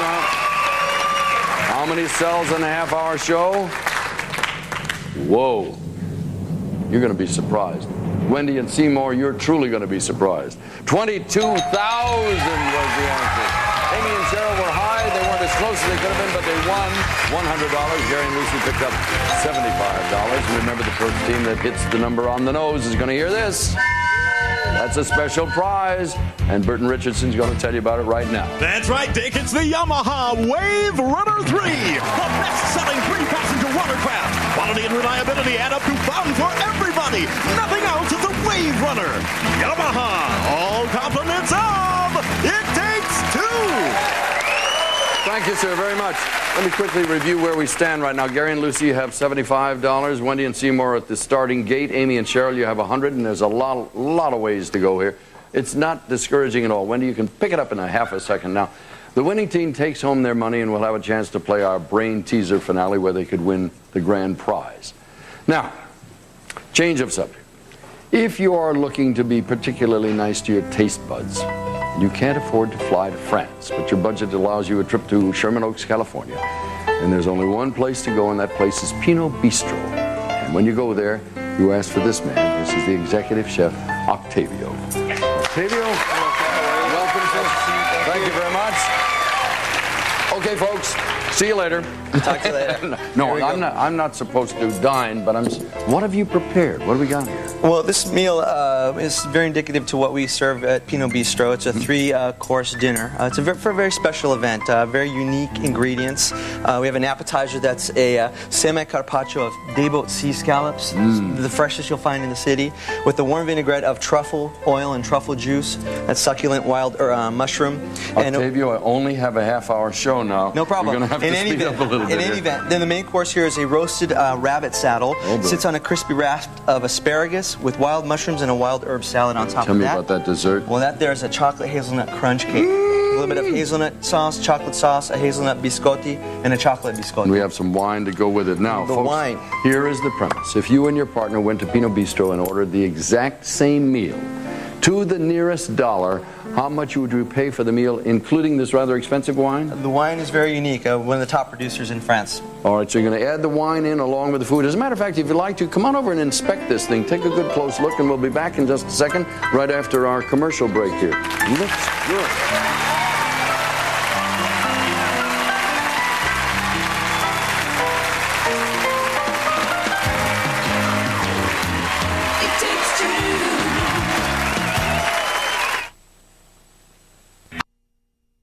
Went to the Pinot Bistro and ordered the exact same menu. Mind you, there are 2 bottles of wine, champagne, tax tip. The wine is expensive, plus the food.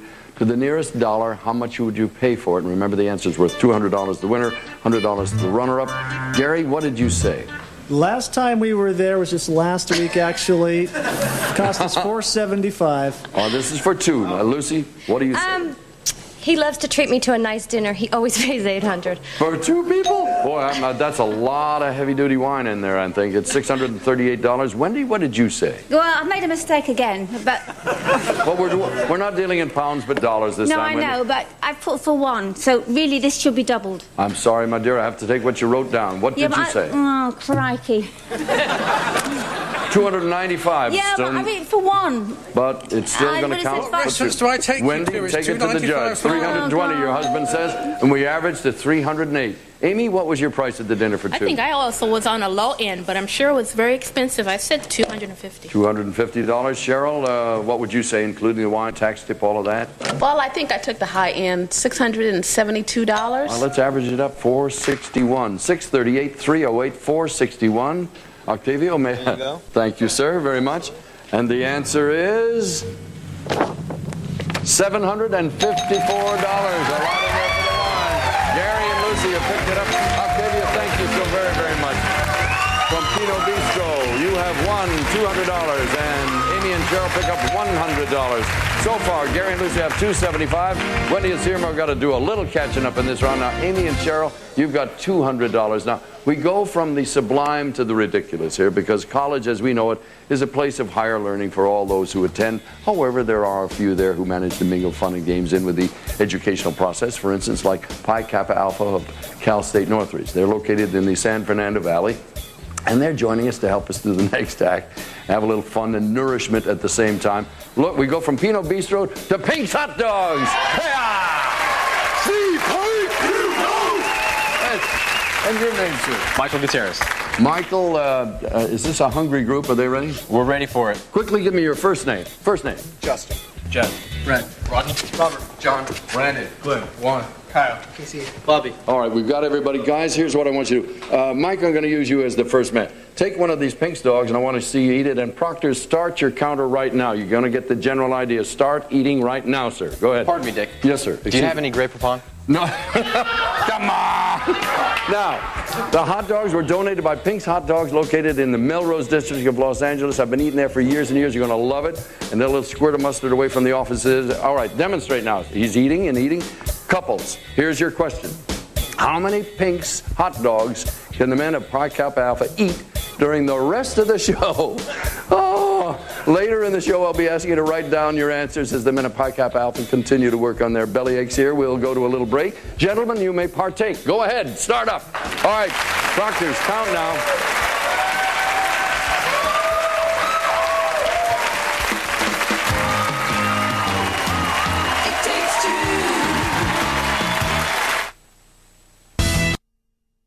Gary and Lucy, $275. Wendy and Seymour yet to start. Amy and Cheryl in there with $200, and the times will change right now. I can guarantee you it's going to be a great game. We're going to charge forward. Trust me, we will. Hey, speaking of charge, that familiar cry is heard in football stadiums all over the country, and our next guest is a man who really gets a charge when he hears that yell. He's the San Diego Chargers tight end, Brian Roche. Brian, are you there? Hey. Fading back. Very good. How do you do it? You know, I met you early. Would you stand over here? Most people, when they see on television, say, gee, I thought you were taller. How tall are you? I'm a lot taller than you. Yeah? Well, I'm sorry. I'm about 6'4". 6'4". What do you weigh? About 250. You and I are a mismatch here, sir. Stand over here. I'm not going up against you at all. Now, how many men are on the team? There's 53 men on our team. Now, I've given you a lot of statistics which have nothing to do with anything, folks. Listen carefully. 53, and they play 12 at a time, you know. So it's sort of, Wendy's over there thinking of soccer. This is our football, Wendy, not the... All right, the San Diego Chargers played a total of 16 games in the regular 1996 season. Here's your question. How many points did the Chargers score in all of those games? Couples, separate right now. Write down your answers. Remember, the team closest to the correct number wins $300. The runner-up will get $150. And Wendy is struggling over there because she doesn't know how. They get 6 points, 7 points every time they score, depending. You're a good team. It's a good team, yes. Come up. Wendy, come up with a number. Write a number down. In the season. In the season. The ladies are totally lost. This is a chauvinist thing I'm saying. All right, now, the thing is, total of 16 games in the regular season. How many points did the Chargers score in all of the games? All right, everybody's locked in. Gary, what'd you say? I think I was a little bit high on this, but I said 248. 248 points. Lucy's still adjusting there, putting it in the... Gary's high, I'm real high, because I was a cheerleader and never played attention to the football team, so 809. It's conceivable, though, who knows, 529 points for the whole season, they said. Wendy, you may be right. Don't be embarrassed. What'd you say? He said it was a good team, and I believe you, and we live in San Diego now, so I put, I've forgotten what I put. 578, it's an English 7. 578, all right. Seymour, what did you say? 172, and your family average then will be 375. Amy, how many points did they score? I said 150. 150. Cheryl? I don't know a whole lot about football, but I went on the high end. Well, with that caveat, we get rounded out to 576. Let's look down the line. 529, 375, 576 points, they said, for the whole season. Let's take a look here and see what the official number is. It is 310. Wendy, you got it.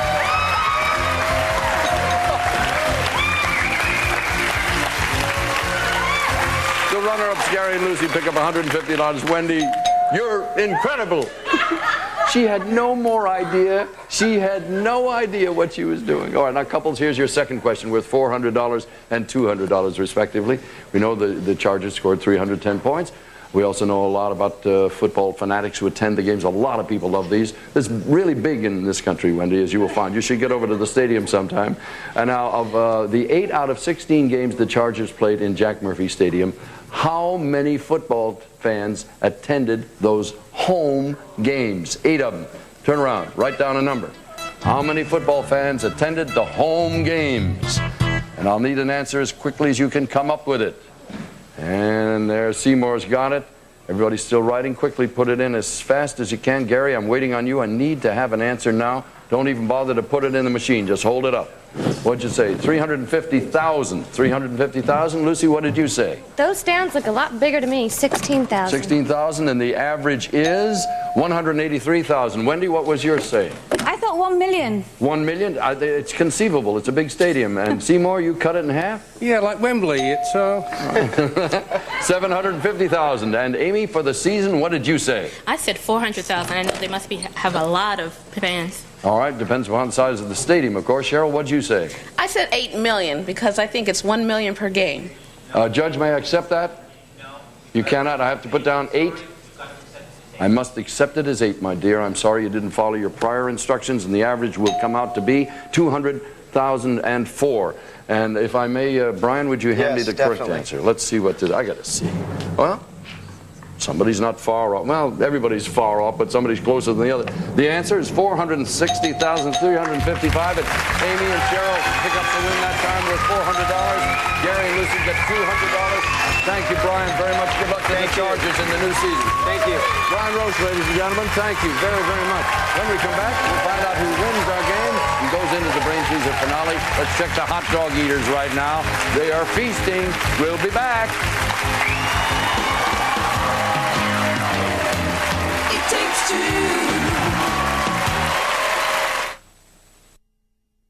Hey, stop now.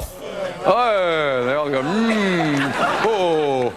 Pike Alfalfa of Cal State Northridge was eating Pink's hot dogs for 13 minutes. Yummy, yummy. All right, teams separate and write down the number of Pink's hot dogs they ate.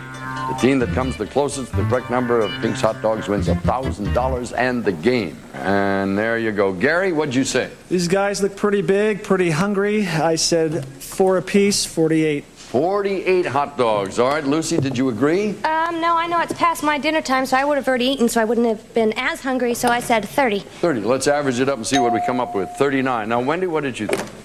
23? You have a short memory, Wendy. It was only a moment ago you wrote it down. I love you, my 23. dear. 23. Seymour? 82? Some are eating 2 at a time. Were they really? Yes. Very observant of you, my friend. All right, 53 is the number. Amy? I think if they can do 2 a minute, they may be able to do 300. Oh, my dear. Cheryl, what did you say?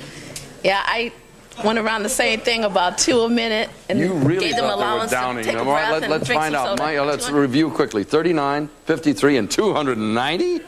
This could be the win. It's worth $1,000. Mike, may I have the answer, please? Here you go. Thank you very much. Thanks to you and the brothers. Appreciate your being here. Thank you. Now, here is the answer.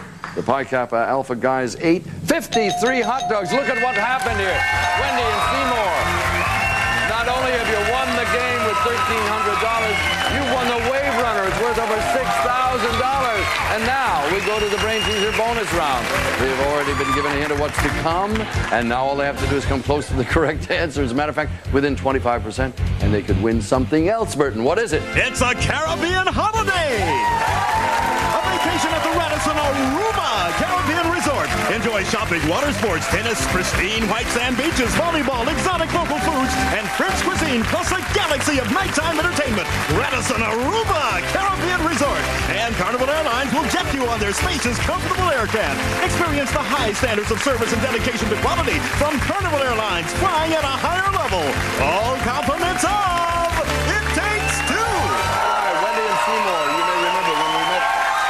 Whoa! We're going to get here now. When Marcia Wallace says at the beginning of our show, we learned that an average episode of The Simpsons takes an average of 23,000 animation cells to complete the show. With that in mind, here's your brain teaser question. There is an average of 22 minutes of animation in each episode of The Simpsons. How many days does it take to produce one episode? I need a verbal answer. Wendy, how many days does it take to do one of these? 2 days. 2 days. 2 days, she says. That's very low. Seymour, you want to bounce it up? 27 days. How many? 27. 27 and 2. The average is 15. And Marcia, as soon as they give it to you, would you bring me the correct answer, and we'll see if they've won the bonus. Here you go, Dickie. Marcia Wallace, thank you so much. If their answer is within 25% of the number on this card, between 0 and 75, you win the bonus. You do not win the bonus, but you won a lot of good things today. Congratulations. Burton, tell them about it. Okay, Dick, congratulations to Wendy and Seymour, who have won $1,300 in cash, the Wave Runner 3 from Yamaha, and a home entertainment center. Set a dramatic stage for a large screen TV and all your electronics and accessories with Bush Industries Home Theater Center in Rich Hanover Cherry Finish, made in America by Bush. And there will see the Magnavox Hi-Fi Stereo VCR with remote locator, VCR Plus C, and TV Guide Plus, the ultimate video cassette recorder from Magnavox. Smart, very smart. All compliments of It Takes Two. All right, Marcia Wallace, thank you ever so much. And it takes all of you to take 2. For now, Dick Clark, so long. Some of today's contestants on It Takes Two will receive these exquisite his and her wide bracelet watches with 4 genuine diamonds and black dial, furnished by Jules Jurgensen, and Keystone's 35 to 52 millimeter power zoom camera, has red eye reduction, self-timer, film, and auto flash, auto shut-off, tripod socket from Keystone Camera Corporation. All compliments of It Takes Two. Dick Clark's wardrobe, furnished by Burt Pulitzer Collector's Edition. This is Burton Richardson speaking.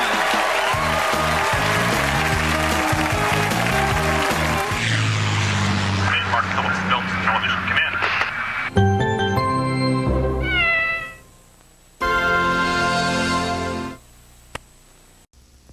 From the Fresh Prince of Bel-Air, I'm Alfonso Ribeiro. Hi, from Beverly Hills 90210, I'm Carol Potter. From beautiful downtown Burbank at the NBC Commissary, I'm Chuck Woolery. From Wings, I'm Sarah Forkey. From the weekly Top 40 Countdown, I'm Rick Dees, here to play the game that's the star of every party, Category. Ah, here's the guy who keeps us all in line, Dick Clark. Thank you.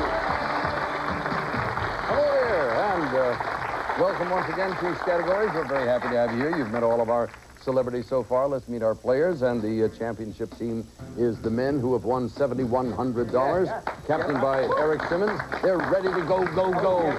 Eric, tell us about yourself. Well, Chuck, I mean... Whoa, whoa, whoa. All right, Jeff, as the new captain of the team, get down here. I should only look that good and that young. All right. Okay. Sorry, Dick. Sorry. Yeah. It's all right, Sam. Don't worry about it. I am Sam. Starting over again. As I was saying, ladies and gentlemen, the captain of the team is illustrious.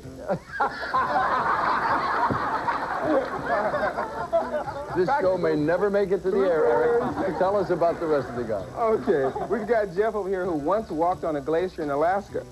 And to his right, we have Brian, who's a former cheerleader for Texas Tech. Mm-hmm. And get this, Kevin danced with the Kirov Ballet when he was 14 years old. Wow. Oh, congratulations. Nice to have you here. All right. Down to work here. Debbie Sullivan, don't be misguided by this foolishness. They are killers. Tell me about yourself and your team. Thanks, Dick. My name is Debbie Sullivan. I'm a registered dental assistant. And to my left is Joanne Robbins. She's a musician. Excuse me. Hold it, Debbie. Is he a magic person or a player? Musical. Okay. It's catching. Yeah. I started this whole thing. A musician. And then Louise? Louise Descaslo. I hope no. Close. She's a retired DMV worker. And Susie Sweet. She's a former English teacher and basketball coach. Thank you ever so much. Louise? You work for the Department of Motor Vehicles? I just retired August the 5th. I put in my dues for 24 years. I want you to wait there in that line. Stay there. Don't move. We'll get to you in about 4 days. As long as I'm winning money, that's fine. Gang, it's nice to have you all here. We've got a couple of rounds to play here. 2 teams. The first team that wins the most points wins $500 and a chance at the jackpot. Today, as you all know, it's worth $5,000. We deal in categories. The first category is words that might describe what you were like as a teenager. We'll start with the women. And the first team that comes up with 6 words on your card, you'll have 15 seconds and so forth. Here we go. Words that might describe what you were like as a teenager, beginning with the letter G. Yes. Girlish. Joanne. Giggly. Susie. Great. Louise. Gorgeous. Anybody else? Debbie or Joanne? Gangly. All right. Anybody? Gross. Okay.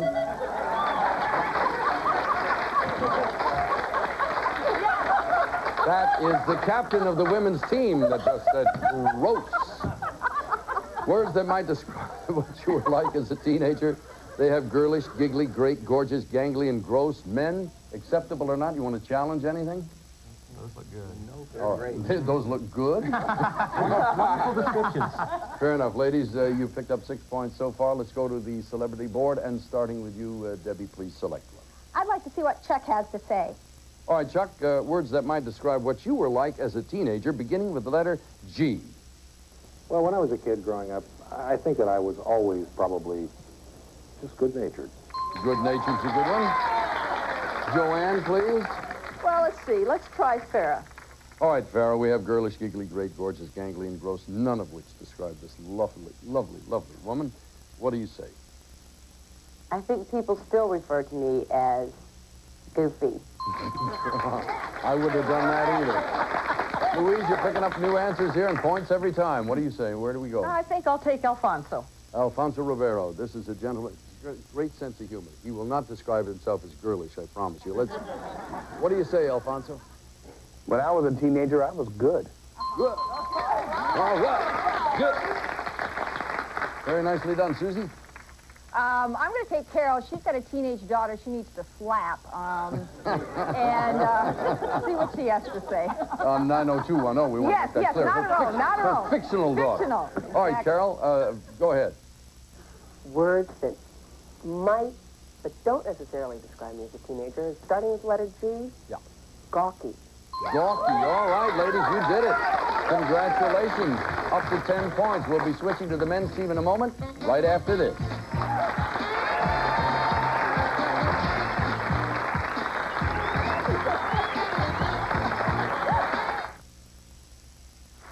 And now, back to categories and big questions. All right, thank you very, very much. And back we go to the gentleman's team. Remember your categories, words that might describe what you were like as a teenager. The women have 10 points, and this time you have a different letter, of course. We'd like you to describe these words beginning with the letter T. Go. Eric. Translucent. Anybody else? Tired. Yes, sir. Eric. Transparent. Jeff. Timid.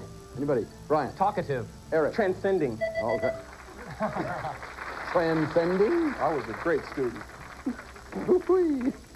These are words that might describe what you were like as a teenager. And they are translucent, tired, timid, transparent. What was that? Transcending, and talkative. Oh, ladies, I expect to see 4 or 5 hands up over there immediately. Debbie, what do you want to chat? Sorry, guys. We don't take transcending as a... Transcending is a no-no in your No, book. All right, now, let's check the judges. Now, have I introduced you folks today? You changed and you looked all beautiful. You've had a good night's sleep and all of that. These are our judges. They will make the final determination. Words that might describe what you were like as a teenager, and the women said transcending is unacceptable. Is that word okay, yes or no? Yes. Unanimous. It's out of there. Take it away. And I have more. Yes, you want to run through the whole list, if you please. There's no limit. Louise. Translucent. You never went with a guy that was translucent? No, I never have. These are words that might describe you as you were when you were a teenager. They have challenged translucent. Is that acceptable, yes or no? Another unanimous no. Setting records here. Knock 2 of them out. Come on, let's go for 3, Susie. Get them down. I have never seen a teenager that was transparent. Transparent? You're taking it in the physical sense rather than the psychological sense or whatever. I think some of your teammates disagree, but you've got it in there. Words that might describe what you were like as a teenager. She doesn't like transparent. Would you take that word, yes or no? You got it, all right. Gentlemen, probably the all-time miserable list we've ever had. You've set a new record there. I don't believe it. Oh, boy. Let's turn to the board now. Eric, which one of these guys? Take Alfonso. He didn't like any of them either. Look at that. What would you like, Eric? Just as you said, let's go with Alfonso. Are you going to go there? Yeah, we'll go with Alfonso. Don't let me lead you. Oh, no, I'm not letting you lead me. You buy off. This is your choice. This is my choice. Okay. Watch him say tired. Here we go. Alfonso, words that might describe what you were like as a teenager. Being a teenager in the 90s, you've got to be tough. Tough. All right, good word. You got it. Jeff, where do we go? Well, I think the only person who likes any of our answers is probably Rick, so let's go with him. He's smiling ear to ear. Words that might describe what you were like as a teenager. I hesitate to hear what this man's going to say. Back in high school, this must have been the buzzword at the time, but through my stupid tricks and everything I play on everybody, they'd say I was twisted. Twisted, yes. And apt descriptions. Brian, you're picking up points. It's still 10-5. Where do you want to go now? We're on a comeback, and we're going with Carol. Carol, describe or give us a word that might describe what you were like as a teenager, and avoid tired, timid, or talkative if you can. One word that does describe me as a teenager, beginning with the letter T, all too often, tearful. Tearful, there you go. All right. You bounce back a little bit, guys. It's 10-6. The ball game is not over. And let's see where we go now, Kevin. Let's wing it with Farrah. Farrah. We could get another point out of this, Farrah, if you don't say what they have up in front of you there. What are you going to say? When I was a teenager, I was tense. Gentlemen, it is now 10-7, and so the gap narrows despite that miserable performance earlier. We'll be right back in a moment with round number 2.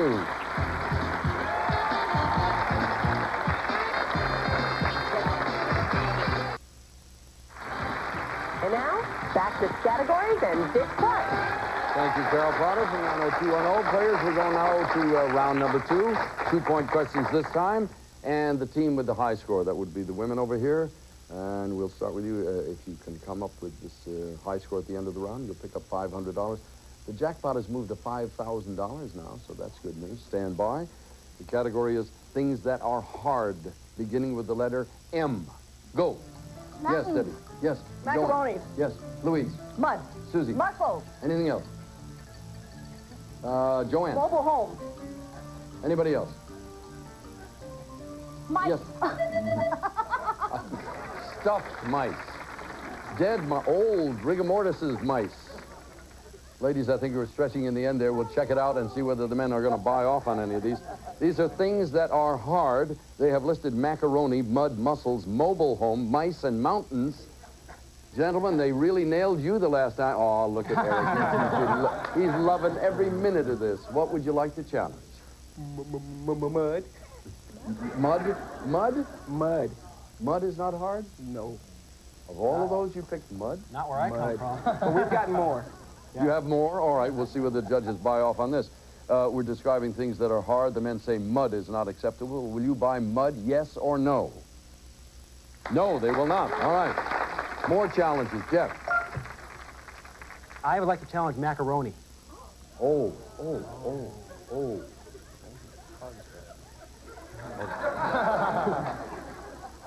Would you like to take it back? Yeah. It's too late. Things that are hard. The men say, or rather Jeff says, macaroni. Will you accept that word, yes or no? All right, okay. If it's dried out long enough. Kevin, you're going to go for one. You guys are suicidal over there. What would you like? We're behind. We got to go. Hey, I think we have a problem with mice. Yeah, all right. Now, I'll buy off on mice. The judges may not, but I would. These are things that are hard. They don't like mice. Will you take mice, yes or no? No. All right, that's out of there. Anything else you don't? How about mobile homes? They're nice and cushy soft. I'm going to take a chance. Mobile home is difficult to contend with. I don't want to lead you into this. I did that to you before. No, seriously, I know nothing. I just pretend like that. You're going to do that? No, we'll... Yeah, seriously, I mean, I don't want to ever lead you into anything. Okay. Would you have taken mobile home just for the heck of it, yes or no? Oh, they would have taken it. All right. So it's just as well. All right, fair enough. Ladies, you're leading substantially, 20-7, and we'll take you to our celebrity board in just a minute. Let's let the guys have a shot at this same category, different letter, all right? These are things that are hard, gentlemen, beginning with the letter... Oh, dear gracious. Beginning with the letter C. Ready? Go. Eric. Concrete. Yes. Hair. Fine. Eric again. Cinder block. Kevin. Cement. Anybody else? Kevin. Jeff. Copper tubing. Yes, Kevin. Cedar. Cedar. All right, there they go. 6 answers up there. Things that are hard. And we have concrete, carrots, cinder block, cement, cedar, and copper tubing. It was tubing, wasn't it? Yeah, we'll take tube as the abbreviation. Ladies, do you want to challenge any of those things that they allege are hard? I don't think so. They're good enough. Pretty safe stuff. All right. You are behind, gentlemen, by a point at this juncture, so let's go to the celebrity board here. And Eric, make a choice. Let's go with Farrah. Farrah, these are things that are hard, beginning with the letter C. We've posted the men's answers, and they're hoping you don't say any of those. What do you say? Well, my feet get tired because all day I'm walking on cement. Oh, that cost you one. Jeff? Chuck. Chuck Woolery. All right, Chuck, turning to you, things that are hard. What do you say? It only happens when you're in school or if you're in love, and it's always the hardest part of both things, chemistry. Oh, yes, that is hard. What do you say, Brian? Where do we go? I'm going to go with Alfonso. I love the expression on this man's face. That lights up the whole world. Tell us about things that are hard. Something that's really hard, except for when you drop it, is crystal. Yep. Men are stepping ahead now. What are we up to, Kevin? Yeah. Rick, get not so serious. No, he'll lighten up in a second. Discussing things that are hard. You've listed these words up there, but I hope that he doesn't repeat one of them. Rick Dees, what do you say? Not for me, but perhaps for you. One of the hardest things in the world is calculus. Okay, we got up to 23 points for the men, 20 for the ladies. And ladies, you need 3 new answers on the board to win the game. 3 is the count. And let's switch on over there, and I'll ask you, Debbie, where you'd like to go. I'll go with Rick. All right, Rick, we need 3 answers. Perhaps. What is that face he's giving this time? What was that character that Red Skelton used to do? Clem Cadiddlehopper. That's him. There he is. Rick Dees himself. Things that are hard beginning with the letter M. Rick? Yeah, since the accident, I've got one in my head. It's a little plate up here. It's made out of metal. All right. Next case. What do we do, Joanne? 2 more answers. We'll do it. Okay, let's have Chuck. Chuck, what's one of those answers we need? Don't repeat what the lady said, please. They're listed right in front of you. A mallet. A mallet is hard. Here we go. 1 answer will win the game. You'll knock the guys out of the box with just 1 answer, Louise. Now think about it. The answers you've given are macaroni, mussels, mobile home, mountains. You have Alfonso, you got Carol, you got Farrah. Who is the least likely to repeat one of your answers? I don't want to go with Alfonso. He might say muscle, so I think I'll go with Farrah. Farrah isn't going to say macaroni. She isn't going to say mussels, mobile home, or mountains. If she doesn't, you'll win the game. Farrah? Well, before calculators, this was really hard. Mathematics. All righty. We've done it. Gentlemen, thank you very much. Not too bad. Oh, man. Calm down. We've only started. I know. You wagged your finger at him before we went out there, and you got him. Yes. $7,100. We'll be right back with the bonus round.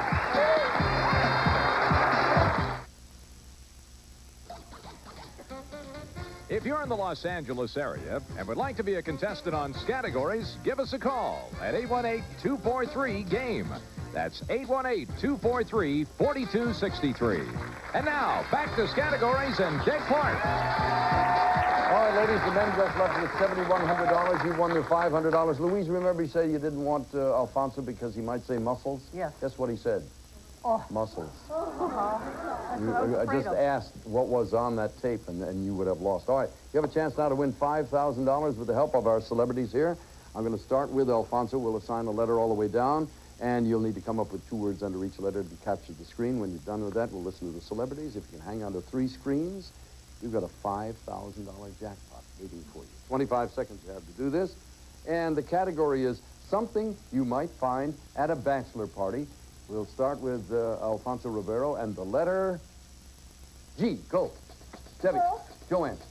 Next one. Go dancers. Yes, Carol. C. Anybody? Champagne. Louise. And Debbie. Candy. And Chuck, what's your letter? D, anybody? Debbie. Dirty movies. Joanne. Dancers. Farrah. P. Debbie. Party hats. Susie. Popcorn. Rick. S. Sex. Whoever said it. Next. Singer. All right, Singer got in with the bell. Will you accept that, Judge? Singer at the bell? All right, let me glance over here. All right. Looks like you got them all so far. Louise, what is there? Wow, you're supposed to set an example here. Looks like you captured them all, but I got to ask the judges. Are all of the answers acceptable, Judge? They are fine. Oh. Substantially increases the odds of winning $5,000. You won $100 apiece. That's $500. Here we go for $5,000. Let's start with Alfonso Rivero. Something you might find at a bachelor party. You said girls and go-go dancer, and he says? You don't find too many of them, but definitely girls. Oh, sorry about that. That's not a winner. Carol, something you might find at a bachelor party beginning with the letter C. We had said champagne and candy, and she says? I know something that you might find at a bachelor party, and most likely will, that begins with the letter C. Champagne. This is hurting. We got to hope for the best here. We got to get these next three. Chuck, something you might find at a bachelor party. Dirty movies and dancers. What do you say? Jumping out of cakes and stuff. All those dancers. Oh, lady. That's smart. We had 5 screens to work. We only had to get 3. Hey, the good news is you won $1,000, and you'll be back again tomorrow. So we'll do it again. Louise, you'll think about what you're going to say tomorrow. It might be the same See you in a second. We'll be right back.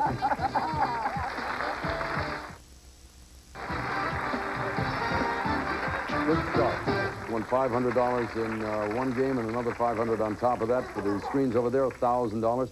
Tomorrow, we up the ante on the jackpot. It will be worth $6,000. So, Debbie, we'll see you then. Joanne, thank you very much. Louise, pleasure to have you with us. Susie, we'll see you tomorrow on categories. Tell your friends, come and join us. Join the party, play along. We'll see you tomorrow. For now, Dick Clark. Okay. The following companies have paid a fee for product promotion. From F&F, all herbal throat and cough drops. All herbal, the all-natural American way to soothe sore throats. Improve richer, creamier Cremora with the easy pour lid. Cremora, it's the coffee creamier. Stork Chocolate Reason. If you like chocolate, then you'll love Reason. Extra chewy chocolate caramels covered with a rich chocolate coating. All the party contestants will receive Ray-Ban leather sunglasses, classic styles with rich leather accents, plus sun-sensitive gradient fashion lenses for wear indoors and out, furnished by Bausch & Lomb. And departing contestants will also receive the Categories board game.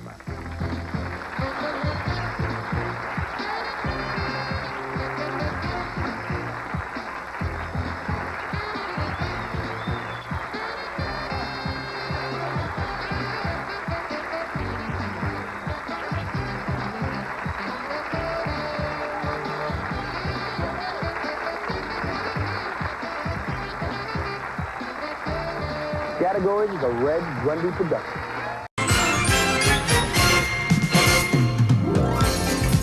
Number 1, what is your name, please?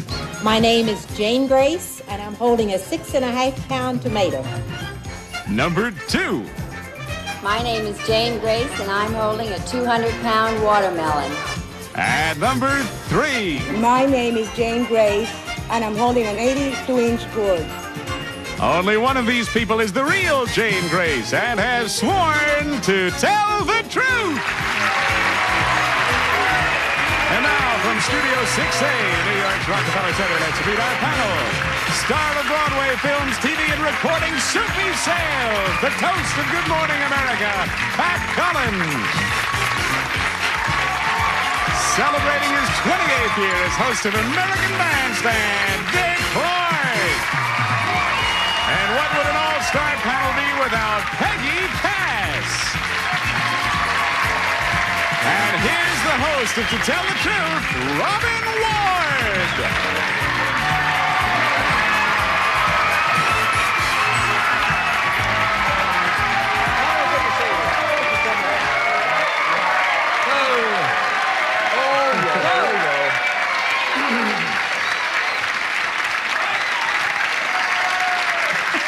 I love you, Not a bad group. A very good group. It's great to see you. I'm glad you could join us. Pal, you're looking good.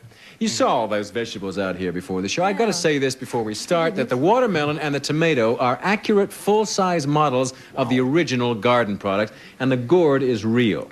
You know, so I just want to, and if you don't think that, you're out of your gourd, as far as I can tell. Let's get right down to the problem presented by our first team of challengers, all three of whom claim to be Jane Grace. And would you open your envelopes, please, and follow along as I read. I, Jane Grace, am the owner of Grace's Gardens and publisher of the world's most unusual seed catalog.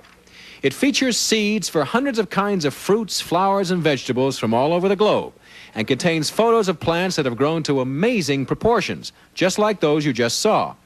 Many people write to me about their garden gargantuas. I offer prize money to those who set records and purchase the championship seeds for resale through the catalog. Thanks to my interest in these immense edibles, I have also become the official horticultural authenticator for the Guinness Book of World Records. Signed, Jane Grace.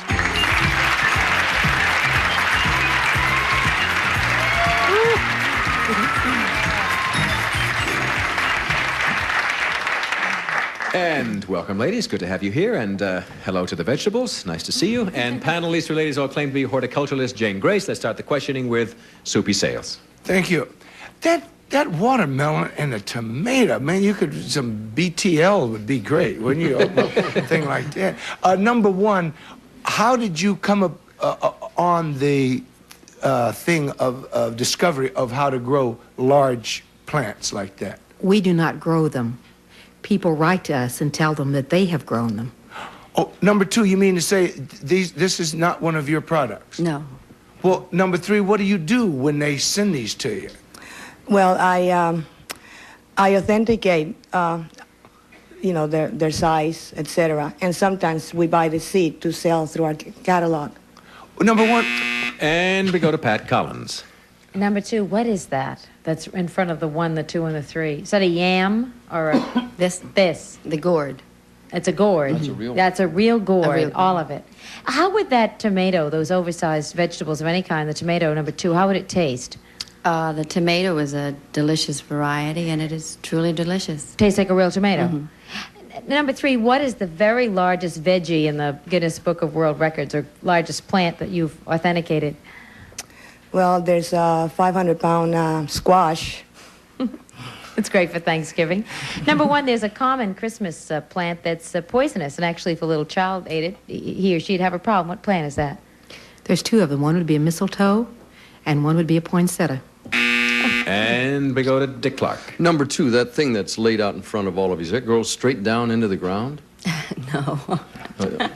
Does it? Oh, I see it lies on top of the ground. I was going to say, you have to have a heck of a garden if it was Very that. good, What do I know? Very good. Number three, I know that's a model, but the real watermelon, what did that weigh? 200 pounds. 200-pound watermelon? Number one of your friendly competitors' companies has the name Burpee on it. What was Mr. Burpee's first name? Do you know, number two, what Burpee's first name was? Orville. Say again? Orville. Thank you very much. Number three, how deep do you plant peas? I'm not really a gardener. Peas, no. And we go to Peggy Cass. Thank you. Number one, how do they get purple broccoli? Mostly with dyes when they're planted. With dyes? Dyes when they're planted. They throw like dye into the ground? It doesn't harm you if you eat it. It's just for looks. Oh, I think it looks awful myself anyway. Number two, who was Luther Burbank? He was a botanist. Okay. Now, number one, if you, do you really agree that tomato would taste good? Yes, it is a delicious tomato, truly. Well, number two, wouldn't a tomato like that that's so enormous just hang down and break the vine? Well, you have to prop them up to some degree. Obviously, it would. Yeah. Well, I mean, are the vines They're ringing that bell, panel. That means the time is up and discussion is over. And now it's time to vote for number one, for number two, or for number three. Whoever, in your opinion, is the real Jane Grace. And we pay $100 for each incorrect vote. And 4 incorrect votes will give our team of challengers $500. Are the ballots all marked, panel? Soupy, who got your vote? Well, I thought they all three were great, but number one knew that you shouldn't eat mistletoe. You should just kiss under that. And it's more more fun on the lips than on the... And also that... I think it's number one. She seemed to Okay, know. and Pat, who'd you vote for? I also think it's number one. She just All right. looks like the right type. And Dick, what about you? Number one turned me off for a minute because she didn't know Mr. Burpee's first name. It's W. Atlee Burpee, the most famous seed man in the world. But then when I listened to number two call him Orville, I knew she wasn't the one. I never got to, it's got to be number one. Okay. And Peg, who got your Well, I vote? didn't believe Orville either, but she, number one, I can't believe they throw purple dye on top of broccoli seeds and it comes out that funny color, so I voted for number three. All right, the votes are all in, and now we're going to find out which of these ladies, in fact, is the record authenticating horticulturalist. You try and say that. Will the real Jane Grace please stand up? I've been wiped out. Come on.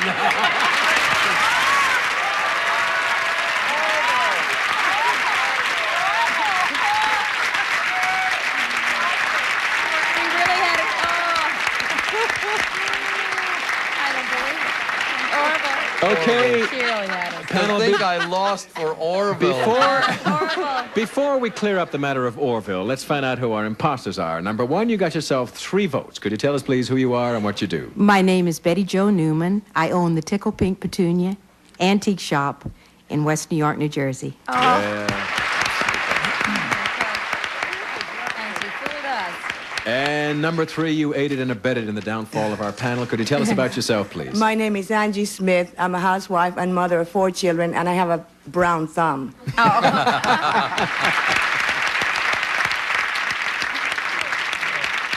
Jane, Orville?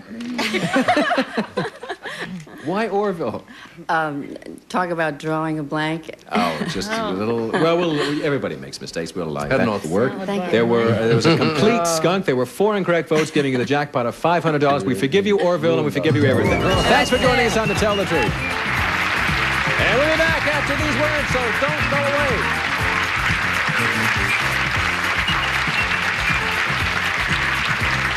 We are back, and let's meet our next team of challengers.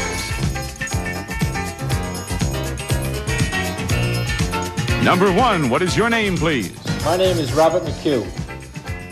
Number 2. My name is Robert McHugh. And number 3. My name is Robert McHugh. All right, panel, once again, would you open your envelopes and follow along as I read? I, Robert McHugh, am a detective with the New Jersey State Police. Recently, I was involved in an undercover police operation in Atlantic City called Operation Seashore. It was initiated because of the alarming rise in property and street crime since the advent of legalized gambling in that resort community. Posing as businessmen, we opened a storefront and let it be known that we would be willing to buy drugs and other hot merchandise, including gold and silver. In 18 months, we recovered more than $500,000 worth of stolen property. As a result of Operation Seashore, 112 persons were indicted, including 1 policeman. Signed, Robert McHugh.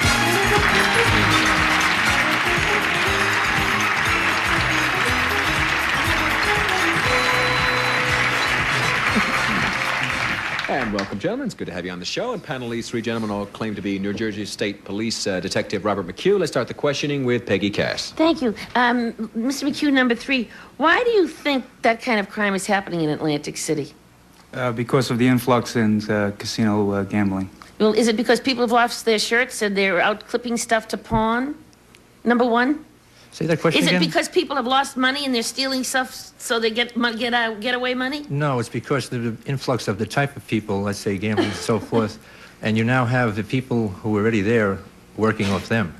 But number 2, I thought that Atlantic City was supposed to be so supervised and so clean and so wonderful for Atlantic City. It doesn't seem that it turned out that way, right? Well, it is supervised. The gambling is supervised, but the street crime is rampant. Well, number 3, you always had street crime in Atlantic City, didn't you? Yes. Well, I mean... And we go to Soupy Sales. Number 1, the property that was sold to you, was that from the Atlantic City area or from other states? Basically from the Atlantic City area. Number 2, were you able to track it because of the serial numbers? Yes. Number 3, was it all recovered for the people where the property who had been stolen from? Some of the property has not yet been identified.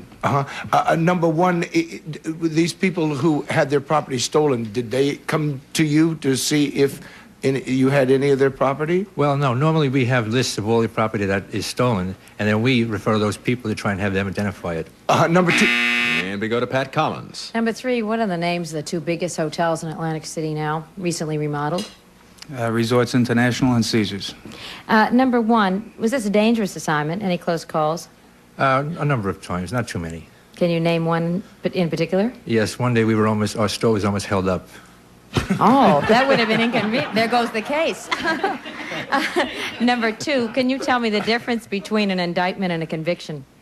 Well, an indictment is where we think the person committed the crime, and the grand jury would indict him on that information. A conviction would be after the jury hears the case and convicts the person. Number 3, if you had... And we go to Dick Clark. Well, I'll pick up with number 3. What kind of a store was this? What did you call it? It was called Seashore Sales, and it was a gold and silver buying store. Where was it located, number 1? It's on Atlantic Avenue. On Atlantic Avenue.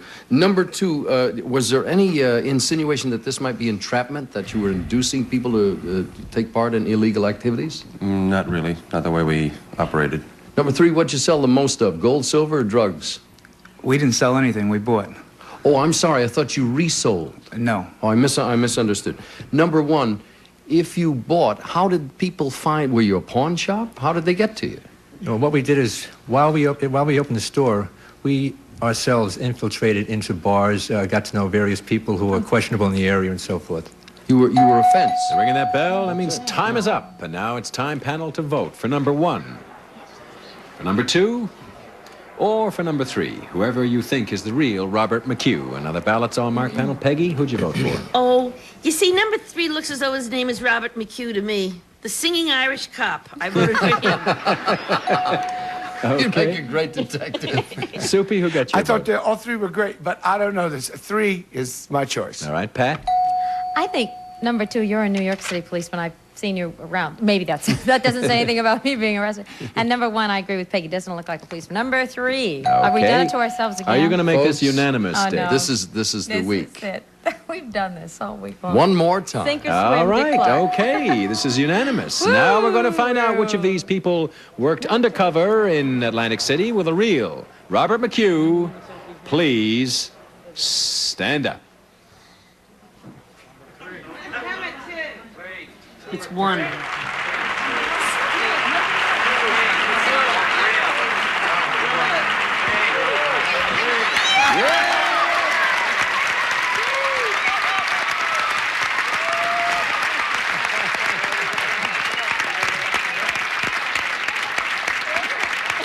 We've redeemed ourselves.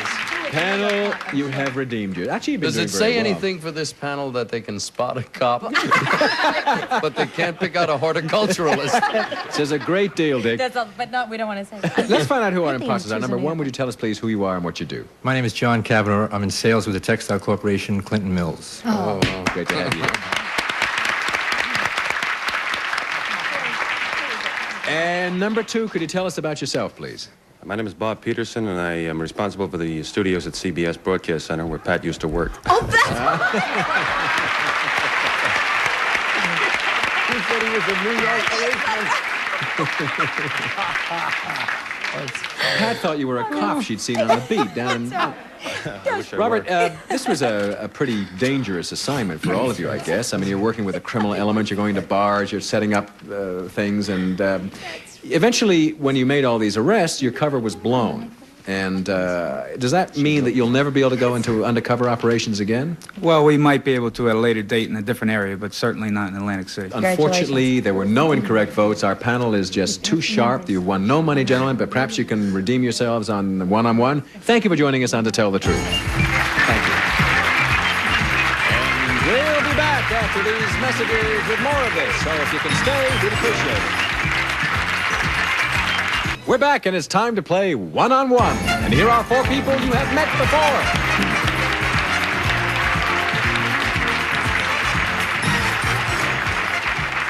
Panel, you of course remember Betty Jo and Angie, who were imposters for Jane Grace, and of course John and Bob, who pretended to be undercover policeman John McHugh. Now, you do know something about these people, but there's one fact that we have withheld from you until this very moment.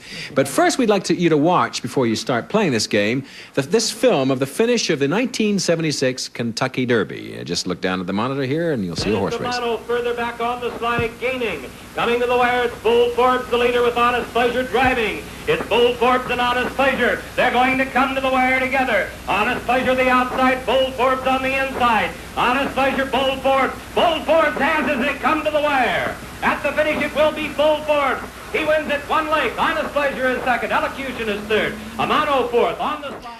Okay, panel, one of these four people was an owner of Bold Forbes, the horse you just saw win the 1976 Kentucky Derby. It's up to you to find out which one, and we're going to start with Soupy. If you're ready to question Bob, start now. All right, Bob, how much money did you win? $165,000. Who was the jockey? Angel Cordero. Uh-huh. And how many, where's Bold Forbes now? In Kentucky. Is he still running? No, he's syndicated. He's syndicated? I wish I was syndicated. Does Bob own part of that horse? Yes, or no? That's a yes for Bob. And Pat, if you're ready to question John, please start. John, what are the other races in the Triple Crown? The Preakness and the Belmont Stakes. Do you remember who the governor of Kentucky was at the time you won the Derby? Not offhand, no. What time of year does the Derby take place?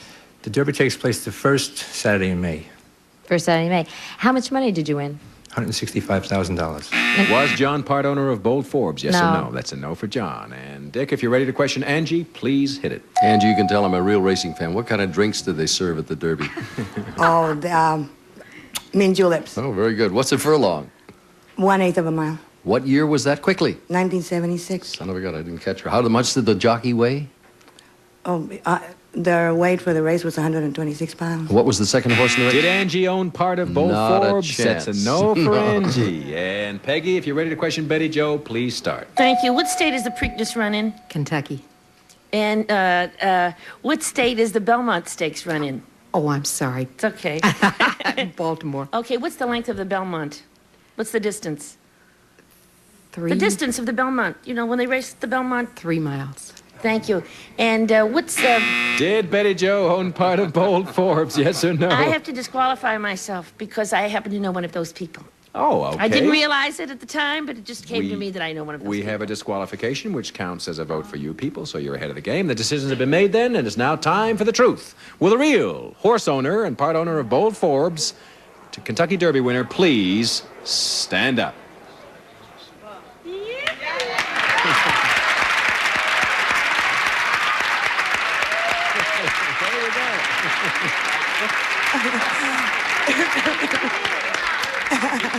Dick Clark gave her the most emphatic no I've ever heard on this show.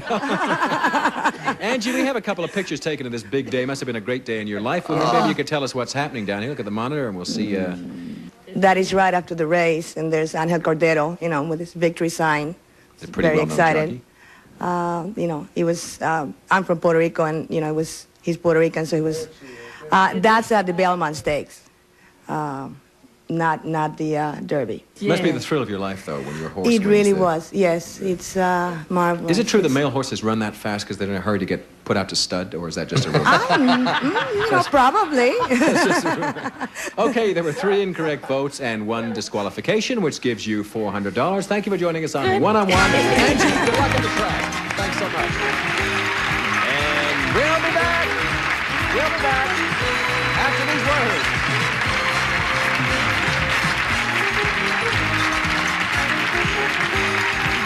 So excited about the horse race that I gave our last team of one-on-one challengers $100 too much, and our producers have informed me that it's going to be taken out of my check, so they will get the $400. Panel, we're right out of time. It's been a pleasure. Thank you for Thanks, joining us. Robin. And you will see you the same time next time on To Tell the Truth. Thank you for coming.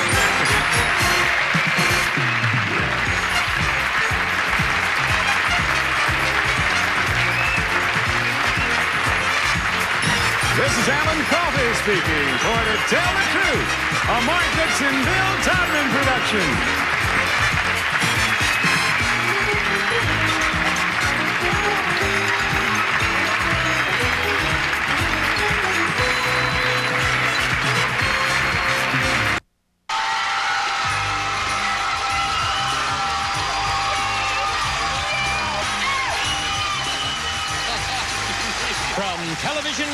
in Hollywood.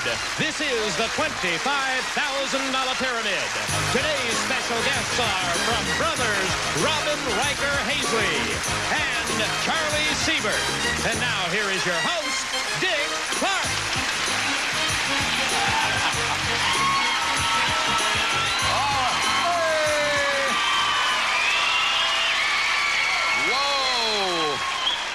You know what that means. Johnny Gilbert's been out there with the electric cattle prod saying, "Hooray!" Maybe we stumbled on the bandstand. Thank you, John.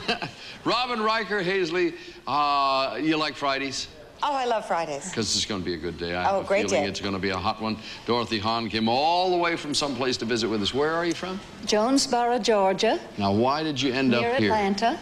We came out on vacation. It's nice to have you here, and I hope you leave with a lot of fond memories and a lot of money in hand. Thank you. Me too. Courtesy of Charlie Siebert, by the way, in the next round. How are you, sir? I'm fine. It's a historic week, eh?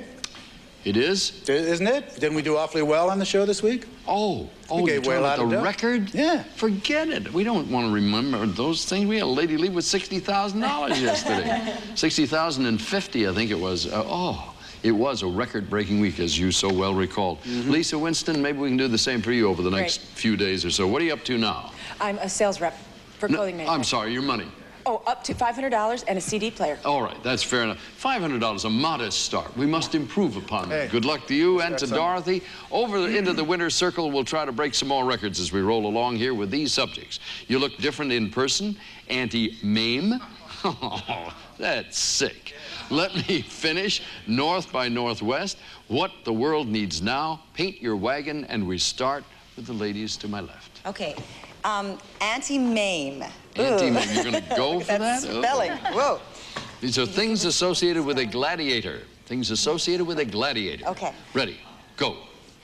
The city, the capital of Italy. Rome. Yes. And he uses a double-edged sword. Yes. And the area where they play. The arena. Yes. And the Caesar or the leader? There was a movie of China, The Last Emperor. Yes. And when you go to hand combat. Yes. And it's the one that you like the most. It is your favorite. Yes. And that's all. Oh no.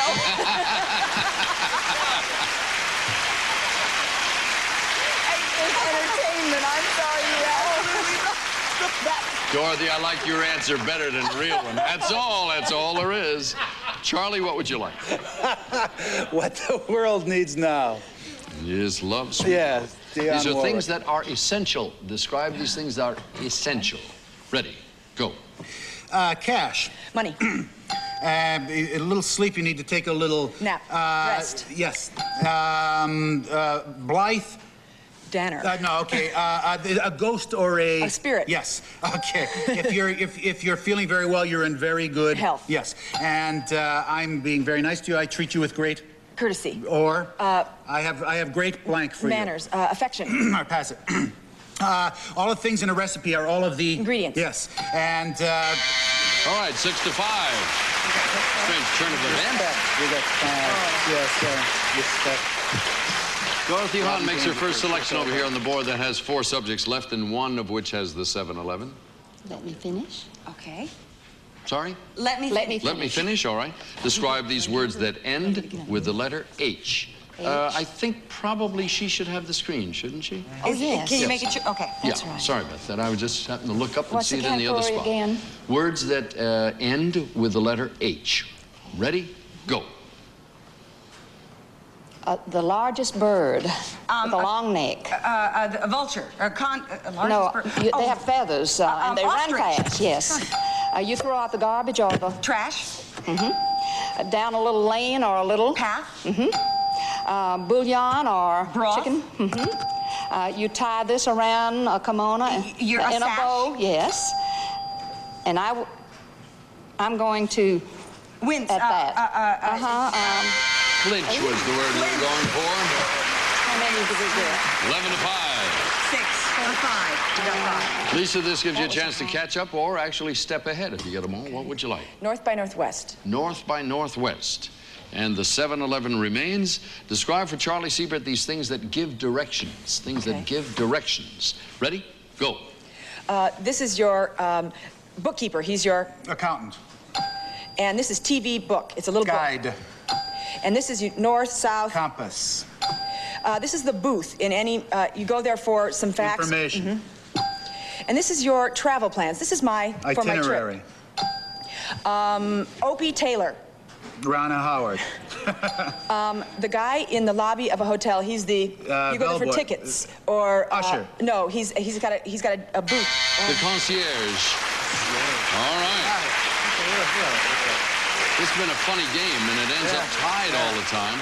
11 to 11. You know, strange losses here and there, but it is a tie game. Dorothy, you and your partner have the choice. You or Robin can select. You look different in person. And would you like to give?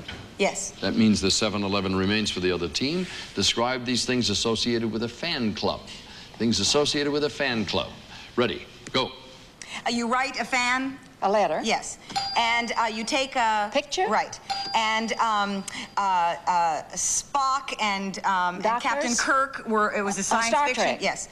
And he's a matinee... Idol. Yes. And the opening night, it's a... Premiere. Yes. And you pay these Admission? to belong to a club. No. Oh, dues. Yes. And you're very... you have fidelity. You're very... Faithful. Another word for it. You're very... honest.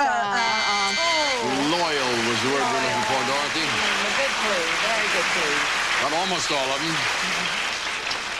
The 7-11 remains. Let's flip it over and reveal it. And that means if you get them all, a score of 18 points, you've won $1,100 and the game. Charlie, you're going to give? Describe these things associated with a brush. Things associated with a brush. Ready, go. He gives you a shave or a haircut. Barber. And you do this with a broom. Sweep. Yep. And you put this on your eyelashes. Mascara. Yes. And a brush has... Bristles. And you pick this off. Lint. Yep. And the faucet does this. Drips. Yes. And you remove paint with this. Sandpaper. No. You mix paint with it or you dilute paint with it. Thinner. You clean a brush Thinner. with it. You Paint clean thinner. a brush. Another thing.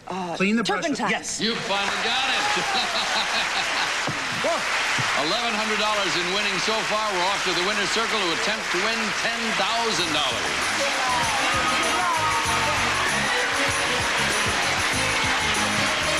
Good thing we had a lot of time.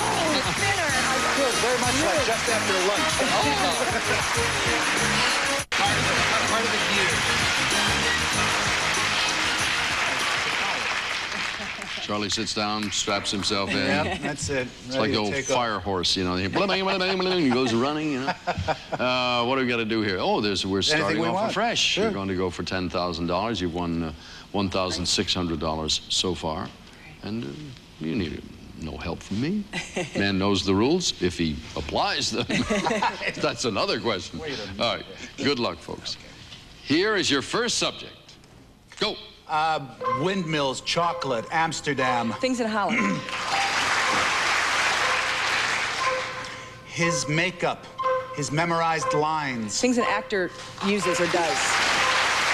Because you're furious. Reasons you get angry or mad. Because you stubbed your toe. Reasons you...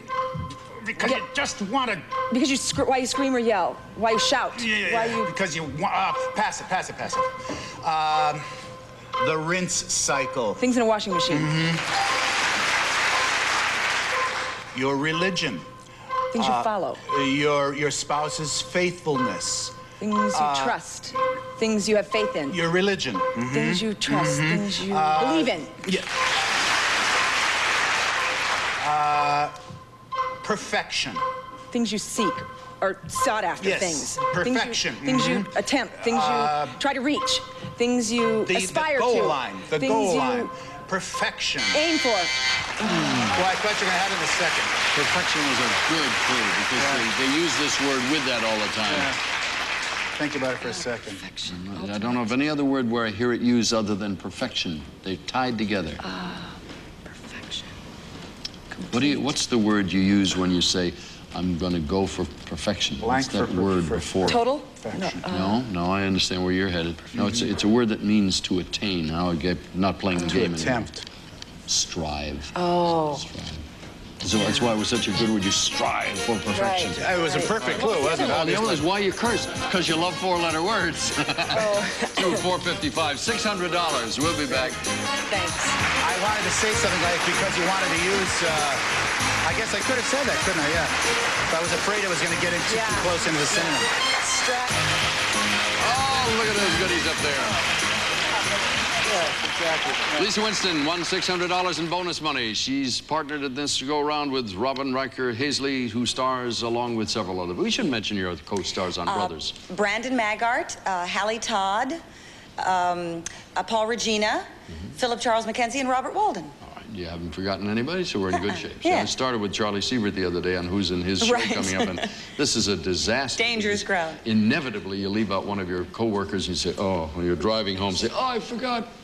In any case, good luck to you ladies. We'll let the other team start. And that thing we were talking about is Favorite Son, to be seen on NBC this fall, a mini-series. Want to give us a one-line caption like we'll read in the guide?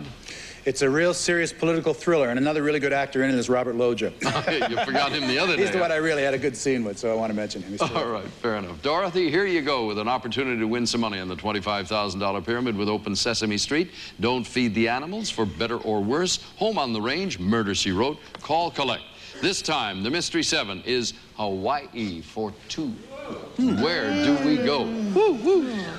Well, for better or worse. All right. This is one you're going to love.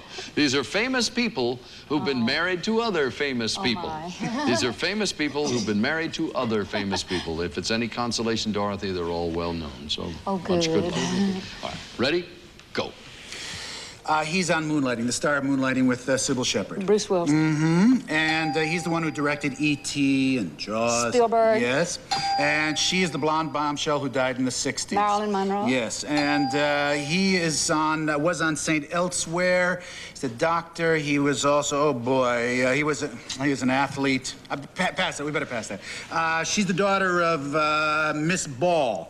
Lucy Arnaz. Yes, and this is the wife of Danny DeVito. Killer category. Could I have said daughter of Lucille? I don't know whether... Let me check. That's would what you have accepted... No, Judge. Would you have accepted Lucille Ball's daughter? No, I was too close to Lucy. We had to sidestep it, yeah. You did the right thing. In any case, well, those categories are ones that everybody runs from, and you ended ran up right with to it. Robin? To a brick wall. Yeah, Murder, She Wrote. All right. Describe these things associated with poison. Things associated with poison. Ready. Go. Romeo and Juliet. It makes you itch. Poison, yes. Cleopatra was bitten by one. Snake? Yes, but a particular kind of snake. Oh, you're behaving like a horse's... Next. The guy who comes in and gets rid of the bugs in your house. Exterminator. Right. And you play this game. Darts. Right.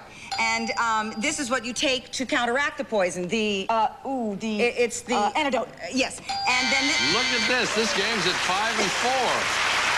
I'm not ready to stop yet. Poor Lisa. I was going to say that, but I didn't like you say it on TV. Well, she was trying to get you to say asp. Oh. And you're such a polite woman. God bless you. Yeah, didn't I tell someone to take a long walk off a short view? It's 5 to 4. Yeah. Dorothy, what would you like? Call, collect, we're going to try, Dick. All right, and there we go. Little trip to Hawaii would settle in nicely. You add 7 points to that 4, make it 11, you won the trip. Here's your 30 seconds. Check the screen. Ready, and go. What children play with. Toys. And you read Red Book. Magazines. Yes. And you play these, not a CD, but they have record, grooves. phonograph. Yes. And you drink out of coffee. Cup. Big things. Mug. Yes. And you bring home after a trip, you want to souvenirs. Bring to the children, and you have such tremendous... In your business, you work hard to solve these problems. Yes, and you look. And Sears has the book catalog. Yes. You won it. Okay. Good for you. Dorothy, get out your moo-moo and your lei and all your summer clothes. Trip for 2 to Hawaii, 1 week in Waikiki. Wonderful. The subject material was things you accumulate. It's 11 to 5. Lisa, it's up to you. Home on the Range. Okay, describe these things associated with a cowboy. Things associated with a cowboy. Ready, go. He's the guy with the badge. Sheriff. And deep in the heart of... Texas. And you get these guys together to go chase somebody. Posse. And this is where people rope things and... The rodeo? Right. And this is the fenced-in area where you keep... Corral. And this is a Western bar is a... Saloon.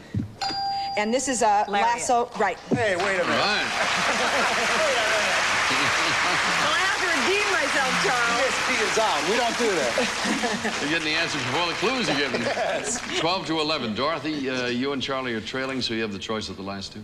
Don't feed the animals. Okay. Don't feed the animals. All right, you'll give? Mm-hmm. Describe these things in a zoo. Things in a zoo.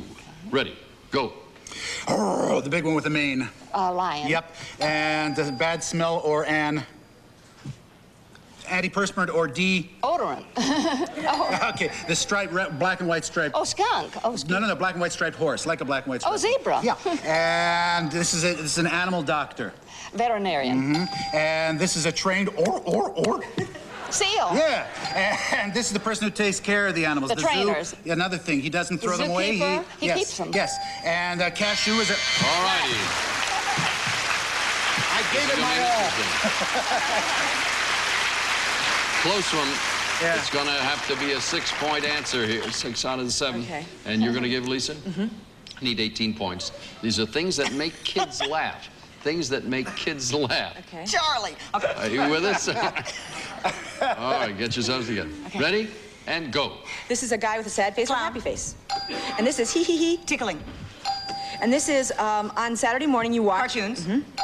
And this is not an ape, but a monkey, a chimpanzee. And this is the frog. Kermit. And burping. You got it. Oh, good.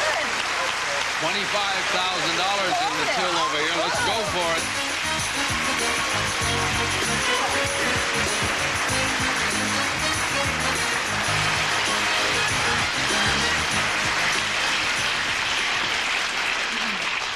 It's a Friday. It's the second half of the game. We got to give this $25,000 away. It's a burning hole in the pocket of the bank. Great.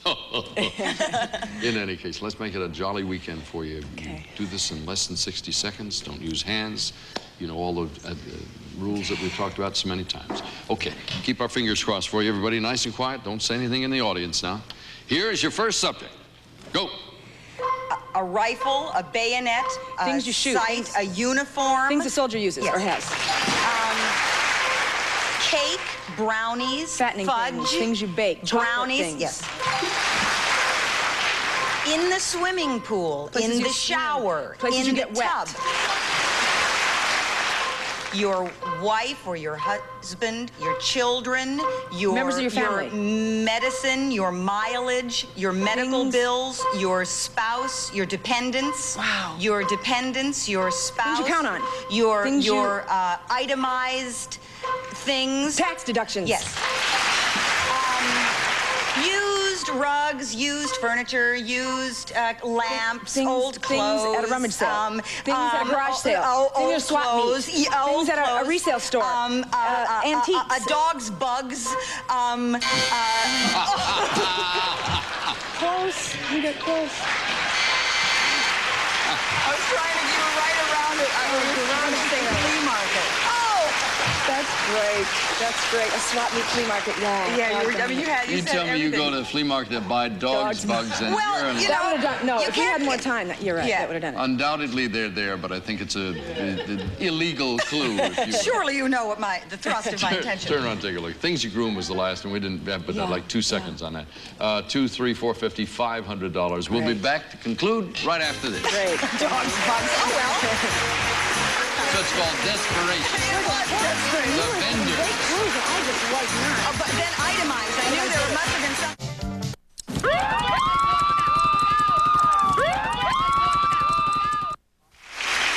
$25,000 pyramid, topping it off on a Friday. Dorothy, you're off to Hawaii on a trip for 2 to Waikiki. Thank you so much. Lisa, you've won $2,700 in a CD player so far. And Robin, we'll see you on Brothers on Showtime. You know, they say all good things must come to pass, and I'm afraid that's exactly what's going to happen today. We've just had the last CBS telecast of the $25,000 pyramid. It gives us a chance to thank our wonderful CBS crew. They've been terrific over the years. And to all of my friends at Bob Stewart Productions, they make the job real easy. And for all of us, we'd like to thank you for making us a part of your day for the past several years on the $25,000 pyramid. For now, Dick Clark. So long. For winning today's Mr. Seventharthy, you'll receive a Pleasant Hawaiian Holidays exciting week in Waikiki, including air transportation and luxury accommodations. Enjoy a pleasant Hawaiian vacation from Pleasant Hawaiian Holidays with our congratulations. All of our players will receive a copy of the Pyramid Box game or the home computer game. And our departing contestants will receive Stipple's classic design table lamp and bright old brass finish, topped off with an ivory pleated shade, a practical lamp from Stipple. And life's a picnic, Munchin' Picnic, bite-sized russet potato chips and shoestring potatoes, always fresh in the picnic canister. Plus, Accent wakes up the natural flavor of food. Accent restores flavor lost during processing and storage, and it's low in sodium. Also, delicious Little Debbie's in economical multi-packs and convenient single packs. When you get snack hungry, Little Debbie has a snack for you. Plus, new Checkup Gingival Toothpaste, clinically proven to help reduce gingivitis, the early stage of gum disease. And Flavor Ice, one of America's favorite fruit-flavored treats. 24 giant bars, delicious flavors, Flavor Ice.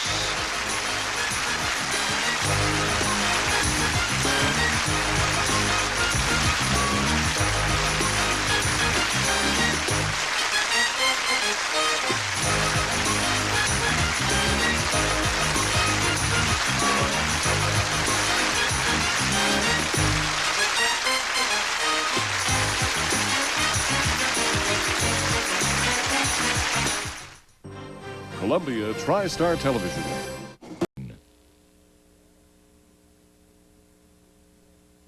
From Television City in Hollywood, this is the $100,000 Pyramid.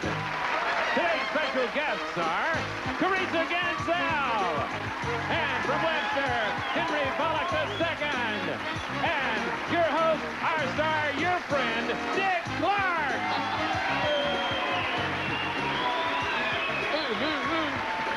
Bob Hilton, I thank you very much, sir. The $100,000 pyramid before your very eyes for the next half hour to dispense mucho loot to anybody who wants it. Teresa, you will be generous. I'll be very generous.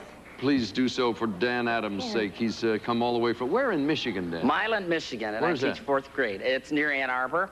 And are you out here in business? Pleasure? Pleasure. Just to visit us? To have a great time and win a lot of money. You got it. That's our assignment, to make sure it happens for you. Henry Pollack II, yes. You were dressed. Yes, well, Teresa and I are going out tonight to a big gala and celebrate the excellence of many of our friends who know who they are. What on earth is he saying, Teresa? I don't know, but if it's a party, I'm showing up. You're going. You're dressed. Just call and she'll go. Nora Wallstrom, how much money have you accumulated so far? I have to think, but I think it's $2,850. You got it to the penny. And a trip to Hawaii. To Hawaii. That's the way the game goes. You get the money over here in the winner's circle, and let's hit it up real hard and heavy this time. Teresa, take a look at these because you're going to pick one in a moment. Who are you really? 3 in a match, a huff and a puff, a just in time, a pocket full of posies, hurry. 7-Eleven is in the first half of the game. Ms. Ganzel? We want a just in time. All right, describe these things that are uncomfortable. Things that are uncomfortable. Ready, go. Okay. A rose has a... Thorn. You sit on a park. Bench. An army bed or... Cot. Fake teeth. False teeth. Dentures. Yes. You can't fall asleep because you've been flying in a plane. You're drowsy, tired. And you have this thing. Jet lag. Yeah. And a cold wind comes in. Breeze. Storm. In an attic, sometimes it has a cold... Draft. Yes. And, on your toe you have this ugly wart. Corn. Yeah, and it's another thing. A bunion. Yeah, it's a weird word. 6 out of 7. Henry, please, select your first one. We're looking at hurry. And... Describe these things that save time. Things that save time. Ready, go. It's a new kind of oven. It nukes the food. Microwave. It is a blank cleaner. A Hoover is a... Vacuum. She's not a butler. She's a... Maid. I send you a Western Union... Telegram. I take this dictation, I do it in not long, but... Shorthand. Good. I use a Quaker blank oats. Instant. Yes. I go on the Santa Monica or the... Yes. That's a perfect score. Laura Wallstrom's got a point lead over Dan Adams. Dan, who are you really? 3 on a match, a huff and a puff, and a pocket full of posies. We're going to opt for a pocket full of posies. That's the good opt. Hey. Could be worth $1,100 in opt. You are to describe these places where flowers or plants are found. Places where flowers or plants are found. And if you get 13 points, you've won the bonus. Ready? Go. A farmer plants his... Garden. Good. A witch brews in her... Pot. Good. Where they grow trees and sell them, all kinds of things. Not a doctor, but not a doctor, but a woman. Nursery. Good. The person that does arrangements. They are your... Good. It's a balcony, kind of a balcony. It's a... Lester's first name, Young and Restless. Terrace. Good. It's the Treaty of... Peace. No, Treaty of... Tree of Hope. Famous treaty. Oh. Versailles. That's the thing. Versailles. All right, we're up to 11 points there. Nora, you got a little bit of an edge here, even though you're trailing in the point situation. Where do you want to go? Rhymes. A huff and a puff, please. Okay. Describe these things affected by the wind. Okay. Oh, okay, good. Affected by the wind. Ready? Go. When you jump out of a plane, you pull your ripcord for your... parachute. It's a laundry detergent name, or it ebbs and fills Tide. the water. I blank you things on a tray. Serve. The pollution in the air in Los Smog. Angeles. On a plane, a bumpy ride you're having a lot of. A parade, this kind of parade where you throw confetti in Ticker New tape York. parade. The water, there's a kind of on a river, it flows. Current. Current, yeah. An electrical... Yes, of course. A little bit more time you could have played with it, but by the time you got to current, the tide had gone already. 13 to 11. Dan, let me see what we have. Who are you really, and 3 on a match? 3 on a match. And I take it you're going to give? Yeah. Okay. Describe these things that strike. Things that strike. Ready? Go. A tick-tock. Clock. Yeah. Paul Bunyan had an... Axe, ox. Give a speech, state of the... Union address. Yes. And you go like this. Sword, machete. No, you crack a... Whip. Yeah. And, Cleopatra, snake. And this is like a... Cyclone, hurricane, yes. tornado. And in the war, he... Battle. Yeah, he shoots you Soldier. down. And, I can't think of another word for it. Next one. Comrade. That's all. Oh, He sits up in a tree and He sits up in a tree and does The it. guy who's hidden away picks off people on the street sometimes, unfortunately. It's a tough word. Sniper. Sniper, yeah. What was your suggestion? A freeway. Bad thoughts. That's why everybody's blanking them out of their heads. 17 to 13. Nora, you're going to receive on this? You'll need 18. These are characters at a masquerade. Characters at a masquerade. Ready? Go. It's another word for an ass, the animal. A donkey? Mule? It shoots the arrow at you and you fall in love. A cupid. A mobster or a... Gangster. He cried, it's a type of animal with a long nose. Little Red Riding Hood got eaten by him.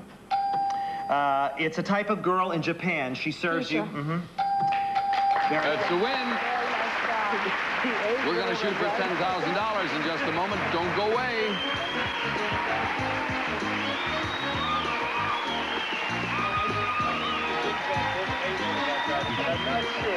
He tried. He tried. Lord knows he tried. Better to eat you with, my dear. Why do you have such big teeth?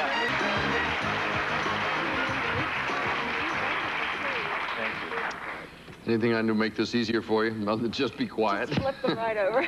Flip them over. You know, all the years we've played this thing, nobody has ever in this chair turned around and looked. And we've had those things pop out of the wall and slam on the floor, get stuck.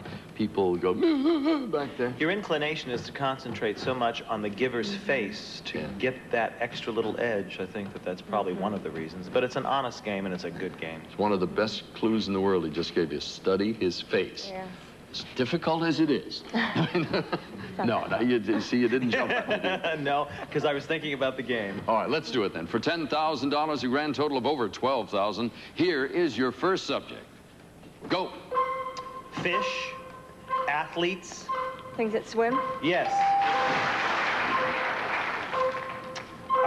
A black belt with black shoes. Accessories? A black belt and black shoes. Things that match. A husband Leather. and a wife. Pairs. A dating couple. Go on, Things please. that come in doubles, pairs. Your hair. Things that match. Your fern plants. Things you trim. Your fern plants and your hair. Things you missed. Things you your spray. hair. Spray. A baseball game, a football game, a cribbage pad. Things with a score. Yes. A yoga's legs and back. Things that are crossed, relaxed. A rubber band. Things that stretch. Things that elastic. Oh, sorry. Go on. Sorry, time's up. I've been here so much. Your black bag and your black shoes. Can I try one? Sure. Yeah. Love and marriage, horse and carriage. Things that go together. Isn't it a lyric of a Sorry. song? Love and marriage. I can't sing because the 8 bars. Go together like a horse and carriage. Good thing we didn't make them a duel. The other one was flexible things. We've gathered together here $400. That's sort of in the middle. We'll see what happens in the next round right after this. Gets to be a habit, isn't it? It was a good try, though. I thought that giving you the image of your black bag and black shoes would give you the idea that, you know, when women pick things, they want to match. Accessories. That's all I could think of was Matt. Oh, Whitey. These are easy. I've looked. These are so simple, folks. Oh, sure. For me. Where are we here? Nora, you've picked up $400 so far in this go-round. Teresa Genzel is your partner. It'll be the women against the men momentarily. Henry, you wanted to mention, oh, golly, I've forgotten the... It's okay. I'm doing a bowling tournament for the Adam Walsh Foundation up in Rochester, New York, and I'm going to be up there in a few weeks and hope to see some friends there. The Adam Walsh Foundation. That is the group of people that help parents find their lost children. You remember the story that starred Daniel J. Travanti? Yeah. It's a wonderful organization, and I've been privileged to work with them, and going up there to do a little bowling. Thank you for saving me. I knew there was something on your mind. I couldn't remember what it was. I appreciate it. All right, guys, you'll start off here in a second. We have Blind Faith, From Seed to Shining Seed, Ring Around the Collar, Like Dorothy's Heels, Foot the Bill, The Showplace, The Mystery 7 this time. We've got a very nice prize, a stereo cassette deck with a compact disc player, the whole shooting match if you get 7 out of 7. Where do we go, guys? We like Dorothy's Heels. Dorothy's Heels? That What didn't did you come think out it right. was? No, What did you think it was? He thinks it's something to do with Ruby or red things. Yeah, that would have been a good guess. It's things that click. Oh. Things that click. Ready, go. You cut things with Scissors. this. You use this to put 2 pieces of paper together. Tape. Scotch It's tape. wire. You pound on it. Staple. The atom bomb. You turn on a light. Switch. A gun that turns around. The Revolver. barrel. The Spanish clicking. castanet. Yeah.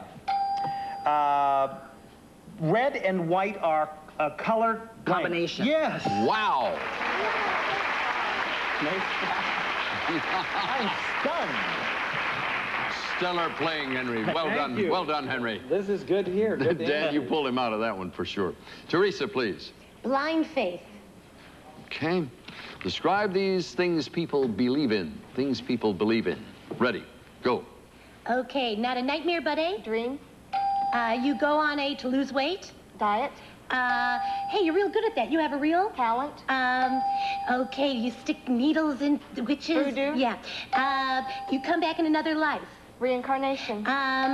This is like the federal. Express. No, Federal budget. the city or the federal where the senators Capital. are. Okay, Go. next one. I can read your mind. I can read your mind. I don't know. Psychic was the one. Government. All right, 7 to 5. The federal. Ladies are trailing by a couple of points. Dan, it's your choice. From seed to shining seed, please. Describe these things that come out of the ground. Things that come out of the ground. Ready? Go. It's in the ground. Alex Haley wrote a book. Roots. Good. A Bugs Bunny eats carrots. Good. It flows out of a volcano. Lava. It's good. It's in the desert. It's an oasis. Great. It's a little animal that runs around on a golf course. Caddyshack. Gopher. Good. It's a Old Faithful is a type of geyser. Good. It's a morel. Mushroom. You put them on pizza. Yeah. Wow. There you go. I didn't know you'd know that. Can you tell he's a teacher? I say, can you tell he's a teacher? Because every time you get a right answer, he goes, good. Nice job. Every teacher we've ever had on this show says, good, very good, boop, boop, boop, and they use up a beat at a time. You say, don't tell them it's good. It's all right. 14-5. Nora, it's your choice. Ring around the collar. Discrop-a-dee-da-doo. Bonus time. 12 is the point you're shooting for. If you can come up with 12, you've got yourself a bonus prize. Here's the 30 seconds. Okay. Ready and go. He says moo. Cow. Saint Nick. Santa Claus. A train, another word for a train. Locomotive. A two-wheeled, you pedal it. Bicycle. The capital, Pennsylvania, where the... Delaware? The capital, Pennsylvania. It's not the capital, but where the Continental Congress was. Independence. Go on. Go on. A boat. Another name for a boat. A big... Yacht. A bigger... Ship. You go on a blank car in San Francisco. A streetcar. Trolley. Things associated with a bell is what it was. No geography. I'm going to sit down with the map. It was all right, though, even though you moved the capital from Harrisburg to Philadelphia. It doesn't matter. People in Pennsylvania may be a little upset, but you got the... You know, we got it. You got it. Well, it's 14-11. Ladies, you are trailing. You have the choice. Yoo-hoo, over there. Hello. Place. We're just talking. The show place. The show place. Who'll give, who'll receive? Why don't I give? Good. Nora, describe these things in a television guide. Things in a television guide. Ready, go. 6 is a Channel. number. A movie or a Film. a jigsaw. Puzzle. You hook this up to your TV so you can see where all the wire is. The cable. It's a show, a program, or Series. It goes on again. It's a Repeat. and it's something very, it's something unusual. It's very crazy. An ABC News Special. That's it. Very good. Nora, you have 18 points. Possible? We'll see how it hangs in there. The guys have the last subject. Foot the bill. Who will give, who will receive? I'm going to give. Henry, describe these famous Williams or Bills, and you may use the name William or Bill in your description. These are famous Williams or Bills. They need 19. Ready, go. He's the doctor, the black guy. He has the big... Cosby. You look into the blank ball. Crystal. He wrote all of the plays in England. William Shakespeare. He's the star of the Slime movie. Bill... Go on. Murray. Yes. Okay, he was the star of Star Trek. William Shatner. Yes. 19 points has got it, gentlemen. We're off for $10,000. Coming up in the winner's circle.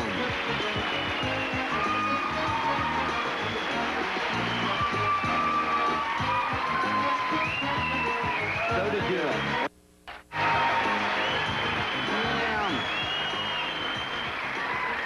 How old are your students, Dan? 10 years old. 10 years old. What's it, the third, fourth grade? Fourth grade. Fourth grade. They're all rooting for you. The audience here says, you'll get the money. The weekend is coming up. We've got a $10,000 shot going. You couldn't be in better hands than this gentleman right here. He plays the game very well, so rest easy. He's got it under control. We'll all think good thoughts for you. Everybody nice and quiet. Right before the weekend, we're going to give away $10,000, we hope. Here is your first subject. Go. My bracelet. Things you wear. Things on your wrist. A wedding band. Gold things. Yes.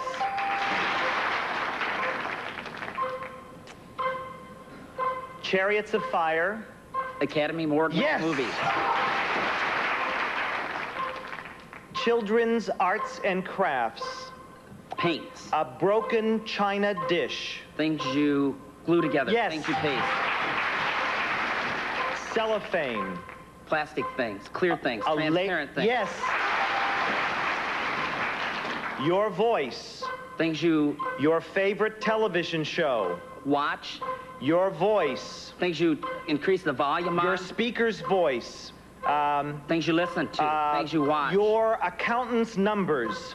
Things you add to... Go on. Next. Go on, please. A marathon. Things you run. Things exhausting things. A marathon, this board. Things that are difficult. Oh, Dolly Moses.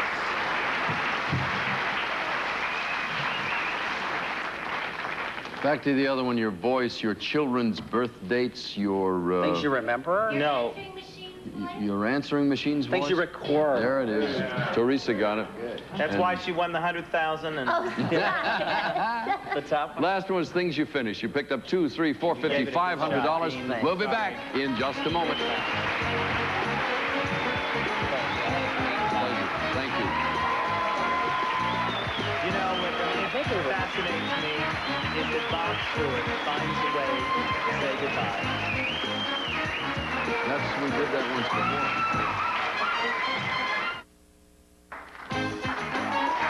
before. Our departing contestants will receive for their home enjoyment a copy of the Pyramid Home box game with everything in it but this man, Dick Clark. Back to you, Dick. And if you'll call, I'll be there. Bob Hilton, thank you very much. Teresa Ganzel, have a lovely weekend. Okay. And always enjoy your presence. Where are you going now? Seriously, the two of you going out dancing or anything? Well, actually, yes, we are. We're going to dance Trip to Life Fantastic in celebration of Bob Stewart and Anne-Marie Schmidt, Francine Bergman, and David Michaels, and a whole cast and crew of people. All this weekend, this Absolutely. party. That's right. You got it. Nora, you've won $3,250 in a trip to Hawaii. Oh, congratulations. Happy weekend. Dan, you picked up $500 today. We thank you, sir, for joining us. To all, one and all, have a lovely Saturday and David Sunday. Michaels. Did I mention David Michaels? Mention anybody you want, good. Henry. Well, I'm just mentioning all these names, and Tim and all those folks who like to celebrate. I gotta go. Okay, goodbye, Dick. We'll see you on Webster. For now, Dick Clark. So long.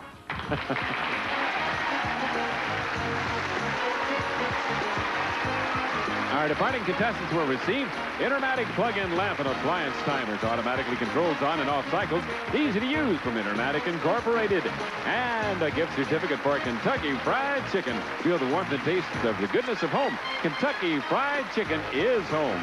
Plus, AccuTrim helps control your appetite all day, including the cheating hours. AccuTrim's 16-hour late day and maximum strength helps you beat the cheating hours. Also, Shield deodorant soap. It keeps you feeling fresh and clean all day long. Feel fresh the whole day through with Shield. Plus, now, fast relief for gas, pain, and bloating. Gas X has the strongest, fastest doctor-recommended ingredient for fast relief. Gas X. Tom Lawrence and Wendy Gordon next with the 9 o'clock news.